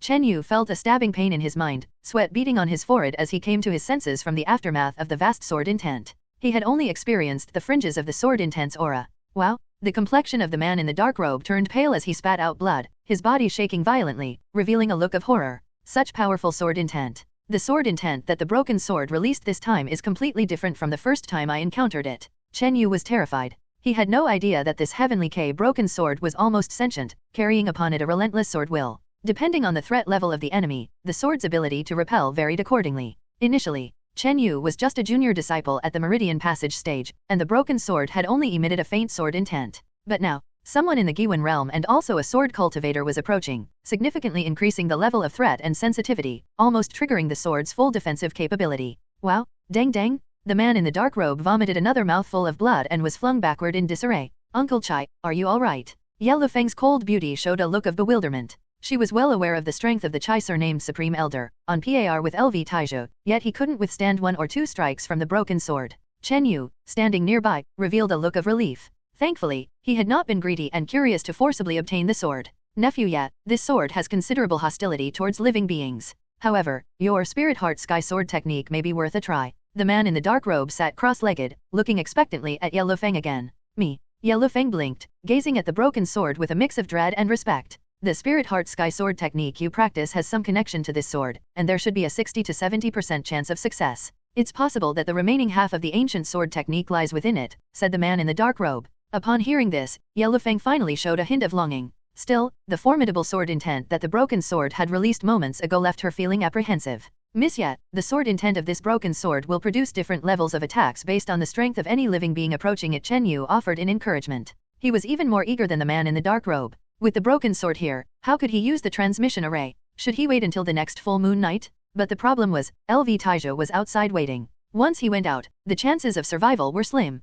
Alright. Yellow Feng gave Chen Yu a meaningful glance. Then, Chen Yu watched as the slender figure in a snow-white dress slowly approached the broken sword. At this moment, he prayed in his heart that the woman would succeed. If the broken sword released the terrifying level of sword intent it had shown before and killed the young woman's soul, he couldn't be blamed. Buzz? As Yellow Feng approached the broken sword, her clear, pond-like beautiful eyes suddenly shone with a deep, quiet sword intent. At the same time, she formed a hand seal, and a layer of dark, serene sword light condensed on her body, exuding a mysterious, ancient, and profound aura. This woman has actually cultivated her Spirit Heart Sky Sword technique to the second layer, said the man in the dark robe seated not far away, a hint of admiration flashing in his eyes, mixed with a bit of envy. Whoom! The broken sword in front of the ancient stone platform suddenly trembled and let out a soft hum, then its surface blossomed with ancient sword patterns of a clear, sullen depth, spreading like blooming flowers. Finally, a response. The man in the dark robe exclaimed with glee, quickly followed by a solemn expression as his gaze flickered uncertainly. In the next moment,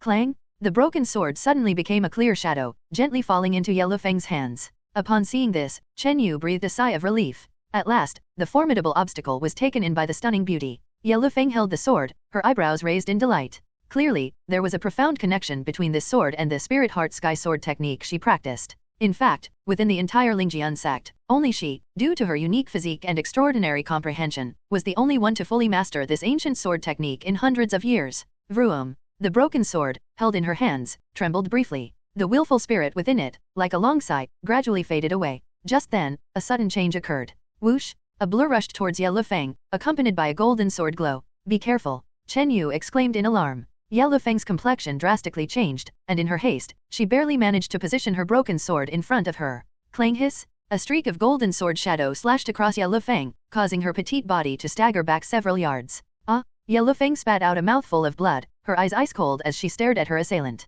Uncle Chai, why would you strike such a malicious blow? Possessing this sword could lead to the rise of the Lingjian sect, intimidating the entirety of Biwen and advancing to the ranks of the top sword sects on the continent. Yellow Feng said, her voice tinged with disappointment. Ha ha ha, you knave girl, did you really plan to submit this sword to our sect? The man in the black robe burst into loud laughter. So, you had planned to keep this sword for yourself all along? Betraying the Lingjian sect, you will never escape my master's pursuit. Yellow Feng's face was frosty. If I obtain this sword, I can discover the true essence of forge.A within it. Then, seizing the high-quality moon spirit ore in this place, and using the transmission array here, I could flee to the distant and gloriously splendid ancient kingdom spoken of in legends. Elder Chai laughed heartily, his expression brimming with excitement. At this moment, he seemed to envision a future of boundless horizons and soaring to the heavens. After he finished speaking, the man in the black robe turned into an afterimage as he lunged towards Yellow Feng, summoning several golden sword shadows in his hand. Buzz whoosh! Ding ding hiss! Yellow Feng channeled the ancient sword technique, her heavenly fragmented sword stirring up faint cyan shadows, barely fending off the black-robed man's offensive.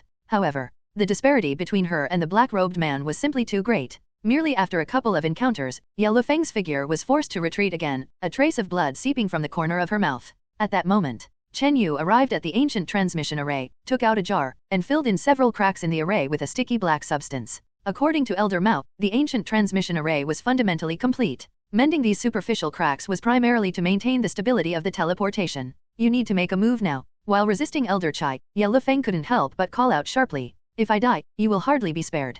Elder Chai and LV Taija have struck a deal. Once he's done using you, he'll hand you over to LV Taija." Ye Lufeng conveyed through a mental message. So that's how it is? Chen Yu's heart turned cold. Somehow, he had thought that LV Taija would ultimately choose to compromise. It seemed he had still underestimated the malevolence of Elder Chai. Ding hiss, boom. Ye Lufeng's figure was forced back another several yards, her snow-white gauze dress tearing in several places and leaving some shocking bloodstains on her creamy skin. "Ha ha, you naive girl, with your enchanting looks and supreme talent, if you just surrender this sword obediently and vow to serve me, Elder Chai, I might just spare your life." The man in the black robe, confident of his imminent victory, flashed a look of greedy lust. Ye Lufeng cannot hold on any longer. Chen Yu's face changed. His gaze then swept over to the grooves at the four corners of the transmission array. To properly place the four primordial stones, it would take at least 4 breaths time, and that's if there was no interference or damage from the opponent. And Ye Lufeng, she likely wouldn't last that long, in danger of being captured or killed at any moment. Seeing this, Chen Yu hesitated no longer, and with a thought, swish swish swish, swish swish swish, from the deep crevices of the stone walls around the mine, thousands upon thousands of grey-mottled iron moon corpse worms suddenly burst forth. Is that? The black-robed man shivered at the sight of the dense swarm of insects. If he were at his peak, with his strength in the Giwen realm, he could annihilate the swarm in an instant. However, deep within this mine, he could only exert a fraction of his power, about 20%. Moreover, having been wounded by the immense sword intent of the Heavenly K fragmented sword earlier, he could now muster only just over 10% of his strength. Of course, Ye Lufeng was even more suppressed, unable to exert even 10% of her true chi. If not for the Heavenly K fragmented sword in her possession, she would have already been slain by Elder Chai. Swoosh swoosh swoosh. Thousands of iron moon corpse worms crazily assailed the black-robed man. "You Junior, it was you." The black-robed man found himself swarmed by insects. His body erupted a golden sword radiance, annihilating hundreds of worms at a time. The worms did not attack Chen Yu, nor did they seek out Ye Lufeng, but focused their assault solely upon him. Even if he were stunned, he understood the reason. "Miss Ye, just hold on for a moment, I'm going to embed the primordial stones." Chen Yu spoke up. After saying that, he hurriedly took out medium-grade essence stones and went to the corners of the stone platform to embed the stones into the open maws of the dragon heads. "Youngster, do you think these insignificant bugs can stop me, Elder Chai?" A sneering laugh came from within the swarm of insects. Boom peng, hiss hiss. A downpour of golden sword glow surged out in all directions, grinding the nearby swarm of insects to dust. Subsequently, the black-robed man's expression darkened, and wielding a golden patterned treasure sword, he tore through the swarm, attacking Ye Lufeng once more. And at that moment, Chen Yu had just finished embedding 2 primordial stones when he saw the black-robed man slash out a golden sword glow, repelling Ye Lufeng and causing her to spit blood once again. The black-robed man sneered, readying to deal the final blow to Ye Lufeng. Is this the end? Ye Lufeng's pretty face pale and feeble, she managed a bitter smile and showed a look of despair. Swish! Suddenly, the figure of a tall young man stepped in front of the girl, heaving a long sigh. "You brat, trying to play the hero." The black-robed man sneered, his golden patterned treasure sword cutting towards both Chen Yu and Ye Lufeng together. Chen Yu's face remained expressionless as he activated the copper statue technique. A layer of coppery light glistened on the surface of his skin, an invisible copper statue force field, unaffected by the restrictions of this place, covering his body. At the same time, a ring of dark iron patterns appeared on Chen Yu's body, unexpectedly unaffected by the limitations here, which took him by surprise. Mother, after last time's verification, the Black Emperor bloodline was subject to some restrictions in this area. However, it seemed that because of the ancient array set up by the man in the black robe, the force field around the ancient moonwell was weakened, lifting the restrictions on the Black Emperor bloodline. Whoosh! At this moment, a circular golden sword halo swept towards Chen Yu and Ye Lufeng with terrifying pressure. "You!" A look of horror written on Ye Lufeng's pale face, she gazed at the tall figure standing in front of her, her expression filled with reluctance. Even taking into account the body cultivation technique, Chen Yu was only at the refining organ stage cultivation. How could he withstand a strike from a Giwen realm sword cultivator? She had let Chen Yu take action first only to help restrain the opponent a bit. She did not expect him to be a main combatant. Slash. An ancient and formidable aura surged forth from Chen Yu. Then, a nearly translucent, dark glowing short sword appeared in his hand, as the Black Emperor bloodline and strands of cloud evil true chi furiously poured into it. Originally, Chen Yu had not planned to deploy the dark snake sword, and was prepared to withstand a strike in a defensive stance. But upon discovering that the Black Emperor bloodline was completely unrestricted, he changed his mind. The moment the dark snake sword appeared, a sudden change occurred. Buzz! Nearby, on the concave moon spirit or wall, a layer of silvery moonlight bloomed, casting its light onto the blade. This is... Chen Yu was taken aback, feeling a mysterious and icy moon spirit power surging onto the dark snake sword, overpowering in its intensity. In an instant, the might unleashed by the dark snake sword almost doubled. This scene completely exceeded Chen Yu's expectations. According to Master Gu, this refined and upgraded Dark Snake Sword was deemed a high-grade king level, which could amplify its power by over 40% under moonlight. But now, he wasn't under moonlight, but inside an underground mining cave, yet it had nearly doubled its power. At the same time, the mouth of the ancient moon well burst forth with a dazzling silvery moonlight, illuminating together with the full moon in the night sky.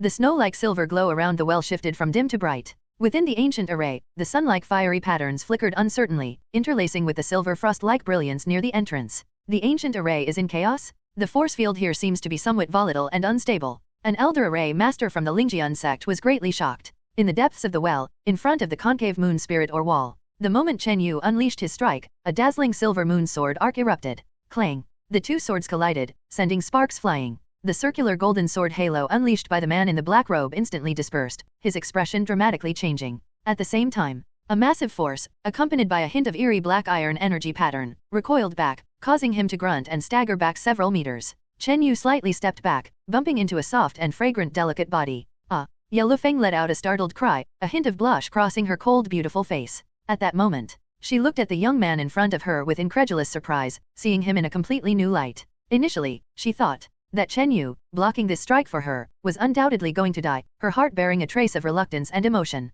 Unexpectedly, Chen Yu's powerful strike overwhelmed Elder Chai, forcing him to retreat. What's going on? This kid's sword actually invoked the moon spirit power of this place's force field. The man in the black robe steadied himself, his expression fluctuating. By common sense, Chen Yu's dark snake sword should only amplify its power under moonlight, and only by over 40%. Yet, his strike just now, positioned in the middle of the concave moon spirit or wall, perfectly resonated with the force field of the ancient moon well itself, which gathered and absorbed moon spirit power, effectively doubling the sword's moonlight-enhancing property. Go! Chen Yu muttered lowly, commanding the iron moon strange insect to call more insects to attack the man in the black robe. Simultaneously, he took out a small bottle and tossed it to Yellow Feng. Drink this quickly. Yellow Feng caught the bottle, feeling the refreshing essence of heaven and earth within, and immediately took a sip. Instantly, the injuries she had sustained, including her depleted vital energy, recovered at an astonishing rate. At this speed, in just a few breaths, her injuries and vital energy would be mostly restored. It's heavenly bamboo shoot liquid. Yellow Feng looked surprised and delighted.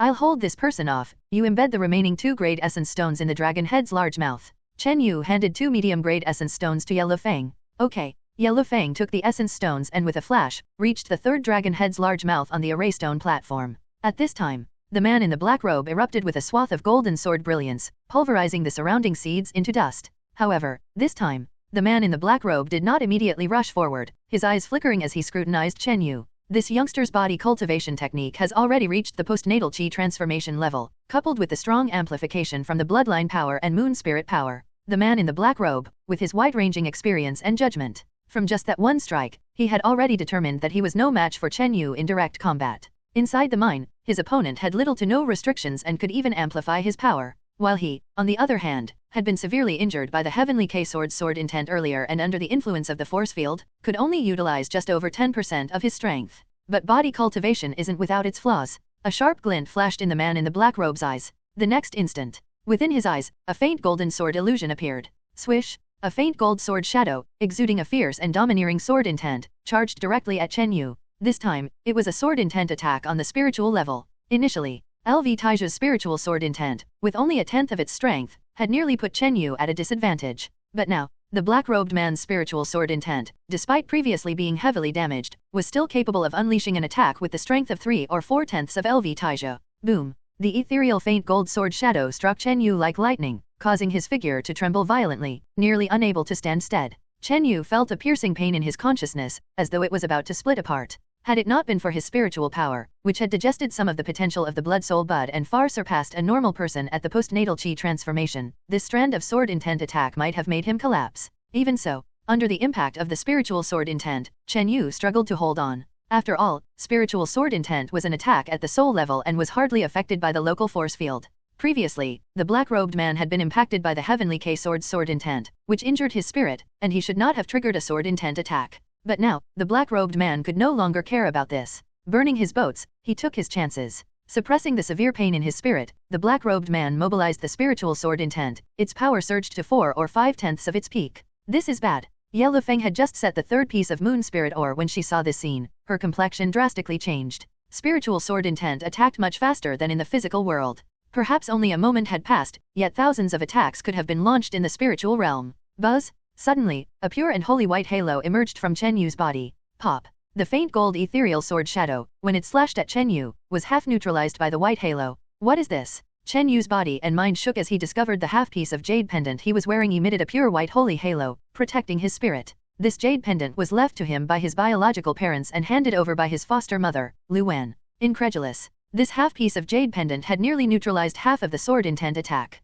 It was many times stronger than the ice heart tears back then. Moreover, this was only a half-piece of jade pendant, with a crack on one edge, not a whole piece. How can this be? The black-robed man was greatly shocked, watching his sword intent attack being weakened by nearly half. Of course, with him being a Giwen realm sword cultivator, the advantage of his spiritual sword intent was nearly 10 times stronger than that of a typical Qi transformation realm. Even now, weakened to 2.5 tenths, it was enough to crush Chen Yu completely. Boom! Chen Yu felt a tremor in his consciousness, and a stinging pain in his spirit, indicating a slight injury. My spirit is injured. Chen Yu gritted his teeth. Suddenly, he thought of something and took out a piece of moon spirit crystal ore from the light silver crystal space. This moon spirit crystal ore was another item that came from the hands of the broken sword remnants. Chen Yu clearly remembered that when he had been injured by the remnants of the broken sword intent, he had taken out this moon spirit crystal ore which had a good healing effect. Pop! Holding the moon spirit crystal ore, Chen Yu immediately felt a cool and mysterious aura permeating his body, refreshing like spring water, seeping into his soul, and healing his injured spirit.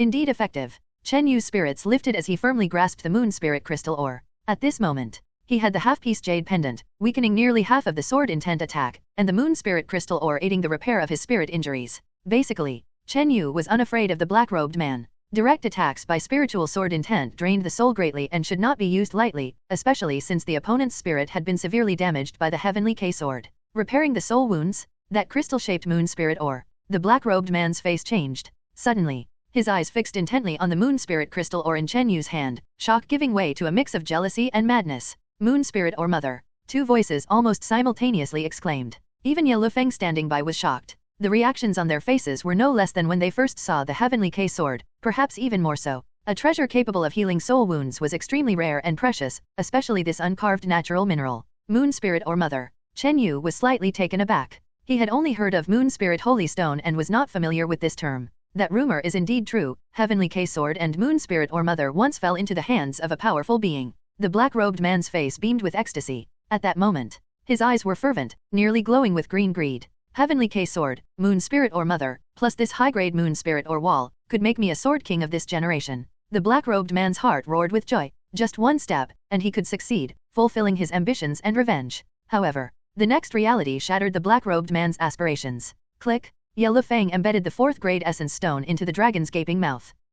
The entire array formation platform glowed with a bright hazy crystal light. Around the transmission array, the array patterns suddenly lit up, emitting strong spatial fluctuations. The transmission array has been activated. Chen Yu's face lit up with joy, and in a flash, he darted into the middle of the array formation platform. After a moment's thought, Ye Lufeng also stepped onto the platform. Just then, a dazzling crystal radiance enveloped Chen Yu and Ye Lufeng together, their figures swiftly becoming obscured and fading. No, the black-robed man roared lowly, lunging towards the transmission array like a wild beast. No, the man in black robes roared lowly like a wild beast pouncing towards the transmission array, disregarding his injuries, disregarding all consequences. At his fastest speed, the man turned into a gold blur, streaking toward the ancient transmission array. In the field of view, Chen Yu and Ye Lufeng stood upon the array formation platform, their silhouettes gradually blurring but not yet teleported away. There's still time. Joy surged in the man's heart. He must obtain the heavenly K sword and the moon spirit or mother. As for the nearby moon spirit or, compared to the first two, especially the moon spirit or mother, they were insignificant.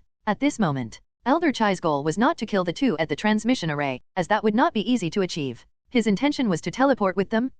Once I teleport to the other side and am not controlled by the force field, I can annihilate these two with a flick of my fingers. Elder Chai's body shone with golden light, just about to charge into the transmission array. No good. Ye Lufeng could not help but pale. The reason she chose the transmission array was to escape Elder Chai's relentless pursuit. If Elder Chai were to teleport with them, without the constraint of the ancient Moonwell force field, their deaths were certain. At the crucial moment of life and death, woohow! A deep roar like the sound of a bell or spring thunder erupted from the transmission array, transforming into a gray and twisted sound wave, striking Elder Chai. Boom! Elder Chai's figure staggered, caught off guard by the sound wave's encroachment. Immediately, his blood churned, his internal organs twisting in pain, his eardrums nearly bursting with blood. Just in that moment of delay, the two within the transmission array had vanished. No! Elder Chai roared in anger, his complexion ashen. Wow! Burning with rage and his blood surging, Elder Chai spat out a mouthful of blood. Simultaneously, on the ground, at the entrance to the moon mine. It seemed like there was a slight spatial fluctuation just now. The old man from the Lingjian sect, who was overseeing the remnants of the ancient array, revealed a look of surprise. Spatial fluctuation? That's not good. On a nearby mountaintop, the seated LV Taija's expression changed drastically. Whoosh! He quickly transformed into a bright orange streak of sword light and dashed into the moon mine. Shortly after LV Taija entered, swoosh swoosh swoosh, a dark mass of figures appeared in the nearby void. It's the Bone Demon Palace, and also the people from the Water Moon sect. Elder Pan, on guard at the mining site, changed color. Looking around, near the moon mine, a force of nearly 1,000 showed up, birds hovering in the sky. They saw the Palace Master Fu from the Bone Demon Palace, Guardian Shangguan, even the Water Moon Sect Master and others, leading numerous troops approaching. Surround this area. Palace Master Fu commanded grimly, and a multitude of Bone Demon Palace's forces ensured the site was encircled. Elder Pan, along with the Lingjian sect and others, had no chance to resist and were captured without a fight. Thankfully, we arrived in time. Palace Master Fu breathed a sigh of relief and ordered his men to interrogate those from the Lingjian sect present. Before long, a disciple from the Lingjian sect, unable to endure the torment and threats, revealed what had happened before. It seems there are clues about the heavenly K-sword and the moon spirit or mother here, and it might truly be credible. First, Chen Yu might have teleported away from here. Now this place was sealed by Elder Chai from the Lingjian sect with an ancient array to explore its secrets. Palace Master Fu's eyes flickered. However, upon learning that two Giwen realm masters were inside the mine, Palace Master Fu was also somewhat cautious. Crack! Palace Master Fu broke a black talisman in his hand and muttered, "I have sent a message to Master Absolute Yin." Over the next 2 days, a shocking battle erupted near the ancient moon well. The combatants were the camps of Bone Demon Palace and the Lingjian sect, including Iron Sword and Yunyu sects. In this battle, both sides were truly enraged, and both suffered heavy losses. Afterward, news that a large amount of moon spirit ore remained under the ancient moon well, as well as the heavenly K-sword and moon spirit ore mother being taken away by Chen Yu and Ye Lufeng, spread like wildfire. At the same time, within the Lingjian sect's camp, 2 rumors were widely circulated. The first was that Ye Lufeng had embezzled the heavenly K-sword and, in collaboration with Chen Yu, grievously injured Elder Chai before fleeing far away. This rumor was said to originate from Elder Chai's own account. The second was that Chen Yu was the murderer of LV Santong, which was confirmed by the divination of the Great Snow Mountain tribe. These 2 rumors shook the sect world of Chu country, and even the neighboring Qi country, Yan country, and the northern Great Snow Mountain tribe paid attention. Chen Yu and Ye Lufeng becoming traitors was not in itself remarkable. However, these 2 were involved with the moon spirit or mother and the heavenly K-sword, and even due to the existence of moon spirit ore in the underground mine, they triggered a crazy battle between the 2 camps. Not long after, the 2 camps ceased fighting, deciding to mine the moon spirit ore together. As for the ancient transmission array, both camps tried using grade essence stones, yet despite the depletion of the stones, they could not initiate teleportation. It must be that the transmission array on the other side was destroyed, unable to resonate, hence the inability to teleport. An experienced array master concluded. Naturally, such an outcome left both camps, including Elder Chai and others, with frustration. Because of this, both camps stationed some troops year-round to guard this transmission array. After a bout of severe turbulence and disorienting consciousness, Chen Yu's feet sank as he stepped upon an ancient, rusted transmission stone platform, shrouded in darkness all around. Then, suddenly, a yelp sounded next to him, as Ye Lufeng's delicately charming figure swayed and bumped into Chen Yu. Chen Yu himself had just steadied his stance. In his haste, he wrapped his arms around the stunningly beautiful girl. Ye Lufeng gradually recovered from her disoriented discomfort, only to find her skirt torn, her clothes disheveled, and herself held in someone's embrace. What infuriated and outraged her was the young man embracing her looked unreservedly with an excellent poise down at her jade-like face, the heaving of her chest, the graceful curves. Moreover, the hand of that young man, which was dragging her tender body, was actually placed on her round and plump buttocks, and he squeezed. Damn it! After squeezing subconsciously, Chen Yu felt an excellent touch, utterly intoxicating, but knew immediately that it was a bad situation. Were he to explain that it wasn't intentional, that it was merely an appreciation of beauty, a natural reaction, she certainly wouldn't believe him. As expected, Ye Lufeng's face suddenly went cold, and a hint of iciness flashed in her phoenix eyes. Slap! A delicate, jade-like hand struck Chen Yu's face. Ayo! Chen Yu grunted but remained unmoved, releasing Ye Lufeng as if shocked by electricity. Hiss! After slapping Chen Yu, Ye Lufeng felt pain in her palm as if she'd struck a bronze statue. She had just come to her senses from the discomfort of the remote transmission. The slap was instinctual, executed without circulating any true qi. You scoundrel! Ye Lufeng clenched her teeth, her face growing even more frigid as true qi surged within her. Miss Ye, please stop, it really wasn't intentional, Chen Yu said with a bitter smile. Not intentional. Ye Lufeng's chilly and moon-like delicate face darkened even more. If the unintentional embrace could be seen as a fluke, the action of squeezing with his hand seemed all too intentional. Even if I really did mean it, let's say, Chen Yu, saved Miss Ye's life before. Had it been another girl, perhaps she would have offered herself in gratitude. Chen Yu shook his head and sighed. Humph, the toad wants to eat swan meat. A slight flush of annoyance and embarrassment tinged Ye Lufeng's tense face. Alright, Miss Ye, let's check the situation outside for now. Chen Yu immediately motioned with his hand. While seeming to banter, Chen Yu had already sent the Iron Moon strange insects to scout the surroundings. At this moment, the two of them were in a dilapidated temple hall, dimly lit. The only sources of light were from the temple's ceiling and the luminous pearls in the hallway. The ancient transmission array beneath their feet had a structure similar to the one inside the ancient moon well. Suddenly, Ye Lufeng's expression changed as she thought of something.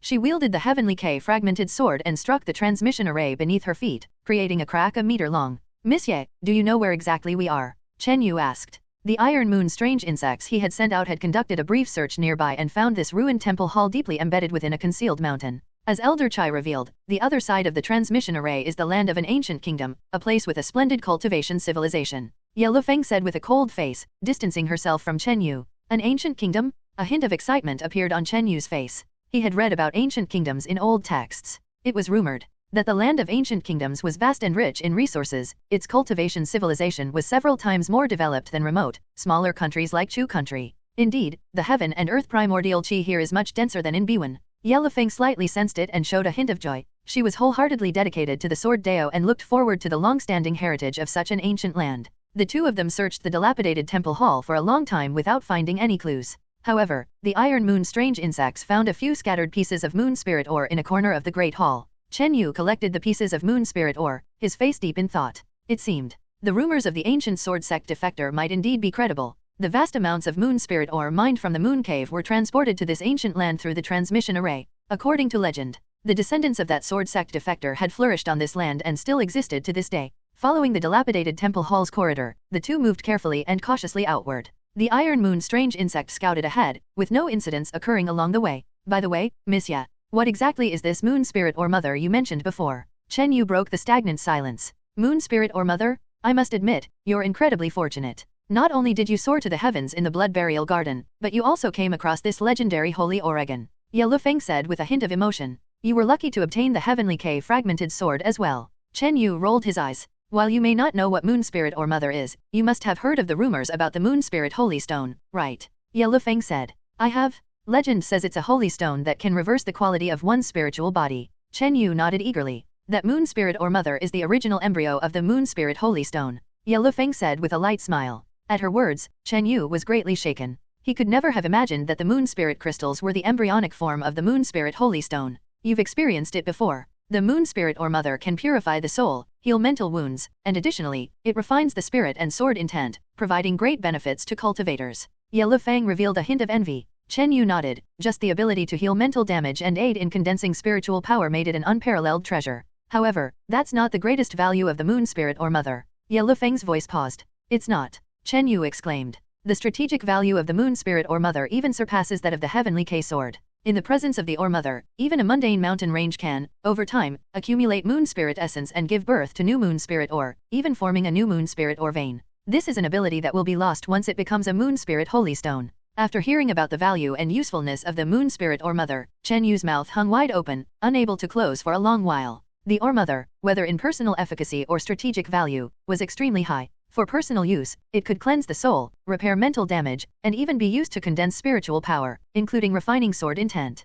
The strategic value was even more exaggerated. The moon spirit or mother could breed new moon spirit ore, almost equivalent to a mobile moon spirit ore. If the conditions were sufficient and given enough time, it could cultivate a large moon spirit ore vein, and even forming the moon spirit holy stone was not impossible. This ore must not be exposed. If discovered by some major power, I'm afraid it would bring about a catastrophe of killing. Chen Yu felt a chill in his heart. Then, he thought of another issue. Since the moon spirit or mother was the embryo of the moon spirit holy stone, could it enhance the quality of a spiritual body? Immediately, Chen Yu asked Ye Lufeng about this. Yes. The answer Ye Lufeng gave was affirmative. However, the moon spirit or mother does not focus on this effect and can only slightly improve the quality a bit. The advanced moon spirit holy stone is almost heaven-defying in this regard but will lose the ability to nurture a moon spirit or vein. Ye Lufeng replied. Slightly improve the quality a bit. Chen Yu's heart stirred. Just how much can a slightly improve actually improve? Ye Lufeng couldn't help but be astonished. You're not really considering using the Or Mother just to improve your quality a little, are you? If he did that, it would truly be a waste. Even if we ignore the strategic value, the mere ability of Moon Spirit or Mother to repair mental damage and condense spiritual power far exceeds the benefit of slightly improving one's quality. After all, in the later stages of cultivation, the focus increasingly shifts to the mental aspect. I do indeed have that plan. Chen Yu didn't hide it. He was caught in a dilemma. On one hand, the quality of his spiritual body was his biggest shortcoming in cultivation. On the other hand, Chen Yu's strength in body cultivation did not give him an edge in the mental realm. Of course, it was just a lack of edge, not prominence. If he kept the Moon Spirit or Mother, it could condense his spiritual power. If he used it, he could somewhat make up for the shortcoming in quality. You really plan to use it? When I learned you possessed this or Mother, even I felt a sudden urge to kill and seize it. Ye Lufeng's voice turned slightly colder. The hint of mocking chill in her eyes seemed to be more than just words. If Chen Yu really intended to do so, she might not resort to killing, but taking action to seize the treasure was still possible. Oh, Miss Ya, if you had your eye on this or Mother, why didn't you say so earlier? Chen Yu feigned shock. What do you mean by that? Ye Lufeng's expression remained cold. As long as Miss Ya is willing to accept my proposal, we could share the benefits of the Or-Mother together. Before Chen Yu could finish, a sudden change occurred. Whoosh! Ye Lufeng's beautiful face turned icy, her fair wrist flicked, and a frosty edge of her sword, white as frost, had already struck Chen Yu's body. This woman had reached the postnatal late stage, only a step away from the innate chi transformation realm, quite an impressive feat. Puff! A layer of sparkling copper light patterns appeared on the surface of Chen Yu's body, and as it was pierced by the ice-sharp sword shadow, it instantly dimmed. The copper statue force field pierced in an instant. Ow! This woman is so cold. Chen Yu grunted as he stumbled back, swinging his arm, and with a flash of black iron chi patterns, he tore the ice-sharp sword shadow apart. Even so, on his arm, a wound appeared, encrusted with a layer of frost. However, with Chen Yu's formidable physique, the wound healed in the blink of an eye, visible to the naked eye. A flash of surprise schemed through Ye Lufeng's frost-clear eyes. Yet, she still had no fondness for Chen Yu, even feeling a certain exasperation akin to hating that iron cannot become steel. Wu, Ye Lufeng calmed her cold heart, forcing herself to cool down. Being able to inherit the heavenly K-fragmented sword and escape safely, Luo Feng indeed owes you a favor. Ye Lufeng said calmly. Chen Yu couldn't help but break into a radiant smile, but before he could express his willingness, he was immediately choked by her following words. But I hate most when people leverage favors for personal gain. Ye Lufeng's brows lightly knitted. The favor I owe, Luo Feng will repay. But I will not have feelings for you, not now, not ever. Ye Lufeng's voice was as clear and cold as her stunning appearance. Very pleasant, yet very cold. Oh, Chen Yu appeared regretful, shaking his head. Ever since parting ways with Mu Sueking, Ye Lufeng had been the first beauty to strike him with awe and stir a faint flutter in his heart. By happenstance, he had the leisure to tease a little. But this woman was too cold for his liking, seeming dull and uninteresting. The rest of their journey, there was an awkward and cold distance of 2 zhang between Ye Lufeng and Chen Yu. However, the atmosphere was soon broken. No way through. Chen Yu and Ye Lufeng stared dumbfounded at the collapsed ruins in front of them. This hall was originally embedded inside the mountain, making it extremely hidden. We're not going to end up buried in the mountain range, living lonely until old age, right? If that's the case, we might as well make do. Chen Yu chuckled. Before he could finish, Ye Lufeng, with a tense face, was already taking action. PFF?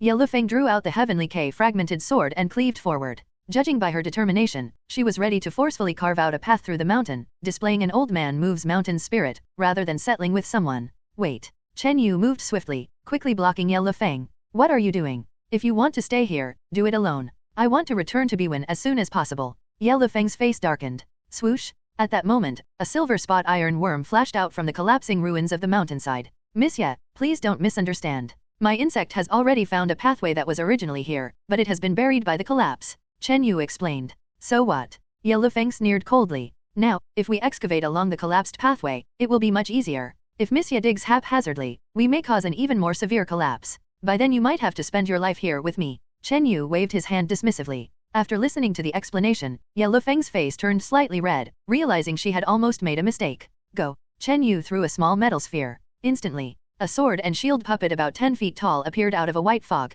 Chen Yu immediately operated his spiritual power technique. The puppet, now holding a giant sword, went forth to start digging in the ruins. The Iron Moon strange insect was also not idle, drilling holes in the front. The two worked together with outstanding efficiency. The Iron Moon strange insect was naturally adept at burrowing, a kind of instinct. As for the puppet, it was incredibly strong, and as long as it had enough primordial stones, it would never tire. PFFG? Soon, a damaged pathway was extended bit by bit in front of the two. Joy appeared on Ye Lufeng's face. If it had not been for Chen Yu's presence, along with the Iron Moon strange insect and the sword and shield puppet, any average Qi transformation realm cultivator might have been trapped to death within the valley. Those in the Qi transformation realm can't avoid the need for sustenance. Without sufficient food, they could only last about 10 days to half a month. To increase efficiency, both Chen Yu and Ye Lufeng joined in the digging efforts. Chen Yu controlled the puppet while digging at the same time. As a result, executing the control technique caused his spiritual power to be consumed quickly. Fortunately, after consuming the blood soul bud, his spiritual energy was strong, and the moon spirit or mother had certain effects on healing the heart and mind as well as restoring spiritual power. During this process, Chen Yu's spiritual power underwent an unseen tempering and improvement. 3 days later, Chen Yu, along with the puppet and spirit pet, finally broke through the mountain. Under the scorching sun, Chen Yu and Ye Lufeng stood in front of a desolate mountain range, with wild vegetation growing everywhere, as far as the eye could see. We've finally made it out. Ye Lufeng let out a long sigh of relief, casting a complex glance at the young man beside her. She finally had a change of heart about Chen Yu. If it hadn't been for him, by forcefully digging through the pathway alone, she really could have been buried there. The top priority now is to figure out where we are, how far we are from the Biwen territory, Chen Yu said with a serious face. Facing this strange and unknown environment, he no longer had any trace of jest. We need to find some populated area first. Ye Lufeng nodded. Before leaving, the two of them closely memorized the contour of the nearby mountains and the geographical direction and also concealed the entrance of the pathway in the mountain wall. Having done all this, they began to explore the mountain forest. Half a day later, the two had traveled over 100 miles, encountering many ferocious beasts along the way, occasionally sensing the presence of Qi transformation realm demon beasts.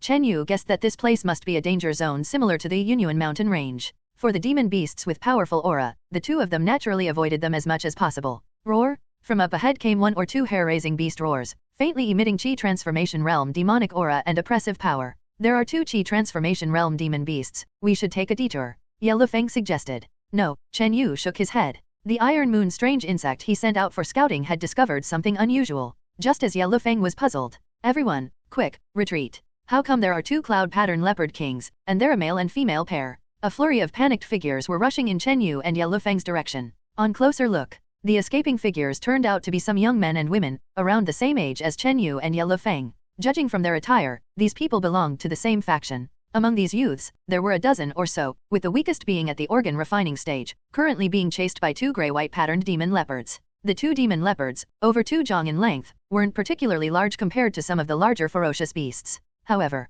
the 2 demon leopards emitted a layer of faint red demonic aura and moved with incredible agility through the forest. Crack! One of the demon leopards swung its claw, and a flash of pale red aura sliced through, bringing down a tree large enough for 2 people to embrace together. Boom! The tree fell, blocking the way of one of the girls.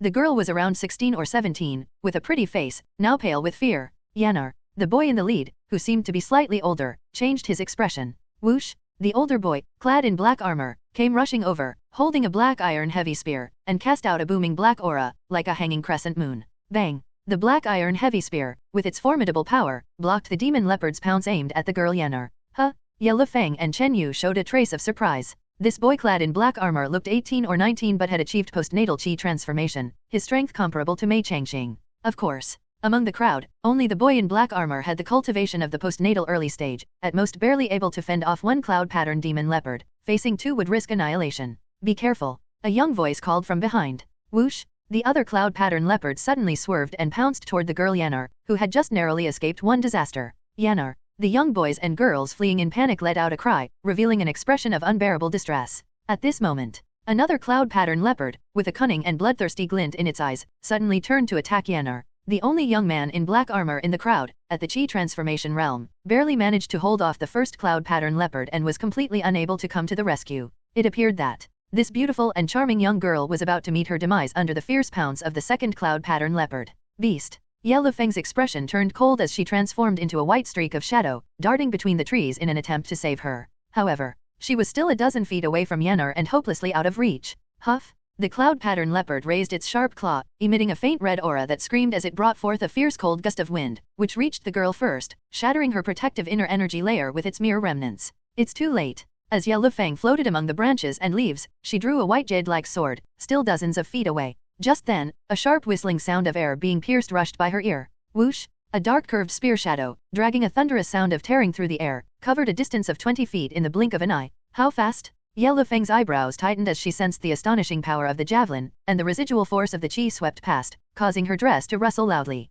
Thud! The tip of the dark javelin lit up with a sharp golden light and pierced through the abdomen of the cloud pattern leopard in a flash. Thump! The cloud pattern leopard let out a moan as it was impaled by the javelin and dragged back by the immense force for several feet.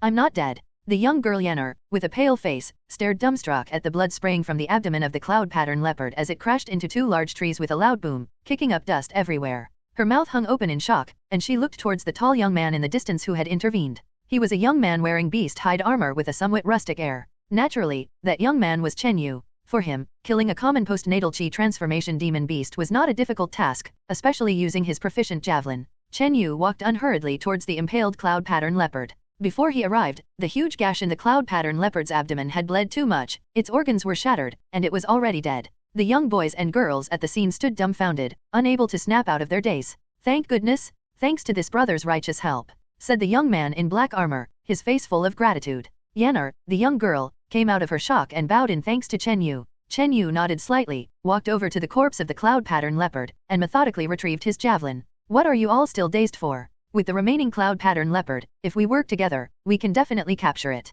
called out the young man in black armor to the other youths of his kin. However, seeing its companion slain with a single blow by Chen Yu, the remaining cloud pattern leopard felt fear. Zoom! Before the crowd could surround it, the leopard turned into a gray-white streak and dashed deep into the mountains and forests. Beast, stop!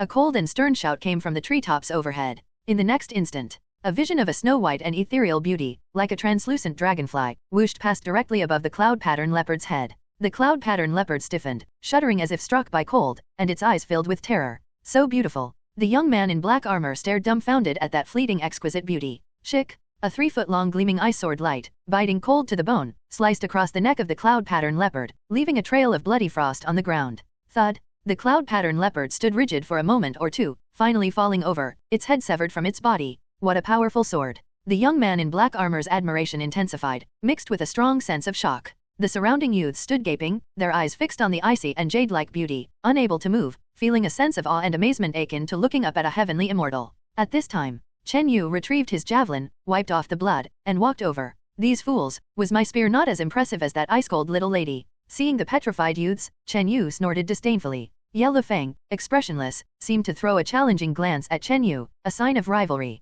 Ever since the beginning of the transmission battle, Chen Yu had continuously performed miracles, outshining even her the postnatal chi transformation realm's top sword talent, including the excavation of the tunnel and saving the girl named Yennefer before her. All these accomplishments were challenging Ye Lufeng's pride. For one, she was the most outstanding talent in the Lingjian sect of Qi country and even throughout the entire southern three kingdoms, never having lost to anyone of her generation. Furthermore, she had come to a conclusion, whether now or in the future, she would never take a liking to Chen Yu. The latter was of paramount importance. Since she had no interest in Chen Yu, then her performance and achievements must surpass his, or at least not lag behind. That was exactly why Ye Lufeng demonstrated a seemingly superfluous feat, instantly killing the fleeing cloud pattern leopard. In terms of performance and lethality, both had slain a cloud pattern leopard instantaneously, each with their strengths, neither outshining the other. Nevertheless, with Ye Lufeng's beauty as an enchanting young lady, her icy allure added glamour to that sword strike, bringing a strong sense of amazement and shock, naturally overshadowing Chen Yu in the limelight. I am Fu Hong, thank you for your help,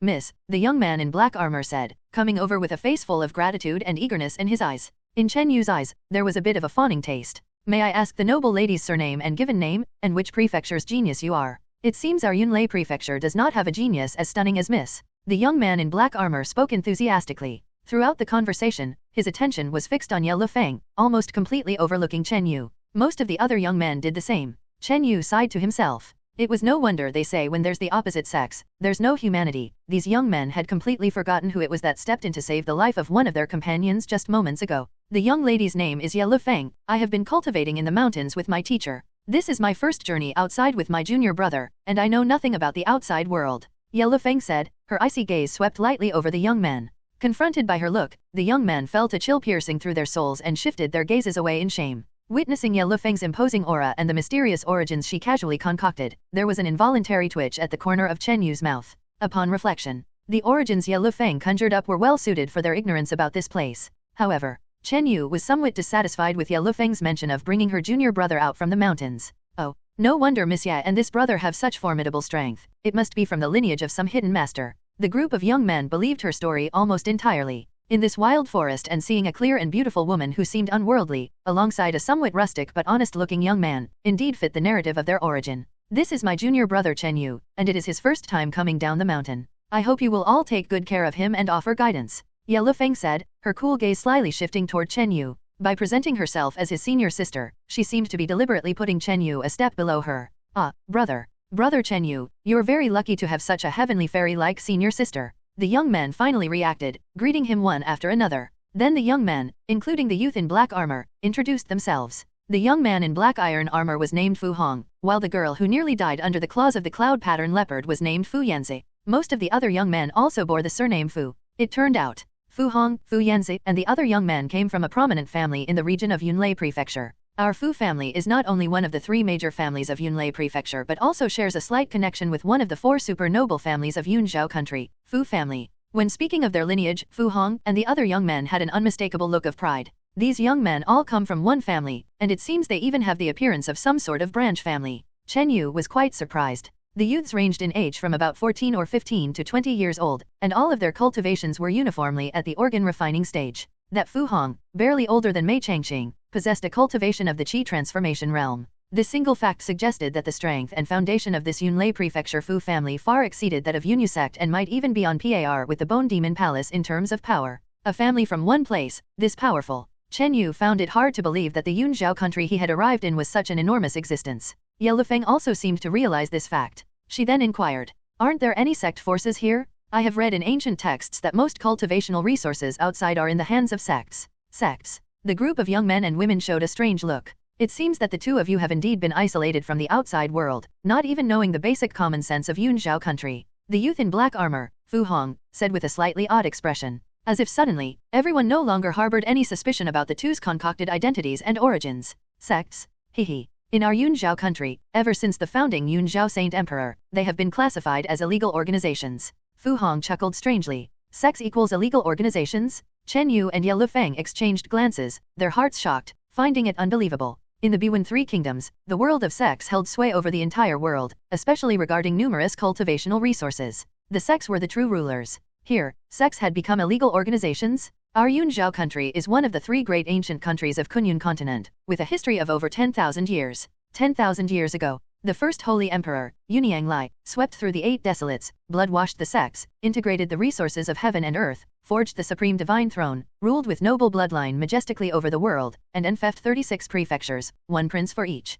Some young men elaborated on some of the glorious history, spitting as they spoke. Ancient country? One of the three great ancient countries of the continent. A hint of reverence for the legendary ancient countries shone through Ye Lufeng's eyes. Yunzhou country, is this place truly the ancient country mentioned in the ancient texts? Chen Yu's heart raced. Following. Through the narrative of the young men, Chen Yu and Ye Lufeng got a rough grasp of the situation in Yunzhou country. Yunzhou country was indeed one of the ancient countries of the continent as rumored. However, its rulers were no longer sects but the imperial power. Regarding sects, after the initial Yunzhou Saint Emperor declared his reign, they were either purged and erased or compromised with the imperial power or hid in remote mountains and forests. In short, here, imperial power was supreme, and sect influence waned. Moreover, Yunzhou country possessed vast territories, totaling 36 prefectures, an approximate number in reality, there were more. How large was the area of a single prefecture? Even the smallest prefecture was as big as Chu country, and the larger ones could be more than 10 times that size. Chen Yu and Ye Lufeng were currently in a prefecture named Yunlei Prefecture.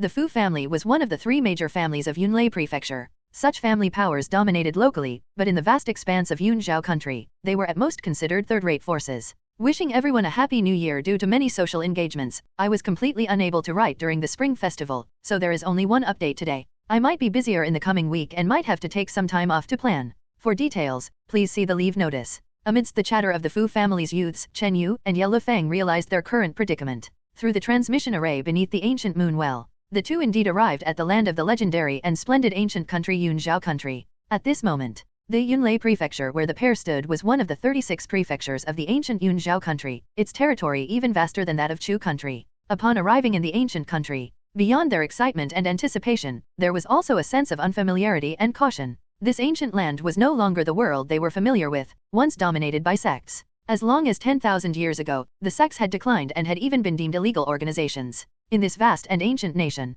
imperial power divided the world, commanding all the princes and various clans. The two of you only need to remember one emperor, 4 great families, 10 ancient clans, 36 prefectures, to grasp a rough idea of the distribution of power in Yunzhou country. Elder Mao, with a slight smile. As he spoke, his gaze often lingered on the pure and peerless beauty of Ye Lufeng. 1 emperor, 4 great families, 10 ancient clans, 36 prefectures. Chen Yu and Ye Lufeng exchanged glances, filled with amazement. 10 ancient clans. Chen Yu murmured these words softly. The 10 ancient clans were the only entities he did not quite understand. One emperor, evidently, it was the Yunzhao royal family, the supreme rulers. 4 great families, 4 super families that soared like the noonday sun, their influence sprawling across the world. With the Fu family's strength, on par with the Bone Demon Palace, it seemed to be an offshoot of one of the 4 great families and took pride in this fact. This indicated the profound power of these 4 great families. 36 prefectures, 1 prefecture, 1 prince, each prefecture equal to a common nation. The 10 ancient clans are the long-standing noble families of Yunzhao country.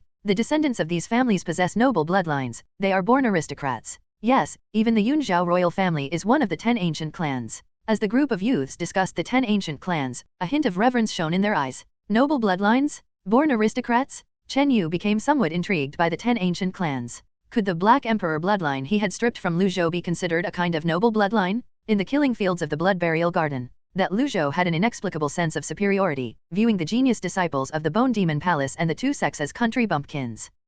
What noble bloodlines, nothing but a bunch of pretentious, outdated snobs, commented Elder Mao with a hint of disdain. More than half of the 10 ancient clans have now declined, struggling to continue their bloodlines. And yet, one of their fallen branches still disdains to intermarry with a thriving and legitimate clan. Despite his words, Elder Mao's tone carried a trace of sourness. Regardless of their prosperity or decline, the 10 ancient clans in Yunzhao country represented noble bloodlines, the identity of aristocracy. Miss Ye, as you are unfamiliar with this place, why not come and visit our Fu family? Exactly. With Miss Ye's talent and strength, becoming either an affiliated family member or a guest of our Fu family would be an effortless accomplishment. Some youths in the crowd eagerly proposed. Looking at them, one could tell they feared Ye Lufeng would go her separate way after inquiring about the situation. In regards to this, the rescued girl Fu Yanzi pouted her lips slightly and felt stifled. She envied and resented Ye Lufeng's stunning beauty. Originally, with her looks and talent, she was considered one of the heavenly pride girls in the Fu family who received much attention, and even Elder Mao had intentions to pursue her. However, when Ye Lufeng appeared and captivated everyone, all the young men fell head over heels, completely forgetting her existence. Elder Mao hardly gave her another look, completely drawn to Ye Lufeng. And now, the fact that everyone was inviting Ye Lufeng to visit the Fu family and even become an affiliated family member or a guest filled her with indignation. Visit. Ye Lufeng and Chen Yu exchanged another look. Just as the duo were about to speak under the expectant gazes of the youths. Who goes there? Suddenly, Ye Lufeng and Chen Yu turned their gaze toward the treetops to the left in unison. Truly, heroes emerge from the young. I merely approached within 10 yards, and you young heroes have detected me. A robust laugh sounded. No sooner had the voice died away, than an elderly man in plain clothes descended from the foliage of a large tree to the left. Uncle Lin. We pay respects to Uncle Lin. Elder Mao, Fu Yanzi, and other youths all promptly paid respects, wearing expressions of reverence. Chen Yu surmised that this elder, known as Uncle Lin, had a cultivation not much inferior to Elder Mao. The man had approached within 10 yards, and it was only because he had carelessly stepped on a dried leaf, producing a subtle noise, that he was detected by Chen Yu and Ye Lufeng.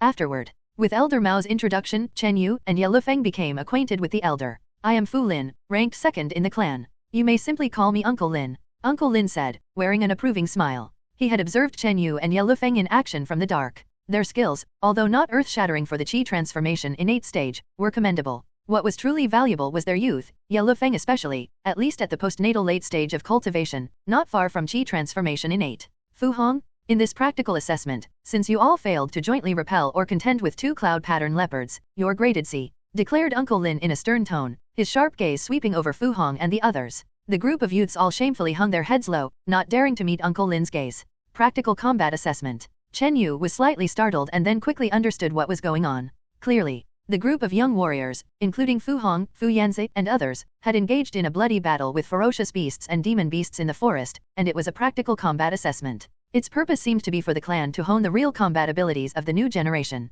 You usually practice in 2 comfortable conditions, lacking real combat experience and teamwork. Both cloud pattern leopards are not even at the postnatal middle stage, and you have over a dozen people, 1 at the postnatal Qi transformation, over a dozen at the organ refining stage, and 3 or 4 in the late stage of organ refining and at its peak. If you were able to quickly form a formation and use the terrain to your advantage, you could at least hold your own for a while. Uncle Lin's tone was filled with dissatisfaction. Chen Yu stood by, dumbfounded. When he and Ye Lufeng had just arrived, they saw 2 cloud pattern leopards slaughtering the group of young ones, sending them fleeing in disarray, without any courage to fight back. The assessment information we received earlier said there was only 1 cloud pattern leopard here. Fu Hong said with a gloomy expression. If there had been only 1 cloud pattern leopard, leading a team with so many members at the Qi transformation postnatal stage, he naturally wouldn't fear it. But the reality was, upon their arrival at this place, they were greeted by 2 cloud pattern leopards. 1 cloud pattern leopard? That was an intentional error in the information provided by the clan. In actual chaotic battles and confrontations with enemies, there will always be unexpected occurrences. Without the ability to adapt, how can you survive? Uncle Lin snorted coldly. That remark left Fu Hong and the others speechless. Chen Yu, having experienced the clan wars in Chu country, deeply agreed with Uncle Lin's words. Whether it was the battle at Baishan Spirit Garden, the mission at Yen Family Castle, or the later clan wars, there were too many unforeseen events. Even a close friend by your side could potentially be an infiltrator. Chen Yu speculated that over here in Yunzhao country, the world was governed more by imperial power and was relatively more peaceful and comfortable. The Fu family, in particular, was a major clan in the region of Yunlei Prefecture. As such, the combat experience of these young ones was indeed very average. This Uncle Lin is likely responsible both for assessing and secretly protecting these young ones. Even if I hadn't taken action, Fu Yanzi most likely wouldn't have died, thought Chen Yu. After berating the group of young warriors, Uncle Lin then turned, smiling, and invited Chen Yu and Ye Lufeng to visit the Fu family. As a senior sister, I and my junior brother are venturing out for the first time and would love to witness the prominence of a major outside clan. Ye Lufeng agreed to Uncle Lin's invitation using her status as a senior sister. Chen Yu curled his lip and didn't object. Visiting a major local clan to adapt and understand the customs and common sense of Yunzhao country aligned with Chen Yu's own thoughts. On the other hand, he was almost ready to charge into the Qi transformation realm and needed a stable environment. Please, don't mention it. Uncle Lin addressed the two without putting on airs of an elder, speaking in a friendly tone. An hour later, Chen Yu, with Ye Lufeng, followed Uncle Lin and the Young Fu family team to a flat valley. Not long after, another team of young warriors walked into the valley, accompanied by a middle-aged man at the Qi transformation realm. Uncle Cheng, Fu Hong, Fu Yanzi, and others saluted the middle-aged elder in succession. Judging by appearances, these youths belonged to another Fu family team undergoing a practical combat assessment. Leading the second team of young warriors was a young man with a square face, looking mature and steady. However, when the square-faced young man's gaze landed on Ye Lufeng, his heart skipped a beat. His gaze froze for a moment before he forcibly shifted his eyes away to maintain his composure on the surface. Fu Hong, your team only achieved a C-grade result.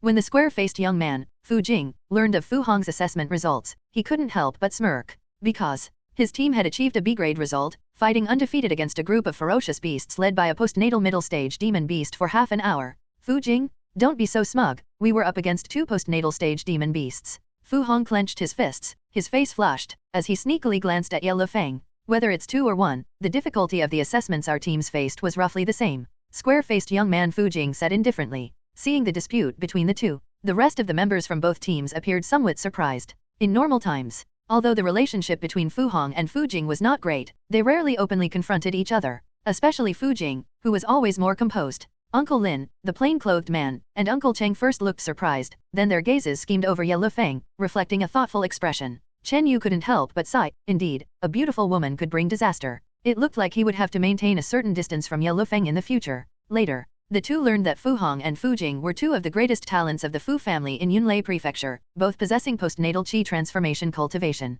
Among them, the more mature Fu Jing was slightly superior in cultivation strength and ranked among the top talents of the clan. 2 days later, Yunlei Prefecture, Fu family. Chen Yu entered a garden estate filled with the sounds of birds and the fragrance of flowers along with a group of talented young warriors of the Fu family. The Fu family's main base was not in the central district but rooted near a riverbank in the countryside. In an elegant parlor, Chen Yu and Ye Lufeng met the head of the Fu family, Fu Yuan. Family head Fu Yuan, a portly elder of considerable age, had his eyes slightly squinted, twinkling with sharp light. Uncle Lin, the second eldest, also known in the family as Fu Lin, accompanied them. Hearing that Chen Yu and Ye Lufeng had each killed a cloud pattern leopard in seconds, family head Fu Yuan was also quite moved. After some pleasantries, family head Fu Yuan spoke. The 2 young heroes are venturing out for the first time and are unfamiliar with this place. Are you interested in joining our Yunlei Fu family? 2 young heroes, on your first venture from the mountains, unfamiliar with life beyond. Would you be interested in joining our Yunlei Fu family? Fu family head narrowed his eyes slightly, filled with anticipation.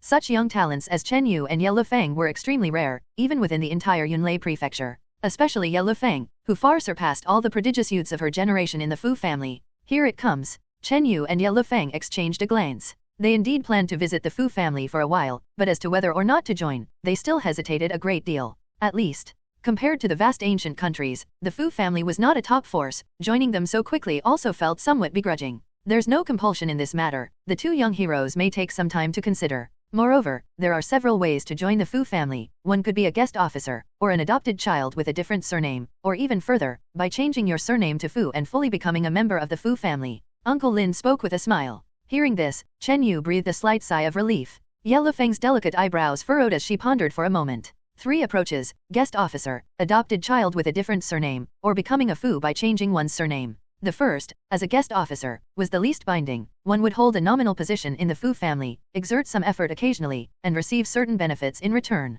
However, to become a guest officer, one must possess exceptional strength or special talents, otherwise, they wouldn't qualify. The second option of becoming an adopted child with a different surname would mean becoming part of the Fu family and enjoying various resources and benefits the family offers, along with corresponding duties. However, because such members are of a different surname, they usually don't receive focused cultivation. The third option would be changing one's surname to Fu, completely integrating into the Fu family, utterly loyal to the clan, and enjoying the family's utmost cultivation support. I have just left the mountains with junior brother and aim to travel around in the future. We can only take on the role of guest officers for now. Yellow Feng provided their response. Chen Yu could only silently protest inside at Yellow Feng's unilateral decision. Of course, even though Yellow Feng acted dominantly, her choices also matched Chen Yu's needs. With the two of you easily defeating the cloud pattern leopard, becoming guest officers is certainly not an issue. Family head Fu Yuan was unsurprised by their decision. The mentorship of Chen Yu and company must be extraordinary. Without a deep understanding, they naturally would not easily integrate into an unfamiliar family.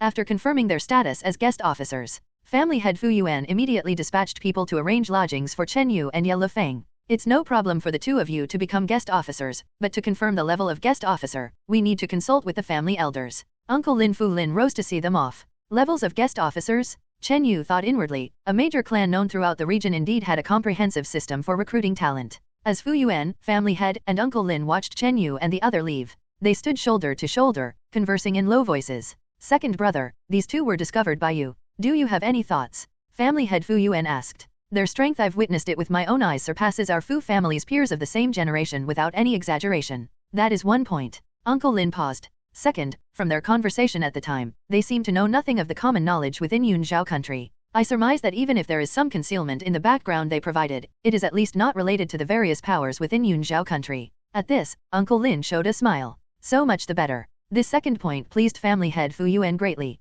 Chen Yu and company having no ties with other powers inside Yunzhao country meant they were, relatively speaking, a blank slate. Young and promising, with a simple and clean background, such talents were coveted by any great power, hoping to recruit and cultivate them. Big brother, the hunting competition hosted by Prince Manor 2 months from now, these two seem like they would be a strong asset. Uncle Lin said with a smile. The hunting competition. Family head Fu Yuan clapped his hands excitedly and laughed. I've been anxious about that recently. The hunting competition is personally presided over by the highest authority in Yunlei Prefecture, the Yunlei King. At the time, including Prince Manor, 3 major families, and several dozen other powers, will all participate in the event. This hunting competition, held once every 3 years, is not only a chance to show the family's strength, but the final results will determine the speaking rights over resource allocation among the various powers for the next 3 years. It could be said, for the Fu family, and even the entire Yunlei Prefecture, the hunting competition was a significant event. That Yunlei King is fond of hunting, and the hunting competition has been going on for a decade or two.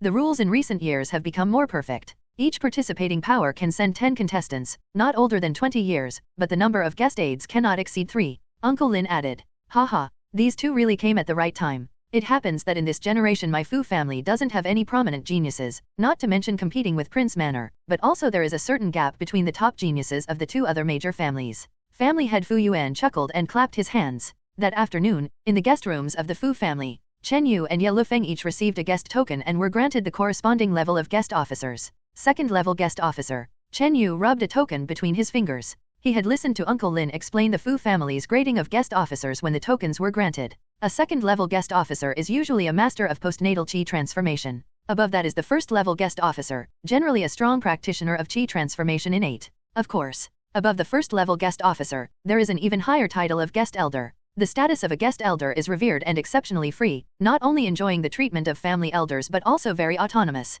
However, generally, one must be a great power of the Giwen realm to qualify for guest elder, or at least an outstanding cultivator within the innate stage of qi transformation with special abilities to have a possibility for Chen Yu to be granted the status of second-level guest officer with refining organ stage cultivation, corresponding to a postnatal master, was indeed exceptional. A second-level guest officer is not the lowest rank. Below it, there is still the third-level guest officer. Having become guest officers, Chen Yu and Ye Lufeng were then arranged to stay in separate mansions with courtyards. Chen Yu's residence spanned over 2 to 3 acres, resembling a quadrangle courtyard with a small garden inside and a few servants to attend to him. Its atmosphere was refined and peaceful. Chen Yu was very pleased with his accommodations, which had surpassed the treatment he received in the Yunyu sect. However, when Chen Yu was invited to Ye Lufeng's mansion, he immediately felt a sense of imbalance in his heart. Ye Lufeng's dwelling was an exquisitely crafted green tower, nestled amongst a grove of bamboo and alongside a babbling brook, all embraced by the bamboo and floral verdure. This place is not bad, it's said to have once been inhabited by a guest elder. Ye Lufeng pursed her lips and smiled faintly. Moreover, she brandished her guest token.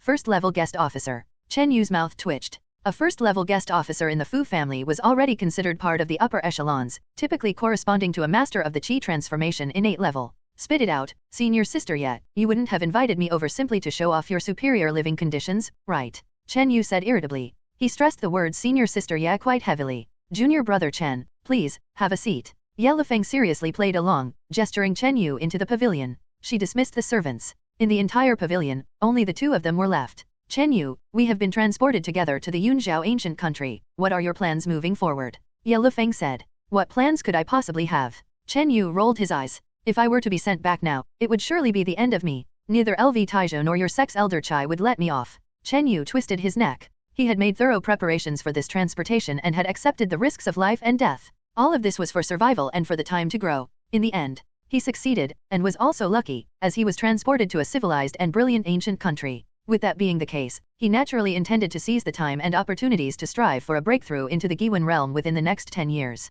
At the very least, he would need to possess a combat prowess on par with the Giwen realm to even consider returning. I'm in a similar situation. Until I fully comprehend the inheritance within the Heavenly K fragmented sword, I can't easily go back. Ye Lufeng expressed her worries. She was eager to return sooner, but this place was too far from Biwen. Even if she risked using the transmission array to return, with her strength and the possession of the Heavenly K fragmented sword, she would still be at a disadvantage and in a passive position against Elder Chai's schemes. However, I cannot stay here for too long. That Elder Chai at the Lingjian sect has ulterior motives, and he may harm our master. Ye Lufeng sighed lightly. So what do you have in mind? Chen Yu waved his hand. How about this? Let's meet here again in 5 years. At that time, we can discuss the return transmission. Ye Lufeng stated solemnly. A 5-year promise? Senior sister Ye seems very confident, and you also do not plan to stay long with the Fu family. Chen Yu clicked his tongue in wonder. Of course. He could roughly guess that after Ye Lufeng received the inheritance of the Heavenly K fragmented sword, her sword-A cultivation would greatly improve, and she was already just a step away from the Qi transformation innate level. On this basis, if she could also seize the opportunities and resources of the Yunzhao ancient country, indeed, in the next 5 years, she could make rapid advancements. I have inquired already, there's a sword cultivator holy land within Yunzhao country that surpasses my Lingjian sect. Once I break through to the Qi transformation innate level, I shall head there. Ye Lufeng's eyes were filled with firmness and determination. Good. In 5 years, no matter where I am, we will meet here. I hope by then, senior sister Ye will not have been surpassed by me. Chen Yu stood up to leave. Hearing this, Ye Lufeng shook her head with a smile, full of confidence. In her memory, she was always the one surpassing other geniuses and had never been outstripped. In the following days, Chen Yu began his life as a guest officer in the Fu family. As a guest officer, he had considerable freedom on most days, only being called upon when the family needed him. For the first 2 to 3 days, Chen Yu didn't focus on deliberate cultivation but instead relaxed his body and mind while getting familiar with the environment of the Fu mansion. The Fu family's mansion was truly vast. If one included the additional estates on the perimeter, it was comparable in size to a city.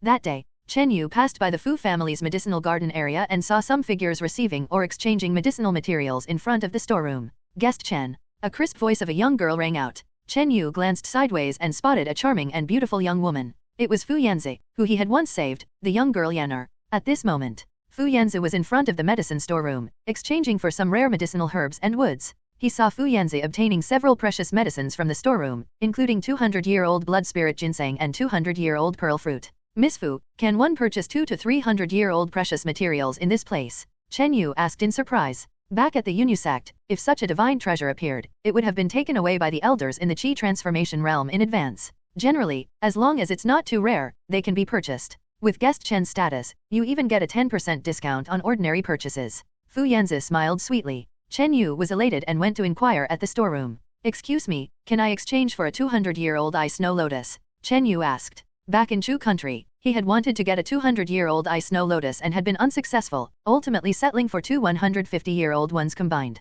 How many do you want? The steward at the storeroom didn't even bat an eyelid. How many do you want? The attitude of the elderly guardian caused Chen Yu to pause in surprise. Back then, when he was with the Sect, he had attempted to acquire the ice snow lotus for a long time but failed to obtain even one that was 200 years old. Not to mention 200 years. Even one that was 150 years old was extremely rare. Later on, it was only due to good luck when he killed 2 postnatal Huachi cultivators from the Water Moon Sect that he obtained 250-year-old ice snow lotus samples. Otherwise, without this main ingredient, Chen Yu's copper statue technique would not have been able to break through to the copper statue gang body so quickly. How many primordial stones for one? Chen Yu presented his second-level minister token. 1 for 700 inferior yuan stones, and a 10% discount for second-level ministers, said the guardian expressionlessly. 700 genuine yuan stones, equivalent to 70,000 lesser quality essence stones. Chen Yu was slightly surprised. The price was quite a bit higher than he had anticipated. You must understand. Back at the Hidden Lake auction, the artificially inflated price for a 150-year-old heavenly material was only a bit over 30,000. Could it be that the prices in the lands of the ancient country are significantly higher than those in the smaller countries of the Biwenfield region? This price is very fair. Fu Yanzi stood by, not having wandered far. She narrowed her elegant eyes, sizing up the young man who had once saved her life. The young man was dressed in worn beast hide armor which looked rather unsophisticated, yet his tall and straight stature combined with a robust and masculine aura, gave her a particular impression. Very fair. Chen Yu no longer doubted and decided to make a purchase. Immediately, he bought 3 200-year-old ice snow lotus samples. Even after the discount, it was nearly 200,000 lesser quality essence stones. Fu Yanzi's mouth fell open slightly in surprise at Chen Yu's wealthy youth. Nearly 200,000 lesser quality essence stones, even for some postnatal Huachi cultivators, was a considerable amount. And he wasn't done yet. Right after, Chen Yu bought 2 200-year-old fire spirit ginseng samples, each priced at 70,000. With more than 200 years of fire spirit ginseng, I have one left in my hand. Now, I have gathered 3 portions of ice fire elixir formula's body refining elixirs.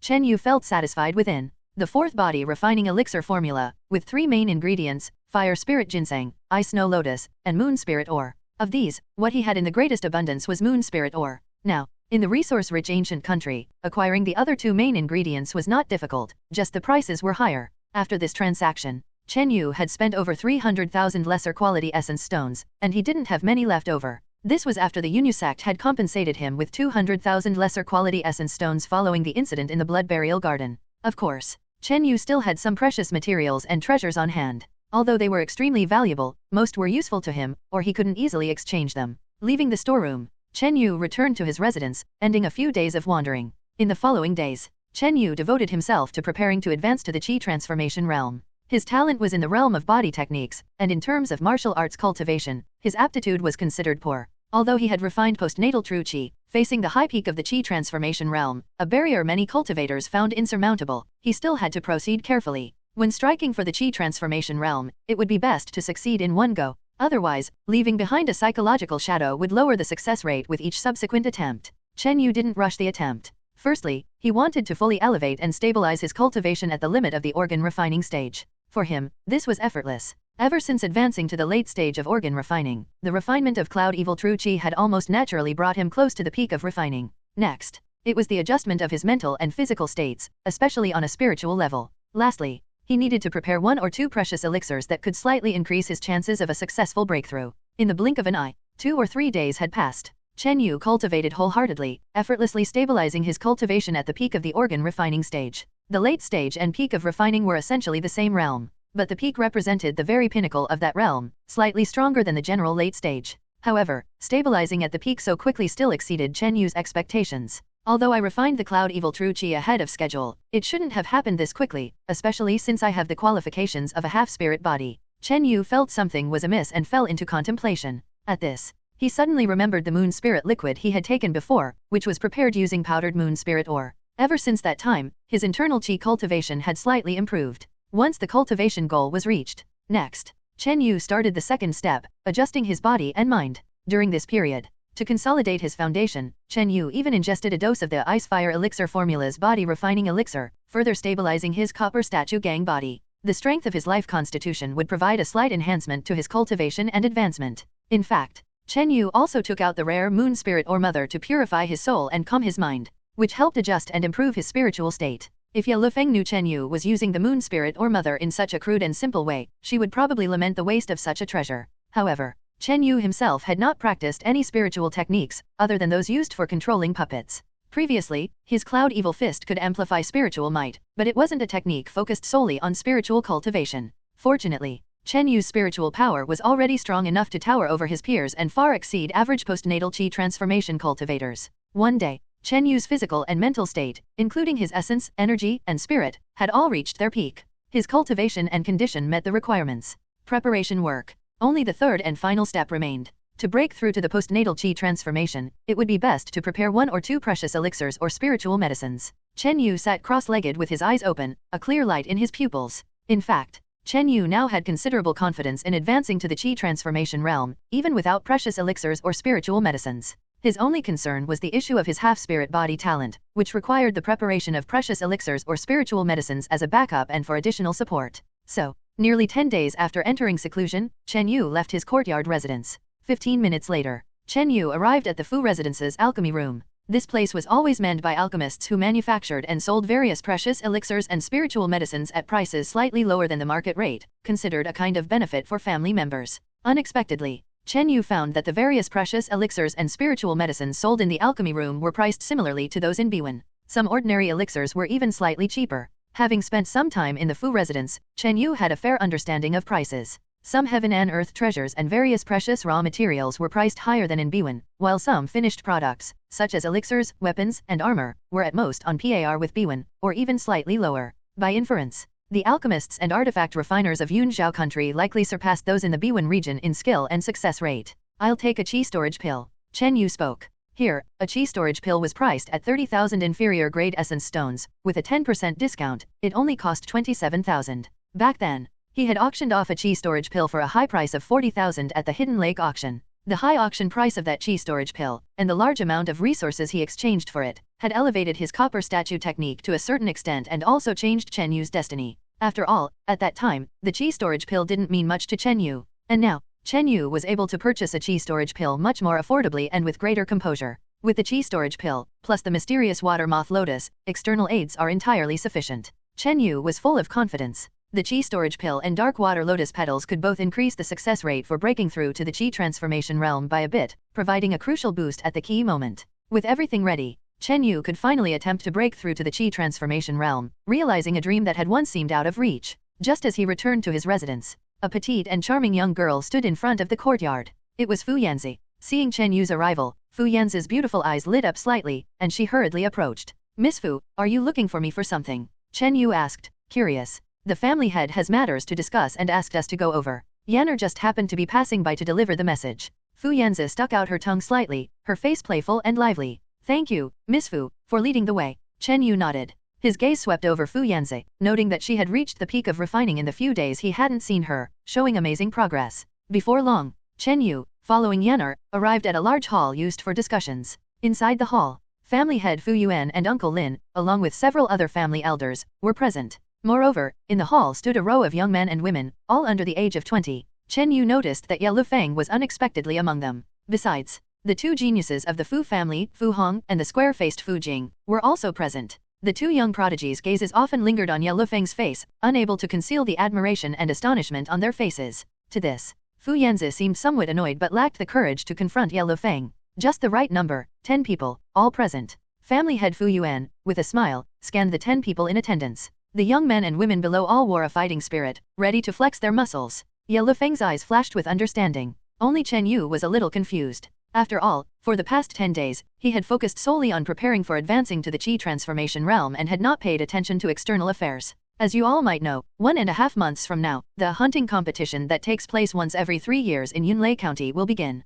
Family head Fu Yuan said. The hunting competition? With the news confirmed, excitement showed on the faces of the youth. Family head, there are 10 spots for each hunting competition. Are we the 10 people? Fu Hong asked with exhilaration. Preliminarily, it will be you 10. However, in our clan, other talented individuals who meet the criteria can take your place if they defeat any one of you. Family head Fu Yuan narrowed his eyes slightly. With these words, some of the less outstanding children in attendance tightened their expressions, feeling the pressure. Among the current 10, Ye Lufeng, Fu Jing, and Fu Hong, with their postnatal Huaqi cultivation, naturally had no worries. However, the other disciples who were in the late stage of organ refining might not be able to retain their spots. The hunting competition, what kind of event is that? Chen Yu could not help but ask Ye Lufeng through spiritual power transmission. The hunting competition is the grand gathering of the young elites of Yunlei Prefecture, not a contest of fighting against each other but rather a theme of hunting, engaging in life and death battles with fierce demon beasts, culminating in ranking based on hunting results. Ye Lufeng explained. Hunting?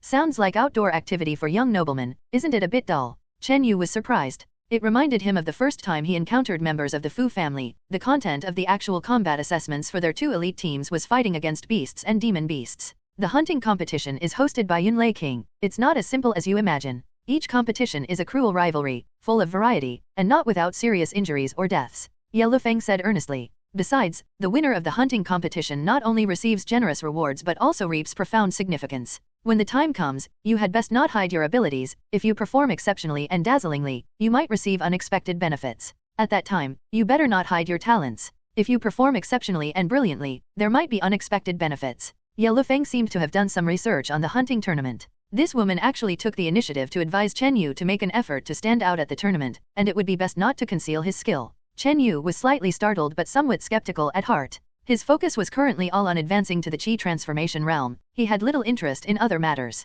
He figured that as long as his strength was formidable enough, wouldn't the opportunities and benefits come his way without the need to vie for them? Luckily, the hunting tournament was a month and a half away, which did not conflict with his plan to advance to the Qi transformation realm. His advancement to the Qi transformation realm would take at most 10 days to half a month. Among you 10, 7 are native disciples, and 3 are guest elders. These are tentatively the 10 spots for our Fu family to participate in the hunting tournament. Uncle Lin added from the side. 7 native disciples, 3 guest elders. At the behest of the family head and others, these 10 young talents got to know each other a bit. Native disciples, they all knew each other, so no introductions were needed. Among the 10 spots, having 3 guest elders was a form of external assistance. According to the rules of the hunting tournament, each clan or power could only send a maximum of 3 external assistants. Besides Chen Yu and Ye Lufeng, there was a third guest elder spot on the scene. That was a burly and tall man with a mole between his eyebrows. This man wore a hostile expression, and his gaze occasionally swept toward Chen Yu and Ye Lufeng. Then, perhaps due to Ye Lufeng's peerless beauty and high cultivation, his unfriendly gaze ultimately settled on Chen Yu.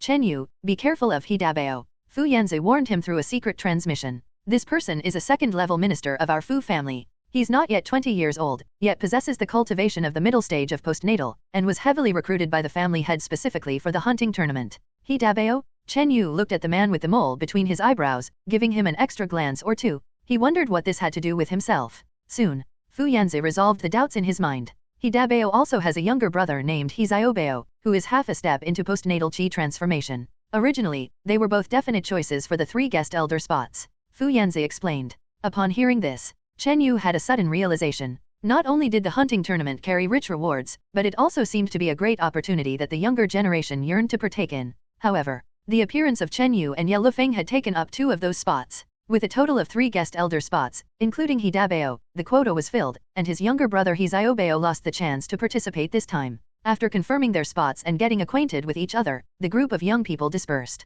At the entrance of the hall, Chen Yu had just walked out when a strong gust swept before him, bringing along an invisible surge of qi pressure. What advice does your excellency have? Chen Yu looked unconcerned as he stared at the burly and tall man before him. It was He Dabao. This man's cultivation in the middle stage of postnatal surpassed that of Fu Hong and Fu Jing from this generation of the Fu family. His strength was almost comparable to some of the hall masters of the Yunyu sect. Chen Yu, right? I believe you understand my purpose here. He Dabao twisted his neck, his postnatal true qi faintly radiating from him, the invisible oppression continuing to escalate. If an ordinary cultivator at the organ refining stage were in his place, their inner qi would likely become chaotic. The deliberate oppression of the qi transformation realm also contained a level of mental pressure, not to be taken lightly. However, the young man in his view, dressed in tattered beast hide armor, seemed completely unaffected. He Dabao was taken aback. The other party was completely ignoring the pressure from his presence, which was a whole stage higher, and it was not a pretense of calmness. Chen Yu, the spot in the hunting tournament is of extraordinary significance to me and my brother.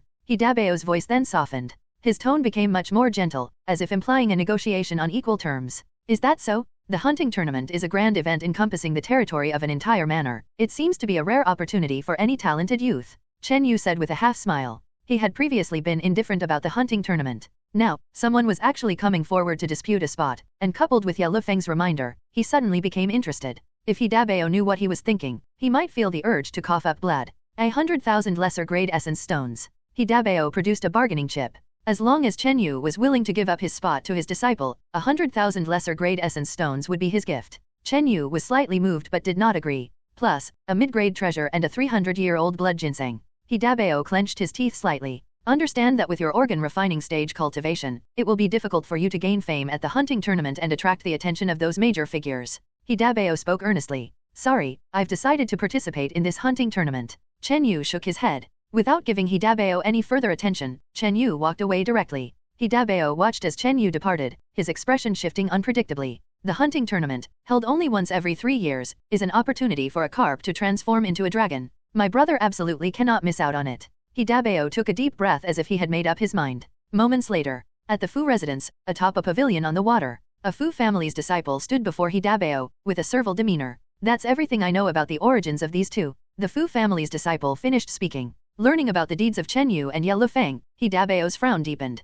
That Ye Lufeng, even I may not necessarily be able to defeat her. As for Chen Yu, according to the description at the time, and the details of how he killed the cloud pattern leopard, it might be exaggerated, and perhaps assisted by Ye Lufeng, who is in the late stage of postnatal. He Dabao contemplated. If he made a move to challenge, he was confident he could crush Chen Yu. But, when his brother He Xiaobao issued the challenge, the odds of winning were hardly more than 50%. He Dabao pondered for a long time before a hint of coldness flashed across his face, seemingly coming to some resolution. Returning to his courtyard residence, Chen Yu prepared for his breakthrough into the Qi transformation realm, making final preparations. At this very moment, his cultivation had reached the peak of organ refining, possessing cloud evil true Qi, with an astonishing maturity in his power. Both his physical and mental states, especially on the spiritual level, became even clearer and more lucid after being adjusted by the moon spirit or mother. Lastly, before advancing, Chen Yu took out a small piece of high-quality moon spirit ore. Using the method he learned back at Yin family castle, he crushed the moon spirit ore into powder and brewed a simple pot of moon spirit liquid with boiling water.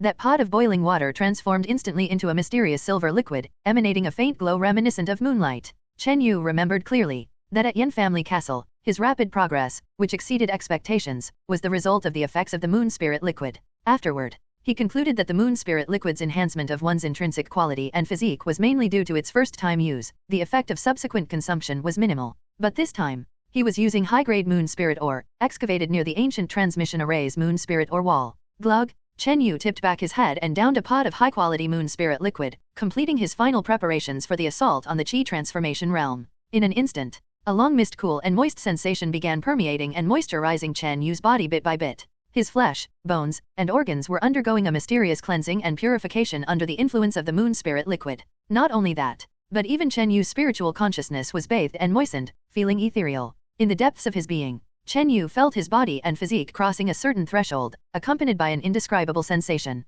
And then, he practiced the unisex central cultivation technique, the Yuan Sha divine skill. The internal breath and true qi within his body moved more vigorously through his meridians than ever before. The flow remained unobstructed. However, the affinity between the true qi and the meridians had noticeably increased. Could it be that my spiritual body's quality has improved? Chen Yu had a bold thought. A half-spirit body's innate qualities shouldn't have such compatibility with the energy of the primordial essence. Just as Chen Yu was puzzling over this, Chen Yu, if you don't come out right now, a sharp teenage voice came from inside the courtyard. Who is it? Chen Yu's expression turned grim. Before he had sequestered himself, he had informed the servants outside not to allow any disturbances. It hadn't even been half a day. At this moment, 2 young men stood in the courtyard. One with a birthmark between his eyebrows, the burly man was He Dabao. Before He Dabao stood a teenager who had a similar facial contour and a birthmark at the corner of his mouth. This young man was He Dabao's brother, He Xiaobao. Lord He, I swear I'm telling the truth? Guest Chen just started his retreat today, a servant said with a wry smile.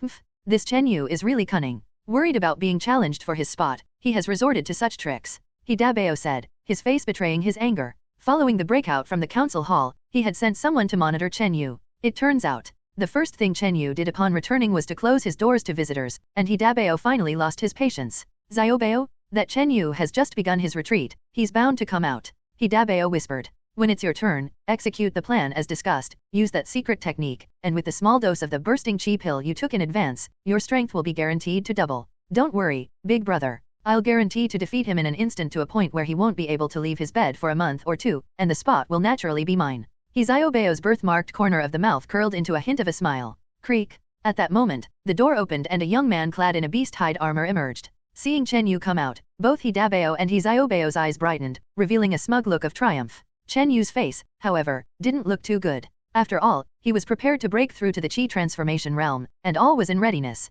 It's just as well, better to deal with these buffoons early than to be disturbed during the critical moment of breaking through to the Qi transformation realm. Chen Yu quickly came to this conclusion. This further strengthened his resolve to deal decisively with the challenger. Chen Yu, enough chit-chat. My brother is here to challenge you for the spot at the hunting contest, He Dabao said with full confidence. Without a word, Chen Yu walked onto the open courtyard floor. The He brothers were slightly taken aback, not expecting Chen Yu to be so forthright. Zing! He Xiaobao, carrying an aggressive and violent wind with him, dashed onto the open floor. His eyes showed traces of bloodshot, and a tumultuous surge of internal breath erupted from within him, nearly on par with postnatal true qi. Mixed into this, there seemed to be an essence of elixir strength. Moreover, He Xiaobao's qi si condensed, and his internal breath surged like a torrential flood, explosively erupting. Boom! He Xiaobao's face nearly contorted as he swung a single fist, sending out a layer of faint grey fist energy visible to the naked eye, resembling a rolling millstone with a ring of thick dust and rock debris, enveloping Chen Yu with a crash. Whoosh! The force of the punch left a trench in the courtyard, a foot deep and several meters long, as the fierce wind howled.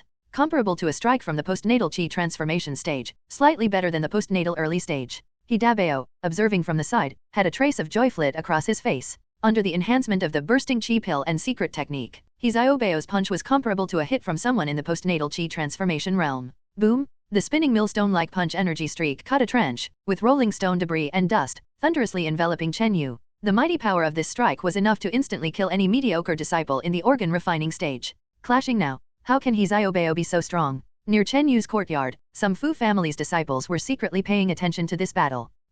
These He brothers clearly have the suspicion of cheating. Some perceptive individuals immediately spotted the oddity. Using secret elixirs to boost strength in a formal challenge was inherently against the rules. Yet, if He Xiaobao severely injures Chen Yu, leaving him bedridden for a half-month, even if the challenge is against the rules, that position will fall into He Xiaobao's hands. Some clan disciples furrowed their brows. Clearly, the He brothers had a sinister plan and had calculated their move in advance. He's hit. At that moment, someone exclaimed with shock. Boom! The light gray punch energy, like thousands of pounds of giant stones, ruthlessly blasted Chen Yu. Victory! He Dabao, who was watching from the side, revealed a cruel, cold smile. He Xiaobao's strike was powerful enough to send someone below the qi transformation realm flying with severe injuries, with healing unlikely within 1 or 2 months. However, after the punch landed on its target, there was neither the anticipated scream of agony nor the scene of blood splattering. In the dust, one could vaguely see an unmoving, tall figure. He Dabao's expression drastically changed, just about to give a warning. You dare! An explosion rang in his ears, as if there was the sound of a thunderbolt on a clear day. He Dabao, a qi transformation postnatal cultivator, staggered, blood roiled within him, feeling a sense of dizziness. He silently cursed the situation. He Xiaobao let out a sharp, agonized scream, his body flying backwards. The onlooking crowd seemed to hear the roaring of a thunderous lion, only to see a grayish wave of sound energy rolling over, covering half of the courtyard. Thump! He Xiaobao crashed to the ground, bleeding from 7 orifices, and his eyes shut, fainting. Xiaobao! He Dabao roared in alarm, rushing to He Xiaobao's side. He Xiaobao's face was a mix of purple and green, bathed in blood. With many of his meridians broken and his inner breath in disarray, he was almost at death's door. Quick, call pharmacist Su! He Dabao screamed at the top of his lungs, eyes bloodshot with a glint of furious intent to kill, glancing over Chen Yu. But he had no time to seek revenge on Chen Yu right then, quickly feeding a life-saving precious elixir to his brother and using true qi to stabilize the chaotic inner breath inside his brother's body. Chen Yu appeared surprised. He had held back on his copper lion roar, not using his full strength. Just that he hadn't anticipated that the opponent would be so fragile, nearly exploding and dying from the blow. Upon further thought, Chen Yu quickly understood. He Xiaobao's combat strength, although comparable to the postnatal qi transformation realm, still had the fundamental physical condition of the organ refining stage. Chen Yu had expected this and hadn't used his full power with copper lion roar. However, Chen Yu had overlooked He Xiaobao's actual situation. Having taken the bursting qi pill and used secret techniques to stimulate his inner breath, he was inherently unstable and dangerously volatile. As a result, Chen Yu's copper lion roar had caused He Xiaobao's inner breath to collapse and become disordered, triggering a backlash. That He Xiaobao didn't explode and die was considered lucky. After a moment, pharmacist Su is here. Several Fu family's disciples were escorting an elderly man who had lived past 70. Pharmacist Su was a first-level guest elder of the Fu family, skilled in alchemy and medical techniques. Oh, it's very dangerous, it was nearly fatal. This child's internal meridians are mostly broken, and his organs are nearly shattered. Without half a year's time, recovery will be difficult. Pharmacist Su sighed deeply. This outcome left the Fu family's disciples at the scene looking at each other. The He brothers had intended to have Chen Yu bedridden for 2 months but ended up suffering the consequences themselves. Pharmacist Su, will my brother's cultivation future be affected? He Dabao's face was ashen, struggling to contain his rage and murderous intent. He's lucky to be alive. Optimistically, even if the injury is healed, at most 2 to 3/10 of his cultivation could be retained. I'm afraid he'll never reach the Qi transformation realm for the rest of his life. Pharmacist Su couldn't help but shake his head. Hearing this, he Dabao was burning with anger, roaring furiously, his eyes reddening with veins of blood, a murderous intent becoming evident as he locked his gaze on Chen Yu. Boy, how will you pay for crippling my brother? He Dabao growled, his body emitting a turbulent postnatal true Qi wave, the surrounding energy undulating with an astonishing aura. You've reaped what you sowed. Chen Yu remained unflappable, speaking lightly. He was about to break through to the Qi transformation realm and rather hoped that he Dabao would strike, to finish him off as well, avoiding further trouble. Court death. This he Dabao, in a fury, spread open a single claw, a heavy sensation filling the surroundings as a somber rock-colored sphere of true Qi whirled, filling the area with a fearsome heaviness. Stop. A stern and cold grunt came through. A linen-robed elder, who was past 60, surrounded by a dim layer of true Qi, floated across dozens of feet in the air and gently landed. Uncle Lin. Several Fu family's disciples immediately paid their respects. Seeing Uncle Lin arrive, Chen Yu couldn't help but show a hint of disappointment. Next, as Chen Yu expected, he Dabao played the villain and lodged the complaint first, bitterly describing how Chen Yu crippled his brother He Xiaobao, with ruthless methods and so on. Added to the sight of He Xiaobao, blood streaming from his 7 orifices and barely clinging to life, it really was a heartbreaking and sympathetic sight. At first hearing, Uncle Lin's expression turned dark, his face filled with anger. However, throughout the process, Chen Yu's face was expressionless, silent, with a hint of mockery on his lips. Uncle Lin revealed a hint of a different color. Guest Chen, do you have anything to say? Just now, everyone here saw what happened. Before I even had the chance to make a move, with just a loud shout, He Xiaobao collapsed on his own, blood streaming from his 7 orifices. After saying this, Chen Yu's gaze swept over the surrounding Fu family's disciples. That's right, it was indeed so. Those Fu family's disciples who were watching the fight were slightly taken aback and then nodded their heads. The He brothers were not kind, always bullying the weak and fearing the strong. Therefore, no one intentionally covered for them. This is not me crippling him, it's clearly a frame-up. Chen Yu shook his head and sighed. A frame-up? The many Fu family's disciples present nearly dropped their jaws. Uncle Lin, too, wore a stunned expression. And He Dabao, seething with rage, nearly sprung into action. Uncle Lin slightly raised his hand to stop He Dabao. As an elder of a prominent family clan, Uncle Lin naturally wouldn't take sides without evidence. Elder Su. Uncle Lin's gaze fell on the pharmacist beside him. Preliminary speculation suggests that He Xiaobao had taken a bursting Qi pill beforehand and activated some secret technique to forcibly enhance his combat strength, resulting in injury from the sound wave secret technique and suffering backlash. Pharmacist Su said expressionlessly. He himself was an alchemist and possessed postnatal Qi transformation realm cultivation. In the Fu family, his word was highly respected, and his conclusions were definitive. I see. Uncle Lin showed a look of realization, and on the spot dismissed the many Fu family's disciples. The storm quickly subsided. Later that night, after discussing among themselves, several Fu family elders appropriately handled the matter. He Xiaobao, having taken a bursting Qi pill and maliciously challenged Chen Yu with ill intentions, suffered severe injuries as a consequence of his own actions. Chen Yu's accidental harm, therefore, carried no responsibility. Of course, for the upcoming Hunting King contest, the Fu family still needed to make use of He Dabao, to appease the He brothers by offering treatment, elixirs, and care for the subsequent meridian recovery. Such a settlement appeared reasonably fair and proper to outsiders. But for He Dabao, the principal party involved, who had witnessed his brother being crippled and almost had his cultivation destroyed, naturally harbored deep resentment. In the Fu residence, within a luxurious and spacious room, Xiaobao, your brother will surely avenge you. That Chen Yu who ruined your cultivation, brother will make him pay back tenfold, including his beautiful senior sister. They will both suffer. He Dabao's eyes flickered with venomous intent, like a poisonous snake in the night. However, He Dabao did not know. The target of his desired revenge was about to experience a new breakthrough. In a room of a Saihewan within the Fu family, Chen Yu sat cross-legged, wholeheartedly circulating the Yuan Sha divine skill. Whoosh! A thick layer of dark cyan Qi patterns emerged around his body, writhing like snakes and emitting tremendous evil Qi pressure. As time passed, the dark cyan Qi patterns grew denser, like a heavy layer of dark clouds filling the air, an invisible aura of evil power continuously climbing. Whoosh whoosh! From a diameter of several feet, the dark cyan clouds of evil Qi gradually expanded to several dozen feet, with intimidating roars echoing faintly around them. Until at a certain moment, the dark cyan clouds of evil Qi expanded to a radius of 30 feet, dispersing into the air above. 3 days later, above the Saihewan, a light black whirl of Qi rotated. Its appearance resembled an ancient giant serpent, circling ominously above Chen Yu's room. This extraordinary phenomenon alarmed many of the Fu family's disciples. What strong evil Qi! Such an atmosphere! Could it be that some great expert is about to ascend to innate Qi transformation? Many of the Fu family's disciples converged towards this place. Not long after, the area was sealed off by the Fu family's higher UPS, forbidding anyone to enter within a half-mile radius. 100 feet away from Chen Yu's residence, on the rooftop of a building, family head Fu Yuan, Uncle Lin, and other innate Qi transformation high-ranking members stood watching the dark black whirl of Qi that resembled an ancient giant serpent. Judging by this scene, the person attempting the breakthrough is practicing a powerful ancient evil technique. A middle-aged man with purple hair said with a faint smile, "Such an evil technique, once mastered, has exceptional might, and depending on the spiritual insight and accumulation of evil power of the practitioner, could display vastly different levels of strength." Several postnatal Qi transformation realm elders looked toward Chen Yu's place of seclusion with complex expressions. Obviously, from the spectacle of evil Qi displayed, the practitioner of that evil technique is among the best of the best, himself surely possessing no small fortune.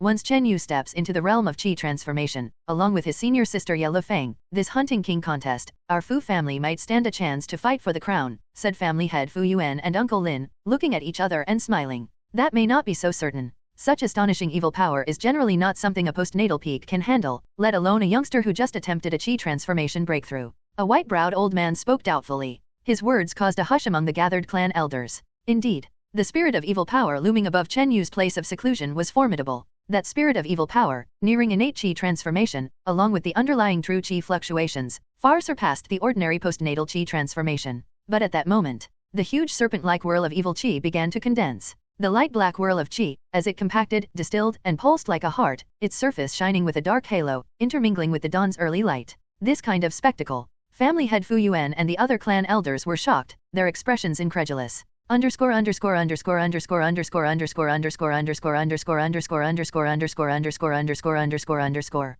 This scene, the elders of the Fu family, one after another, showed expressions of amazement, even shock. And all of this originated from the refinement and transformation of the twisting evil clouds in the sky, pumping in and out like a heart, with a layer of dark purple light emanating from its surface, blending with the morning glow on the horizon. With each inhalation and exhalation of the evil cloud vortex, it resembled an ancient sky-devouring giant python consuming the essence of heaven and earth. How is this possible? The white-eyebrow elder, who previously looked down on him, appeared somewhat distraught. To truly be able to harvest and assimilate heaven and earth primordial Qi, one must reach the Giwen realm to do so. Such an advancing scene, having at least communicated and fused with some essence of heaven and earth, would normally appear after advancing to the Qi transformation innate. While the group of elders was discussing, whoosh, a cyan stream of Qi shadow, from the distant sky, came flashing over at a stunning speed. In the blink of an eye, the cyan Qi shadow became a white-robed elder with the appearance of a youthful crane, hovering in midair, gazing at the evil cloud vortex in the sky. Clan leader. The elders bowed their respects one after another. Only those with the ability to break free from their bodily shackles and fly could achieve such a feat, and naturally, only those above the Giwen realm could do so.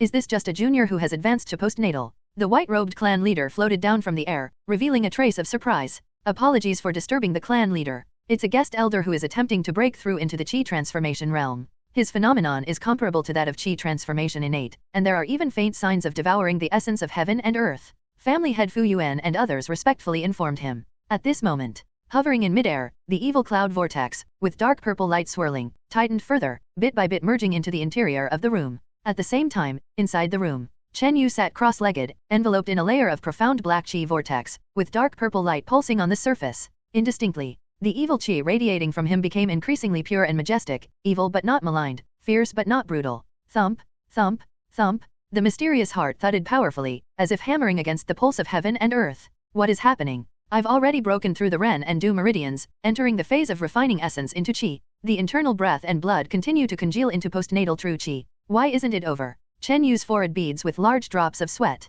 This attempt to break into the Qi transformation realm was unexpectedly smooth, not even the prepared external elixirs were used. However, in the process of refining essence into Qi and converging the Qi Si into a true Qi cluster, a problem arose. During the final moment of the breakthrough, the mysterious heart pulsated in a strange state, suddenly drawing in a strand of evil Qi from the outside world. At that instant, Chen Yu's consciousness merged into a chaotic and violent yet dazzlingly beautiful space, feeling the boundless evil Qi of heaven and earth, as well as the interweaving and fluctuation of various forces. Luckily, Chen Yu's mental will was extraordinary, withstanding the surging evil Qi of heaven and earth. Combined with the heart's ability to suppress various energies, Chen Yu absorbed an unimaginable amount of heaven and earth evil Qi. As a result, he not only advanced to the Qi transformation realm with ease but also formed a thumb-sized bead of dark true Qi at the depths of his Qi Si. Surrounding this dark true Qi were ordinary primordial evil true Qi, also a form of postnatal true Qi. What is this blob of dark true Qi? Why does it feel so much stronger than the primordial evil true Qi I've refined? Chen Yu, having left that mysterious realm, took a deep breath, continually condensing true qi to stabilize his current realm. Before advancing to qi transformation, two forces existed inside his qi sea. The first was the peripheral cloud evil inner breath with extraordinary potency, approaching postnatal true qi. The second was the core refined cloud evil true qi. After advancing, the peripheral cloud evil inner breath, through the process of refining essence into qi, transformed into the unique primordial evil true qi of the Yuan Sha divine skill. The core cloud evil true qi absorbed that strand of heaven and earth essence, transforming into a small cluster of profound and mysterious dark true qi, far surpassing primordial evil true qi in aura. To know, the Yuan Sha divine skill was an ancient evil technique, and Chen Yu was cultivating the original entry-level version. The primordial evil true qi he condensed was already stronger than ordinary postnatal true qi, and this small blob of dark true qi was much stronger than primordial evil true qi. Thump, thump, thump. After a long time, the heart's beating gradually steadied. The primordial evil true qi throughout Chen Yu's body cycled continuously, dense and powerful like an endless river. Having just advanced to the qi transformation realm, the density and purity of Chen Yu's true qi already surpassed those of the same realm. 2 days later, Chen Yu felt the affinity of the primordial evil true qi within his body, fierce or gentle, all under the control of a single thought. This is too smooth. Chen Yu exhaled deeply, his face full of confusion. Even if his foundations were solid and he condensed true qi before advancing, and his cultivation technique was of an alarming level, it should not have been so easy to advance and enter that mysterious state, enduring the wash of heaven and earth's evil qi. After all, his half-spirit body talent meant that the difficulty of advancing to the qi transformation realm was several times, even 10 times, that of an average person.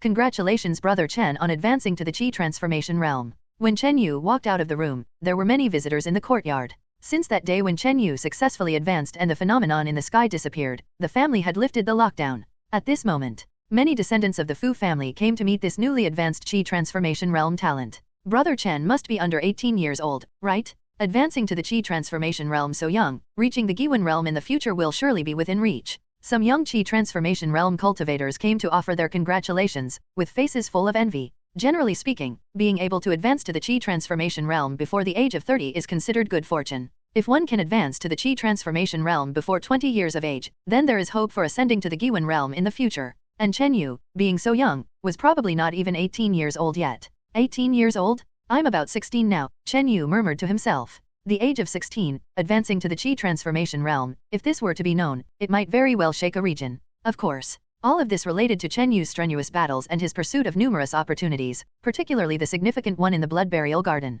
Additionally, the assistance of his mysterious heart played an indispensable role. Chen Yu, the family head has summoned you. A crisp and pleasant female voice reached his ears. In the crowd, the charming and beautiful Fu Yanzi approached Chen Yu directly. Okay. Chen Yu nodded, accompanying Fu Yanzi as they walked together. After advancing to the qi transformation realm, Chen Yu noticed that Fu Yanzi seemed more amicable towards him. Moreover, on the 2 occasions when the family head had summoned him, it was this girl who came. Fu Yanzi's bright eyes sparkled, observing the youth who might even be younger than herself. Ever since Chen Yu and Ye Lufeng joined the Fu family, all the clan elders tried every conceivable way to retain them. Among these methods, the best, naturally, was an alliance marriage. As long as Chen Yu and Ye Lufeng could marry into the core lineage of the Fu family, they would naturally integrate into the main Fu family. Regarding Ye Lufeng, the Fu family hoped to choose someone from Fu Hong and Fu Jing who could gain the lady's favor. As for Chen Yu, if he could join in marriage with Fu Yanzi, that would also be a fine choice. At first, Fu Yanzi felt some gratitude for Chen Yu's life-saving grace, but it was not to the point of being moved.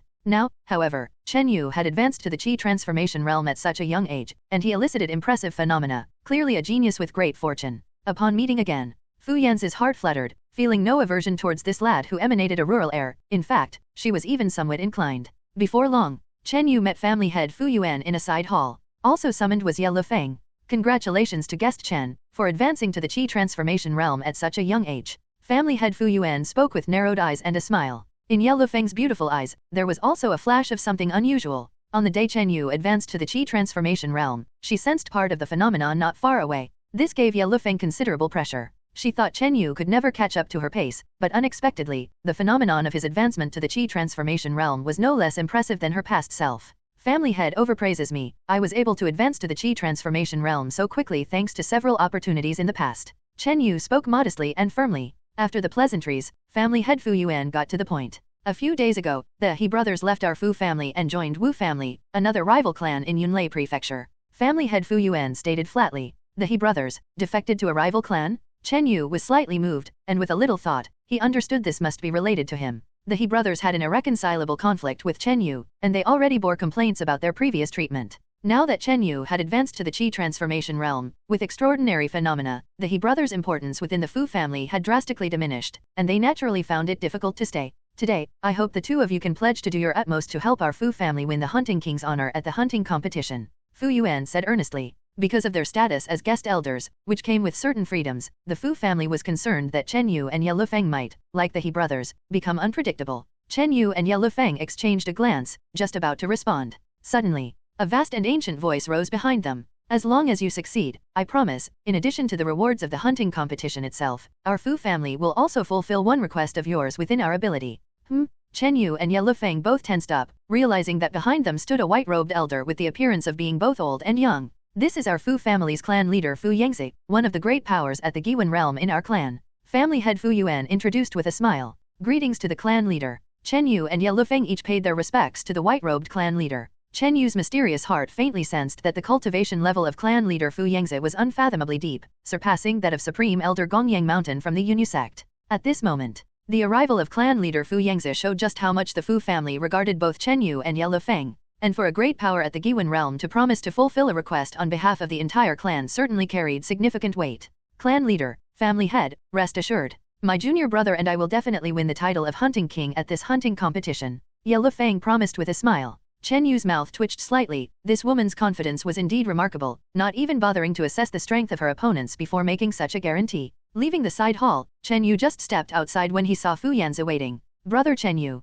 Fu Yanzi approached him with a face full of affection. Ye Lufeng smiled teasingly, leaving Chen Yu and Fu Yanzi behind. However, she did not fare much better herself. Just a few steps away, she encountered the eager courting of the two prodigies, Fu Hong and Fu Jing. Miss Fu, does your family have a place where one can test their spiritual body aptitude? Chen Yu inquired. After advancing to the Qi transformation realm, he had always felt a sense of unreality, as if things were going too smoothly. There are many ways to test for a spiritual body aptitude. I have one of the simplest methods here, take this. Fu Yanzi handed over a cylindrical crystal. The crystal was about half a foot long, with more than a dozen scales marked on it. Chen Yu grasped the cylindrical crystal, just about to ask how to test when he felt an odd force field emanating from the crystal, creating a resonance with his body. Buzz! The crystal abruptly lit up with a white crystalline glow, extending up to the third scale, then stopped moving. A low-grade spiritual body? How is that possible? With brother Chen Yu advancing to the Qi transformation realm at such a young age, how could he possibly have just a low-grade spiritual body? Underscore underscore underscore underscore underscore underscore underscore underscore underscore underscore underscore underscore underscore underscore underscore underscore.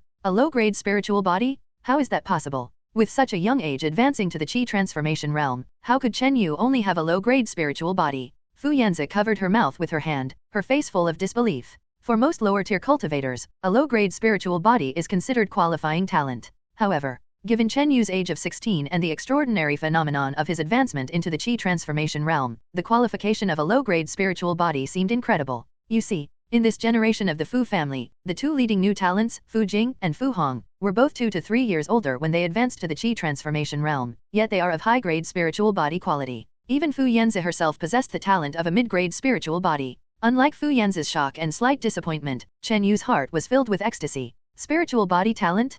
Complete spiritual body talent. In the realm of talent, this had been Chen Yu's longed-for but elusive shortcoming. No wonder my advancement to the Qi transformation realm was much smoother than I had imagined. Amidst his surprise, Chen Yu couldn't stop pondering. One thing was certain. The change in talent must have occurred before the advancement to the Qi transformation realm, not as a result of the advancement. But what was the reason? Chen Yu's thoughts raced, and he could only come up with 2 points. The first point. The integration of the mysterious heart induced a transformation in his physique, which perhaps had also brought about some change to his talent. But Chen Yu felt that the integration of the mysterious heart mainly enhanced his physical body and innate talent for body technique. The second point. Moon spirit ore, formulated into moon spirit liquid. That time at Yin family castle, the first use of moon spirit liquid had a slight promotion effect on his body. After that, Chen Yu discovered that the cultivation speed of the inner breath heart method seemed to have increased by a strand or 2, but it wasn't very noticeable. It started from that moment, and just before this advancement, I used high-quality moon spirit ore and formulated and consumed moon spirit liquid once again. Chen Yu had a sudden revelation. The use of moon spirit ore twice, the first time was ordinary moon spirit ore, and the second time was high-quality moon spirit ore. Moreover, Chen Yu cultivated the copper statue technique, and the main ingredient of the recently used ice and fire prescription was moon spirit ore. Moon Spirit Ore, after all, had a faint connection with the teleported Moon Spirit Holy Stone, and it inherently had a minor promotion effect on talents and physique. In addition, Chen Yu's physique was that of a half-spirit body, and he had the profound absorptive effect of the mysterious heart. In light of this, the enhancement of Chen Yu's spiritual body talent was completely within reason. A low-grade spiritual body talent, huh? Not far away, Ye Lufeng was entangled by Fu Jing and Fu Hong but was paying attention to the situation on Chen Yu's side. The sound of Fu Yan's amazement reached the ears of Ye Lufeng and the others. Fu Jing and Fu Hong were quite startled. Ye Lufeng's heart was even more shocked, engendering a hint of defeat. From the battle of teleportation beneath the ancient moon well to their arrival in the Yunzhao ancient country, throughout this process, Chen Yu had outperformed her by a narrow margin. Especially since she owed Chen Yu her life. Not long ago, Chen Yu's advancement to the Qi transformation realm, at such a young age, was a phenomenon not inferior to hers back then. Ye Lufeng had always thought that Chen Yu's talent must be close to hers, at least not far off. Little did she expect that Chen Yu's talent would be so far behind hers. That afternoon, the news of Chen Yu's low-grade spiritual body talent reached the ears of the senior members of the Fu family. This news also caused a small ripple in the Fu family. Most of the higher UPS of the Fu family were slightly disappointed. After all, the aura of Chen Yu's advancement to the Qi transformation realm was comparable to some geniuses advancing to innate Qi transformation. In the evening, in a small side hall of the Fu family, several elders of the Fu family were discussing some family affairs. During this time, they also touched upon the situation of Chen Yu's talent. With a low-grade spiritual body talent, even with good opportunities, this speed and quality of advancement are indeed a bit strange. The white-browed elder who had doubted Chen Yu furrowed his brows slightly. This is not so astonishing to warrant shock and awe. Uncle Lin, however, did not find it remarkable and spoke indifferently. The path of cultivation, the role talent plays is only a small part.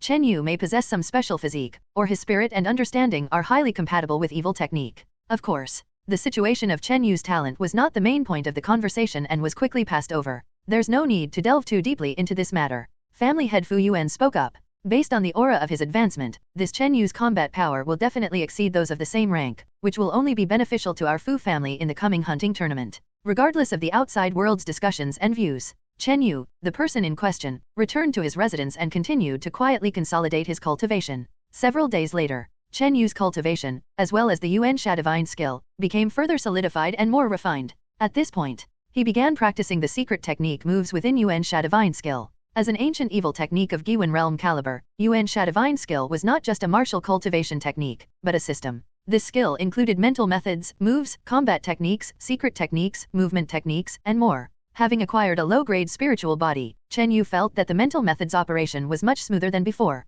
The practice of the moves and secret techniques within Yuan Sha divine skill, which emphasize spiritual understanding, boosted by this inherently talented body, also added benefits. Therefore, in the practice of moves and secret techniques, he was even stronger than some of the top talents. In the blink of an eye, half a month had passed. Under the augmentation of powerful spiritual power and body technique talent, Chen Yu easily mastered the combat skills in the Yuan Sha divine skill, exhibiting an exceptional realm advancement. Not only that, he also preliminarily cultivated the representative evil Qi manifestation of the Yuan Sha divine skill. That day, Chen Yu was seated in meditation in his room, with faint black patterns appearing on his body, emitting a buzzing sound, looking like the scale armor of a black python and slightly ferocious. Suddenly, with a low shout, he swung one arm. Whoosh! A huge black python made of faint black chi burst forth from his arm and suddenly expanded to 6 to 9 feet, the evil winds surrounding it howling fiercely, shocking the soul. At a glance, the chi-patterned black python seemed nearly lifelike, opening its bloody maw and unleashing an evil force that went straight for the soul.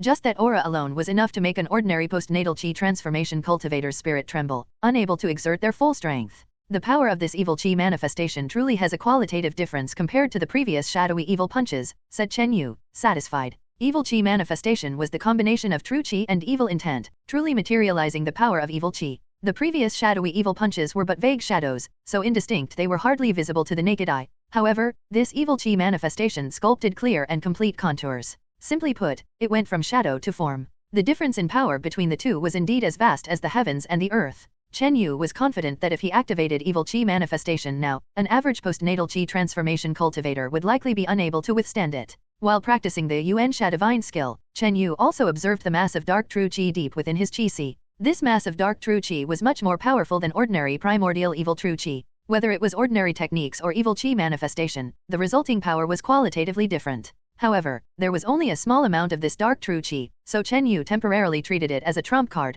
not to be used in common situations. Time flew by. Chen Yu had stayed in the Fu family for over a month. During that time, he progressed to the Qi transformation realm and passed the life milestone of turning 16. That day, Chen Yu took out a bottle and drank the last drop of the ice and fire body tempering liquid inside, using the copper statue technique to forge his body. The copper statue gang body is finally showing some progress, but I've used up the main ingredients ice snow lotus and fire spirit ginseng from the ice and fire recipe again, murmured Chen Yu. His progress with copper statue technique, a body cultivation technique, had always been very smooth, could even be described as unobstructed. Only, this technique, while time-consuming, also required a large amount of materials to assist in cultivation. Lord Chen, Miss Fu requests an audience. Outside, a servant conveyed the message respectfully. Chen Yu had just finished his cultivation and walked out of his room. In the courtyard, Chen Yu saw Fu Yanzi again. Since the day Chen Yu's spiritual body talents were exposed, Fu Yanzi's enthusiasm for him had diminished slightly, but on the whole, Fu Yanzi still maintained a close connection with him, thankfully not too frequently, or else Chen Yu might have been somewhat troubled. Brother Yu, there are just 20 days left until the hunting competition begins. Recently, some of the Fu family's disciples have conducted several real battle drills. Fu Yanzi spoke happily and went straight to the point. Real battle drills? It seems the Fu family is well prepared, Chen Yu said with a faint smile. The hunting competition was judged by the number of demon beasts killed to determine the final results. Over the recent period, the Fu family disciples attending the hunting competition had frequently fought with demon beasts and had shown some improvement. Nevertheless, the previous few real battle drills had not included Chen Yu and Ye Lufeng. The family head feels that we have had enough practice working together. Now, we invite you both to join us for coordination, explained Fu Yanzi, stating her purpose. Understood, Chen Yu nodded. He was very clear that the hunting competition was a team activity. At the hunting festival, facing a great number of ferocious demon beasts, individual strength seemed insufficient. Therefore, the final title of the hunting king was divided into an individual hunting king and a team hunting king, each with its own substantial rewards. 2 hours later, in a hilly area within the Fu family's territory, Chen Yu, Ye Lufeng, Fu Hong, Fu Jing, Fu Yanzi, and 10 others, gathered together. In front of the group was a huge three-colored barrier enveloping an area of 100 paces, from within which came intermittent roars of beasts. Looking closely, inside the barrier, there were actually over 100 ferocious beasts and demon beasts, all with evil auras soaring to the sky. The weakest among them all possessed strength on par with the late stage of organ refining. As for the postnatal Qi transformation demon beasts, there were 5 or 6. The one with the strongest presence was an iron abyss rhinoceros, its body covered in deep green scale armor like iron, as tall as a 3-story building, and its aura edging close to innate Qi transformation. So many ferocious beasts, double the number from the previous times. The Fu family's disciples showed fear on their faces. 6 postnatal Qi transformation demon beasts, this is more than real battle drills.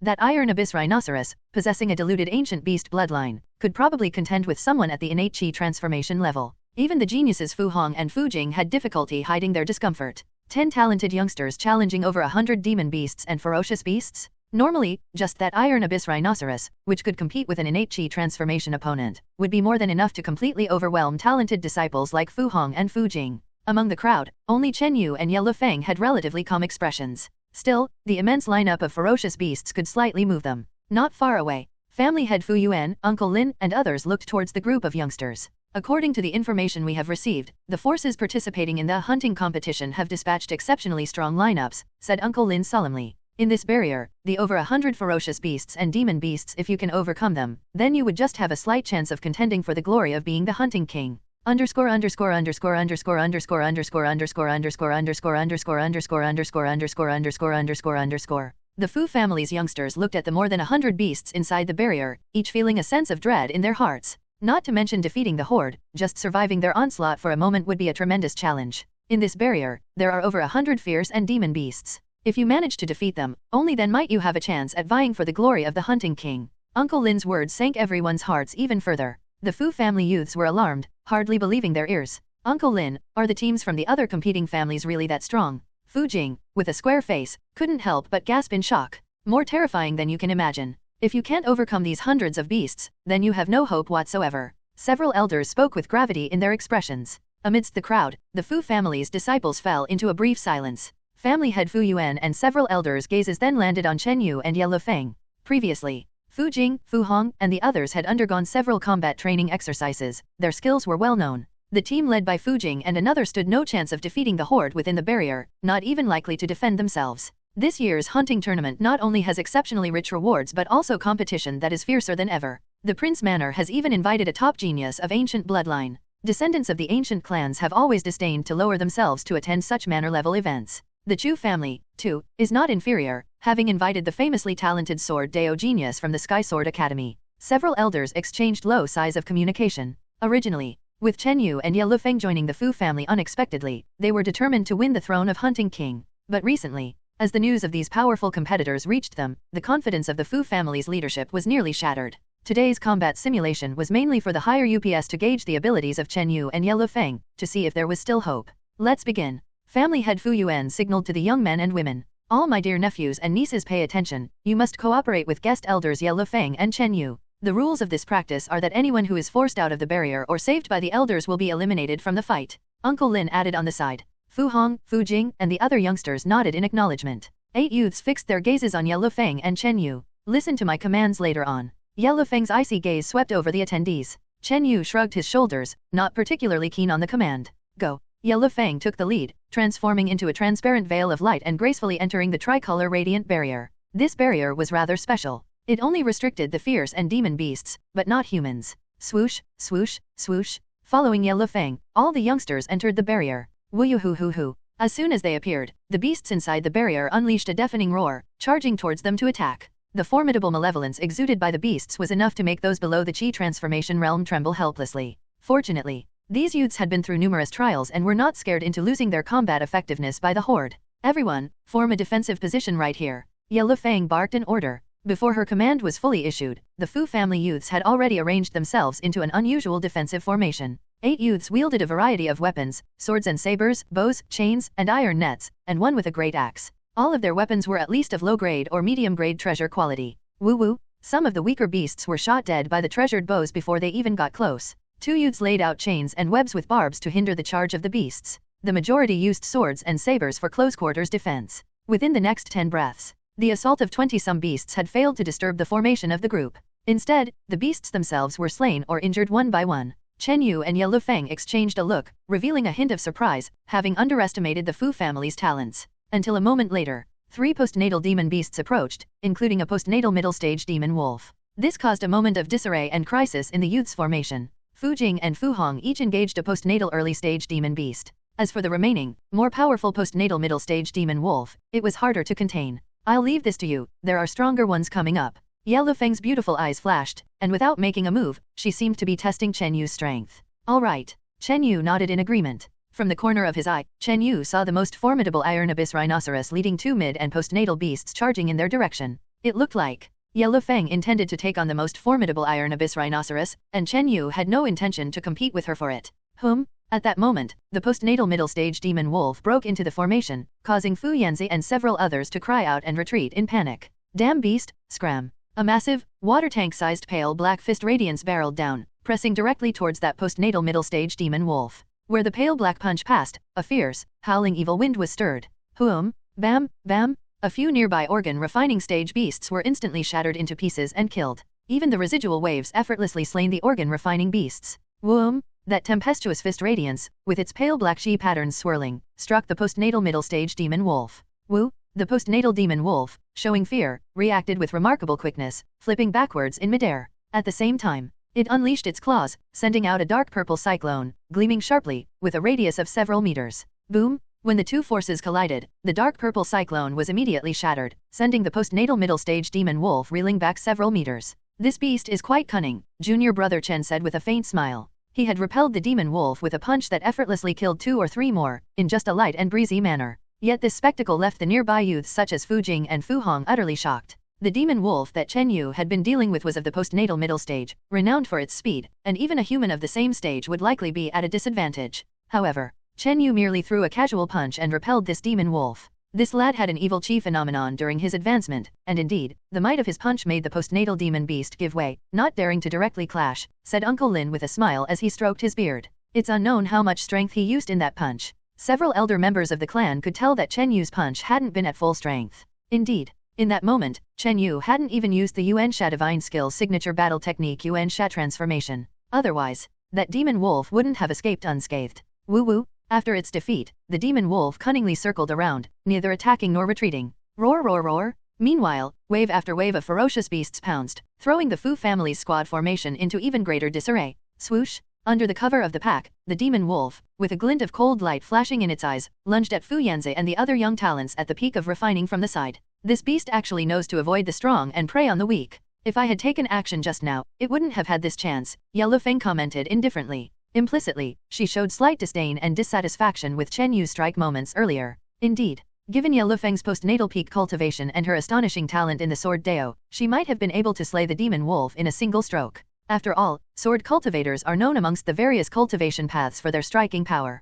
It was just a warm-up, it'll soon be splattered with blood, Chen Yu said, unconcerned by Ye Lufeng's display of power. Is that so? If you can't resolve it immediately, it's going to be troublesome soon, Ye Lufeng added, slightly taunting. On the other side, the strongest iron abyss rhinoceros, along with a postnatal middle and late-stage demon beast, was approaching within a dozen yards. One of the postnatal demon beasts was even a flying creature. As soon as she finished speaking, Chen Yu had already transformed into a pale black shadow and surged toward the demon wolf. However, that demon wolf, being adept at speed and extremely cunning, kept dodging a direct confrontation with Chen Yu by taking advantage of the cover provided by the beast pack. This wolf is indeed cunning. It seems unrealistic for Chen Yu to swiftly slay it, several elders of the Fu family opined regretfully. Chen Yu's combat power was certainly enough to dominate the demon wolf, but the latter, skilled in speed and using the pack of beasts to dodge, made it elusive. What followed next, however, left the elders of the Fu family dumbfounded. Boom boom boom. Facing the obstacle of those ferocious beasts, Chen Yu didn't dodge or flinch, he charged and bulldozed through them like an armored copper man. Instantly, one beast after another flew out, spewing blood and dying on the spot. It was as if what swept past them was not a flesh and blood human but a copper statue giant weighing tens of thousands of pounds. This, including family head Fu Yuan, everyone was agape. The human body is typically far less formidable than that of a beast or a demon beast at the same level. But now, the youth in their sight bulldozed and bloodied his way through the horde of demon beasts. Bang bang bang bang. Chen Yu's formidable strength, paired with the copper statue force field covering his body, knocked away and bloodied every beast that came close or obstructed his path. Within a breath or two, Chen Yu rapidly closed in on the fleeing demon wolf. Seeing Chen Yu's murderous, evil chi-filled presence, the demon wolf turned in fear and fled. Humph. A sound like thunder from nowhere boomed down, causing the demon wolf to feel a surge of chi and blood, and its body shuddered with dizziness. It was the copper lion roar? With Chen Yu's current level of cultivation and power, a casual copper lion roar could intimidate his peers. Slowed by the roar, Chen Yu closed in with a ferocious punch. Bang boom! A fist, adorned with copper patterns, expanded and swelled, releasing a condensed, spinning dark glow that hit the demon wolf's head directly. In the blink of an eye, the demon wolf's body flew into the air, its head burst open, blossoming a spray of blood. Before it could even let out a howl, the demon wolf was obliterated by Chen Yu's punch. Hiss! Nearby, the Fu family's disciples, led by Fu Hong and Fu Jing, involuntarily inhaled sharply. We never expected that he was also skilled in body cultivation. This old man always said, Chen Yu probably has a special physique. A few of the Fu family elders recovered from their stupor said, voices filled with surprise and admiration. Previously, the demon wolf's cunning tactics had almost convinced the Fu family elders that a swift kill was unlikely. But then, Chen Yu abruptly resorted to such a violent and direct approach, crushing the pack of beasts and obliterating the postnatal middle-stage demon beast with a single punch.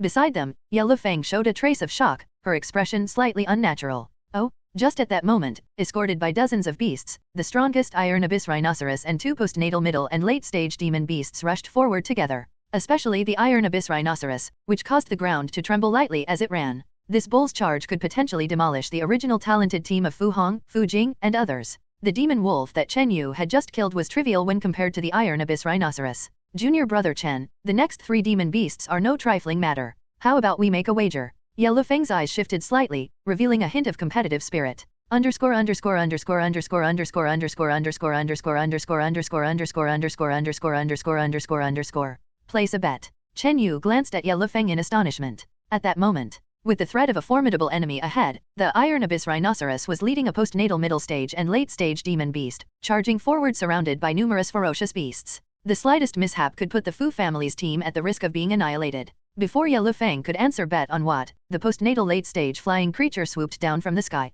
This postnatal flying creature was a troublesome iron-backed demon eagle, its wingspan as large as a small courtyard, its entire body armored with iron-like feathers. Ding ding! The treasure bows of two Fu family's disciples fired crossbow arrows that sparked upon hitting the iron feathers and instantly shattered to pieces. Those crossbow arrows, comparable in hardness to lower-grade treasures, were pulverized by a single touch of the iron feathers. Look! The iron-backed demon eagle let out a loud and piercing shriek. Whoosh boom! As it shook its iron feathers, a cluster of dark silver wind blades encompassed in dust and sand whipped up a devastating storm, sweeping towards the Fu family's team with tremendous force. Not good. The youngsters of the Fu family's team showed panic on their faces, their formation unable to withstand the assault. The strongest Iron Abyss Rhinoceros had not even made its move yet, and the second strongest late-stage Demon Eagle had scattered their ranks with a casual strike. Meanwhile, Fu Jing and Fu Hong were each dealing with a postnatal demon beast and couldn't resolve the situation quickly. Postnatal late-stage demon eagles are tough to handle. Chen Yu's mind and body flashed, joining Ye Lufeng in confronting the iron-backed demon eagle. Break! Chen Yu punched out, a whirling mass of dark black fist energy, carrying a slice of cold and violent evil wind, collided with the dark silver wind blade. Boom crack! Within that dark silver wind blade, a sharp glint appeared and tore Chen Yu's fist strength to shreds. The aftershock persisted. The exploded dark silver wind blade, along with the violent sandy whirlwind, continued its advance. Stomp! Chen Yu's figure staggered back several steps, his expression grave, but his gaze flickered towards Ye Lufeng beside him. Clang! Ye Lufeng unsheathed a white jade-like sword from her hand, drawing a bright frosty blade of light that was 2 to 3 zhang long. Around the sword's light spun numerous sharp icy shadows, its chill piercing to the bone. Even Chen Yu felt his blood freeze at his side. Boom! Spurt! That dazzling frosty sword light, dragging a swath of sharp icy shadows, tore the dark silver wind blade launched by the demon eagle into shreds. Not only that, the fragmented icy sword shadows enveloped the iron-backed demon eagle, leaving several small wounds on its body, causing it to screech and retreat back into the sky. This woman's strength is stronger than expected. Chen Yu was slightly moved. His previous attack was held back, intentionally to test Ye Lufeng's capabilities. This Ye Lufeng could be considered an ace of our Fu family's hunting team. A casual sword strike repelled and wounded a postnatal late-stage avian demon. Several elders of the Fu family brightened at this sight. This iron-backed demon eagle was second in strength only to the Iron Abyss Rhinoceros. However, the key to this exercise lies in whether we can overcome the Iron Abyss Rhinoceros. Uncle Lin mused. That's right, the Iron Abyss Rhinoceros, nearly twice as strong as this iron-backed demon eagle, could barely contend with an innate. The elders agreed. Just then, the Iron Abyss Rhinoceros, along with another postnatal middle-stage demon tiger, charged at them. Stomp, stomp, boom. The eyes of the Iron Abyss Rhinoceros glowed red as it suddenly accelerated, transforming into a boulder-sized cyan monstrosity and rushing towards Chen Yu and Ye Lufeng. Suddenly, the dust and wind billowed, and a forbidding presence made Chen Yu's breath sink. Strike! Ye Lufeng exclaimed, and her white jade treasure sword carved through the air with a resplendent, translucent frosty sword radiance that cleaved through the cyan shadow like a white rainbow piercing through the sun. Chen Yu dared not underestimate the situation. A heavy and ancient dark silver greatsword appeared in his hand. He channeled his enormous strength from the copper statue technique and the primordial evil true chi into it. Boom hiss! The Xian heavy sword traced a magnificent crescent of black and silver, more than 2 zhang wide, enveloped in a layer of roaring evil black chi waves, striking the cyan monstrosity. Ye Lufeng and Chen Yu's attacks hit the Iron Abyss Rhinoceros nearly simultaneously. Clang hiss! Boom boom! The Iron Abyss Rhinoceros's cyan glossy surface exploded, the iron-armored body sparking as the roaring winds swept across a radius of several zhang.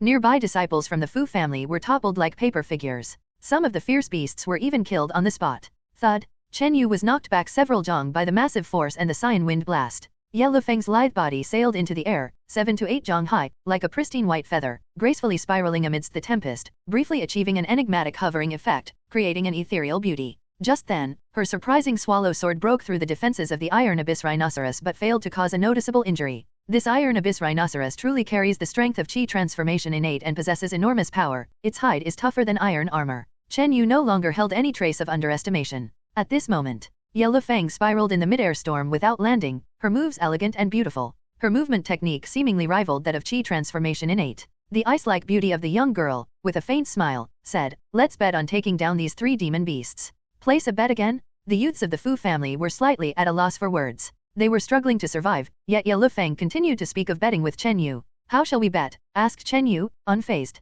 Presently, there were 3 demon beasts, the Iron Abyss Rhinoceros, the iron-backed demon eagle, and the demon tiger. The Iron Abyss Rhinoceros was the strongest, at the postnatal peak, with an ancient beast bloodline, its combat power on par with innate. The iron-backed demon eagle was at the postnatal late stage, while the demon tiger was at the postnatal middle stage. Underscore underscore underscore underscore underscore underscore underscore underscore underscore underscore underscore underscore underscore underscore underscore underscore. I'll take care of the Iron Abyss Rhinoceros, you handle the iron-backed demon eagle and the demon tiger. Let's bet on who can kill their targets first. Ye Lufeng's eyes swept over Chen Yu with the chill of autumn, not caring whether he agreed. She floated down gracefully and unleashed a flurry of ice-sharp sword shadows. The dazzling white sword chi struck the Iron Abyss Rhinoceros. With one move, she lured the Iron Abyss Rhinoceros away, leaving the iron-backed demon eagle and the demon tiger for Chen Yu. Chen Yu was momentarily stunned, but the wager seemed to be in his favor. The strength of the Iron Abyss Rhinoceros was definitely much greater than the remaining Demon Eagle and Demon Tiger combined. Interest sparked among the elders outside the barrier regarding this wager. The strength of the Iron Abyss Rhinoceros is clearly too strong. Even if the 5 demon beasts from before were to combine, they might not be a match. However, Ye Feng's cultivation is stronger. She must possess the combat strength close to innate, otherwise, she wouldn't dare to take on such a big task. Chen Yu is less likely to win. After all, he has to deal with 2 demon beasts, one of which is a flying postnatal late-stage beast. Most elders did not favor Chen Yu's chances. What's the wager? Chen Yu held the Xian heavy sword in hand, actively luring away the iron-backed demon eagle and the demon tiger. The loser must agree to a small, reasonable request from the winner. Ye Feng hastily declared without much thought. She specified it was a reasonable small request. Obviously such demands as offering oneself in marriage were out of the question. Fine. Chen Yu's eyes flickered, and a hint of a smile curled the corners of his mouth. Once the stakes were set, Chen Yu and Ye Feng focused on handling their respective demon beasts. Both were confident in their chances of defeating their assigned demon beasts. It was just a matter of who would finish first. Chen Yu's challenge lay in dealing with 2 demon beasts, among them the iron-backed demon eagle, which was an airborne predator in the postnatal late stage. If that bird of prey kept circling in the air and refused to come down, it would prove troublesome. Ye Feng's challenge came from the Iron Abyss Rhinoceros, which was strong and its iron armor-like scales provided formidable defense. As long as I take down the flyer first, victory is mine, Chen Yu thought to himself. Regardless, he still lunged at the other postnatal middle-stage demon tiger and engaged it in close combat. Hupang? With several punches, Chen Yu left the demon tiger battered and bloodied, but he didn't deal a fatal blow. If he killed the demon tiger too quickly, it might alert and raise the caution of the iron-backed demon eagle, and if it chose not to engage with Chen Yu, the wager would be lost. You beast? Where do you think you're running to? He intentionally herded the demon tiger closer to where the iron-backed demon eagle was circling. Moreover, he deliberately left an opening on his backside to lure an ambush attack from the iron-backed demon eagle. The iron-backed demon eagle circled a few times, slightly hesitant, then swooped down to attack Chen Yu. Success or failure hinges on this move. Chen Yu quietly prepared his offensive strategy, his heart building strength within. After all, he was dealing with a postnatal late-stage avian demon beast, higher by 2 small levels of cultivation. But just then, the battle on the other side was already changing. Shuchit? Ye Feng danced through the air, unleashing ice-cold, frosty sword chi after sword chi, each extending 2 to 3 jong long and layered heavily, forming a sparkling net of ice swords that ensnared the Iron Abyss Rhinoceros. Moo? The Iron Abyss Rhinoceros let out pitiful, piercing bellows as its iron armor-like body became covered with deep, bleeding cuts. At the same time, a layer of white frost began to form on the beast's body surface, making its massive form appear clumsy and rigid. This woman is even stronger than anticipated, easily overpowering the Iron Abyss Rhinoceros. Her sword moves are getting stronger. Several elders from the Fu family wore looks of surprise and delight. Puchi-chi-chi? The frosty sword chi formed by Ye Feng's dance turned into a skyful of icy sword chi nets, compounding injuries on the Iron Abyss Rhinoceros's body. The Iron Abyss Rhinoceros roared and howled, being beaten without any power to fight back. And it seemed that, in the next 2 to 3 breaths, several piercing and narrow ice-cold sword chis would accumulate and strike the head of the Iron Abyss Rhinoceros, with blood splattering and rapidly congealing. The Iron Abyss Rhinoceros was covered with many wounds and enveloped in frost, its battle strength and mobility sharply diminished. The kill would come within the next few moments. It appears that victory belongs to me. Ye Feng smiled lightly, looking utterly assured. Meanwhile, the iron-backed demon eagle launched at Chen Yu from behind, unleashing a whirl of sharp, screeching, silvery wind blades enveloping Chen Yu. Just what I needed, Chen Yu exclaimed under his breath. Swish, leaving behind only a faint dark afterimage, Chen Yu's figure abruptly vanished from sight. Pupeng. As a result, the dark silver wind cluster and sandstorm unleashed by the iron-backed demon eagle struck the postnatal middle-stage demon tiger. Weo? The demon tiger let out a piteous howl as it was violently struck and sent flying, barely clinging to life. And at that moment, Chen Yu moved with astonishing burst speed to flash into midair, closing in right in front of the iron-backed demon eagle. This scene greatly startled several elders of the Fu family. With Chen Yu's powerful physique, his speed had always far exceeded those of the same level, not to mention that he had just now already charged power in his heart. Evil chi takes form. Chen Yu's arm, marked with bronze patterns, trembled with a faint black true chi, transforming into a ferocious and sinister giant black python. The evil winds howled around it, violently stirring fears. Hongbang! The massive black python opened its gaping maw, and together with Chen Yu's bronze-patterned arm, smashed into the head of the iron-backed demon eagle, producing a sound like mountains breaking. In an instant, the iron-backed demon eagle's head shattered, blood splattered, and it was annihilated on the spot. This is evil chi taking form. Just entered the postnatal chi transformation and already able to use the technique of evil chi taking form. But what killed this bird was the unexpected burst of speed earlier. That's the key. The elders of the Fu family, one by one, had looks of shock on their faces. After slaying the iron-backed demon eagle, Chen Yu's gaze subconsciously turned towards Ye Feng. his expression suddenly changed. He saw that the Iron Abyss rhinoceros was barely alive on the ground. Yellow Fang revealed a victor's cold smirk, slowly raising the treasure sword in her hand, tracing a cold rainbow-like arc of icy sword light, its surface emerging with a layer of obscure cyan gloom, slashing towards the rhinoceros's head. This sword was certain to kill the Iron Abyss rhinoceros. While Chen Yu was in midair, there was also a barely breathing demon tiger on the ground. By the looks of it, Yellow Fang had won the wager. But in the next moment, a sudden change occurred. Ziyuchi, a dark, arc-shaped spear shadow, dragging a sound like muffled thunder tearing through the air, filled with surging evil chi, struck the demon tiger on the ground. Bang! The barely alive demon tiger had its head pierced by the javelin, its body thrown back, instantly killed on the spot. Almost simultaneously, Yellow Fang's sword struck the Iron Abyss rhinoceros. In a flash, the head of the Iron Abyss rhinoceros bloomed with blood flowers. The beast kicked with all four legs, not dying immediately. Its tenacious vitality allowed it to struggle briefly before finally expiring. Sorry, I won. Chen Yu wore a triumphant smile, his snickering voice spreading throughout the venue.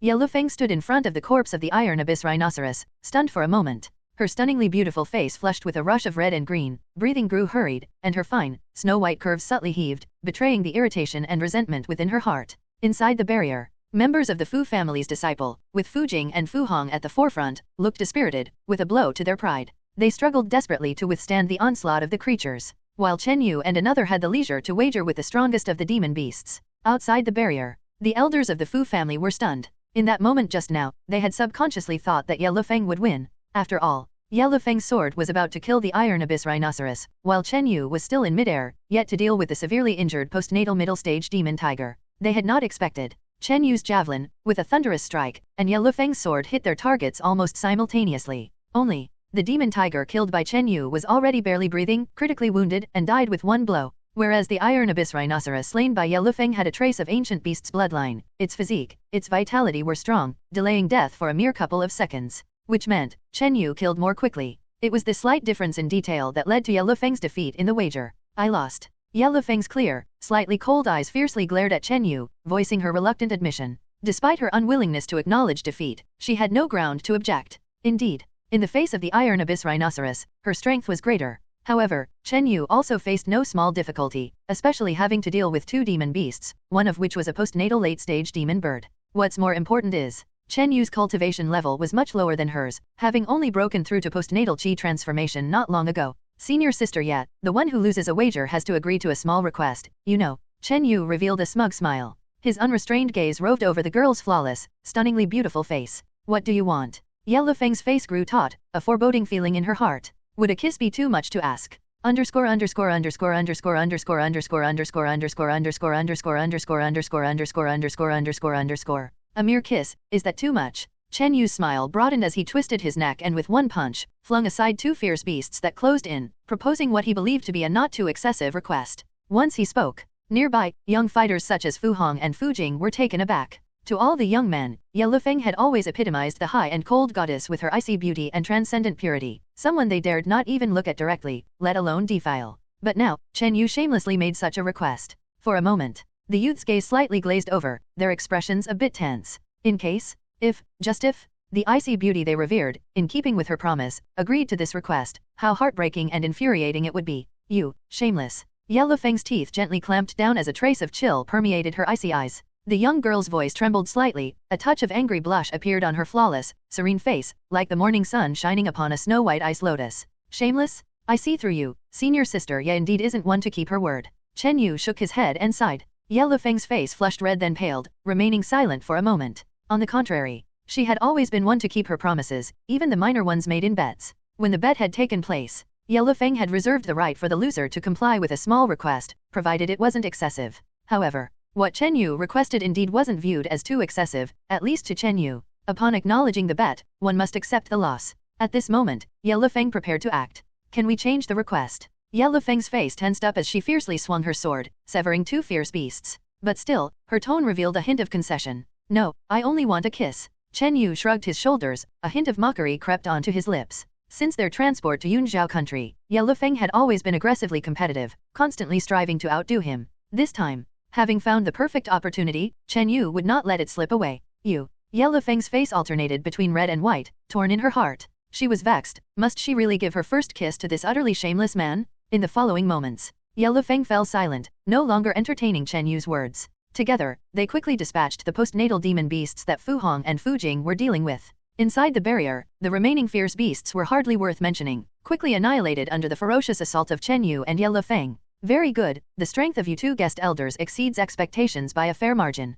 Family head Fu Yuan and others applauded and laughed. The seemingly impossible task of slaying the group of beasts was unexpectedly accomplished by Chen Yu and Ye Feng as if they were merely toying with a bet. From the gaze of family head Fu Yuan and others, it was evident that Chen Yu and Ye Feng probably still had some tricks up their sleeves. At least, they hadn't used some of their ultimate secret techniques. Uncles, what are the chances of our hunting team capturing the Hunting King glory? Fu Yanzi asked hopefully. Hearing this, several clan elders pondered deeply. If it were previous years, with two guest elders at the helm, there was at least a 70% chance. Uncle Lin paused. However, this year's hunting tournament, several competing clan teams are unusually strong. Uncle Lin sighed heavily. After exchanging glances for a moment, the elders finally agreed on a reasonably optimistic prediction. 30%. 30%? Not only were the Fu family's disciples stunned, but Chen Yu and Ye Feng were also greatly surprised. This year's hunting tournament, the main contenders for the title include Prince Manor, Chu family, Fu family, and Wu family. Uncle Lin explained. Those present listened intently.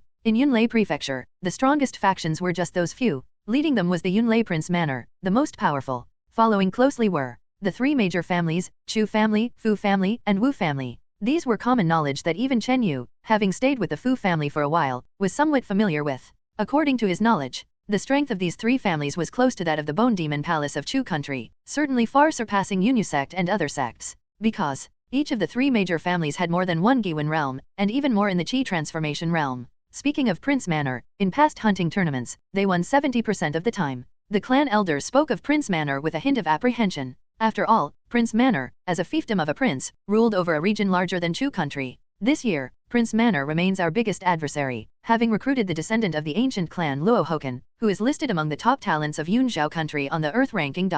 Uncle Lin solemnly said. Earth rank talent. The Fu family's disciples gasped in astonishment. Scanning the entire Yunlei prefecture, it wasn't without talents on the Earth ranking. However, for those under 20 years old, an Earth rank talent hadn't appeared in the last decade. Furthermore, Chu family has invited the renowned sword talent from Sky Sword Academy, Hikayuyun, who is also an Earth rank talent, recently making significant advancements in his swordsmanship. Uncle Lin continued. Sky Sword Academy? That's one of the top 4 academies in Yunzhao country. The Fu family's disciples displayed a hint of respect. I've heard of that Hikayuyun. There's talk that recently, on his travels in our Yunlei prefecture, he defeated a martial arts master of the innate period with just 3 moves, and he didn't even draw his sword. Fu Yanzi expressed admiration. Because, not only was Hikayuyun supremely talented in sword dao, he was also famously a handsome young man among the Earth rank talents. Lastly, our competitor Wu family reportedly has hired a mysterious and strange puppet master. Moreover, Hidabao has recently pledged allegiance to them, enhancing their strength significantly. Uncle Lin finished introducing the last powerful competitor. Puppet master? Chen Yu felt his heart suddenly skip a beat. This puzzled him greatly. Moreover, the profession of puppet master was unfamiliar to him. I didn't expect to encounter such a niche and lost school of cultivation at this hunting competition, Ye Feng murmured. She seemed to know something about this school of puppet masters. Here are some materials about several formidable forces, basic information of members in each hunting team. Uncle Lin took out a stack of scrolls. Next, everyone received a set of materials from Uncle Lin. Chen Yu opened the scroll, which contained the rules and skills of the hunting competition, as well as basic information about the key members of each hunting team. Alright, there are 20 days left until the hunting competition, so let's try to cooperate and understand each other better before then, said family head Fu Yuan, waving his hand. Today's practical training had gone smoothly. In the remaining 20 days, aside from cooperating with each other, the youths could also practice and strive for some improvement. Fu family's courtyard. When returning to the guest elder area, Chen Yu walked side by side with Ye Feng. Along the way, Ye Feng was silent. Chen Yu, meanwhile, smiled without saying a word, occasionally glancing at Ye Feng's bright teeth and crimson lips with an you-know-what-I-mean expression. Soon, Chen Yu followed Ye Feng to her bamboo grove. Miss Yat, since there's no one else around here, can you fulfill your bet now? Chen Yu chuckled. Ye Feng, with her graceful and ethereal beauty, suddenly paused, struggling to suppress the blush and coldness on her face. Chen Yu, don't overdo it. Ye Feng tightened her face, her voice cold, a subtle bluish glow emerging from her delicate hands. Chen Yu had a teasing smile, but suddenly felt an invisible sword intent focusing on his mind. It seemed that this woman had indeed not given her all in today's training. Well, it was just a playful bet. Miss Ye, if you do not wish to honor it, I won't force you. Chen Yu gestured with his hand, giving a resigned look. As he finished speaking, he turned and left the bamboo grove, feeling a slight regret. With Ye Lufeng's beauty that could captivate any vigorous young man, it was natural to have such romantic thoughts. Although Chen Yu was moved by this woman, it wasn't enough to call it affection. Wait. Ye Lufeng suddenly called out to Chen Yu. Ye Lufeng, always keep my promises. The bet still stands, but I wish to extend it to the next time. Ye Lufeng regained her icy composure. After speaking, she threw a tattered ancient book. Chen Yu caught the ancient book and found inside a set of the nameless technique. This is an ancient technique for refining spiritual power called Heavenly Heart Refining. This technique can activate spiritual potential, protect against demonic illusions, and, when combined with the Ore Mother you possess, it can have a miraculous effect on cultivation. For now, let this technique be the wager for our little bet. Ye Lufeng spoke in a cold tone, expressionless. Chen Yu quickly flipped through the ancient book, his face soon showing delight. Before, he had absorbed the power of the blood soul bud, with some residual power still undigested. Moreover, he had also obtained the moon spirit or mother. His spiritual power was strong but not refined, and he didn't know the method to activate it. This heavenly heart refining secret technique just solved Chen Yu's urgent need. This technique can temporarily compensate for that kiss, albeit barely. But I wonder, what does continuation of the bet entail? Chen Yu put away the book, his interest piqued. He could see Ye Lufeng hadn't used her full strength previously and was reluctant to settle the little bet with a kiss, hoping to carry it over to the next time. Let's wager on this hunting competition. Ye Lufeng's beautiful eyes flickered with a sharp confidence. Oh, what kind of bet? If I win again next time, might that kiss be fulfilled? Chen Yu chuckled. We'll bet on the title of Hunting King. Whoever wins the title of Hunting King wins. If you win, Luo Feng will let you decide her fate, not just a kiss, but even if you desire Luo Feng's hand in marriage, there will be no objections. Ye Lufeng's eyes were deep, her gaze steady as she looked directly at Chen Yu. Oh, Chen Yu exclaimed in surprise. But immediately, he raised an objection. The position of Hunting King might not necessarily be determined between the two of them. That created three possibilities. First, Chen Yu wins the title of Hunting King. Second, Ye Lufeng wins the title of Hunting King. Third, a third party wins the title of Hunting King. If a third party wins, then we will end in a draw. At that point, Luo Feng will fulfill her promise of a kiss. Ye Lufeng said solemnly. Oh, Chen Yu exclaimed again, surprised. So, Ye Lufeng truly intended to honor her promise. What do I need to put forth? Chen Yu was no fool. In a draw, Ye Lufeng commits to her promise of a kiss. Chen Yu wins, she lets him decide her fate, including a romantic relationship or more. On one hand, this showed Ye Lufeng's strong confidence. On the other, this woman certainly had an agenda. If Luo Feng wins the title of Hunting King, you must wager your moon spirit or mother, lending it for 5 years. Ye Lufeng's eyes flickered, her face showing a complex expression, quickly replaced by decisiveness. Chen Yu suddenly realized. Ye Lufeng indeed had an agenda and was even upping the stakes in her wild gamble. Hello, everyone! As we wrap up this video, I want to share a quick note. I have a Patreon account. If you'd like to support me and enjoy on-demand audiobooks, you can become a Patreon member. Alternatively, you can check out my Google Drive link, which has 500+ novel audiobooks available through my Ko-fi or Patreon shop. I appreciate your support.